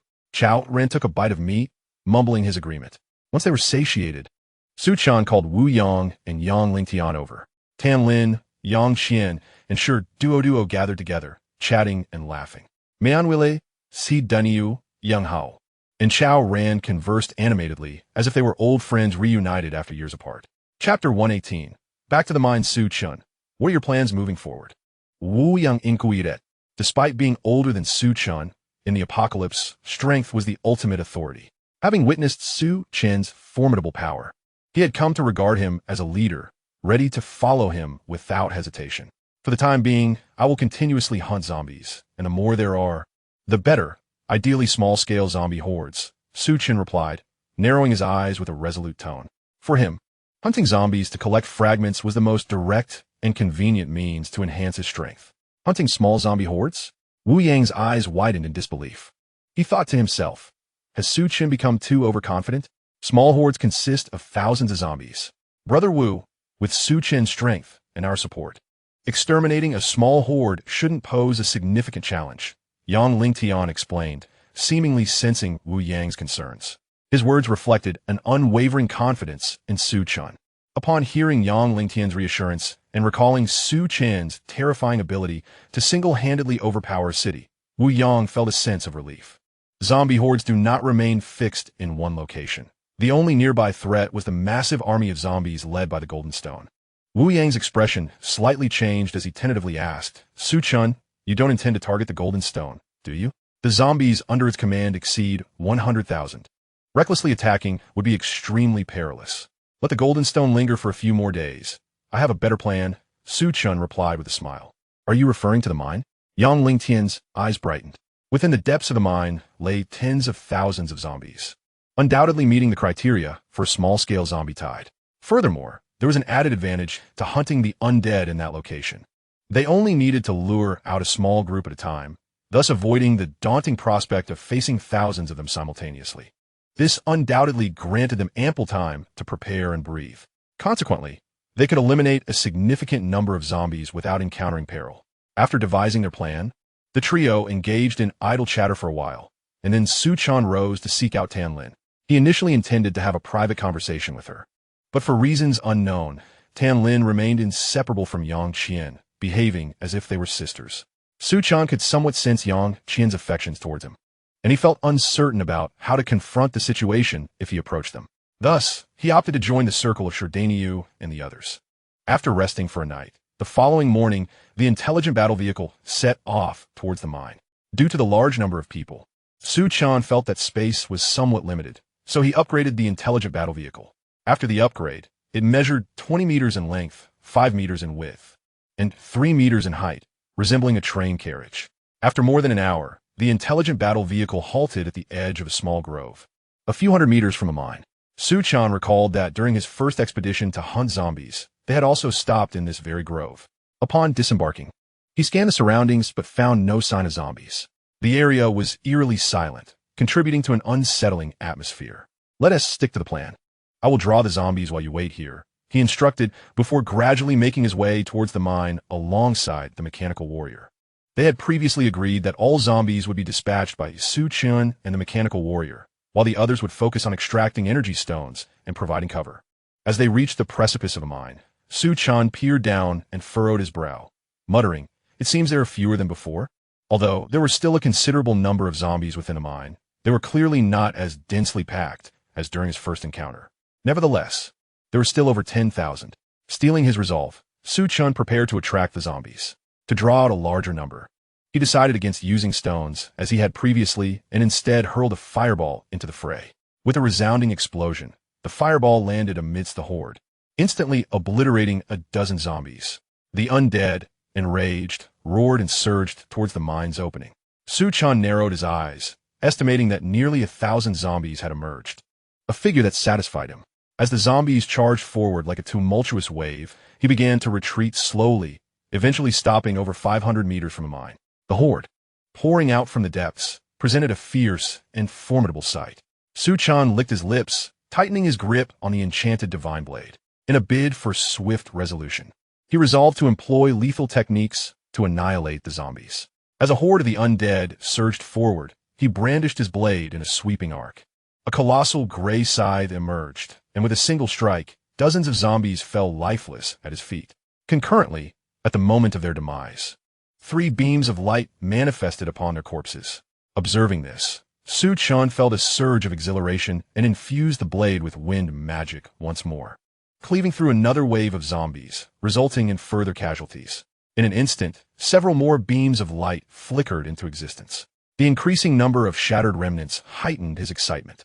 Subsequently, he continuously channeled various magical energies into the Enchanted Blade, transforming it into a veritable machine of slaughter, relentlessly harvesting the lives of the zombies. Before long, the ground was carpeted with the fallen undead, with a rough estimate indicating that several hundred had perished beneath his blade. Meanwhile, the mechanical warrior also engaged in a relentless slaughter of zombies. However, despite its formidable strength, it lacked Su Chen's ability for mass extermination, only capable of dispatching them one by one, thus lagging far behind Su Chen's pace. In their joint efforts, while Su Chen could obliterate over 100 zombies, the warrior could manage merely a dozen at most. In the distance, Wu Yang watched in awe as Su Chen reaped the zombies as if harvesting wheat. He recalled having witnessed Su Chen's prowess against the undead before, but at that time, Su Chen's capabilities were nowhere near as formidable. He remembered how Su Chen and Tan Lin had been encircled by over 100 zombies, and with his assistance, they had fought tirelessly to clear them away. In the blink of an eye, Su Chen had acquired the strength to single-handedly slay thousands of zombies. Such rapid advancement was astonishing. A level 2 Evolver, a level 2 All-Element Mage, a level 2 Psychic Master, a true prodigy.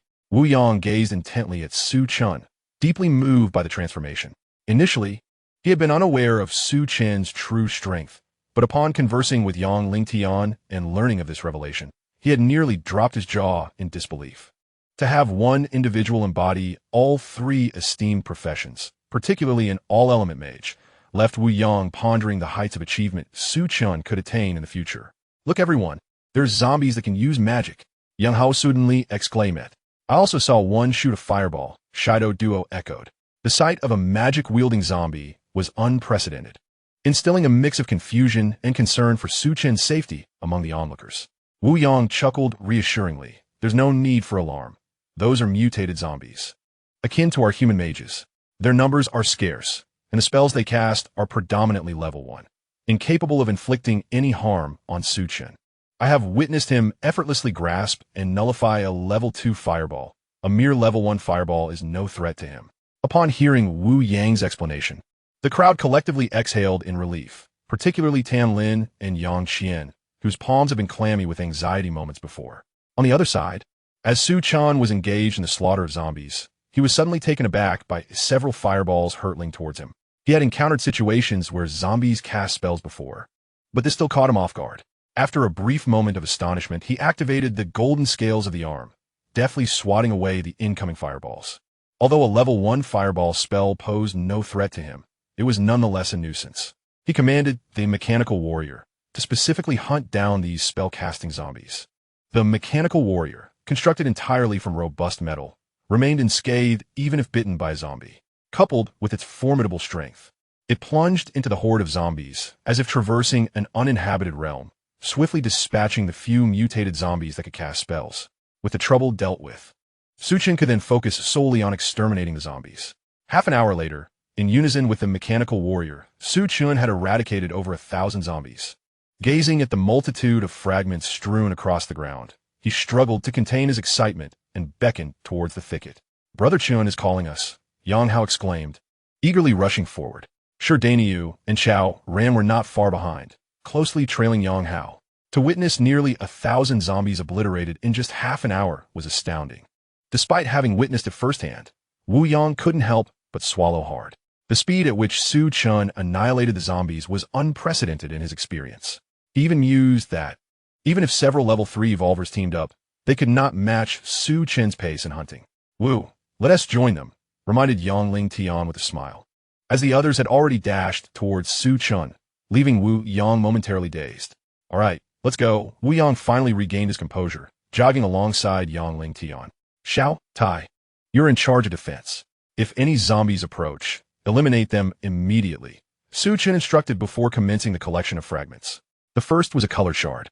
Collected, Fusion Gem, Fragment 1, 11. Fragments are full, can be used or exchanged for energy points. Use. The value of the Fusion Gem was quite high, and thus Su Chen chose not to exchange it for energy points. Acquiring this fusion gem would allow him to successfully install the level 1 pulse cannon onto the intelligent battle vehicle, undoubtedly enhancing its offensive capabilities. After storing the fusion gem in a storage pouch, Chen continued to gather fragments, and the second was similarly a colored shard. Collected upgrade gem, Fragment 111. Fragments are full, can be used or exchanged for energy points. Use. The value of the upgrade gem surpassed that of the fusion gem.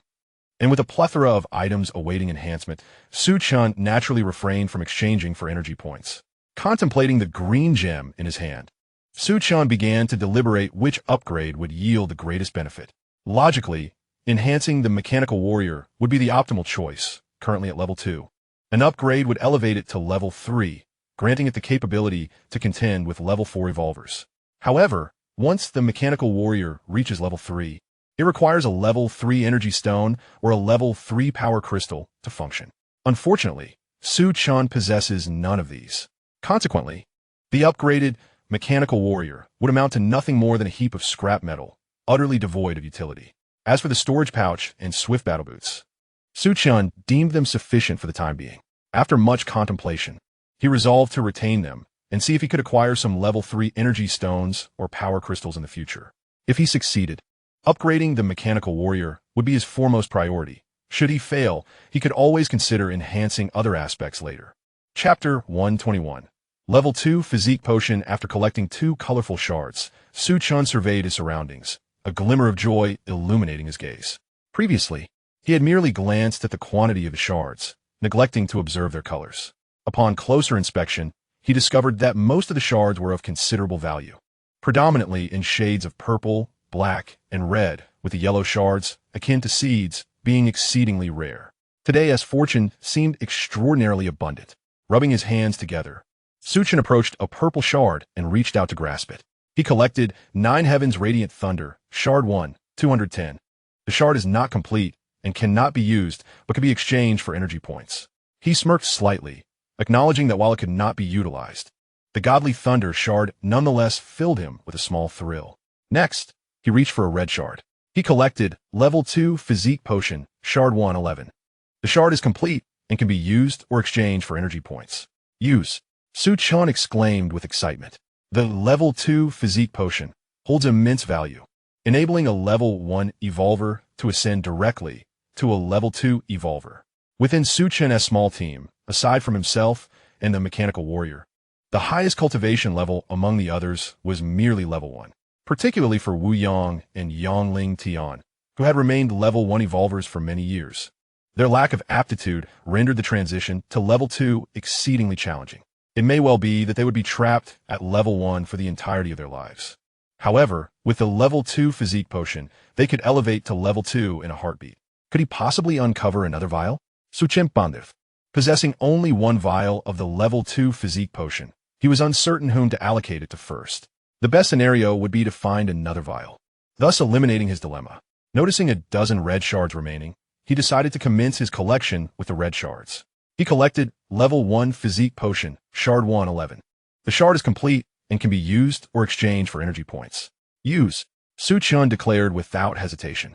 Although the Level 1 Physique Potion was not as potent as the Level 2 Physique Potion, it would be beneficial for Chao Ran, Shirdanyo, Shirduo, and even Yang Qian. After securing this vial of Level 1 Physique Potion in his storage pouch, he continued to gather other red shards.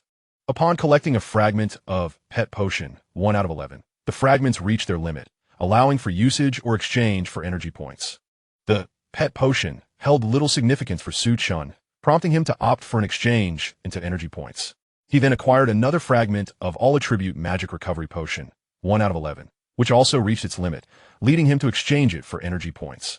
Next, he picked up a fragment of Stamina Recovery Potion, 1 out of 11, and upon realizing it was the first time encountering this item, he understood its purpose was to restore stamina.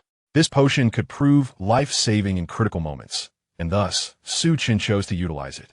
He then collected a fragment of Level 1 Physique Potion, 1 out of 11, which he decided to use. Following this, he gathered a fragment of Level 1 Spirit Potion, 1 out of 11, which also reached its limit. This potion, being a first-time drop, allowed the consumer to become a Level 1 Psychic. However, considering that a level 1 psychic possessed no offensive capabilities and had a mere 10-meter range of perception. It was of limited utility. After a moment's hesitation, Chen exchanged it for energy points. In Chapter 122, regarding the fragments of level 5 beasts, the remaining few red fragments were of negligible value and were exchanged for energy points. Despite not acquiring a second bottle of level 2 physique potion, Chen felt little disappointment, as numerous zombies still lurked within the mine, and he had only dispatched a small fraction of them. The probability of further drops remained promising. Steadying his resolve, Chen continued to collect fragments. At that moment, Yang Hao and others gradually approached. According to their prior arrangement, they immediately began to excavate energy stones without needing any directives from Chen. As Chen collected a black fragment, obtaining a fragment of planting space, he suddenly noticed an orange fragment not far away. This orange fragment was unprecedented, undoubtedly representing a new type of fragment. Without hesitation, Chen dashed forward and seized it.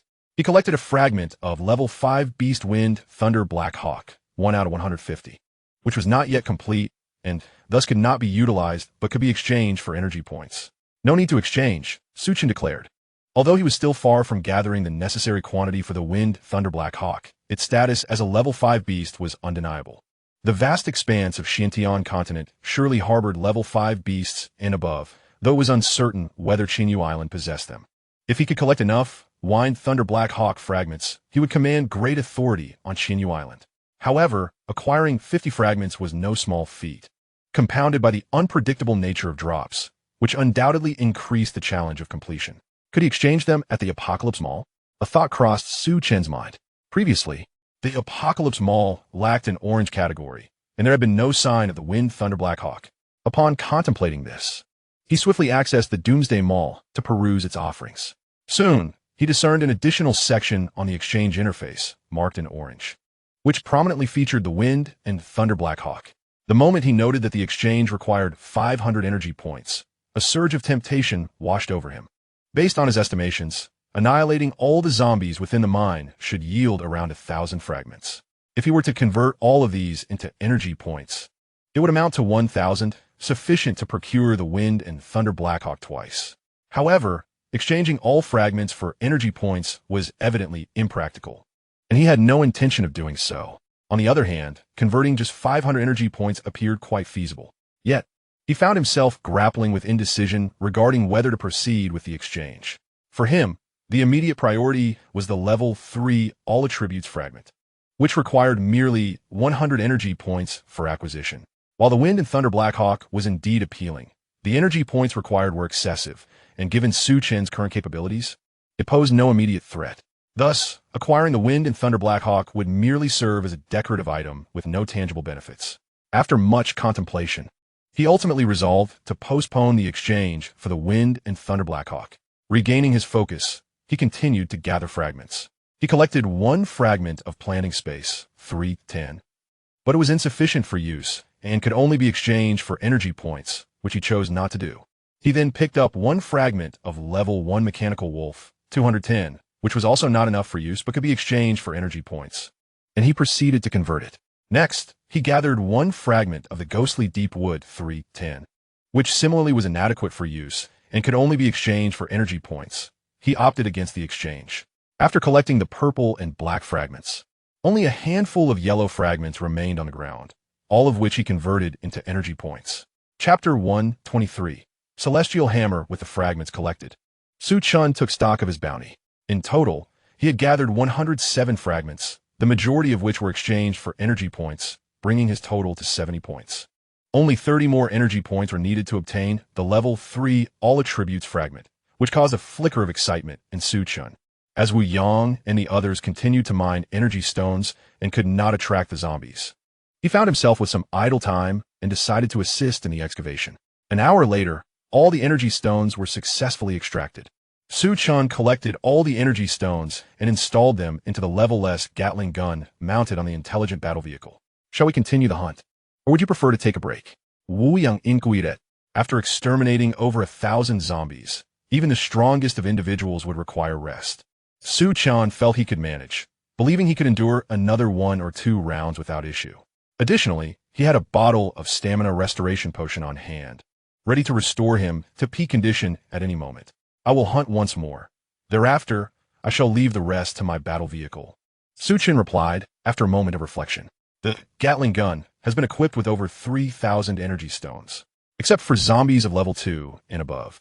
It can effortlessly dispatch ordinary and level 1 zombies, as if slicing through vegetables. This notion is rather commendable. Wu Yang nodded in agreement. The defensive capabilities of the intelligent war vehicle are astonishing. During the previous encounter, it had trampled over 200 zombies. He presumed that Chen intended for the intelligent war vehicle to rampage through the horde, exterminating zombies in such a manner. Chen simply smiled, choosing not to elaborate. Subsequently, he instructed everyone to board the intelligent war vehicle, while he once again attracted the attention of the zombies. Following the same tactic, Chen hurled a fireball into the mine pit, and then turned to flee. Soon, a large swarm of zombies surged forth. However, it was rather underwhelming. Noticing that only 500 to 600 zombies had emerged, Chen shook his head in disappointment. Regardless of his discontent, the zombies still needed to be eliminated. Without waiting for the horde to close in, he brandished the Enchanted Divine Blade and charged forward. After a frenzied onslaught, over 500 zombie corpses littered the ground, alongside more than 50 variously colored fragments. Let us begin. Chen called to those in the vehicle and commenced collecting the fragments. He gathered one fragment of the Eternal Demon Body, 3100. It was still insufficient for use, but could be exchanged for energy points. He opted not to exchange it. The Eternal Demon Body was something he was determined to acquire, so he would not choose to exchange it. He then collected one fragment of the level 2 physique potion, 11. It was now complete and could either be used or exchanged for energy points. He decided to use it. He had foreseen that today might yield another vial of the level 2 physique potion, though he had not expected it to arrive so swiftly. In this manner, both Wu Yang and Yangling Tian could ascend to level 2 evolutionists. With great satisfaction, he secured the level 2 physique potion and hastened his collection efforts. He gathered one fragment of the Sky Hammer, 13. It was still incomplete and could not be used, but could be exchanged for energy points. After a moment's hesitation, he chose not to exchange it. The Sky Hammer was a weapon fragment and undoubtedly possessed formidable lethality. Although he wielded the Enchanted Divine Blade and may not require it himself, it could be of great use to others, especially for the burly Dainio. Brandishing a massive hammer would be most imposing. Thus, he decided to reserve the Sky Hammer for Dainio. With resolve, Chen reached for the third fragment. He collected one fragment of the Phantom Dagger, 13. It was still incomplete and could not be used, but could be exchanged for energy points. He chose not to exchange it, as weapon fragments were always valuable. The fourth fragment was of the breadfruit tree seed, which Chen directly exchanged for energy points. The fifth was a fragment of the ghostly divine wood, which he opted to keep. The sixth revealed a new type of potion, the Rage Potion. The feedback indicated that after consuming the Fury Potion, an evolver's strength could be elevated by 1 level, with the effect lasting 10 minutes. However, once the duration expired, the user would enter a phase of weakness. This substance bore both advantages and disadvantages. After a moment's contemplation, Chen decided to retain it. The subsequent items that emerged held little value and were all exchanged for energy points in one fell swoop. Upon accessing the Apocalypse Mall, Chen's energy points reached 110, prompting a smile to grace his lips. He then spent 100 energy points to exchange for level 3 all-attribute fragment. Following the successful transaction, the levels of the Evolver, Spellcaster, and Psychic Master naturally ascended to level 3. With this elevation, his strength surged exponentially, granting him considerable confidence even against level 4 Evolvers. While level 4 Evolvers might exist on Xinyu Island, their numbers would undoubtedly be limited, rendering him nearly invincible within that territory. As Wu Yang and the others finished mining the energy stones, Chen seized the opportunity to continue attracting zombies. Bolstered by his newfound power, he managed to draw in over 2,000 zombies at once. Was this not madness? Had he not stated a desire for rest? Observing the relentless tide of zombies approaching, Wu Yang clicked his tongue, secretly anxious for Chen. Captain Wu, there are far too many zombies this time. Perhaps we should assist Chen? Tan Lin suggested, a hint of worry in her voice. Let's first assess the situation, Wu Yang replied, his eyes narrowed. He knew Chen well. If he lacked confidence, he would not undertake such a bold action. Thus, they decided to observe for the moment. Soon, a dense mass of zombies surged towards Su-chan, causing those in the vehicle to grow tense, their eyes fixed on him. At that moment, Su-chan made his move. With a sweeping strike, he unleashed a thunderous blow. A tempest of lightning erupted from the Enchanted Blade, sweeping forward like a tidal wave. In an instant, hundreds of zombies were engulfed in the electrifying maelstrom. With each explosive crack, all those ensnared were obliterated, leaving no trace behind. After that single stroke, a bizarre vacuum zone extended 50 meters in front of Su-chan. Apart from the charred earth and gleaming fragments, nothing remained. Not even the energy stones had survived the annihilation. Is this not too extravagant? Chao Rant's eyes widened in astonishment, his face a canvas of shock. The others shared his bewilderment, at a loss for words to describe the sheer might of that single strike. Could Su-chan possibly be a level 4 evolver? Wu Yang murmuret in disbelief. Even a level 4 evolver would struggle to wield such devastating power. Yang Ling Tian inhaled deeply. Tan Lin and Yang Qian gazed at Su-chan with rapt attention, their hearts racing, their eyes sparkling with admiration. Quite impressive. Su-chan exhaled softly. The recent strike was imbued with the essence of lightning magic, intricately fused with the primal divine thunder, rendering it his most formidable attack. Had it been any other elemental magic, it would have failed to evoke such a shocking impact. Following this decisive blow, Su-chan's confidence surged, and he felt assured of his ability to annihilate a level 4 evolver. In Chapter 125, more than 200 fragments erupted forth. The remaining zombies, undeterred by the ferocity of the attack, continued to surge towards Su-chan. Swiftly, he channeled wind magic into his Enchanted Divine Blade and executed another horizontal slash. Although the potency of wind magic pales in comparison to that of lightning, this strike still bore significant lethality. Nearly 100 zombies were left in a gruesome state, perishing on the spot.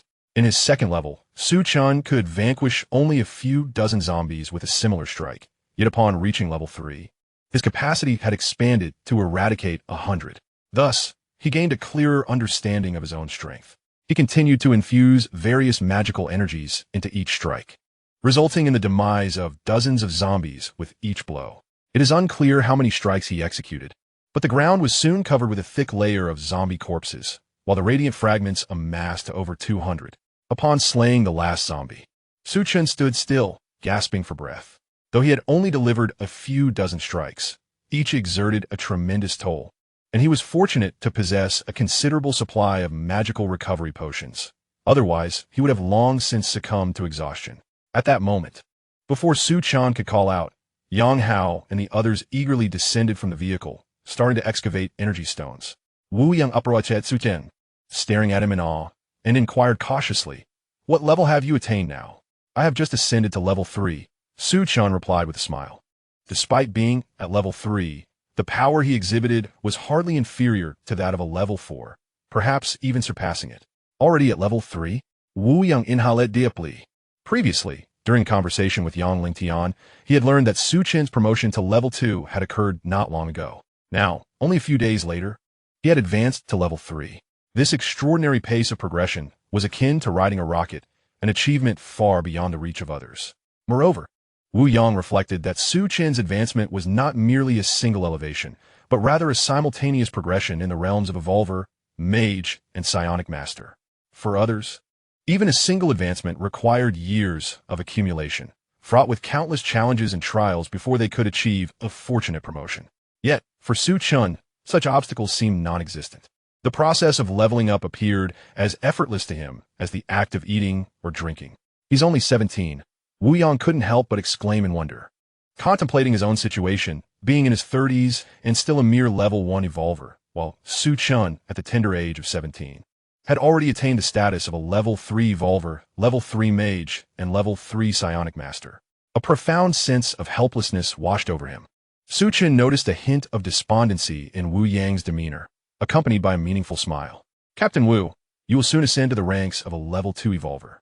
2 vials of level 2 physique potion had been uncovered, sufficient for both Wu Yang and Yang Lingtian to achieve level 2 evolution. However, with zombies still to be vanquished, he planned to delay Wu Yang's surprise until the task was completed. He hoped for the best.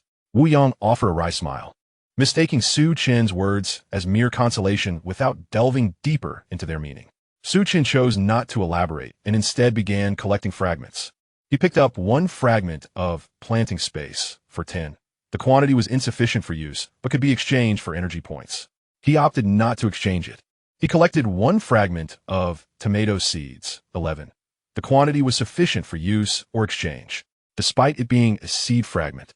As it was the first of its kind to appear, Chen decided to retain it. He obtained one fragment of level 1 mechanical warrior, 110. The fragment was not complete for use and could be exchanged for energy points. Having already acquired level 2 mechanical warrior, he found the level 1 variant lacking and chose to convert it into energy points. Chapter 126. Another world. In the ensuing hours, Chen tirelessly gathered fragments, accumulating an increasing number of valuable items and energy points. Approximately an hour later, he had gathered all the fragments. During this time, he exchanged the majority for energy points, bringing his total to 160. Additionally, he had collected 9 pieces of planting space, just one short of being able to utilize it. The collection of the Heavenly Hammer was successfully completed. The Heavenly Hammer was a golden war hammer weighing 380 kilograms, ideally suited for individuals of immense strength, making it a perfect match for Shordanio. Only one more fragment of the Phantom Dagger was needed, however, in the Apocalypse Mall. Each fragment could be exchanged for merely 10 energy points. Should Chen desire, he could easily complete the collection at any time. Furthermore, several vials of level 1 physique potion had also been discovered, ample for distribution. Given the sheer number of zombies vanquished, it would take some time to excavate all the energy stones. Chen returned to the intelligent battle vehicle, intending to rest for a while. Yet, upon casually glancing at the central control screen filled with red dots, a thought struck him. Xiaoji, can you calculate how many zombies remain in the mine? After the upgrade, the intelligent battle vehicle had expanded its detection range to 10 kilometers, and the locations of those red dots were evidently within the mine. After a brief pause, the intelligent battle vehicle reported the monitored quantity is 178. Is that all? Chen furrowed his brow. Although the number of zombies in the mine had diminished compared to before, he had estimated at least over 10,000. According to the intelligent battle vehicle, the figures were completely inconsistent, because the number of zombies he exterminated was less than 4,000, and combined with those detected by the intelligent battle vehicle, the total barely exceeded 8,000. Where have the remaining 2,000 gone? Could it be that his visual estimation was incorrect? Or perhaps the intelligent battle vehicle was unable to ascertain an accurate count? With doubts clouding his mind, Chen inquired, Xiaoji, can you confirm? Are there truly only this few zombies inside? In response, the intelligent battle vehicle explained, I cannot discern the quantity of those enveloped by the mysterious force. The number of zombies not shrouded by this force is confirmed to be 178. What is this mysterious force? Chen's brow furrowed. The mine pit connected to another world, and the passage linking the two realms formed a force of interface, which is the so-called mysterious force. Upon hearing this, Chen's heart raced. The mine actually connected to another world, something he had never anticipated. What kind of world was connected? Would it pose any danger? Why was it manifesting on Xinyu Island? Did such passages exist elsewhere in the Xintian continent? The unknown world always stirred the imagination. At this moment, Chen's gaze was fixed intently on the central control screen, his thoughts racing. After a prolonged silence, he exhaled a deep breath, deciding not to dwell on this matter any longer. His primary task now was to hunt zombies and acquire fragments. Once his strength reached a considerable height, he could explore the unknown world at a later time. Brother Chen, we have excavated the energy stones. Just then, Yang Hao approached Chen, carrying a large pile of energy stones. Chen nodded and installed all the energy stones into the level S Gatling gun. Next, he intended to refrain from personally hunting zombies, opting instead to let the intelligent battle vehicle demonstrate its prowess. Once everyone returned to the vehicle, Chen prepared to lure the zombies once again. Chen, you should rest a while. You've already hunted several thousand zombies consecutively, Tin Lin urged, unable to hide her concern. This time, Xiaoji and Xiao Tai will take action. I will only be responsible for attracting the zombies, Chen replied with a smile, stepping down from the vehicle. Chapter 127. Ruthless slaughter. As before, Chen approached the edge of the mine pit and tossed several fireballs inside. When the zombies surged forward, he turned and ran back. He swiftly boarded the intelligent battle vehicle, with the pursuing zombies closing in to less than 100 meters behind him. Glancing back, Chen noticed that the number of zombies this time seemed significantly greater than in previous encounters, prompting him to say, Xiaoji, calculate the number of zombies. A total of 187, came the response. What a coincidence. Chen's mind stirred. The intelligent battle vehicle had previously stated that the number of zombies not encased in the force of interface was precisely 187. And now they had all emerged at once. He began to suspect whether those shrouded by the force of interface were unable to emerge at all. However, he had no time to ponder, for the zombies were rapidly closing in. Xiaoji, shred them. Chen commanded, a slight smirk gracing his lips. Understood. The intelligent battle vehicle acknowledged the order, and the Gatling gun, mounted atop, it aimed at the horde of zombies. In the next moment, a cacophony of gunfire erupted. Amidst the relentless barrage, the advancing zombies fell in droves. Flesh was torn asunder, blood splattering like a hellish spectacle. A thick crimson mist enveloped the air. Under the merciless onslaught of the Gatling gun, ordinary zombies were reduced to mere fragments, while level 1 zombies met their demise in a single blow. Only a handful of level 2 zombies managed to survive. However, their numbers were so scant that even if they reached the intelligent battle vehicle, they would be swiftly dispatched by the vigilant, mechanical warriors.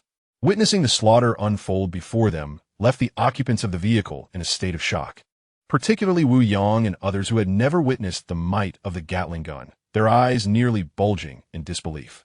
My goodness, Wu Yang gasped, watching as the zombies suffered catastrophic losses in mere moments. The speed of this carnage was astonishing, outpacing even Chen's own rate of extermination by several times.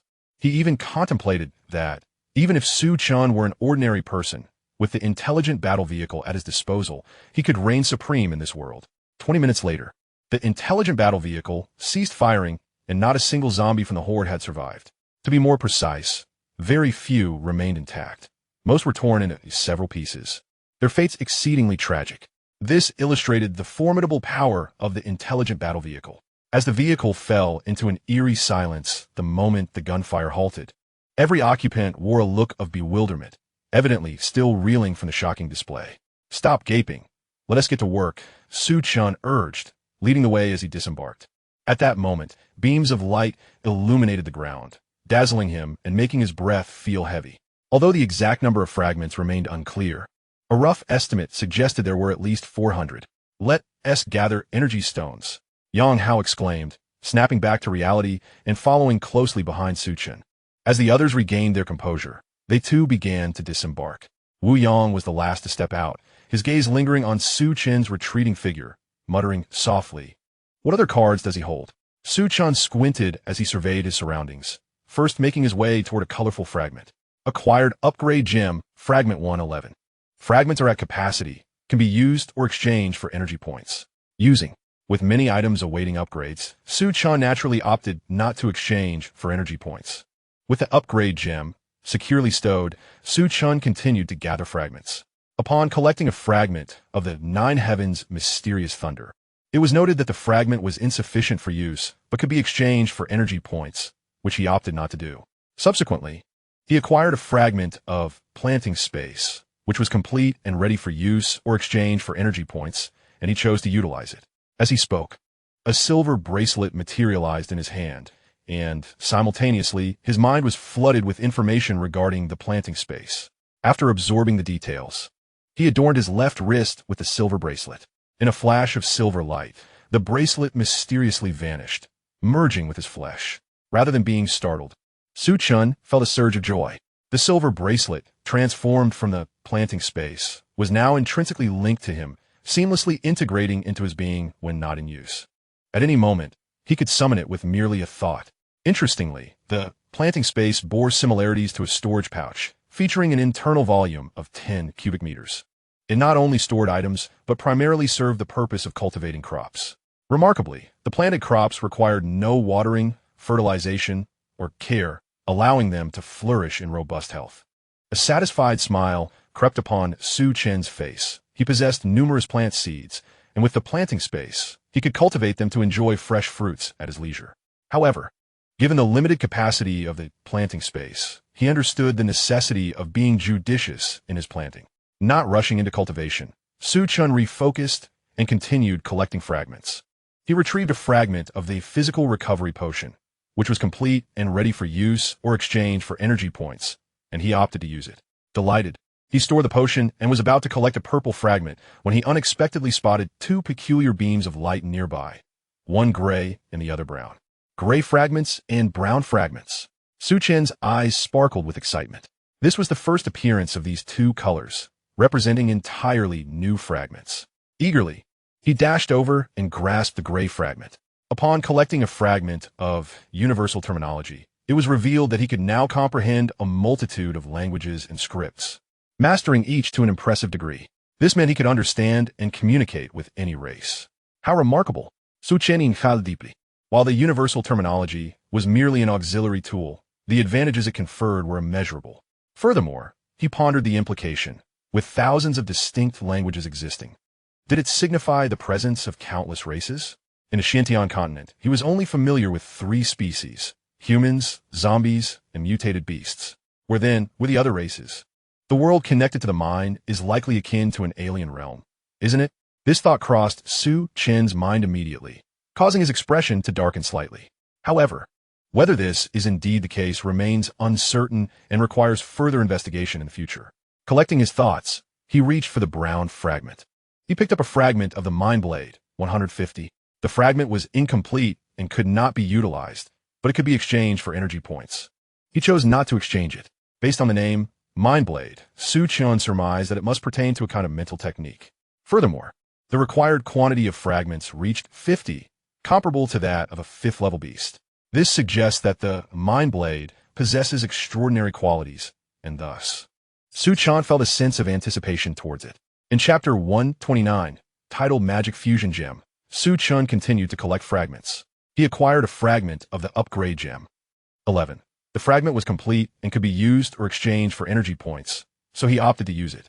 He then picked up a fragment of the Mystic Deepwood. 310. The fragment was incomplete, could not be utilized, but could be exchanged for energy points. He chose not to exchange it. Next, he obtained a fragment of the Level 1 Mechanical Warrior, 110. The fragment was incomplete, could not be utilized, but could be exchanged for energy points. So he opted to exchange it. He then picked up a fragment of the North Cold Ice, 110. The fragment was incomplete, could not be utilized, but could be exchanged for energy points. He chose not to exchange it. After collecting over 100 fragments, something new appeared. Judging by its name, North Cold Ice seemed to be a tangible item similar to Wilderness Divine Thunder, capable of enhancing ice magic and ice-based techniques. Naturally, such a potent item that could bolster his strength was worth keeping. Subsequently, he grasped the colorful fragment. He picked up a fragment of the Magic Fusion Gem, 110. The fragment was incomplete, could not be utilized, but could be exchanged for energy points. He chose not to exchange it. The Magic Fusion Gem was a novel item, and Su Chen speculated whether it was a means to fuse various types of magical energies. If that were indeed the case, it would be remarkably powerful. Imagine it. While other mages cast single-type spells, the fused spells could encompass 2, 3, or even more types, setting aside the question of their power. The mere existence of multi-type spells would render opponents defenseless. Moreover, the more magical energies fused, the greater the resultant power would undoubtedly be. Of course, these were merely Su Chen's conjectures. To ascertain the truth, he needed to gather the complete Magic Fusion Gem. Resolutely, Su Chen wasted no time and continued collecting fragments. After approximately 2 hours, he had gathered all the fragments. His gains were exceptionally bountiful. Not only had he amassed a considerable array of valuable items, but his energy points had also surged to 400. It seems that hunting large numbers of zombies was indeed exhilarating. Su Chen couldn't help but exclaim in heartfelt appreciation as his gaze drifted back towards the mine. In the depths of the mine, numerous zombies lay ensconced, shrouded by the power of the interface. Whether they could be lured out remained uncertain, yet it was worth attempting. While others were occupied extracting energy stones, Su Chen activated the Apocalypse Mall to peruse its offerings. He first examined the Golden Attributes section, since acquiring the Level 3 All Attributes fragment. The Level 4 All Attributes fragment had naturally materialized. Upon reviewing the exchange price, a smile graced Su Chen's lips. The cost for the Level 4 All Attributes fragment was a mere 500 energy points, and with an additional 100 energy points, he could secure the exchange. Next, his gaze shifted to the purple section, landing on the Eternal Divine Demon Body. The exchange price for this coveted item soared to 10,000 energy points, marking it as the most valuable item available. Chen had long coveted it. Although 10,000 energy points seemed daunting, he mused that it could be amassed by vanquishing a medium-sized zombie horde. It seemed imperative to confront the golden stone soon. With narrowed eyes, Chen cast his sight toward the gathering at Tiannan. The number of medium-sized zombies exceeded 100,000, presenting a formidable challenge. The only medium-sized horde he knew of was the zombie army associated with the golden stone, hence his focus on it. Half an hour later, Yang Hao and the others finished extracting energy stones and gradually returned to their vehicle. Chen collected the energy stones and filled the unlimited Gatling gun before heading back to the mine to attract zombies once more. This time, Wu Yang and the others remained silent.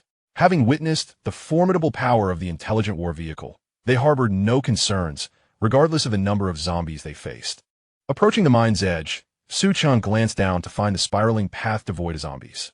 However, at the mine's bottom, leading into the shadowy abyss, a dense throng of zombies congregated. Chen conjured a fireball and hurled it into the depths. As the fireball descended slowly, it was intercepted by an invisible force just before reaching the bottom, resulting in a violent explosion that erupted in a brilliant display of flames. Yet, despite the fireball's formidable explosive power, it failed to harm the zombies below. Was the defensive strength of the interface truly so formidable? Chen furrowed his brow. The fireball's interception stemmed from the obstruction of the interface's power. Undeterred, as he contemplated unleashing a thunderstorm spell, a furious roar resonated from the depths of the pit. In an unintelligible tongue, the roar conveyed a language unknown to any of this world. Had it been anyone else, it would have been incomprehensible. However, Chen was different. He had just acquired the universal terminology of all realms, which fortuitously enabled him to understand its meaning. However, upon comprehending the situation, his countenance darkened. The roar was nothing short of an affront to his dignity. The essence of the utterance was clear: arrogant thief. You have slaughtered many of my kin and still refuse to relent. If you do not vacate, I shall ensure your body is torn asunder. Yet, Chen was not one to be easily insulted or threatened. He promptly retaliated in the same tongue. To whom do you direct your insults?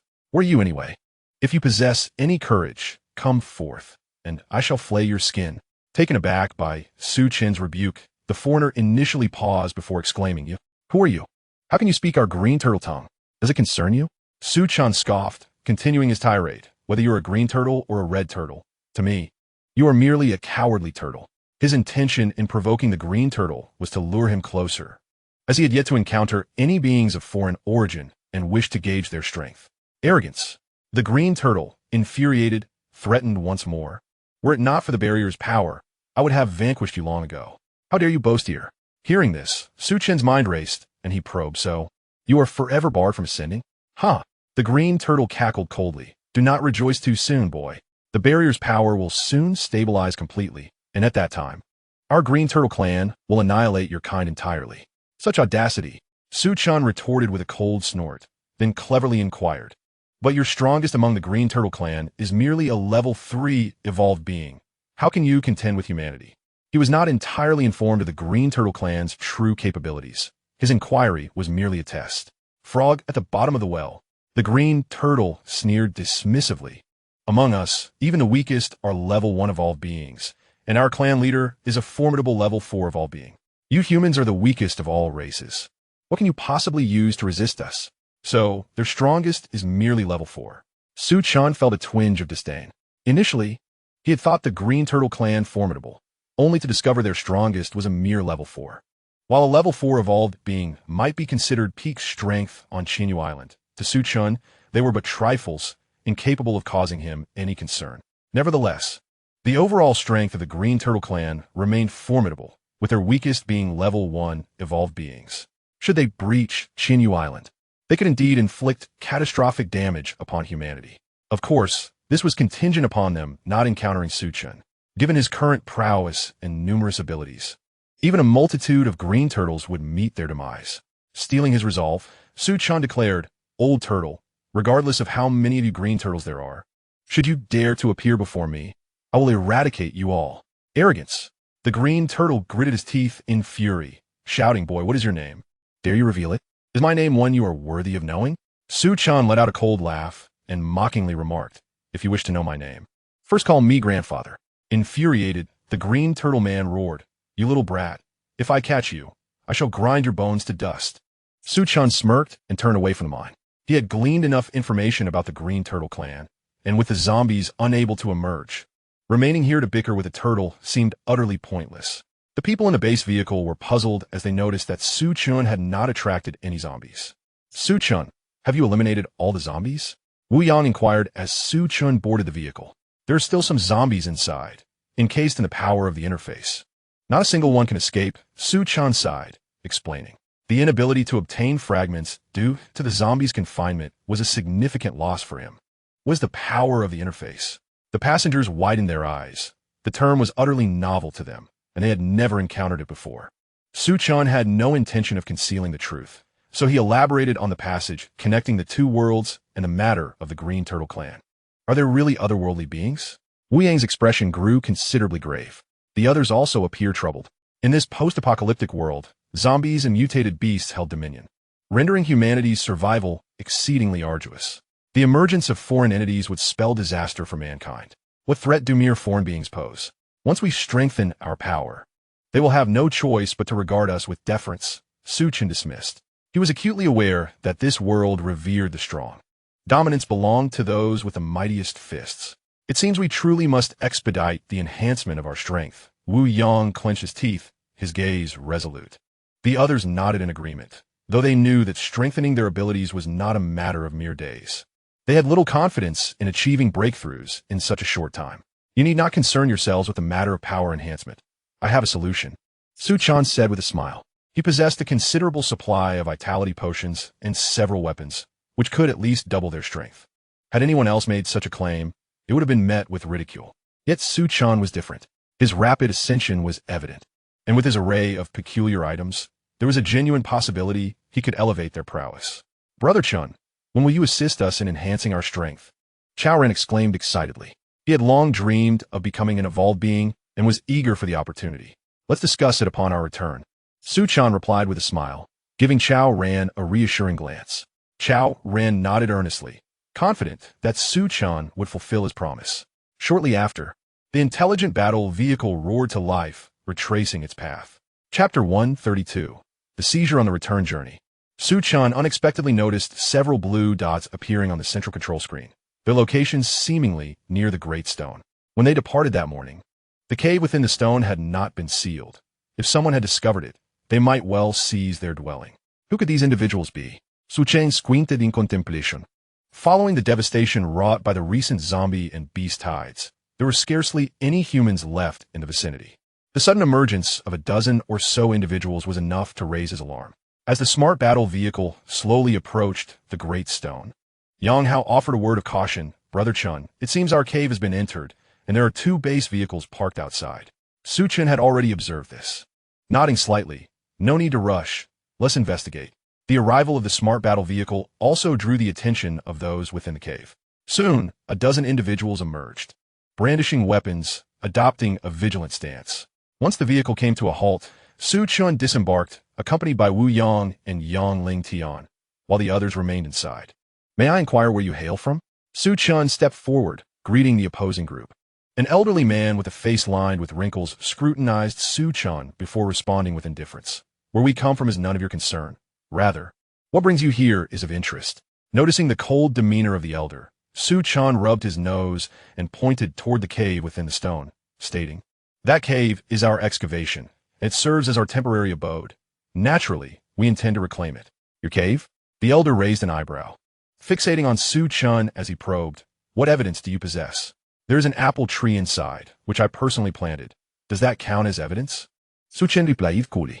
"Just because you claim it, does it make it true?" "I could just as easily assert it as mine," the elder scoffed. At that moment, a man in a tight black suit stepped forward, appearing to be in his late 20s, his eyes gleaming with menace as he disdainfully glanced at Su Chen. The elder let out a light chuckle. "This cave is evidently unclaimed. To the victor belong the spoils. If there is nothing further, you should depart promptly to avoid unnecessary trouble." Upon hearing this, Su Chen's eyes narrowed. Initially, he had not regarded the cave or the apple tree as significant. Had the other party approached him with civility, he might have been inclined to yield. However, their condescending tone irked him. So, you intend to seize it by force? Su Chen's voice turned icy. Beside him, Wu Yang and Yangling Tian exchanged glances, drawing their weapons in unison. They understood that conflict was inevitable. At Su Chen's command, they would charge forth without hesitation to engage the opponents. You've quite the audacity, don't you? You dare speak to us in such a tone. Are you seeking your own demise? The man in black brandished his cleaver, issuing a threat. In the past, anyone who dared to speak to me in such a manner did not live to tell the tale. Su Chen murmured to himself with an air of indifference. There was no exaggeration in his words. Every individual who had offended him had met their demise at his hands. If one were to insist on naming an exception, it would be Li Liang. However, Li Liang's fate was far worse than death, having endured the most excruciating tortures. Whether he had eventually been hunted down for the extraction of energy stones remained uncertain. Aha! Upon finishing his statement, Su Chen elicited a chorus of laughter from his audience. To them, Su Chen, barely in his 20s and at best a level 1 evolver, speaking so audaciously was utterly laughable. Chapter 133. A single punch to obliterate. You dare to threaten me, old man? You have no idea of our background, do you? If I were to reveal it, it would surely terrify you. The man in black halted his laughter, his expression contorting into a menacing scowl. Su Chen chake lightly. When I inquired about your origins before, you refused to answer. Now, you wish to divulge it willingly? Wouldn't you say that's rather foolish? You seek death. The man in black glared, roaring as he brandished his cleaver, intent on teaching Su Chen a lesson. However, he had scarcely taken a step forward when he was abruptly seized by the elder beside him. Boss, why are you stopping me? The man in black questioned, perplexed. According to their usual methods, anyone who dared to speak arrogantly before them would have been eliminated by now. Be patient. The elder nodded at the man in black, then turned his gaze towards Su Chen. Who are you? Where do you come from? Although Su Chen appeared youthful, he exuded an air of unshakable confidence, which the elder found perplexing. Unsure of Su Chen's capabilities, he hesitated to act recklessly. What does it matter who I am? Su Chen replied disdainfully, commanding, leave immediately. Do not compel me to take action. Arrogant. The man in black could no longer contain himself, stepping forward and raising his cleaver to strike at Su Chen's head. At that moment, however, Su Chen stood there, seemingly frozen in shock, as if rendered senseless. Have I overestimated him? The elder thought to himself. Earlier, he had observed Su Chen's calm demeanor, believing him to be an exceptional individual. He never anticipated that in the face of confrontation, Su Chen would lack even the opportunity to react, leading him to question his initial assessment. As Su Chen fajet imminent peril, nater wu yang nor yang ling tian interfenet. Instead, they wore expressions of mockery, as if they were merely spectators enjoying the spectacle. From the force of the man in black's attack, it was clear he was merely a level 1 evolver, unworthy of challenging Su Chen. Was this not akin to an old man committing suicide, seeking to hasten his demise? Just as the cleaver was about to descend upon Su Chen's head, an uncanny scene unfolded. The man in black appeared to transform into a statue, completely immobilized. A psychic. Witnessing this scene, the elder let out a startled cry. To bind a first-level evolver to such an extent without a sound required the prowess of a psychic master. And such a master would necessarily be at least of second level. The mere thought that Su Chen was a second-level psychic master rendered the elder's countenance significantly graver, prompting him to speak in a conciliatory tone. Young friend, please refrain from taking action. Su Chen, seemingly oblivious to the elder's words, raised his fist and struck out. This seemingly unremarkable punch concealed within it the ferocious power of a third-level evolver. Don't kill me. The man in black, sensing the imminent approach of death, screamed in terror. Unmoved, Su Chen delivered a heavy fist to his skull. With a resounding crash, the man's head exploded, scattering into a mist of blood. Iron Wolf was dead. A commotion erupted behind the elder. A first-level evolver had been extinguished without even causing a ripple. What level of power did Su Chen truly possess? Could he possibly be a third-level evolver? For a second-level evolver, to eliminate a first-level one was not insurmountable.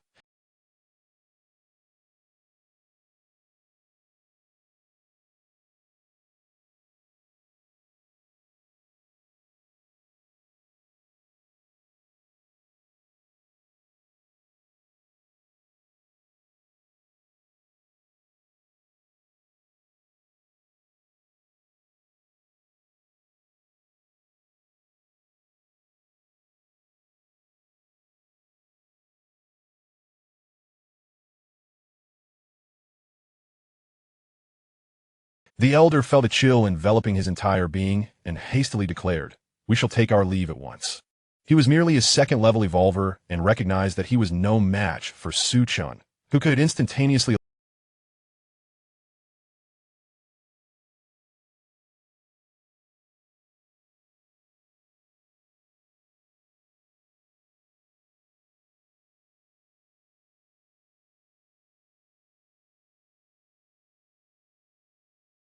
manifested. "What is this?"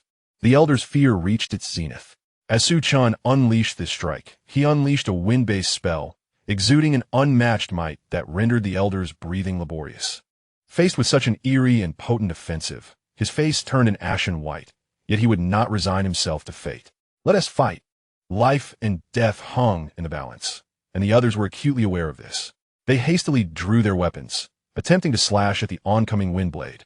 However, the vast disparity in power could not be bridged by mere human effort.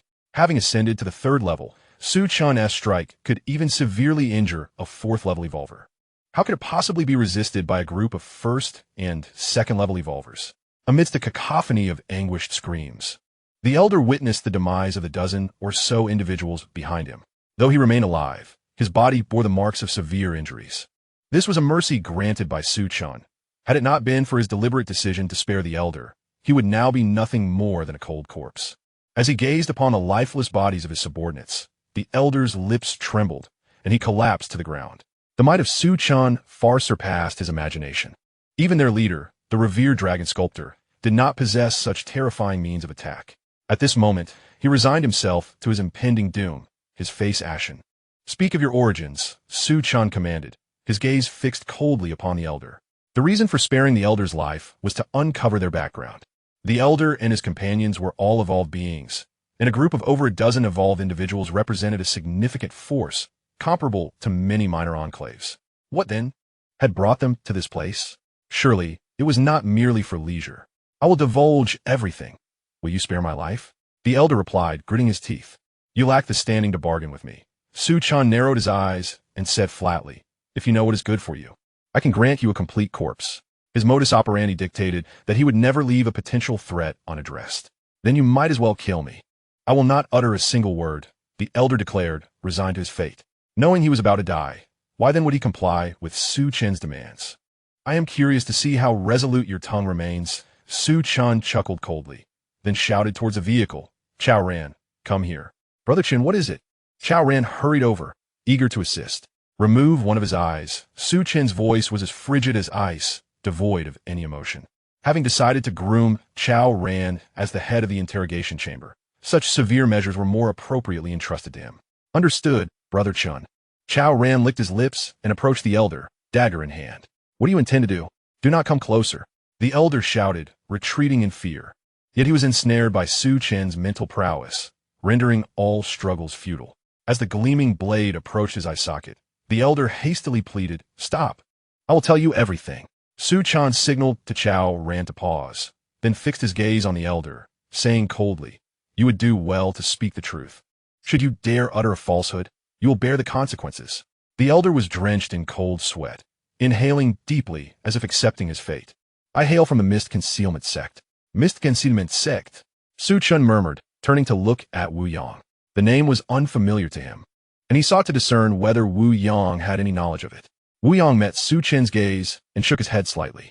Seeing this, Chen turned back to the elder and inquired, "Where is the Mist Concealment Sect located?" "In the Yulin district," the elder replied swiftly. Upon hearing this, Chen narrowed his eyes. He was familiar with the Yulin district, having seen it on the geographical map of the Shantian continent. The Yulin district is situated in the central part of Qinyu Island, which is divided into three main regions: Yulin district, Dilan district, and Huanglin district. Among these, Yulin district is the largest, while Chen currently resides in Huanglin district. "What is the strength of your Mist Concealment Sect? What level does your strongest member possess?" Chen inquired, seeking clarity on the sect's standing. "Our Mist Concealment Sect is one of the foremost powers in Yulin district, and our leader, the revered Sculptor Long, is a level 4 evolver," the elder replied, observing the changes in Chen's expression as he spoke. Initially, he believed that invoking the name of Sculptor Long would instill some trepidation in Chen. However, he was disappointed to find that Chen remained unfazed. as if a level 4 evolver held no significance in his eyes. Given that your misconcealment sect does possess some degree of strength, Chen remarked with a slight nod. A level 4 evolver is nearly top tier on Xinyu Island, thus affirming that the misconcealment sect is indeed among the powerful factions. Of course, this assessment is relative. To Chen, they were merely fodder to be effortlessly eradicated. What brings you here? Chen asked. The Yulin district lies tens of thousands of miles away. Even with a base vehicle, it would take 10 days to half a month to traverse. Moreover, they would likely encounter zombies and mutated beasts along the way. Knowing the challenges ahead, their determination to come raised suspicions. The elder's expression wavered, seemingly caught in a struggle before finally saying, "I was sent by the leader to deliver a message." A message? Chen paused, narrowing his eyes as he scrutinized the elder, his voice low. "You can't be jesting. You traveled thousands of miles merely to deliver a letter? How can I believe that?" "Brother Chen, this fellow seems untrustworthy. Perhaps we should take his eyes," Chao Ran suggested, sharing the sentiment that the elder was not being truthful. The elder trembled in fear, hastily clarifying, "I assure you, I speak the truth.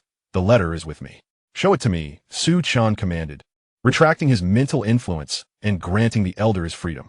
Under Chen's watchful gaze, the elder obediently retrieved an envelope from his robes and handed it to Chen. Upon opening the envelope, Chen's expression shifted slightly. Inside was a single sheet of paper inscribed with peculiar, tadpole-like characters. To anyone else, it would appear bewildering, as these characters did not belong to this world. Yet Chen recognized them. They were the script of the Green Turtle Clan, a writing he had just recently become acquainted with. Chapter 136. Understanding the situation, the content of the letter was succinct, bearing only a brief message. "When the dimensional passage is opened, hasten to Yulin District to aid me in stabilizing the powers and unifying Xinyu Island." After reading the letter, Chen carefully stored it in his satchel, yet his mind began to whirl with contemplation. He surmised that this missive was most likely penned by the esteemed dragon sculptor to the Green Turtle Clan. However, how could the dragon sculptor possibly establish contact with the Green Turtle Clan? Was he perhaps one of their kin? Had the Green Turtle Clan been covertly residing among humans? In that moment, Chen found himself at a loss for the reasons behind it all. Nevertheless, one thing he was certain of was the dragon sculptor's considerable ambition, as he audaciously aspired to unite the foreign tribes and dominate Xinyu Island. Chen felt little sense of belonging in this world, yet he was unwilling to witness it fall under the dominion of outsiders. Thus, he silently vowed that should the opportunity arise, he would thwart the dragon sculptor's nefarious schemes. To whom was this letter addressed? Regaining his composure, Chen spoke once more. Although he had concluded that it was meant for the Green Turtle Clan, he felt a need for confirmation. "I am uncertain of the precise recipient," the elder replied. The sect leader merely mentioned that within the desolate mountains lies a mineshaft teeming with zombies. Simply cast a letter into it. Chen nodded slightly, now convinced that the dragon sculptor was indeed in contact with the Green Turtle Clan. "What other factions exist in the Yulin district?" he inquired, considering that he would eventually venture there, and it would be prudent to familiarize himself with the local powers beforehand. "The most formidable factions, aside from our misty, hidden sect, are the Savage Lion sect and the Celestial City. Weaker factions include," the elder recounted without a hint of concealment. Half an hour later, having gained a comprehensive understanding of the major powers in the Yulin district, Chen unhesitatingly eliminated the elder. "Let's all enter the stone cave." He called to those aboard the intelligent battle vehicle, leading the way into the cave. Inside the cave, the apple tree still stood, though not a single fruit remained, undoubtedly consumed by the elder's group. Once everyone had entered, Chen promptly retrieved the universal roaster, along with the carcasses of 2 enraged rock bears, entrusting them to Yang Hao for dinner preparations. He then summoned Wu Yang and Yang Ling Tian aside, casually producing 2 glass vials filled with a crimson liquid. Upon seeing this, Yang Ling Tian's eyes widened with excitement, his breath quickening. He vividly recalled that the last time, Yang Hao had consumed such a liquid and instantly transformed from an ordinary individual into a level 1 evolver. "Could drinking this allow me to become a level 2 evolver?" Yang Ling Tian queried, his eagerness palpable.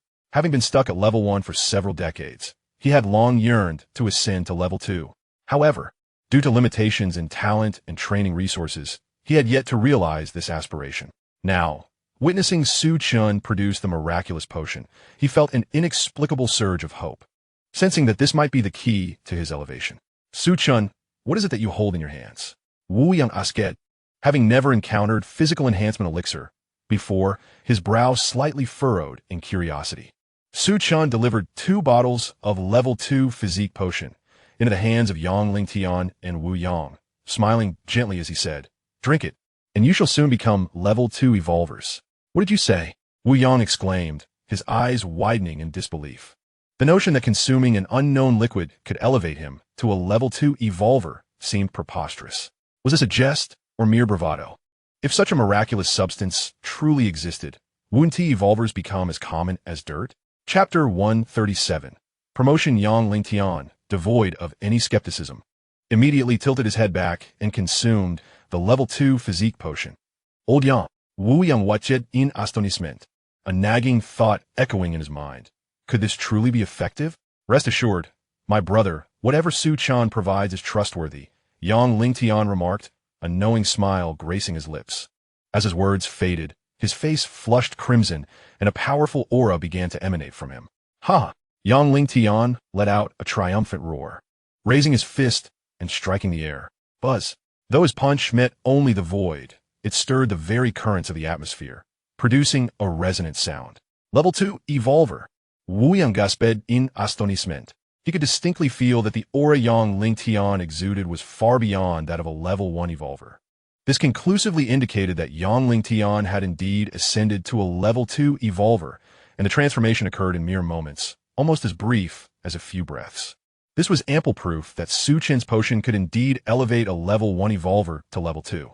My goodness, Wu Yang could hardly contain himself, staring at the level 2 physique potion. In his hands trembled with anticipation. Following suit, he raised the potion to his lips and drank it down just as Yang Lingtian had done. Within moments, a tempestuous energy enveloped Wu Yang. Ha!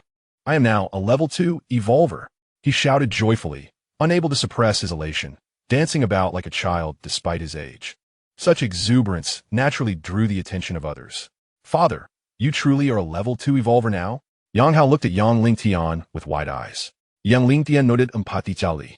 Though he spoke not a word, the excitement on his face was unmistakable. Wonderful. Yang Hao clenched his fists, appearing even more jubilant than Yang Lingtian. Yang Qian approached, gazing at Su Chen with awe, and with a slight smile, she said, "Thank you, Su Chen." She understood well that Yang Lingtian's promotion to a level 2 evolver was entirely due to Su Chen's efforts. "There's no need for thanks," Su Chen replied with a smile. Their eyes met, and Yang Qian felt a rush of warmth to her cheeks, shyly lowering her gaze. "Captain Wu, congratulations on your promotion." Chao Ran stepped forward to offer his congratulations. "Thank you." Wu Yang beamed with joy, as though he were blooming with happiness. After successfully assisting Wu Yang and Yang Lingtian in their advancement, Su Chen gathered Chao Ran, Shi Dainyu, Shi Duo, and Yang Qian together. By consuming this elixir, you shall swiftly ascend to the rank of a level 1 evolver, he proclaimed, placing glass vials filled with level 1 physique potion into their hands. "Is this truly real?" Chao Ran stammered, his lips trembling. He had dreamt of becoming an evolver, yet he was acutely aware of his mediocre talents, realizing that such a dream might forever elude him. Faced with Su Chen's offering, an opportunity to attain his aspiration, he questioned whether he was ensnared in a dream. Shi Dainyu and Shi Duo stood in a daze, as their lifelong ambition had merely been to enjoy a hearty meal. The thought of one day becoming an evolver had never crossed their minds. Yang Qian, however, did not hesitate and drank the potion with determination.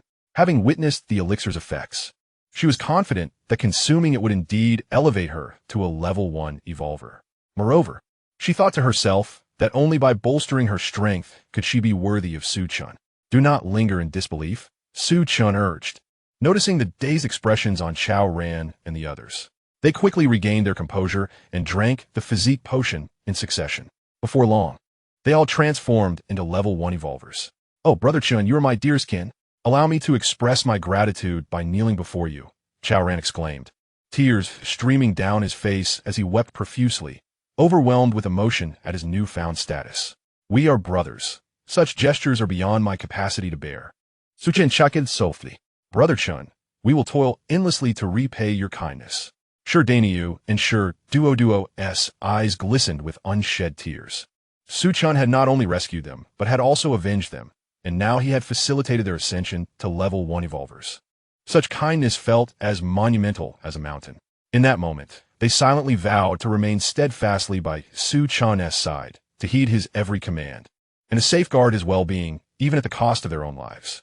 Su Chen sensed the sincerity in their words and nodded slightly, then smiled. Enough of this weeping. Do not let others mock your display of emotion. I shall cease my tears, and I will grow stronger, aiding you in vanquishing the undead, Chao Ran declared resolutely. Wiping his tears away, leave the slaying of the undead to me. Su Chen thought to himself, for others could not yield fragments from their defeats, and he was unwilling to squander such opportunities. However, he kept these thoughts to himself. He clapped Chao Ran on the shoulder and calmly remarked, there will be plentiful chances to confront the undead. There's no need to rush. As time passed, they all gathered to enjoy roasted meat, filling the stone cave with laughter and merriment. In a world fraught with peril, such a scene is indeed a rarity. After satisfying their hunger, Su Chen once again gathered with Yang Lingtian and Wu Yang. Do you know if there are any level 3 zombies or mutated beasts nearby? Su Chen Ingguayuth. As his strength continued to grow, the extermination of ordinary zombies no longer satiated his appetite. Moreover, to further upgrade the intelligent battle car, energy stones of level 3 or above were required. Additionally, the mechanical warriors could be upgraded to level 3 at any moment. But only level 3 energy stones could provide the necessary driving energy. Wu Yang, do you think I desire level 3 energy stones? Su Chen Guidith. To which Wu Yang replied cryptically.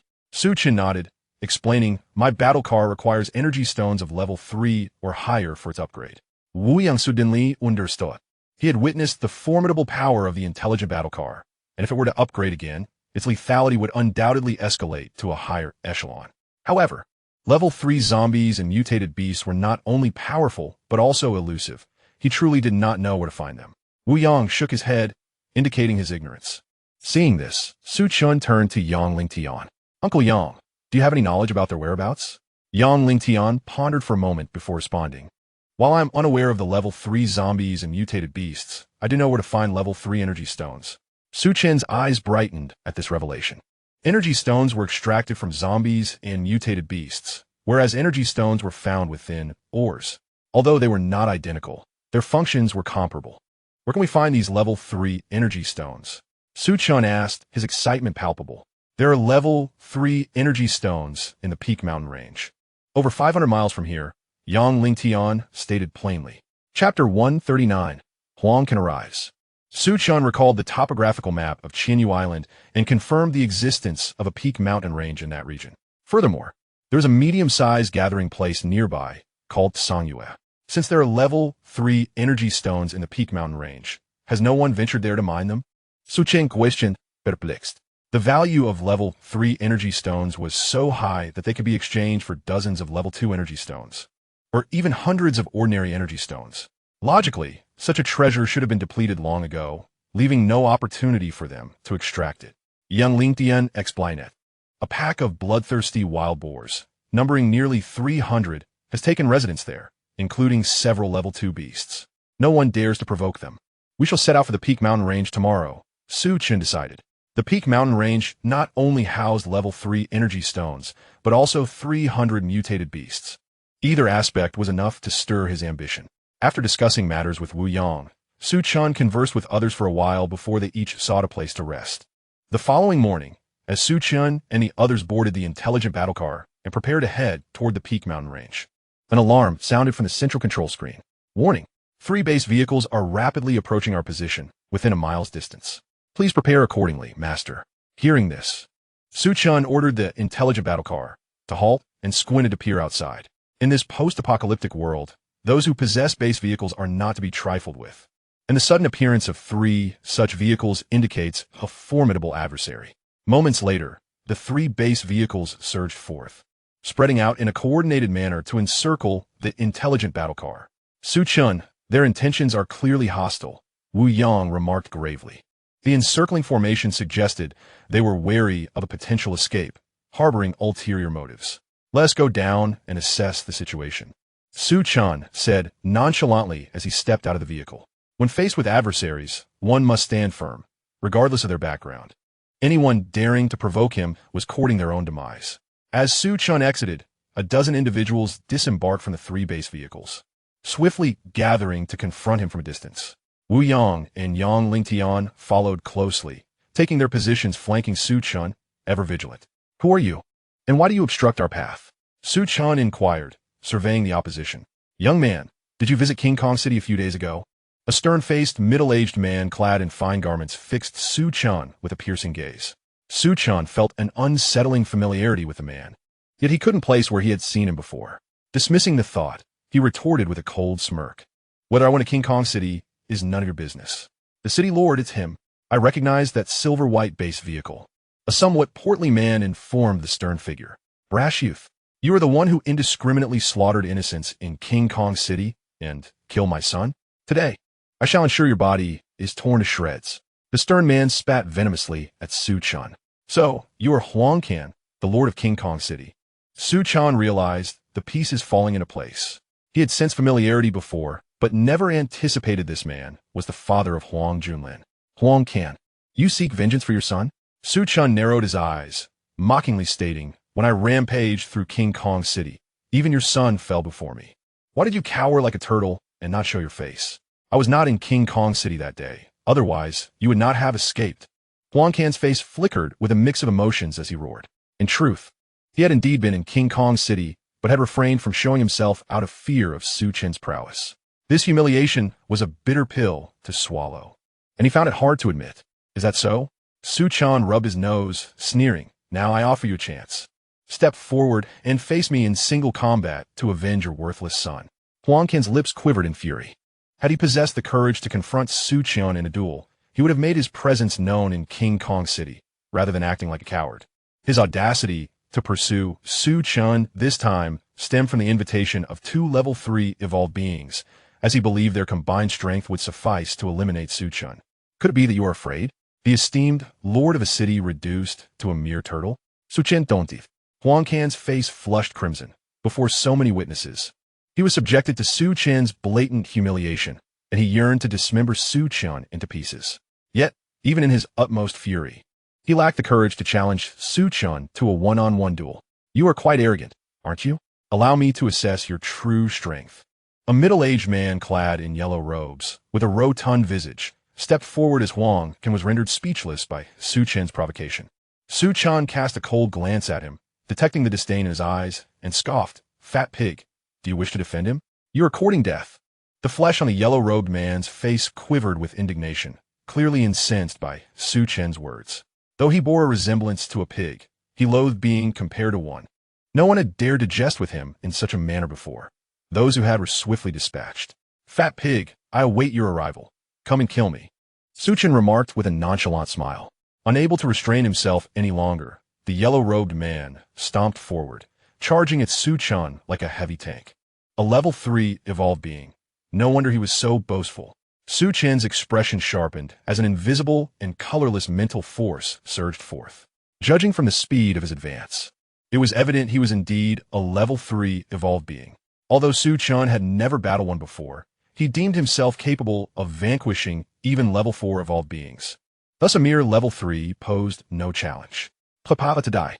The yellow-robed man raced towards Su Chen, but upon nearing him, he found himself suddenly ensnared. As if mired in quicksand, his movements freezing in place. A level 3 mentalist. The yellow-robed man's eyes widened in shock, staring at Su Chen as if he were a monster.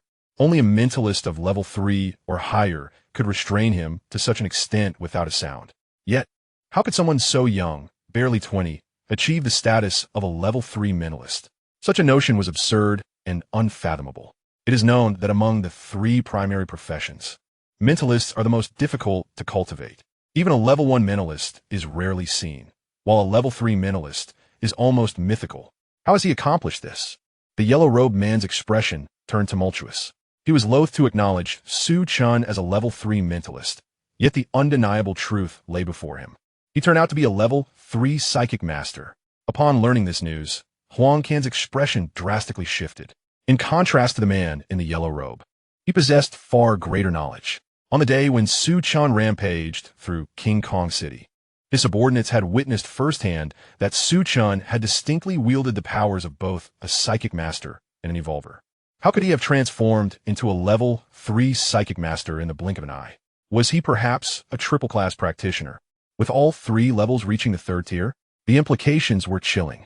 Contemplating this, Huang felt his heart plummet into icy depths. Chapter 141. A Unified Assault Old You. Let us strike together and eliminate him.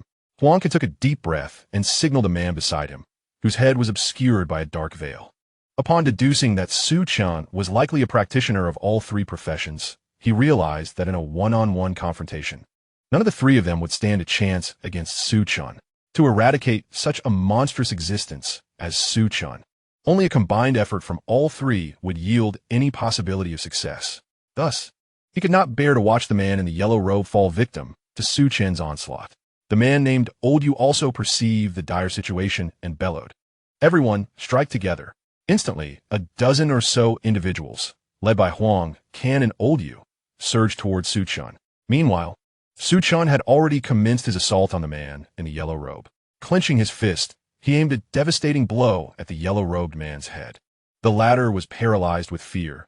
Due to the constraints of psychic power, his movements were sluggish, leaving him utterly incapable of defending against Chen's ferocious punch. In a moment of desperation, he cried out, "You cannot kill me. I am a citizen of Tongtian City. Even if the Lord of Tongtian City were present, I would still meet my end." Chen let out a cold laugh, unleashing his overwhelming force as his fist struck true, connecting with the yellow-robed man's forehead. Accompanied by the sickening sound of shattering bones, half of the yellow-robed man's skull caved in, resulting in his immediate death. I will make you pay for this." The death of the yellow-robed man plunged Old You into a profound sorrow, prompting him to howl at the heavens. "Rest assured, I will ensure you join him soon." Chen replied with a light chuckle, retrieving the Enchanted Divine Blade from his storage pouch. "Kill." Huang, wielding a massive axe, charged forward towards Chen. He understood well that if they did not slay Chen today, they would surely meet a grim fate. Thus, he cast aside all fear, adopting a desperate posture. Old You, wielding a curved blade, approached from the side, combining forces with Huang to launch a pincer attack on Chen. Seeing this, Chen remained undeterred. Just as Huang closed in, a flash of purple light enveloped his feet, and he vanished like a specter. At that moment, Huang swung his axe down, yet he did not even brush against the hem of Chen's garment. Not good. Huang immediately recognized the peril. He had exerted almost all his strength into that strike, yet it had inflicted no damage upon Chen whatsoever. Subsequently, Chen would undoubtedly unleash a frenzied assault upon him, plunging him into a perilous predicament. The elder You, standing nearby, felt a jolt in his eyelids, his heart exclaiming in astonishment at Chen's astonishing speed. Initially, both were 3rd-level evolved beings, their velocities seemingly on par. However, Chen activated the speed enhancement effect of the rapid combat boots, which, after its upgrade, significantly amplified its capabilities, rendering his swiftness superior even to that of a 4th-level evolved being. It was entirely reasonable that Huang could not react in time. Simultaneously, Chen's figure flickered and appeared behind Huang, swiftly delivering a horizontal slash. "To attempt my life, you are still too naive." In this life-and-death moment, Huang desperately raised his giant axe to shield his back. He believed that blocking Chen's lethal strike with the axe would only result in severe injury, certainly not the loss of his life. Alas, he was overly confident. Chen's strike not only channeled the formidable strength of a 3rd-level evolved being, but also infused it with wind-based magical energy. Coupled with the fact that the Enchanted Divine Blade was an exceptionally sharp artifact, how could an ordinary axe withstand such an onslaught? With a resounding crack, Huang, along with his axe, was cleaved in two amidst a cacophony of violent friction. A torrent of blood erupted from his body, staining the surrounding sky of vivid crimson. The man of the Yu clan, who initially intended to ambush Chen, trembled upon witnessing this gruesome spectacle. The remaining dozen or so individuals, whose powers were woefully inadequate, barely approached as Huang met his demise. However, upon witnessing Huang's tragic fate, they halted in their tracks. Fear etched upon their faces as they gazed at Chen. With a single strike, a formidable third-level evolved being had been slain on the spot. Among them, the most powerful was merely a second-level evolved being. Facing Chen, who could effortlessly decimate third-level evolved beings, they found no courage to confront him. After dispatching Huang Can, Su Chen shook the Enchanted Divine Blade, flicking off the bloodstains, and turned his gaze toward the Elder Yu. Upon their eyes briefly meeting, the Elder felt an icy chill of murderous intent seep into his bones. "Senior, I have something to say." The Elder Yu, fearing that any delay might lead to his own demise, hastily began to speak flatteringly. "We bear no grievances. We were merely misled by Huang Can. I implore you, Senior, to show mercy and spare us." Despite Su Chen's youthful appearance, his prowess was undeniable. The Elder Yu even perceived him as more formidable than a fourth-level evolved being. And thus, addressing a strong individual as Senior did not embarrass him. "Are you suggesting that this is merely a misunderstanding between us?" Su Chen narrowed his eyes slightly, speaking in a calm tone. "Indeed, it is all a misunderstanding." The Elder Yu fervently nodded, adding, "Of course. We acknowledge our fault in this matter and are willing to offer energy stones as compensation." Su Chen rubbed his nose, his lips curling slightly. "There's no need to trouble yourselves. I shall take matters into my own hands." Upon hearing this, the elderly man of the Yu clan underwent a drastic change in expression. He realized that Su Chen had turned deadly and intended to spare no one. Understanding this, he wasted no time and turned to flee. However, before he could lift his feet, he felt something ensnaring his ankles. Simultaneously, an immense force surged around him, rendering him breathless. The wood-binding technique. Level 3 mental power. A chill ran down the elderly man's spine as he sank into despair. He was acutely aware that being ensnared by both the level 3 wood technique and mental power made escape nearly impossible, and he cried out for mercy. "Senior, spare my life. I am from Tongtian City." "Enough." Su Chen snorted coldly, slicing through the air with his blade, abruptly interrupting the elderly man's plea. In a fleeting moment, a glimmer of cold light flashed before the man's eyes, and then his head severed from his body, consciousness plunging into eternal darkness. "Run." The remaining dozen or so individuals, terrified to their core, scrambled desperately towards the base vehicle. "Do you think you can escape?" Su Chen Dontif. Just as those individuals rushed into a base vehicle, preparing to flee, Su Chen raised his hand and shot forth a lightning sphere, which swiftly struck the vehicle.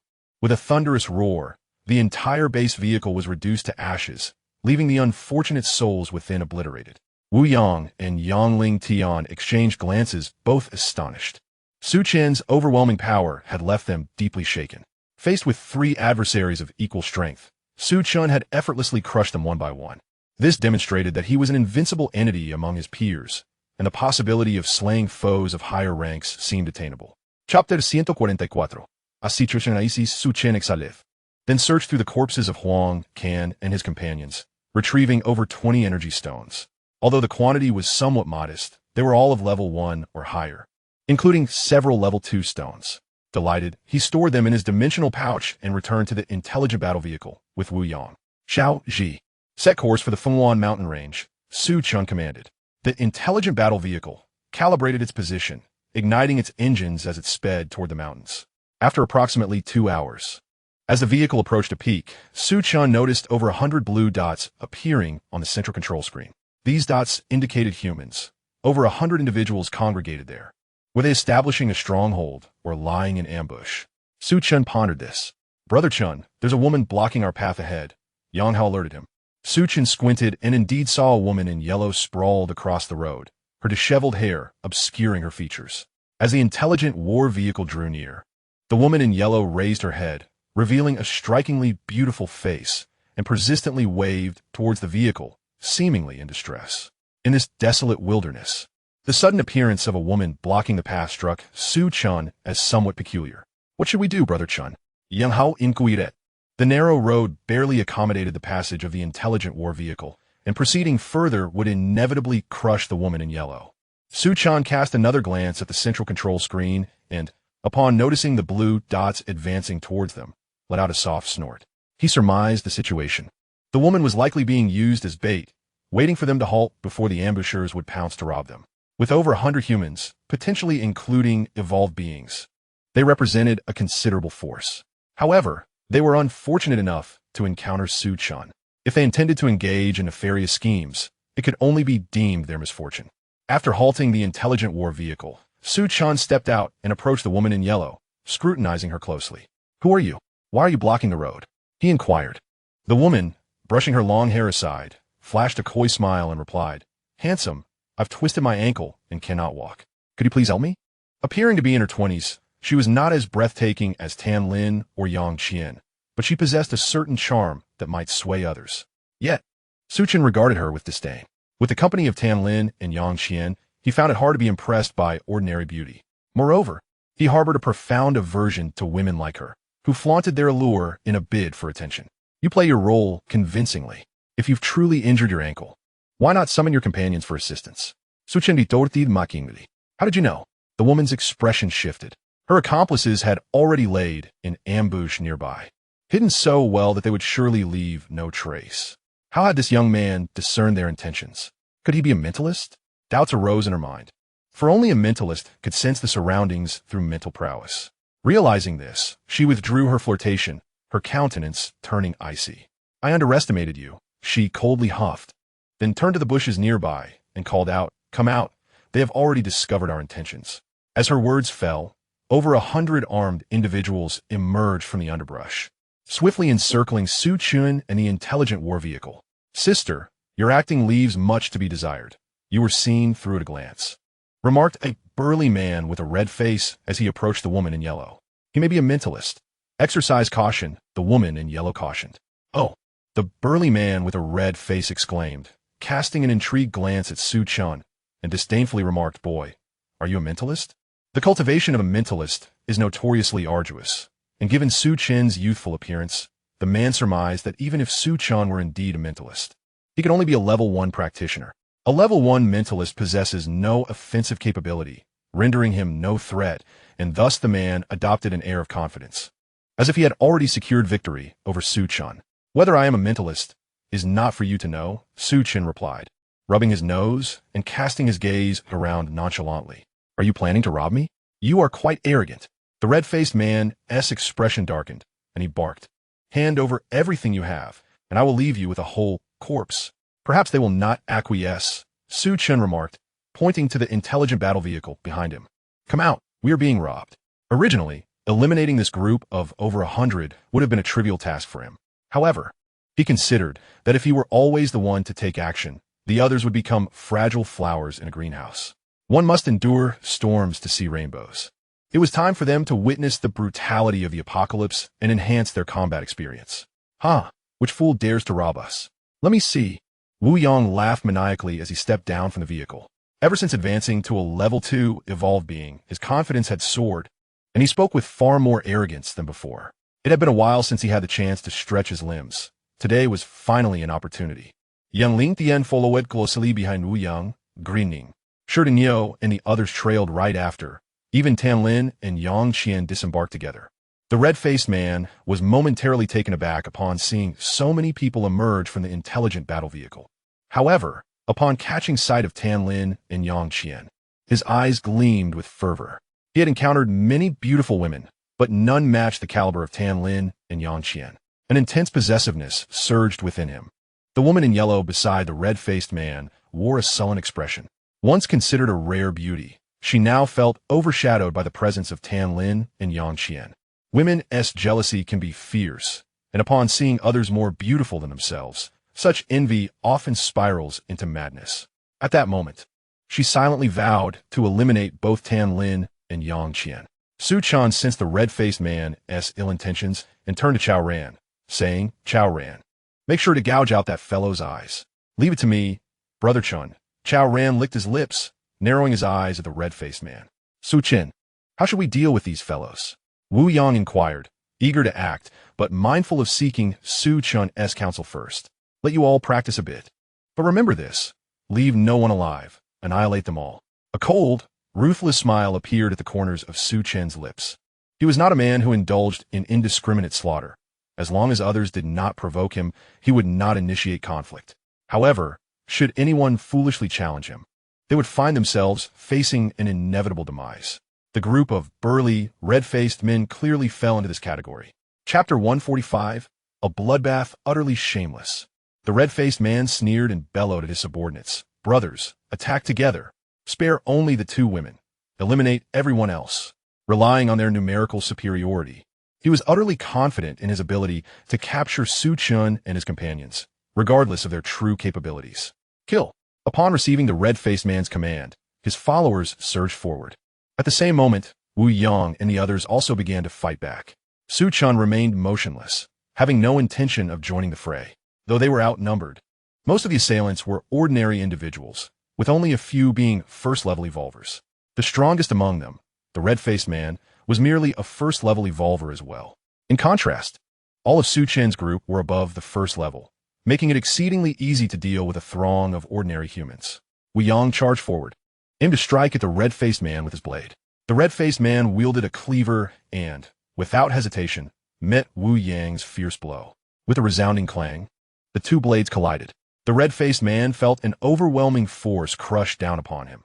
His hands trembled as his grip on the cleaver shattered, sending the weapon flying. "Captain Wu, do not kill him yet," Su Chen cautioned. Hearing this, Wu Yang sheathed his blade and delivered a powerful kick, sending the red-faced man sprawling to the ground. Though the kick was somewhat restrained, its force was tremendous, breaking several of the man's ribs. A second-level evolver. The red-faced man gasped, spewing blood as he screamed in terror. To have sustained such grievous injuries so effortlessly could only mean he was up against a second-level evolver. The chilling realization that he had provoked such a formidable adversary sent shivers down his spine. Meanwhile, the others were also engaged in a merciless slaughter. Daniel, wielding the heavenly hammer that Su Chen had gifted him, plunged into the fray as if traversing an unguarded realm. The iron hammer whirled through the air. With each strike, an adversary was reduced to a pulp. Even first-level evolvers could not escape the fate of annihilation at his hands. In the blink of an eye, over a dozen foes lay dead at his feet, including two first-level evolvers. Witnessing Daniel's formidable prowess, Su Chen's lips curled into a satisfied smirk. Ever since he had compelled Daniel to eliminate Qin Lang, the man had seemingly awakened, becoming ruthlessly efficient in his actions. Yet this was precisely what Su Chen had hoped for. In the brutal apocalypse, one must be unyielding and fierce to survive. On another front, Chao Ran and Yang Hao joined forces to vanquish their enemies. Although their combat experience was somewhat lacking and they did not possess the physical prowess of Daniel, they were nonetheless first-level evolvers. Working in pairs, they swiftly eliminated several foes. Tan Lin, Yang Qian, and Duo formed a cohesive unit, each with clearly defined roles. Duo provided cover, while Tan Lin and Yang Qian wielded their pulse pistols, relentlessly hunting down the advancing enemies. Observing this, Su Chen couldn't help but click his tongue, thinking to himself how reckless these two women were. It was important to note that all three were first-level evolvers, enjoying a significant advantage over a group of ordinary individuals. Yet, even in such circumstances, they still resorted to using pulse pistols. Each bullet was equivalent to an energy stone. Did they truly believe energy stones were as plentiful as autumn leaves? Su Chen felt a pang of regret. But considering they were women and this was their first taste of battle, he refrained from dampening their spirits and allowed them to continue. Meanwhile, Yangling Tian emerged as a formidable presence, his second-level evolver strength manifesting in a manner that left no adversary standing against him. The battlefield was strewn with the fallen, cries of anguish echoing all around. In Chapter 146, The Gathering of Sanyua, a woman in yellow initially intended to ambush Tan Lin and Yang Qian. However, witnessing the disarray of her comrades, it dawned on her that a grave reality had set in. Su Chen and his companions were all evolvers, with at least two being second-level. The sight of several evolvers together was utterly terrifying. The woman in yellow understood clearly that, with such a ragtag group of lesser fighters, they had no hope of defeating Su Chen and his allies. If they delayed, they risked losing their lives. Concluding this, she disregarded the red-faced brute and turned to flee. Although Su Chen did not directly engage, he was acutely aware of the shifting dynamics on the battlefield. Noticing the woman in yellow attempting to escape, he raised his hand and launched an ice spike. Just as she turned, the spike struck her in the back of the head, killing her instantly. With the death of the woman in yellow and the red-faced brute incapacitated, the remaining foes lost their will to fight, scattering in a desperate bid for survival. Once Su Chen's bloodlust surged, he resolved to eliminate any potential threats. He captured 3 men using wood-based magic and activated his rapid combat boots, transforming into a gust of wind as he pursued the fleeing adversaries. The air was filled with their screams, echoing one after another. When the final scream subsided, Su Chen sauntered back, nonchalantly commanding Chao Ran, "Remove that fellow's eyeballs." The red-faced brute had dared to target Tan Lin and Yang Qian, thus incurring Su Chen's wrath. His demise was inevitable. "What do you want? Stay away." The red-faced brute cried out in panic, his face ashen. However, under the control of Su Chen's mental power, his desperate screams were futile. Chao Ran, brimming with eagerness, rushed forward, brandishing a dagger. With 2 swift thrusts, he plunged it into his target. The burly man cried out in agony before collapsing. "You reap what you sow." Su Chen scoffed, then redirected his gaze to the 3 men he had subdued. "My lord, we were mistaken. We beseech you, spare us." The 3 men, feeling the penetrating chill of Su Chen's stare, fell to their knees, pleading for mercy. Unmoved, Su Chen coldly inquired, "Where do you hail from?" One of them hastily replied, "My lord, we come from the Sanyue gathering place." "Sanyue gathering place?" Su Chen narrowed his eyes, questioning, "Why have you abandoned Sanyue to come here?" Sanyue was a medium-sized settlement, larger than Tiannan, and situated at least 200 kilometers away. The notion of so many venturing such a distance to lay in ambush seemed illogical. The man quickly explained, "My lord, Sanyue was overrun by zombies. We escaped from there." Understanding dawned on Su Chen, who nodded slightly, yet his expression shifted to one of concern. Given Sanyue's defenses, it was improbable that ordinary zombies could breach it, even in a minor zombie tide. He began to suspect that Jin Shuo might have unleashed his horde upon them. Regardless of the truth, he intended to venture into the Fenghuan mountain range, exterminating these zombies along the way to collect more fragments. Chapter 147. The lair of the bloodthirsty Liao pig. After grasping the situation, Su Chen swiftly eliminated the 3 men and returned to the vehicle with his companions. "Xiaoji, continue the journey," he ordered. "Yes." The intelligent vehicle accelerated and departed.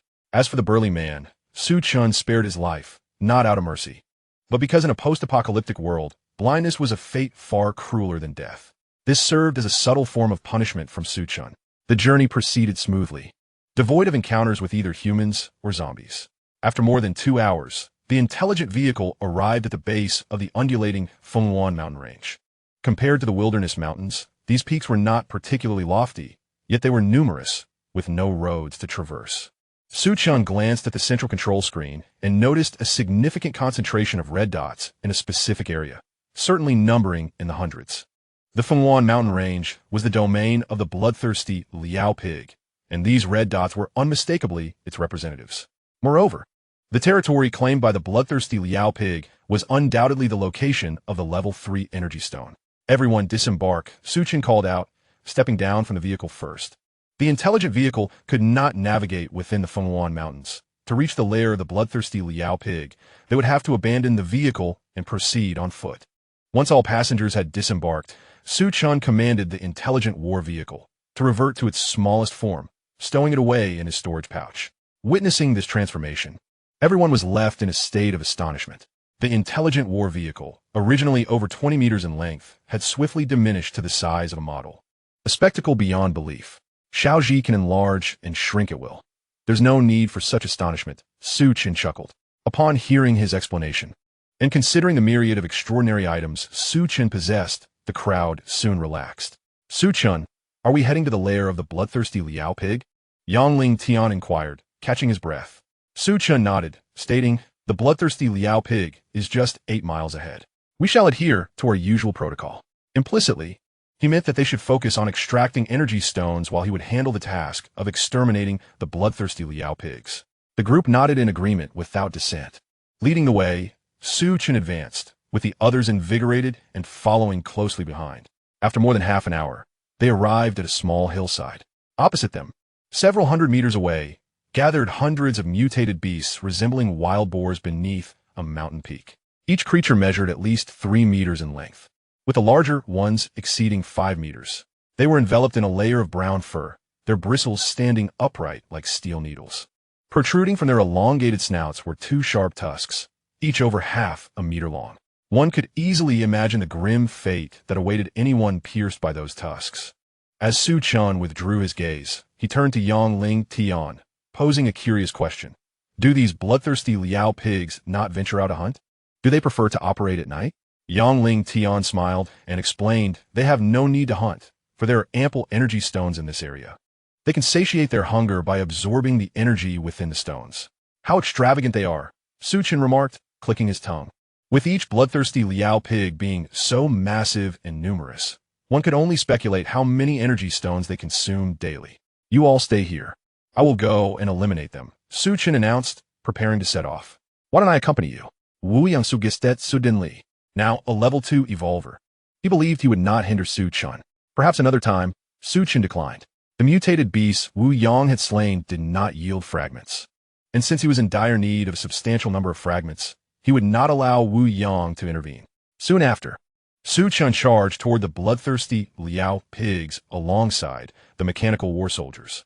Upon noticing the approach of a human, all the bloodthirsty Liao pigs became invigorated, their howls rising to the heavens. To them, Chen was not merely a human.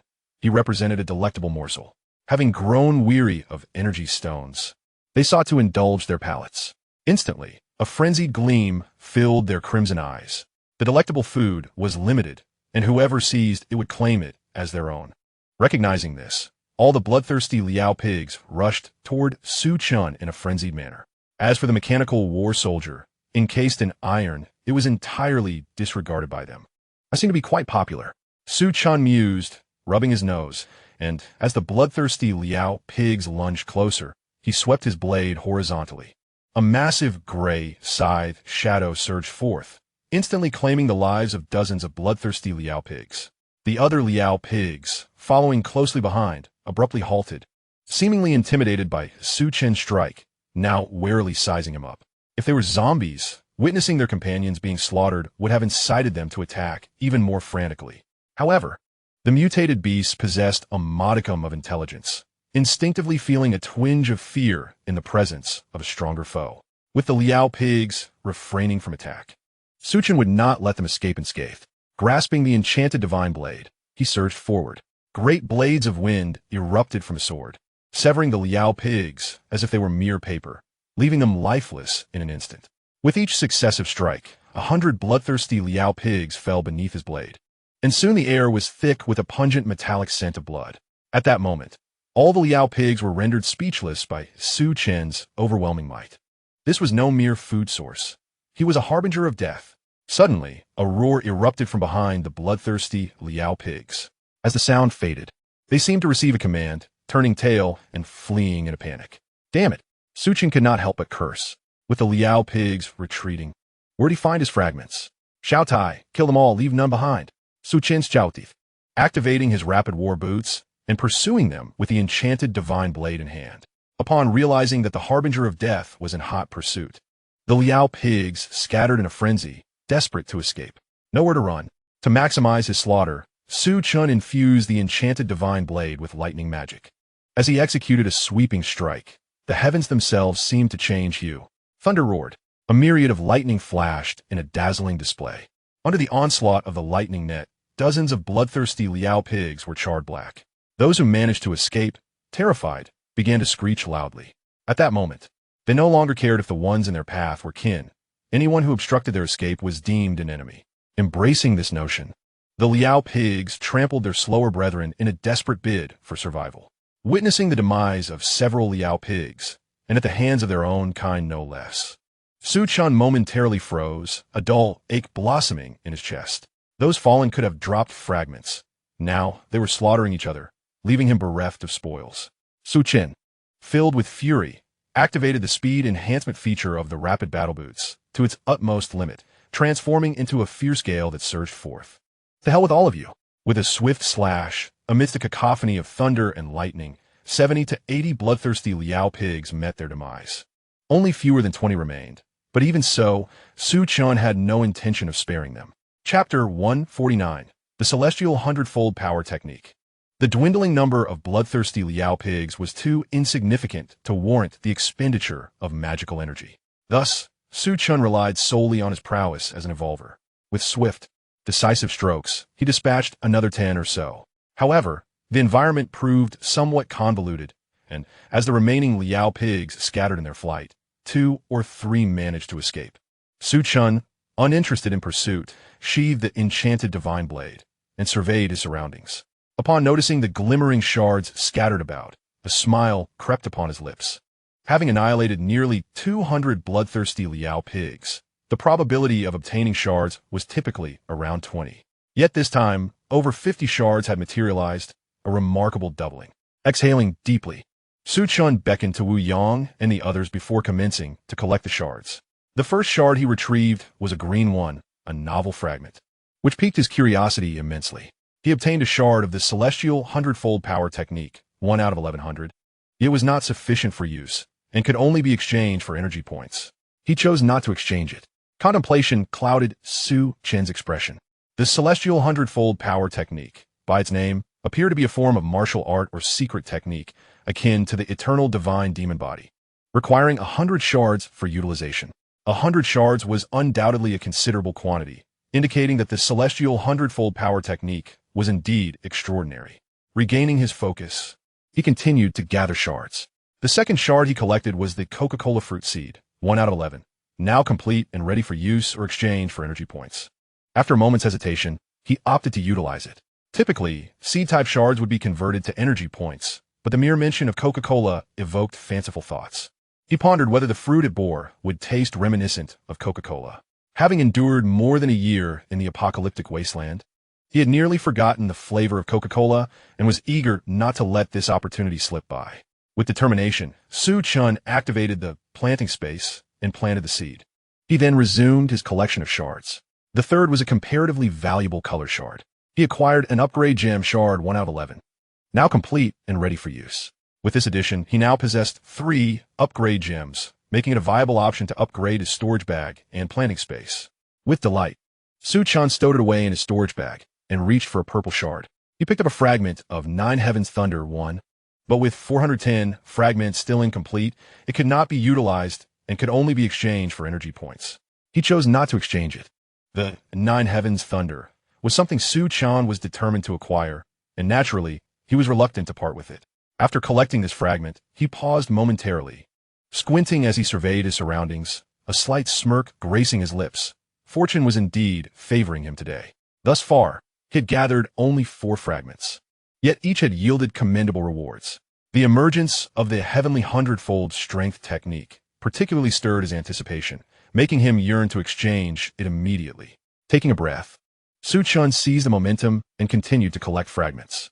He picked up a fragment of the level 2 pulse cannon 1, but with 13 fragments still incomplete. It could not be utilized and could only be exchanged for energy points, which he decided to do. He had already assembled a level 1 pulse cannon and installed it on his intelligent battle vehicle. Moreover, he possessed 3 upgrade gems ready for enhancement, rendering further collection of level 2 pulse cannons unnecessary. Chapter 150. Recruitment System. In the subsequent time, Su Chen accelerated his gathering pace. In the blink of an eye, he had collected over 30 fragments, with valuable items continuously emerging. Most delightfully, he had assembled the Enchanted Divine Blade and the Ming dagger, both meeting the criteria for use. The Enchanted Divine Blade was a tangible object of the wood element, capable of amplifying the potency of wood-based magic. Upon selection for use, it seamlessly integrated into his wood magic, meaning that the power of his next wood entanglement spell would more than double. Additionally, the Enchanted Divine Blade possessed certain healing properties akin to those of a healing potion. Although its healing effects did not surpass those of the potion, its advantage lay in being a non-consumable, allowing for prolonged usage. The Ming dagger resembled a standard dagger, its body a crystalline white and exceedingly sharp. Its most notable feature was its spatial displacement ability, with a maximum range of 5 meters. It could be employed for stealthy attacks, catching adversaries off guard. In combat, Su Chen relied on his formidable strength to overpower opponents, holding a certain disdain for ambush tactics. Thus he had no intention of keeping it for himself. After much contemplation, he resolved to gift it to Chao Ran, who was ruthless in his methods and often employed daggers for nefarious purposes, making it a fitting present. Having collected over 30 fragments, only a dozen remained scattered on the ground. Su Chen squinted and his eyes suddenly gleamed with excitement. Among his sights was a pale purple fragment, which had initially escaped his notice due to its proximity to a purple fragment and the similarity in their hues. This pale purple fragment was a first-time appearance, and Su Chen was determined to collect this novel fragment. He jogged over and grasped the pale purple fragment eagerly. Collecting one fragment of the recruitment system, 11. The fragments are full and can be utilized or exchanged for energy points. Naturally, one must delve into something entirely new. Upon uttering the command for use, Chen felt a tumultuous wave in his mind, swiftly followed by the emergence of a vivid image. Concurrently, he received several feedback messages.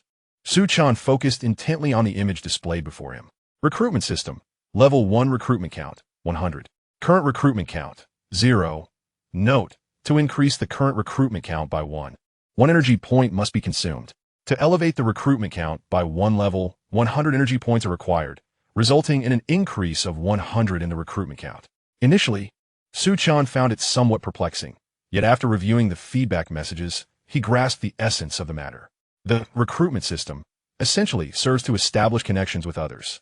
For instance, by expending 1 energy point to bind with Wu Yang, a subtle link is formed between them. This bond does not influence their thoughts. However, once the binding relationship is established, any zombies Wu Yang subsequently defeats would count as kills for Chen as well, with the potential to yield fragments. This aspect was undeniably advantageous for Chen. Without hesitation, he expended 8 energy points to bind with Wu Yang and his 7 companions. Upon glancing back at the recruitment system and witnessing the current recruitment count rise to 8, a slight smile crept upon his lips. Although the recruitment system is merely an auxiliary tool, it is precisely what Chen requires at this moment. From this point onward, he need not worry about Wu Yang and the others failing to obtain fragments from the zombies they slay. Moreover, with the assistance of Wu Yang and his team, the speed and quantity of zombie hunts would undoubtedly escalate, leading to an increase in the fragments obtained. What a remarkable discovery!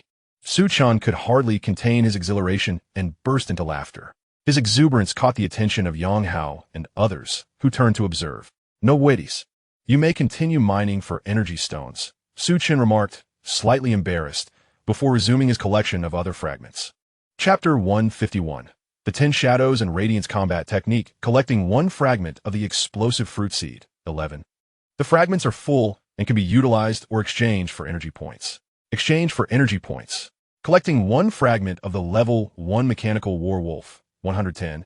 The fragments are not full and cannot be used, but can be exchanged for energy points. Exchange for energy points. Collecting 1 fragment of the sprite fruit seed, 11. The fragments are full and can be utilized or exchanged for energy points. Use. After acquiring the sprite fruit seed, Chen promptly planted it in the planting space, then continued to gather fragments.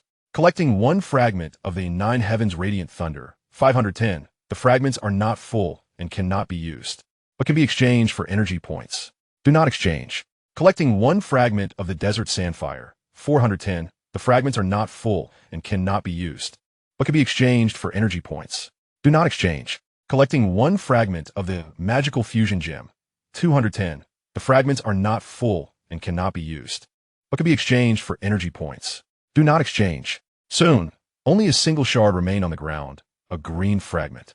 Chen had initially believed it to be another fragment of the Tongtian Baibei Dali Ju, but as he picked it up, a sudden thought crossed his mind. He collected a fragment of the Wanguang Shuriying Bosha Shu, with a count of 1100.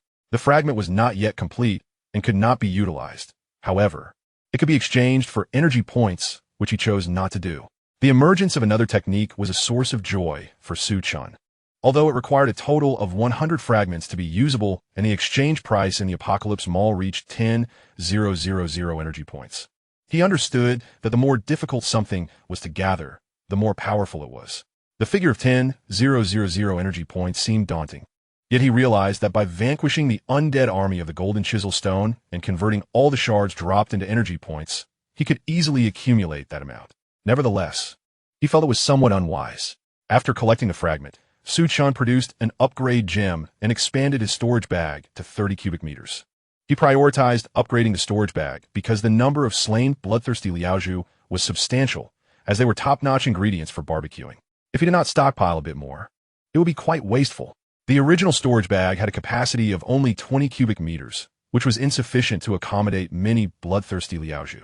Once the storage bag was upgraded, Chen began gathering some relatively intact bloodthirsty Liaozhu. He stopped only when the storage bag was nearly full. Half an hour later, Wu Yang and the others had also finished mining the energy stones and gathered around Chen. "Uncle Yang, where are the energy stones?" Su Chen, unfamiliar with their whereabouts, inquired of Yongling Tian. Yongling Tian scanned the surroundings and quickly pointed to a cave, indicating that it should be inside that cavern. Turning to look, Su Chen noticed the cave's entrance was quite large, yet it was shrouded in darkness, concealing what lay beyond. "Let's go inside," he said, stepping forward into the cave. Once inside, he summoned the smart battle car and instructed Xiao Ji shrink to about 1 meter and turn on the headlights. The darkness of the cave was impenetrable without light. The smart battle car responded promptly, reducing its size to just over 1 meter and illuminating the area with its headlights. As 2 beams of bright light pierced through the darkness, the cave became brilliantly lit. Everyone began to survey their surroundings. The stone walls were barren, with no sign of energy stones to be found. Could the bloodthirsty Liaozhu have consumed all the energy stones? Su Chen mused, furrowing his brow. There must still be energy stones here. Otherwise, the bloodthirsty Liaozhu would not be congregating in this location, Yongling Tian asserted confidently. Chapter 152, Level 4, Energy Stone. Su Chen nodded and continued deeper into the cave. Since he could not find any trace of energy stones outside, they must surely be located within. The stone cave was remarkably profound, stretching for over 400 meters before reaching its terminus. At the end, the stone wall glimmered with a cluster of crystalline light, radiant like a constellation of stars. Su Chen inhaled deeply and approached, scrutinizing the spectacle before him. Embedded within the robust stone wall were dozens of white crystals, each the size of a thumb, radiating a brilliant glow. "Uncle Yang, these must be energy stones, right?" Su Chen inquired, excitement bubbling within him. The appearance of these white crystals bore a striking resemblance to energy stones, yet he remained uncertain of their true nature. Indeed, they are energy stones and of exceptional quality, at least of level 1 or higher, Yongling Tian exclaimed with enthusiasm. Upon hearing this, the eyes of the others sparkled with anticipation. The presence of energy stones suggested that this place could very well be a vein of energy stone deposits. The value of such a vein was beyond imagination, marking this location as a veritable treasure trove. "Let us get to work," Su Chen said, licking his lips as he produced a super drill and began to bore into the stone. As numerous rocks were shattered, the energy stones soon became dislodged. Following that, the wall revealed a plethora of energy stones, densely clustered, amounting to at least several hundred. The largest among them was roughly the size of a half-egg. "Unchule Yang, is this energy stone level 3? Su Chen asked, gesturing towards the largest stone. Yongling Tian examined it for a moment before responding with palpable excitement. "This appears to be a level 4 energy stone. A level 4 energy stone." The cave erupted in exclamations of astonishment. Su Chen could hardly contain his elation, swallowing hard. Initially, he had expected to find a mere level 3 energy stone, but to his astonishment, it was a level 4. The worth of a level 4 energy stone far exceeded that of a level 3, easily convertible into several level 3 stones. Unable to mask his joy, Su Chen's eyes narrowed into slits of delight.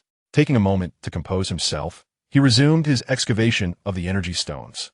As the exposed energy stones were unearthed, even more emerged from within, as if a boundless supply awaited discovery. Su Chen reveled in this sensation, his motivation to continue growing stronger. An hour later, the number of excavated energy stones surpassed 1,000. Among them, the majority were ordinary energy stones, with a fair share of level 1 and 2 stones, while level 3 stones were notably scarce, amounting to only 3. Presently, Su Chen's most pressing need was for level 3 energy stones, as he intended to upgrade Mechanical Warrior to level 3. Achieving this upgrade necessitated 3 level 3 energy stones or energy stones to power it. 3 level 3 energy stones were evidently insufficient. Nonetheless, he felt no discouragement. Through his mental probing, he discerned that many more energy stones remained within the wall. Compared to those he had already extracted, the true bounty lay hidden deeper inside. "Brother Chen, why don't you take a break and let me dig for a while?" Young Hao suggested. After an hour of continuous labor, it was indeed time for Su Chen to rest. Furthermore, Su Chen is undoubtedly their leader. Such laborious tasks as mining energy stones should not require the leader's direct involvement. It is the duty of his subordinates to assist. Thus, he nodded in agreement. Young Hao, having utilized the super electric drill once before, possessed some experience in excavation, and so Su Chen handed the super electric drill to him. Chapter 153. beverage fruits while others were engaged in the arduous task of mining energy stones. Chen was not idle. He retrieved the universal roaster to process the carcass of the bloodthirsty Liao pig and began to roast the meat. After all, man is made of iron, and food is steel. A meal omitted leaves one feeling famished. Only when one is well-fed and hydrated can they muster the motivation to continue. Coincidentally, it was mealtime, and Chen took on the role of chef. Soon, the cave was filled with the rich aroma of roasting meat. As Yang Hao inhaled the enticing scent, his spirits lifted, and his pace in excavation quickened significantly. After roasting several hundred skewers, Chen deemed it sufficient and opened the planting space to inspect. Within the planting space, aside from the unplanted hard fruit seeds and explosive fruit seeds, he had sown one of each of the remaining varieties. Notably, the recently planted Coca-Cola fruit and Sprite fruit had ripened. Each tree bore 10 fruits, roughly the size of coconuts. Chen plucked one of each for examination. It did not take long for him to discern that the Coca-Cola fruit and Sprite fruit, aside from their resemblance to coconuts, were structurally identical. Their peels encased a delightful juice, mirroring the flavors of Coca-Cola and Sprite perfectly. As he savored the roasted meat and sipped the beverages, a sense of contentment washed over him. It even led him to momentarily believe that life in a post-apocalyptic world was not so terrifying after all. Rather, it felt somewhat leisurely. However, he quickly recalled that this serene existence was largely attributed to the fragments. Without them, he might have been struggling for survival in some dire circumstance, or, worse, transformed into a mindless zombie, a mere shell of his former self. Regaining his focus, Chen called out, "Everyone, take a break. It's time to eat." Dailyupdates, Chao Ran, and Yang Hao, the three gluttons, rushed to Chen's side, eagerly seizing the roasted meat to feast heartily. Despite having consumed roasted meat consistently these past few days, these three appeared as if they had not tasted it in over a year. Their eating was nothing short of ravenous, devoid of any semblance of decorum. "Slow down. There is plenty of roasted meat. Don't choke," Chen teased with a smile. "Got it, brother Chen," Dailyupdates responded, yet his pace showed no sign of abating. Chen could only shake his head, choosing not to comment further, and subsequently retrieved several fruits from the planting space. While the others were familiar with most of the fruits, the Coca-Cola fruit and Sprite fruit were first for them. "Brother Chen, what are these two fruits called?" Yang Hao inquired with curiosity. Chen pondered for a moment before responding. "Let us call them beverage fruits. They're not for eating, but rather for drinking." "Beverage? Drinking?" The group's interest was instantly piqued. "Brother Chen, may I have a taste?" Yang Hao rubbed his hands together, a hint of impatience evident. Since Chen had brought them out, he intended to share with everyone. Consequently, he poured a cup of each and distributed them. Yang Hao eagerly took the first sip of the cola. Upon tasting it, he slightly furrowed his brow, but soon a look of delight spread across his face. Smacking his lips, he remarked, "The flavor is a bit peculiar, yet it is truly delightful." "Really?" The eyes of everyone brightened, and they began to taste as well. "It's remarkably unique. The white one has a kick. The white one is even more enjoyable. I believe the red one has more flavor." Laughter and joy filled the stone cave. Chapter 154. Upgrading the intelligent battle vehicle. After satisfying their hunger and thirst, the excavation work resumed. Given the vast reserves of energy stones, it would take considerable time to finish. Chen allocated tasks while adhering to the principle of resting people but not machines, allowing for a rotation. Those who grew weary could take a break while others took their place. Thus, after a continuous day and night of diligent digging, all the energy stones were finally unearthed. Gazing at the mound of energy stones before him, Chen's eyes widened in astonishment. The next step was classification and counting. Ordinary energy stones were categorized together, followed by the first-level energy stones. 2 hours later, the classification and counting were completed. Upon learning the final tally, everyone was utterly astounded. There were 27,400 ordinary energy stones, 836 first-level energy stones, 126 second-level energy stones, 37 third-level energy stones, and 2 fourth-level energy stones. The total approached 30,000. Undoubtedly, a tremendous fortune. Chen refrained from distributing this batch of energy stones, as their utility for others was rather limited. After all, they were merely for purchasing some elixirs that could enhance one's cultivation. However, how could those elixirs possibly compare to the physique potion? They were not even in the same league and bore no comparability. Should anyone wish to advance, Chen could readily exchange physique potions from the Apocalypse Mall for them to consume. Naturally, at present, they had just recently leveled up and required a period for consolidation. So advancement was not immediately necessary. Su Chan's decision not to distribute the energy stones did not elicit any discontent from the others. They all understood that being by Su Chan's side meant having ample food and drink without the constant fear of danger, along with the opportunity for advancement. The mere energy stones were insignificant in comparison. Su Chen, what is our next plan? Wu Yang asked. Su Chen originally intended to excavate the energy stones before heading to the Tsangyue gathering place to exterminate the zombies. However, he was taken aback by the sheer abundance of energy stones, which left everyone exhausted after a day and night of labor. He proposed, "Let's rest here for the night and set off for the Tsangyue gathering place tomorrow." The group, indeed weary, unanimously agreed. Shortly thereafter, Su Chen commenced upgrading the intelligent battle vehicle. With over 20,000 energy stones at his disposal, he reveled in the luxury of wealth.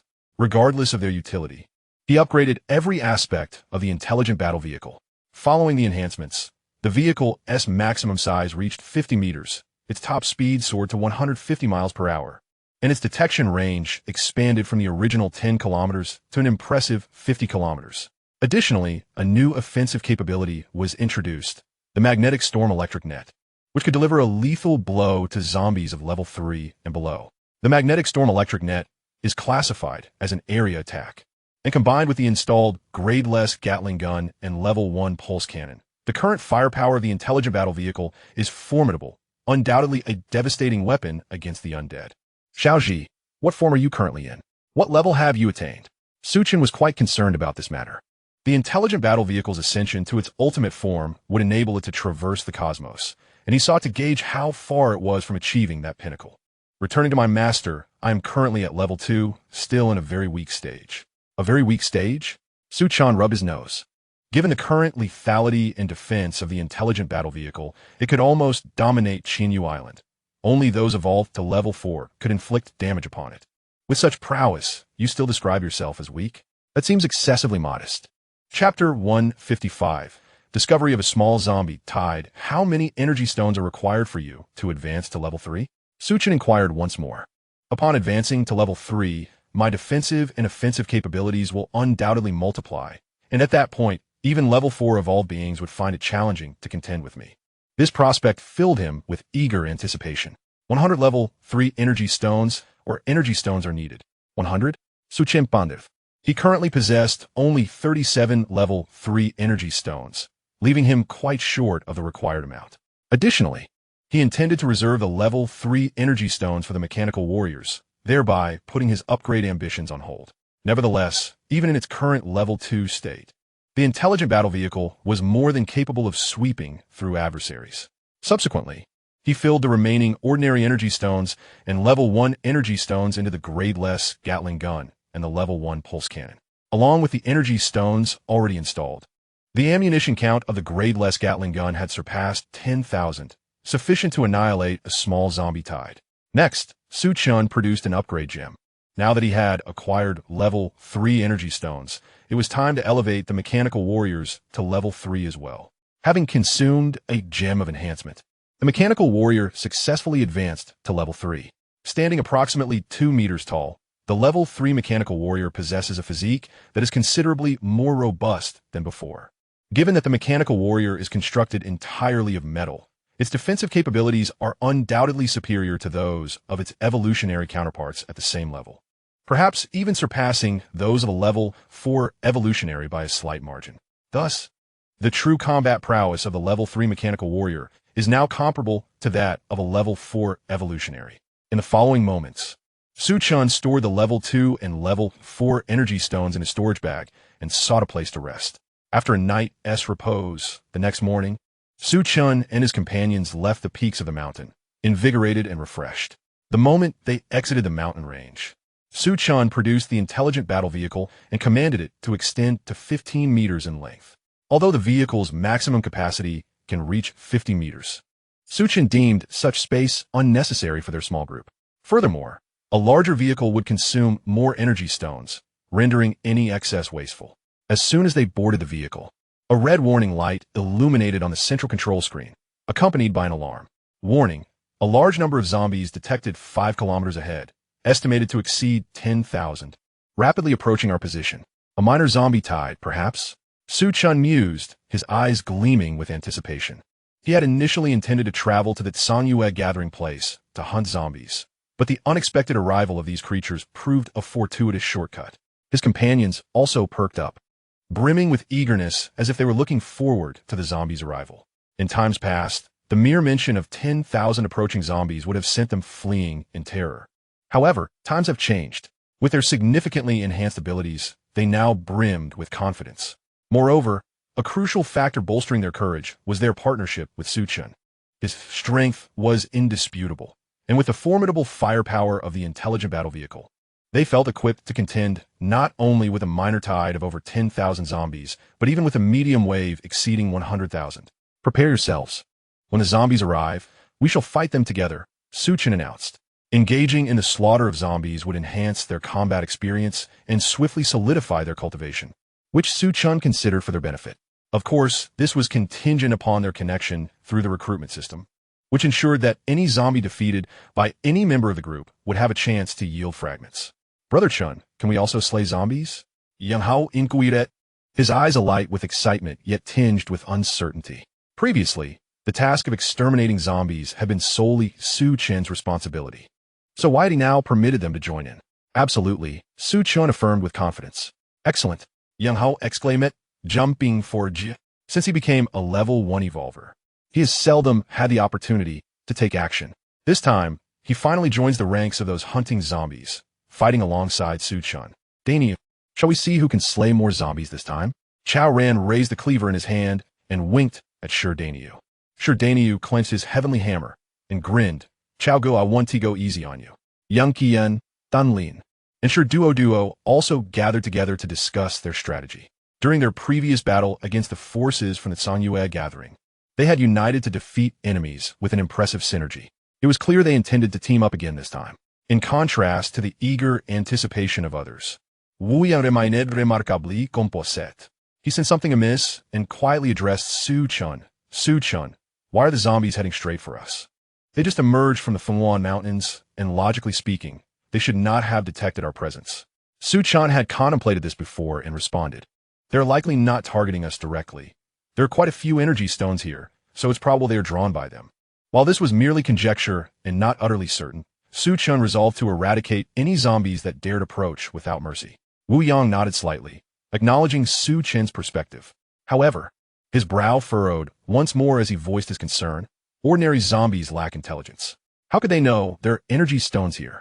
Even if they did, they wouldn't come in droves, would they? Are you suggesting there is an intelligent zombie among them? Chen's eyelids twitched at the implication. If a zombie possessed intelligence, it could potentially evolve into a zombie king, leading a more destructive horde. That must be the case. Wu Yang nodded, quietly inquiring, should we still hunt zombies? Learning that an intelligent zombie leader was among the horde made him somewhat apprehensive. Chen smiled nonchalantly. Just because it has intelligence means it is smarter than ordinary zombies. But that does not necessarily imply it possesses formidable strength. Noticing Chen's lack of concern, Wu Yang felt compelled to remind him, it is best to remain cautious. Chen was not merely representing himself, but was the leader of their entire group. Any misstep could lead to their disintegration. Understanding that Wu Yang was looking out for his welfare, Chen comforted him with a smile. Fear not. Even a level 4 zombie is no match for me. Wu Yang's expression shifted as he stared at Chen in astonishment. He knew Chen well. His words were never unfounded. If he claimed he could defeat a level 4 zombie, he undoubtedly could. However, the realization of this truth sent a shiver through his heart. The reason was simple. He was once again profoundly astonished by Chen's strength. Invincible among equals, overcoming foes of higher tiers. This was the true extent of Chen's power. After a discussion with Wu Yang, Chen promptly retrieved 8 vials of antiviral serum from his storage bag, distributing 1 to each individual and explaining their purpose. Among the 8, while Wu Yang and Yangling Tian seemed composed, the others faced their first encounter with such an overwhelming horde of zombies. To preemptively mitigate the risk of being bitten, the antiviral serum had been prepared in advance. Half an hour later, the zombie army surged forth with an intimidating momentum. The grotesque and fearsome faces of the undead came into sharp focus for Chen and his companions. However, to their astonishment, the horde inexplicably halted a mere 10 meters away. Typically, once zombies detect human presence, they charge recklessly without hesitation. This anomaly suggested the presence of a commanding zombie among them, one with sufficient power to instill fear in the others. Why aren't they attacking us? Yang Hao murmuret. Swallowing hard, the group exchanged anxious glances. Their confusion was palpable, but it was overshadowed by a sense of trepidation. Despite their preparations and Chen's reassuring presence, the sheer terror emanating from the massive horde was stifling. After a tense standoff, a tall, robust elder with flowing silver hair emerged from the throng. Though he appeared aged, his gait was surprisingly vigorous, each step resonating with a heavy, authoritative presence, akin to a sovereign's arrival that exuded an intense pressure. Jin Chuashi, it is you. Wu Yang gasped, his eyelids twitching in surprise. Having worked alongside Jin Chuashi for many years at the Tianan gathering place, he recognized him immediately. Yet, the Jin Chuashi before him was markedly different. His face was marred by a sinister hue, devoid of any semblance of life. Ha! Jin Chuashi laughed maniacally as he surveyed Wu Yang. I never expected you to still be alive. I am in need of capable allies. Remain by my side, and together we shall forge a grand enterprise. As a being of the undead, it was evident that anyone who lingered near him would inevitably share his fate. His implication was clear. He intended to transform Wu Yang into a zombie as well. Wu Yang frowned, retorting coldly, Jin Chuashi, in your selfish ambition, you have voluntarily become a zombie, causing the demise of countless humans. I, Wu Yang, would never ally with a creature such as yourself. In times past, he would have never dared to speak to Jin Chuashi in such a manner. However, the tides had turned. He was now a level 2 evolver, possessing the strength to contend with Jin Chuashi. Moreover, with Chen at his side, even the mightiest of foes would struggle to rise against them. After a few days apart, your tone has become rather arrogant. Jin Chuashi coldly smiled, his eyes emanating a chilling glare as he fixated on Wu Yang. Since you fail to recognize your own insignificance, I shall personally subdue you. With that, he stomped the ground fiercely, sending dust and debris flying. Like a primordial beast, he charged toward Wu Yang. Before his arrival, a palpable aura of intimidation surged forward, overwhelming the atmosphere. A level 3 zombie. Wu Yang's expression changed dramatically. Jin Chuashi's speed was astonishing, far beyond that of a mere level 2 zombie. The strength of a level 3 zombie was something a newly ascended level 2 evolver could not contend with. At that moment, Wu Yang was gripped by sheer terror and looked to Chen for help. Upon witnessing Jin Chuashi unleash the speed of a level 3 zombie, Chen was momentarily stunned. He recalled that before becoming a zombie, Jin Chuashi was merely a level 2 evolver, and in the blink of an eye, he had advanced to level 3. This rapid progression took him by surprise. Shout Tai, go, and confront him. Chen commanded the mechanical warrior. The mechanical warrior, having ascended to level 3, had yet to engage in battle, and its true strength remained unknown. This was an opportune moment for verification. Understood. Upon receiving the command, the mechanical warrior charged forward with its curved blade, its speed nearly matching that of Jin Chuashi. Seeing this, Wu Yang's expression shifted dramatically.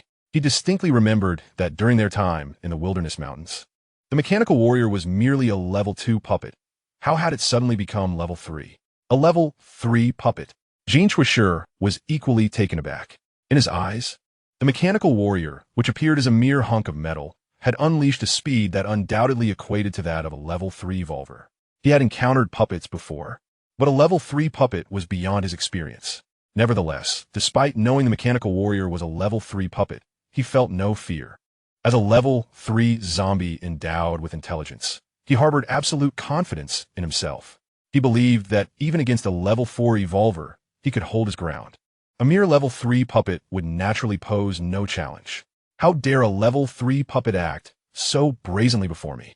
Jin Chuashi laughed maniacally, wielding a massive axe in preparation for confrontation.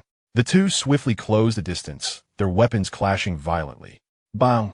With a thunderous crash, both Jin Chuashi and the mechanical warrior recoiled several steps. After the initial clash, it became evident that their strengths were evenly matched. Not having gained the upper hand, Jin Chuashi's dark countenance grew even more somber. Seemingly unwilling to concede, he let out a low roar and charged forward again, brandishing his giant axe. The mechanical warrior, undeterred, aimed its curved blade directly at Jin Chuashir's head, preparing to strike. Ignoring the immense axe wielded by Jin Chuangshi, he adopted an utterly reckless approach. Akin to a desperate gambit, Jin Chuangshi was taken aback. Should he proceed without caution, that blow would undoubtedly inflict severe injury upon the mechanical warrior. However, he too would suffer a fatal strike. Confronted with the mechanical warrior's disregard for its own safety, he felt a profound sense of frustration and helplessness, forcing him to retract his axe in defense. In a battle of experts, a single misstep could lead to continuous disadvantage. Moreover, the mechanical warrior relentlessly targeted Jin Chuangshi's vital points, leaving him unable to hold his head high, relegated to a position of passive defense, and thus falling into a precarious predicament. Xiao Tai's performance was commendable. Upon witnessing the mechanical warrior suppressing Jin Chuangshi, Su Chen nodded slightly, a gesture of acknowledgement towards the mechanical warrior's strength. Simultaneously, he discerned that Jin Chuangshi's prowess far surpassed that of Huang Can and the like. Although they were both at level 3, the undead generally possessed an edge over humans. Of course, he, an anomaly, did not belong to this classification. Xiao Tai returned. Su Chen commanded after observing for a moment. While mechanical warrior could dominate Jin Chuangshi, it was unlikely to eliminate him swiftly. With numerous zombies awaiting extermination, he had no desire to squander time. Once the mechanical warrior returned to his side, Su Chen gradually approached Jin Chuangshi, confused by the withdrawal of the mechanical warrior. Jin Chuangshi had little time to ponder, panting heavily as he recovered from the earlier onslaught that had drenched him in cold sweat and left him utterly exhausted. However, he furrowed his brow upon noticing a young man advancing towards him, feeling an inexplicable familiarity but unable to place him. He called out, "Who are you, boy? Why do I find you somewhat familiar?" "I'm also from the Tiannan gathering," Su Chen replied with a smile, narrowing his eyes. "Though previously, I was merely an inconsequential figure, likely unworthy of your notice." "You are from the Tiannan gathering?" Hin Chuanxi exclaimed, scrutinizing Su Chen closely, then pointed at the mechanical warrior and inquired, "Is that level 3 puppet yours?" Su Chen nodded, neither confirming nor denying. Jin Chuangshi felt a jolt of apprehension. "What do you intend to do? If that level 3 puppet belongs to you, why did it not accompany you? What is your purpose in coming alone? Are you not afraid of being killed?" "My intention is singular," Su Chen replied with a smirk, "to kill you. Just based on you?" Jin Chuangshi's eyes widened in disbelief, thinking he must have misheard. If the mechanical warrior were present, he might have felt some trepidation. Yet, why should Su Chen speak so brazenly? He was a formidable level 3 zombie, a threat only to a level 4 evolver. Even for a level 4 evolver, eliminating him was no simple task. And Su Chen, still under 20 years of age, even with a lifetime of training, could at most be considered a level 2 evolver. How absurd and laughable it was for a mere level 2 evolver to boast about exterminating a level 3 zombie. "Kid, have you lost your mind? How dare you challenge me?" Jin Chuashi sneered, his disdain palpable. "To kill you, it would only take a single stroke." Su Chen's expression remained impassive as he infused the Enchanted Divine Blade with lightning magic. With a swift motion, he unleashed a horizontal strike. In an instant, a torrent of blue lightning surged forth from the blade, a terrifying manifestation of lethal intent that enveloped the surrounding space. The winds howled, and the heavens darkened. Even from a distance, Wu Yang and the others felt their hearts race with trepidation. What kind of lethal move is this? Jin Chuashi was struck with fear. Confronted by the oncoming blue torrent, he understood escape was futile and gritted his teeth, raising his massive axe defensively. The blue wave crashed into him, instantly engulfing Jin Chuashi. With a thunderous explosion, the ground around him, for dozens of meters, turned pitch black. Jin Chuashi was obliterated, reduced to particles of dust imperceptible to the naked eye, merging into the air. Incredible. Wu Yang gasped in astonishment. Although aware of Su Chen's strength, witnessing him dispatch a level 3 zombie in a mere stroke left him profoundly shaken. Su Chen squinted, his gaze quickly spotting 3 purple shards manifesting from the defeated foe. To his delight, 3 fragments had emerged. Previously, he had only encountered 2 at most, and that had only happened once. The occurrence of 3 shards at once was exceedingly rare. He refrained from collecting them immediately, as the demise of Jin Chuashi had evidently incited unrest among the remaining zombies.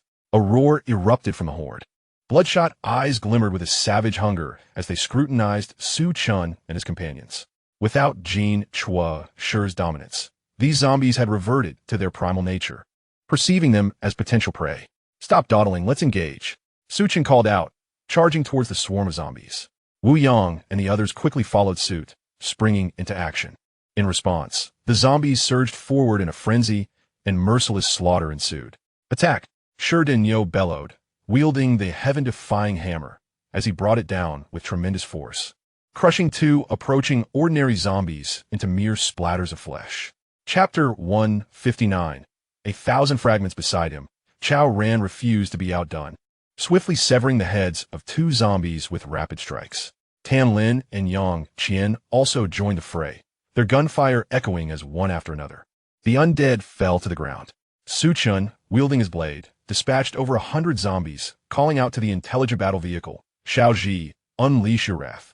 In response to the command, the intelligent battle vehicle activated the infinite Gatling gun and level 1 pulse cannon simultaneously. Boom! Boom! Boom! The cacophony of gunfire erupted, weaving a dense net of firepower that rained down upon the horde of zombies. Each shell from the level 1 pulse cannon obliterated more than 20 zombies, with countless others sustaining grave injuries. The infinite Gatling gun proved to be unstoppable. Aside from the level 2 zombies, none that fell within its sights escaped unscathed. Yang Lingtian and Wu Yang teamed up to hunt down the elusive level 2 zombies. Alongside the mechanical warriors, Su Chen plunged into the throng of zombies, igniting a brutal storm of carnage. Amidst this chaos, the 3 mutated wolves remained relatively at ease, assigned by Su Chen to protect Yang Qian and Tan Lin, who wielded pulse pistols, rarely faced any encroaching zombies. This left the wolves with little to occupy their time. The merciless slaughter continued unabated for an hour until the last zombie was vanquished, leaving no living undead on the field. Su Chen exhaled deeply, scanning the area. Soon, he beheld a multitude of colorful beams, over 1,000 fragments. Taking a deep breath, he endeavored to maintain his composure. Although he had previously collected fragments totaling well over 1,000, witnessing such a spectacular emergence of 1,000 fragments at once was a first for him. With the zombies eradicated, subsequent tasks commenced vigorously. Wu Yang and the others began extracting energy stones, while Su Chen focused on gathering the fragments. Starting with 3 purple shards that had erupted from the golden shale stone. Collected Desert Sandfire, Fragment 1, 510, Fragment incomplete, cannot be used, can be exchanged for energy points. Su Chen chose not to exchange it, reaching for the next 2 shards. Collected Desert Sandfire, Fragment 1, 610, Fragment incomplete, cannot be used, can be exchanged for energy points. Not exchanged. Collected Desert Sandfire, Fragment 1, 710, Fragment incomplete, cannot be used, can be exchanged for energy points. Not exchanged. These 2 shards were also from the Desert Sandfire, bringing his total to 7. Just 3 more were needed for a complete set. After gathering these 3, Su Chen wasted no time and continued to collect other fragments. Collected Geothermal Fire Meteorite, Fragment 1, 110, Fragment incomplete, cannot be used, can be exchanged for energy points. Not exchanged. Upon encountering something for the first time, regardless of its worth, Su Chen typically opts to retain it. The Earth Vein Fire Meteorite, which bears a resemblance to the celestial fragmented starstone, is no exception to his collection. He collects 1-level mechanized war wolf, Fragment 1, 110, noting that the fragments are insufficient for use, but can be exchanged for energy points. He proceeds to collect Apple Tree Seed, Fragment 1, 11, which is now complete and can be utilized or exchanged for energy points. In Chapter 161, the Purple Golden Fragment is collected. 1-level Pulse Pistol, Fragment 1, 11, also complete and available for use or exchange for energy points. After a moment's hesitation, Su Chen chooses to utilize it. The 1-level Pulse Pistol holds little value for him now, as he has already gifted the previous 2 to Tan Lin and Yang Qian. He decides to bestow this one upon Shi Duo, although she is also a level 1 evolver, being merely 7 years old. Possessing an additional weapon provides her with an extra means of protection. With the 1-level Pulse Pistol secured in his storage bag, Su Chen resumes his search for fragments. He finds Magic Fusion Gem, Fragment 1, 210, which is incomplete and cannot be used, but can be exchanged for energy points. He chooses not to exchange it. He then collects Meteoric Iron Blade, Fragment 1, 11, which is complete and available for use or exchange for energy points. He opts to use it. As he speaks, a heavy 2-meter-long blade materializes in his hand, weighing over 200 pounds. Both Wu Yang and Yangling Tian are adept with blades, making it suitable for either of them. However, the meteoric iron blade bears some resemblance to the broadsword wielded by Wu Yang, suggesting it would be better suited to him. After securing the meteoric iron blade, Su Chen grasps a yellow fragment. He collects Matai Fruit Seed Fragment 1-11, which is complete and can be used or exchanged for energy points. He chooses to use it, drawing upon his experience with the Coca-Cola fruit. Su Chen speculates that the fruit yielded from the Matai fruit seed will likely be Matai liquor. He plants the seed in the planting space and unexpectedly notices a purple golden fragment nearby. Undoubtedly, the purple golden fragment signifies yet another novel shard. Su Chen jogs forward and seizes it. He collects 2,000 energy points, Fragment 1-11, which is complete and can be used or exchanged for energy points. What is this? Energy points can also materialize, and it's 2,000 energy points?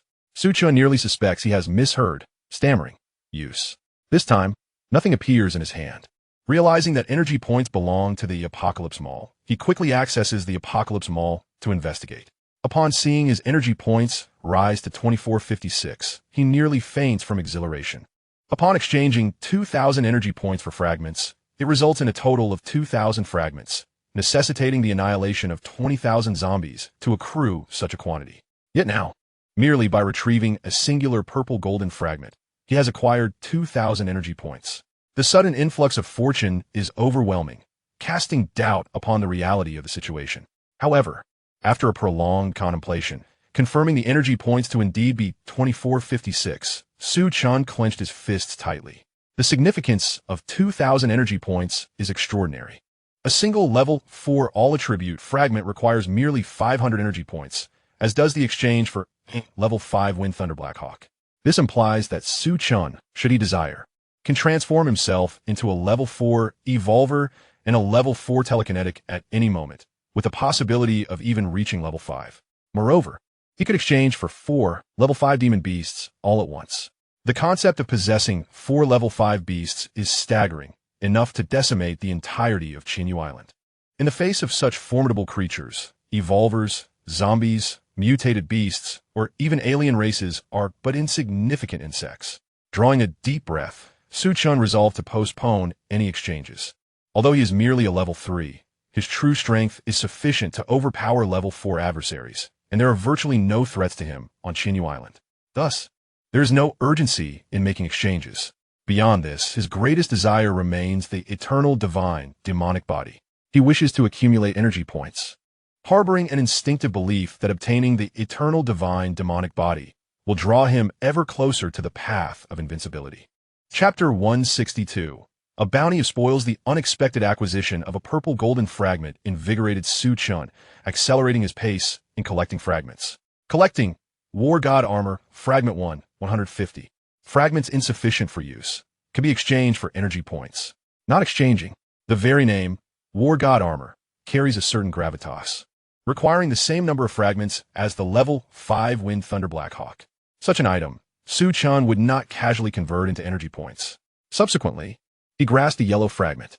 Collecting Wang Laoji Fruit Seed, Fragment 1-11. Fragments are complete, can be used or exchanged for energy points.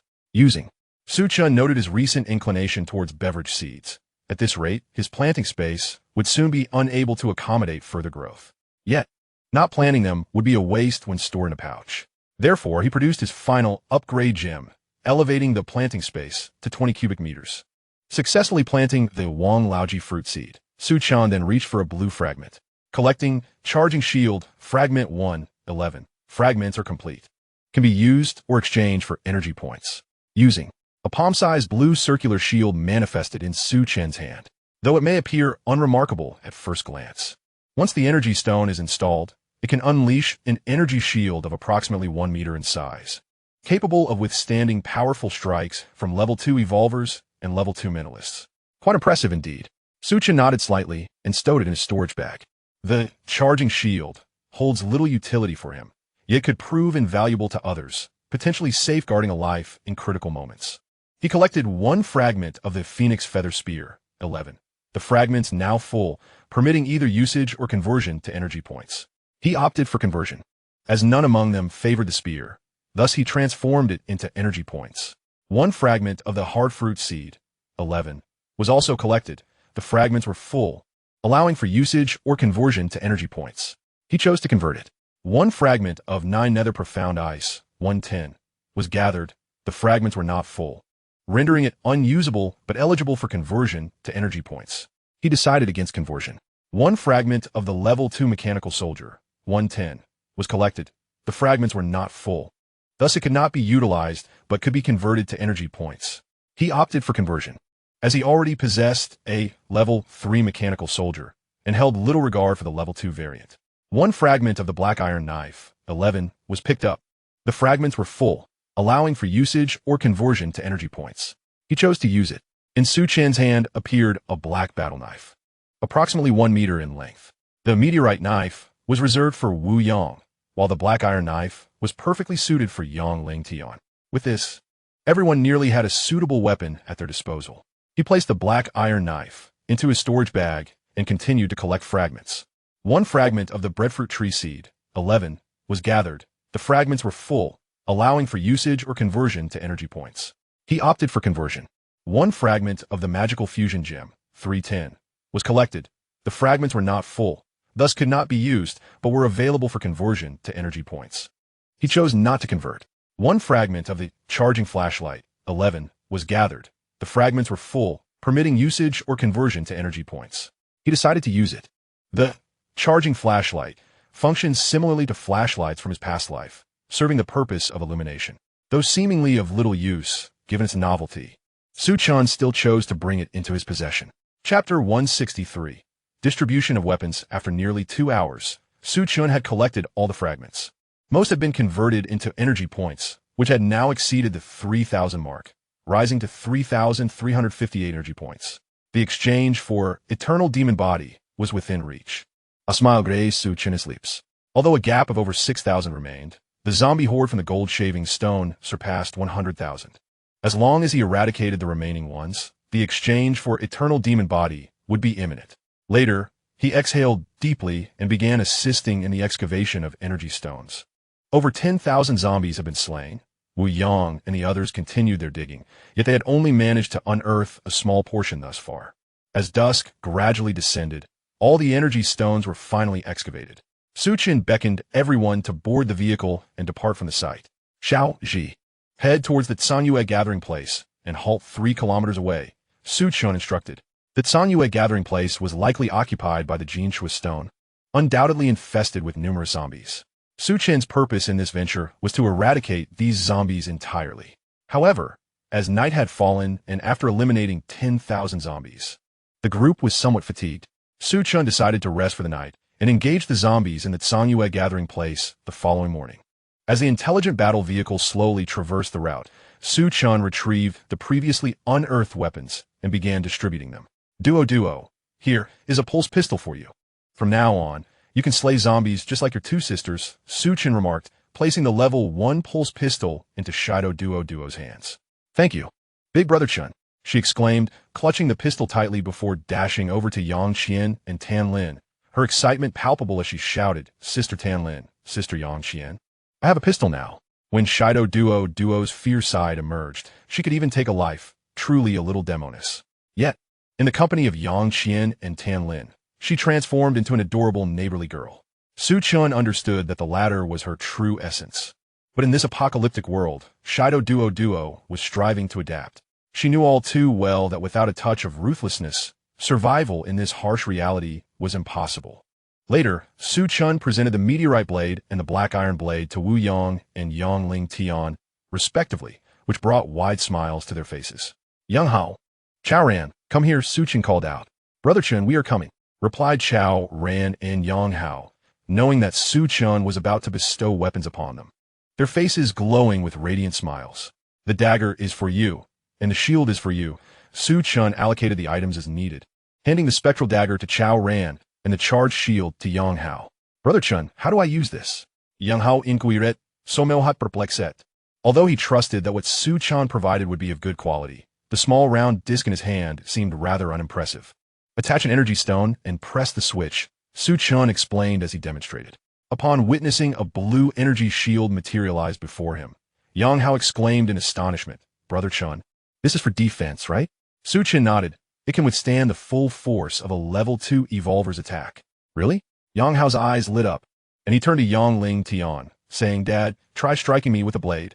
Yang Ling Tian swallowed with heart, gesting uninjured los glunge at Yang Hao, silently pondering, what kind of father strikes his own son? Moreover, what if that shield fails to work? Uncle Wu, why don't you give it a try? Seeing that Yang Ling Tian remained unmoved, Yang Hao turned to Wu Yang for assistance. Chapter 164 resonates perfectly with your temperament. Wu Yang turned to Su Chen, inquiring about his thoughts. Captain Wu, feel free to strike him, Su Chen replied with a faint smile. With that reassurance, Wu Yang felt at ease and cautioned Yang Hao. Prepare yourself. I'm about to make my move. Come on, Uncle Wu, Yang Hao said, raising his shield in front of him, his body trembling slightly. Seeing that Yang Hao was ready, Wu Yang gripped the meteoric iron blade and swung it down. A resounding clang echoed as Yang Hao was sent sprawling to the ground. Appearing somewhat disheveled, yet he remained unscathed. This truly can withstand a blow from a level 2 evolved being, Yang Hao exclaimed with excitement. The fact that Wu Yang, wielding the meteoric iron blade, could not shatter the shield was a testament to the formidable defensive power of the charged shield. Brother Chen, does my dagger possess any special abilities? Chao Ran pondered, directing his question at Su Chen. Although Yang Hao's small disc seemed inconspicuous, it boasted remarkable defensive capabilities. Could his dagger also have unique functions? It is exceedingly sharp, perfect for gouging out eyeballs, Su Chen replied earnestly. What? Chao Ran was taken aback. Although he had gouged out eyeballs on 2 occasions, there was no need to keep mentioning it, making it seem as though he relished the act. And you provide me with a dagger solely for the purpose of eye gouging? Observing Chao Ran's bewildered expression, Su Chen decided to cease his teasing and continued. Eye gouging is just one aspect. Its greatest feature is instantaneous movement within a 5-meter range. Instantaneous movement? Chao Ran murmured, his expression turning serious. Su Chen held the nether dagger in his hand and said, You control it with your mind. Let me demonstrate. As he spoke, the nether dagger suddenly vanished from his grasp. When it reappeared, it hovered just before Chao Ran's right eye, mere millimeters from touching the eyeball. Do you see? This is its instantaneous movement capability, Su Chen stated calmly. Brother Chen, I understand. Could you please move it away? Chao Ran replied with a wry smile. The sudden appearance of the nether dagger had startled him significantly, causing beads of cold sweat to form on his brow. If Su Chen lost control, his right eye would be in grave danger. Su Chen returned the nether dagger to Chao Ran and asked with a smile, What do you think of this dagger? It's powerful. It's perfect for ambushes and stealthy attacks. Chao Ran nodded in agreement. The ability of instantaneous movement is not something just any object possesses. This feature alone renders it capable of catching one off guard. I too believe the nether dagger suits your character exceptionally well, Su Chen remarked, patting Chao Ran on the shoulder, a knowing smile gracing his lips. What does Brother Chen mean by that? Is he praising me or mocking me? Chao Ran found himself perplexed once more. After distributing the weapons, Su Chen took out the universal grill and began to prepare dinner. Laughter and joy soon filled the interior of the vehicle. Once they had eaten their fill, everyone found a place to rest. Being inside the intelligent combat vehicle, they had no reason to worry about potential dangers, and one by one, they quickly drifted into slumber. The following morning, the intelligent combat vehicle set off towards the Tsangyue gathering area. Su Chen noticed on the central control screen that the area was densely populated with numerous red dots, roughly estimated to be around 10,000. Indeed, it seemed that today would be another bountiful day, anticipating an abundance of fragments to emerge. A smile gradually crept onto Su Chen's lips. Chapter 165, Pet Breeding Space. The Tsangyue gathering area was a medium-sized settlement, fortified with high walls and considerably larger than the Tianan gathering area. As the intelligent combat vehicle approached within 100 meters of the Tsangyue gathering area, it immediately attracted the attention of the zombies inside. Before long, over 100 zombies burst forth from the city gates, charging directly towards the intelligent combat vehicle. Su Chen stepped out of the vehicle and unleashed a wave of magical strikes, swiftly annihilating the horde of zombies. To draw out more zombies from within, he also ordered the intelligent combat vehicle to fire several cannon rounds. The resounding booms indeed provoked a continuous stream of zombies pouring out from the city. In no time, the numbers swelled to over 1,000. Rubbing his hands together, Chen, filled with excitement, declared, "Let us get to work. Kill." Daniu was the first to charge towards the zombies, followed closely by the others. The intelligent combat vehicle, serving as the primary firepower, unleashed its full might at that moment. The area before the Tsanyue gathering area became a veritable slaughterhouse, with thunderous explosions and flames shooting skyward. Due to the constraints of the city gates, the zombies could not surge out all at once, instead emerging in batches. This undoubtedly made it much easier for Chen and his companions to hunt. Each time a large group of zombies rushed out, they were swiftly and decisively eradicated. After several rounds of this, all the zombies within the Tsanyue gathering area were completely wiped out. Chen squinted ahead, and soon, 1,000 brilliant beams of light appeared before his eyes. Another 1,000 fragments. Chen clenched his fists in anticipation. The remainder of the time was devoted to extracting energy stones and collecting fragments. Would today yield any purple golden fragments? Instead of immediately gathering the fragments, Chen continued to scan the area. Yesterday, he had discovered a purple golden fragment that had yielded a remarkable 2,000 energy points, leaving him somewhat hopeful. Indeed, there was a purple golden fragment. After observing for a while, Chen spotted a purple golden fragment nestled among a pile of debris. Without hesitation, he charged forward and grasped the purple golden fragment in his hand. The familiar voice echoed in his mind once again. Upon collecting a fragment of 2,000 energy points, Chen found his inventory full and could either utilize or exchange these energy points. With excitement bubbling within him, he promptly opened the Doomsday Mall to check his balance. Upon witnessing the energy points surge to 5358, he erupted into uncontrollable laughter. The energy points had surpassed 5,000, bringing him a step closer to redeeming the eternal demon body. Indeed, if he were to acquire just 2 more purple golden fragments, the eternal demon body would be practically within his grasp. Taking a deep breath to compose himself, Chen continued his quest for fragments. He collected a fragment of the 9 nether mysterious ice, but it was not enough to use, thus he opted not to exchange it. He also picked up a fragment of the pet breeding space, which was a novel item. Chen speculated whether it was meant for housing pets. If so, he might consider gathering a multitude of mutated beasts to form a formidable army. When not in use, they could be housed within the pet breeding space, and when needed, he could summon them forth. However, he pondered whether the pet breeding space possessed such capabilities, and its dimensions remained a mystery for the time being. He would have to wait until he gathered more information in the future. As he proceeded, Chen continued to collect fragments.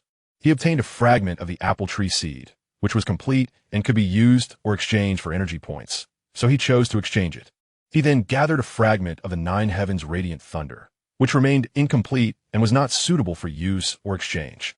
The same applied to the fragment of the heavenly star shattering stone and the fragment of the desert sapphire, both of which were also incomplete. With only 1 fragment needed to complete the heavenly star shattering stone and the desert sapphire, Chen felt a surge of exhilaration, silently motivating himself to gather them today. After about an hour of diligent collection, he had amassed all the fragments. Standing in place, his face radiated joy. Without a doubt, his haul was substantial, with the energy points surpassing 6,000, reaching an astonishing total of 6,100. Moreover, he had successfully gathered both the heavenly star shattering stone and the desert sapphire. The heavenly star shattering stone, the size of an egg, emitted a dazzling luminescence reminiscent of stars. Despite its modest size, it weighed an impressive 10,000 pounds. From the moment it appeared, it had automatically entered his storage pouch. Initially, Chen had thought the heavenly star shattering stone to be somewhat trivial. After all, handling something that weighs 10,000 pounds requires considerable strength. Otherwise, it merely serves as a mere ornament. However, upon receiving feedback, he cast aside his initial disdain. The heavenly star shattering stone is indeed designed for combat. Aside from its formidable weight, it also emanates stellar power, functioning as a binding force. This bears a resemblance to the capabilities of mental restraint. To wield the heavenly star shattering stone, one must first master the heavenly tenfold strength technique. In essence, mastering this technique would enable one to effortlessly lift objects weighing 10,000 pounds. Initially, Chen was solely focused on exchanging for the eternal god demon body. But after receiving this new information, he found himself wavering. Just imagine, once he acquires the heavenly tenfold strength technique, he could casually crush adversaries with the heavenly star shattering stone, regardless of whether one is at level 4 or 5, beneath the weight of 10,000 pounds. They will be reduced to mere pulp. This thought ignited a sense of impatience and indecision within Chen. Fortunately, with his current energy points just over 6,000, he still had a considerable distance to cover before reaching 10,000, allowing ample time for contemplation. As for the desert sandfire, it is a tangible fire element entity that has seamlessly integrated into fire magic. Having obtained the desert sandfire, Chen now possesses 3 elemental magics within tangible forms: the wood element, ethereal deep wood, and the lightning element, wild thunder. It can be said that despite not advancing in cultivation during this fragment collection, Chen's strength has undoubtedly escalated significantly. Subsequently, Chen gathered his thoughts and joined the effort to excavate energy stones. After spending half a day, they finally finished extracting all the energy stones. Upon returning to the intelligent battle vehicle, Chen instructed everyone to eat and rest for a while. He then approached the front of the vehicle, his gaze fixed on the central control screen. Chapter 167. Alien creatures after eliminating the zombies in this area. The next step in the plan is to continue hunting zombies. If there are zombies nearby, Chen would remain here. If no traces of zombies are found, he would return to the Tian-Nan gathering site to deal with the zombies there first. A multitude of red dots appeared on one corner of the central control screen, estimated to be around 1,000. Chen checked the distance, determining it to be approximately 5 kilometers from the Heatsan gathering site. This proximity, coupled with the presence of about 1,000 zombies, made it a worthwhile target. He pointed to the location of the zombies and instructed the intelligent battle vehicle, Xiaoji, proceed to this location. Understood. The intelligent battle vehicle ignited and sped forward. During this time, Chen also took a moment to eat and satiate his hunger. Chen, are we going to hunt zombies? Wuyang aproachet, inquiring. Chen nodded, having spotted 1,000 zombies ahead. We should move forward to eliminate them. Wuyang asked no further questions and continued to eat. Through several days spent with Chen, he discerned that Chen's motives for hunting zombies were far more complex than the mere acquisition of energy stones. After each encounter, he would engage in peculiar gestures, often reaching into the air, laughing heartily at times, or appearing lost in thought. Coupled with the astonishing array of items Chen produced, Wu Yang sensed a connection between these strange behaviors and the mysteries surrounding him. However, who among us is without secrets? Some secrets are open for discussion, while others are sacrosanct. Just like Chen, enigmatic and formidable, would he permit others to unearth his secrets? Wu Yang certainly would not seek his own discomfort. His greatest virtue was contentment. Being by Chen's side provided sustenance, opportunities for advancement, and access to formidable weapons. In a post-apocalyptic world, where could one find such a comfortable environment? Thus, regardless of the magnitude of Chen's secrets, they bore no relevance to him, and he would not pry. This was his philosophy in navigating life. Half an hour later, the intelligent combat vehicle gradually entered an abandoned city. The city's expanse was considerable. It was overgrown with wild grass, exuding an air of desolation. Towering buildings were ensnared by thick layers of green foliage, rendering their original forms unrecognizable. Brother Chen, shall we disembark and hunt the zombies? Chao Ren inquired. The streets were littered with the debris of collapsed structures, completely obstructing the roads. The intelligent combat vehicle could not advance further. Let us discuss this shortly. Chen replied absently, his gaze fixed on the central control screen. Xiaoji, can you magnify this area? Chen gestured toward the specific point on the screen. Understood. The display shifted, revealing a structure reminiscent of a stadium. Surrounding it, a dense thicket of green plants obscured any view of the interior. Chen's interest in this location stemmed from the presence of hundreds of red dots. Over 20 blue dots, and a singular large black dot. The red dots signified zombies or mutated beasts. The blue dots represented humans. But what did the black dots signify? This was the crux of Chen's intrigue. Xiaoji, what does that black dot represent? Chen asked. Replying to the master, the black dot signifies an alien creature. Alien creature? Chen is eyelids flickered. He swiftly recalled the Green Turtle Clan from the mines of the Wilderness Mountain Range. Could it be associated with the Green Turtle Clan? Doubt lingered in his mind, for as far as he knew, the Green Turtle Clan was the only alien species on Xinyu Island. Yet, whether this was indeed the case remained to be explored. Chapter 168. Arrival at the stadium. Captain Wu, I will enter with Xiao Tai to assess the situation. You all stay in the vehicle. Do not exit if I do not return, Su Chen instructed. The emergence of the alien beings piqued his considerable interest.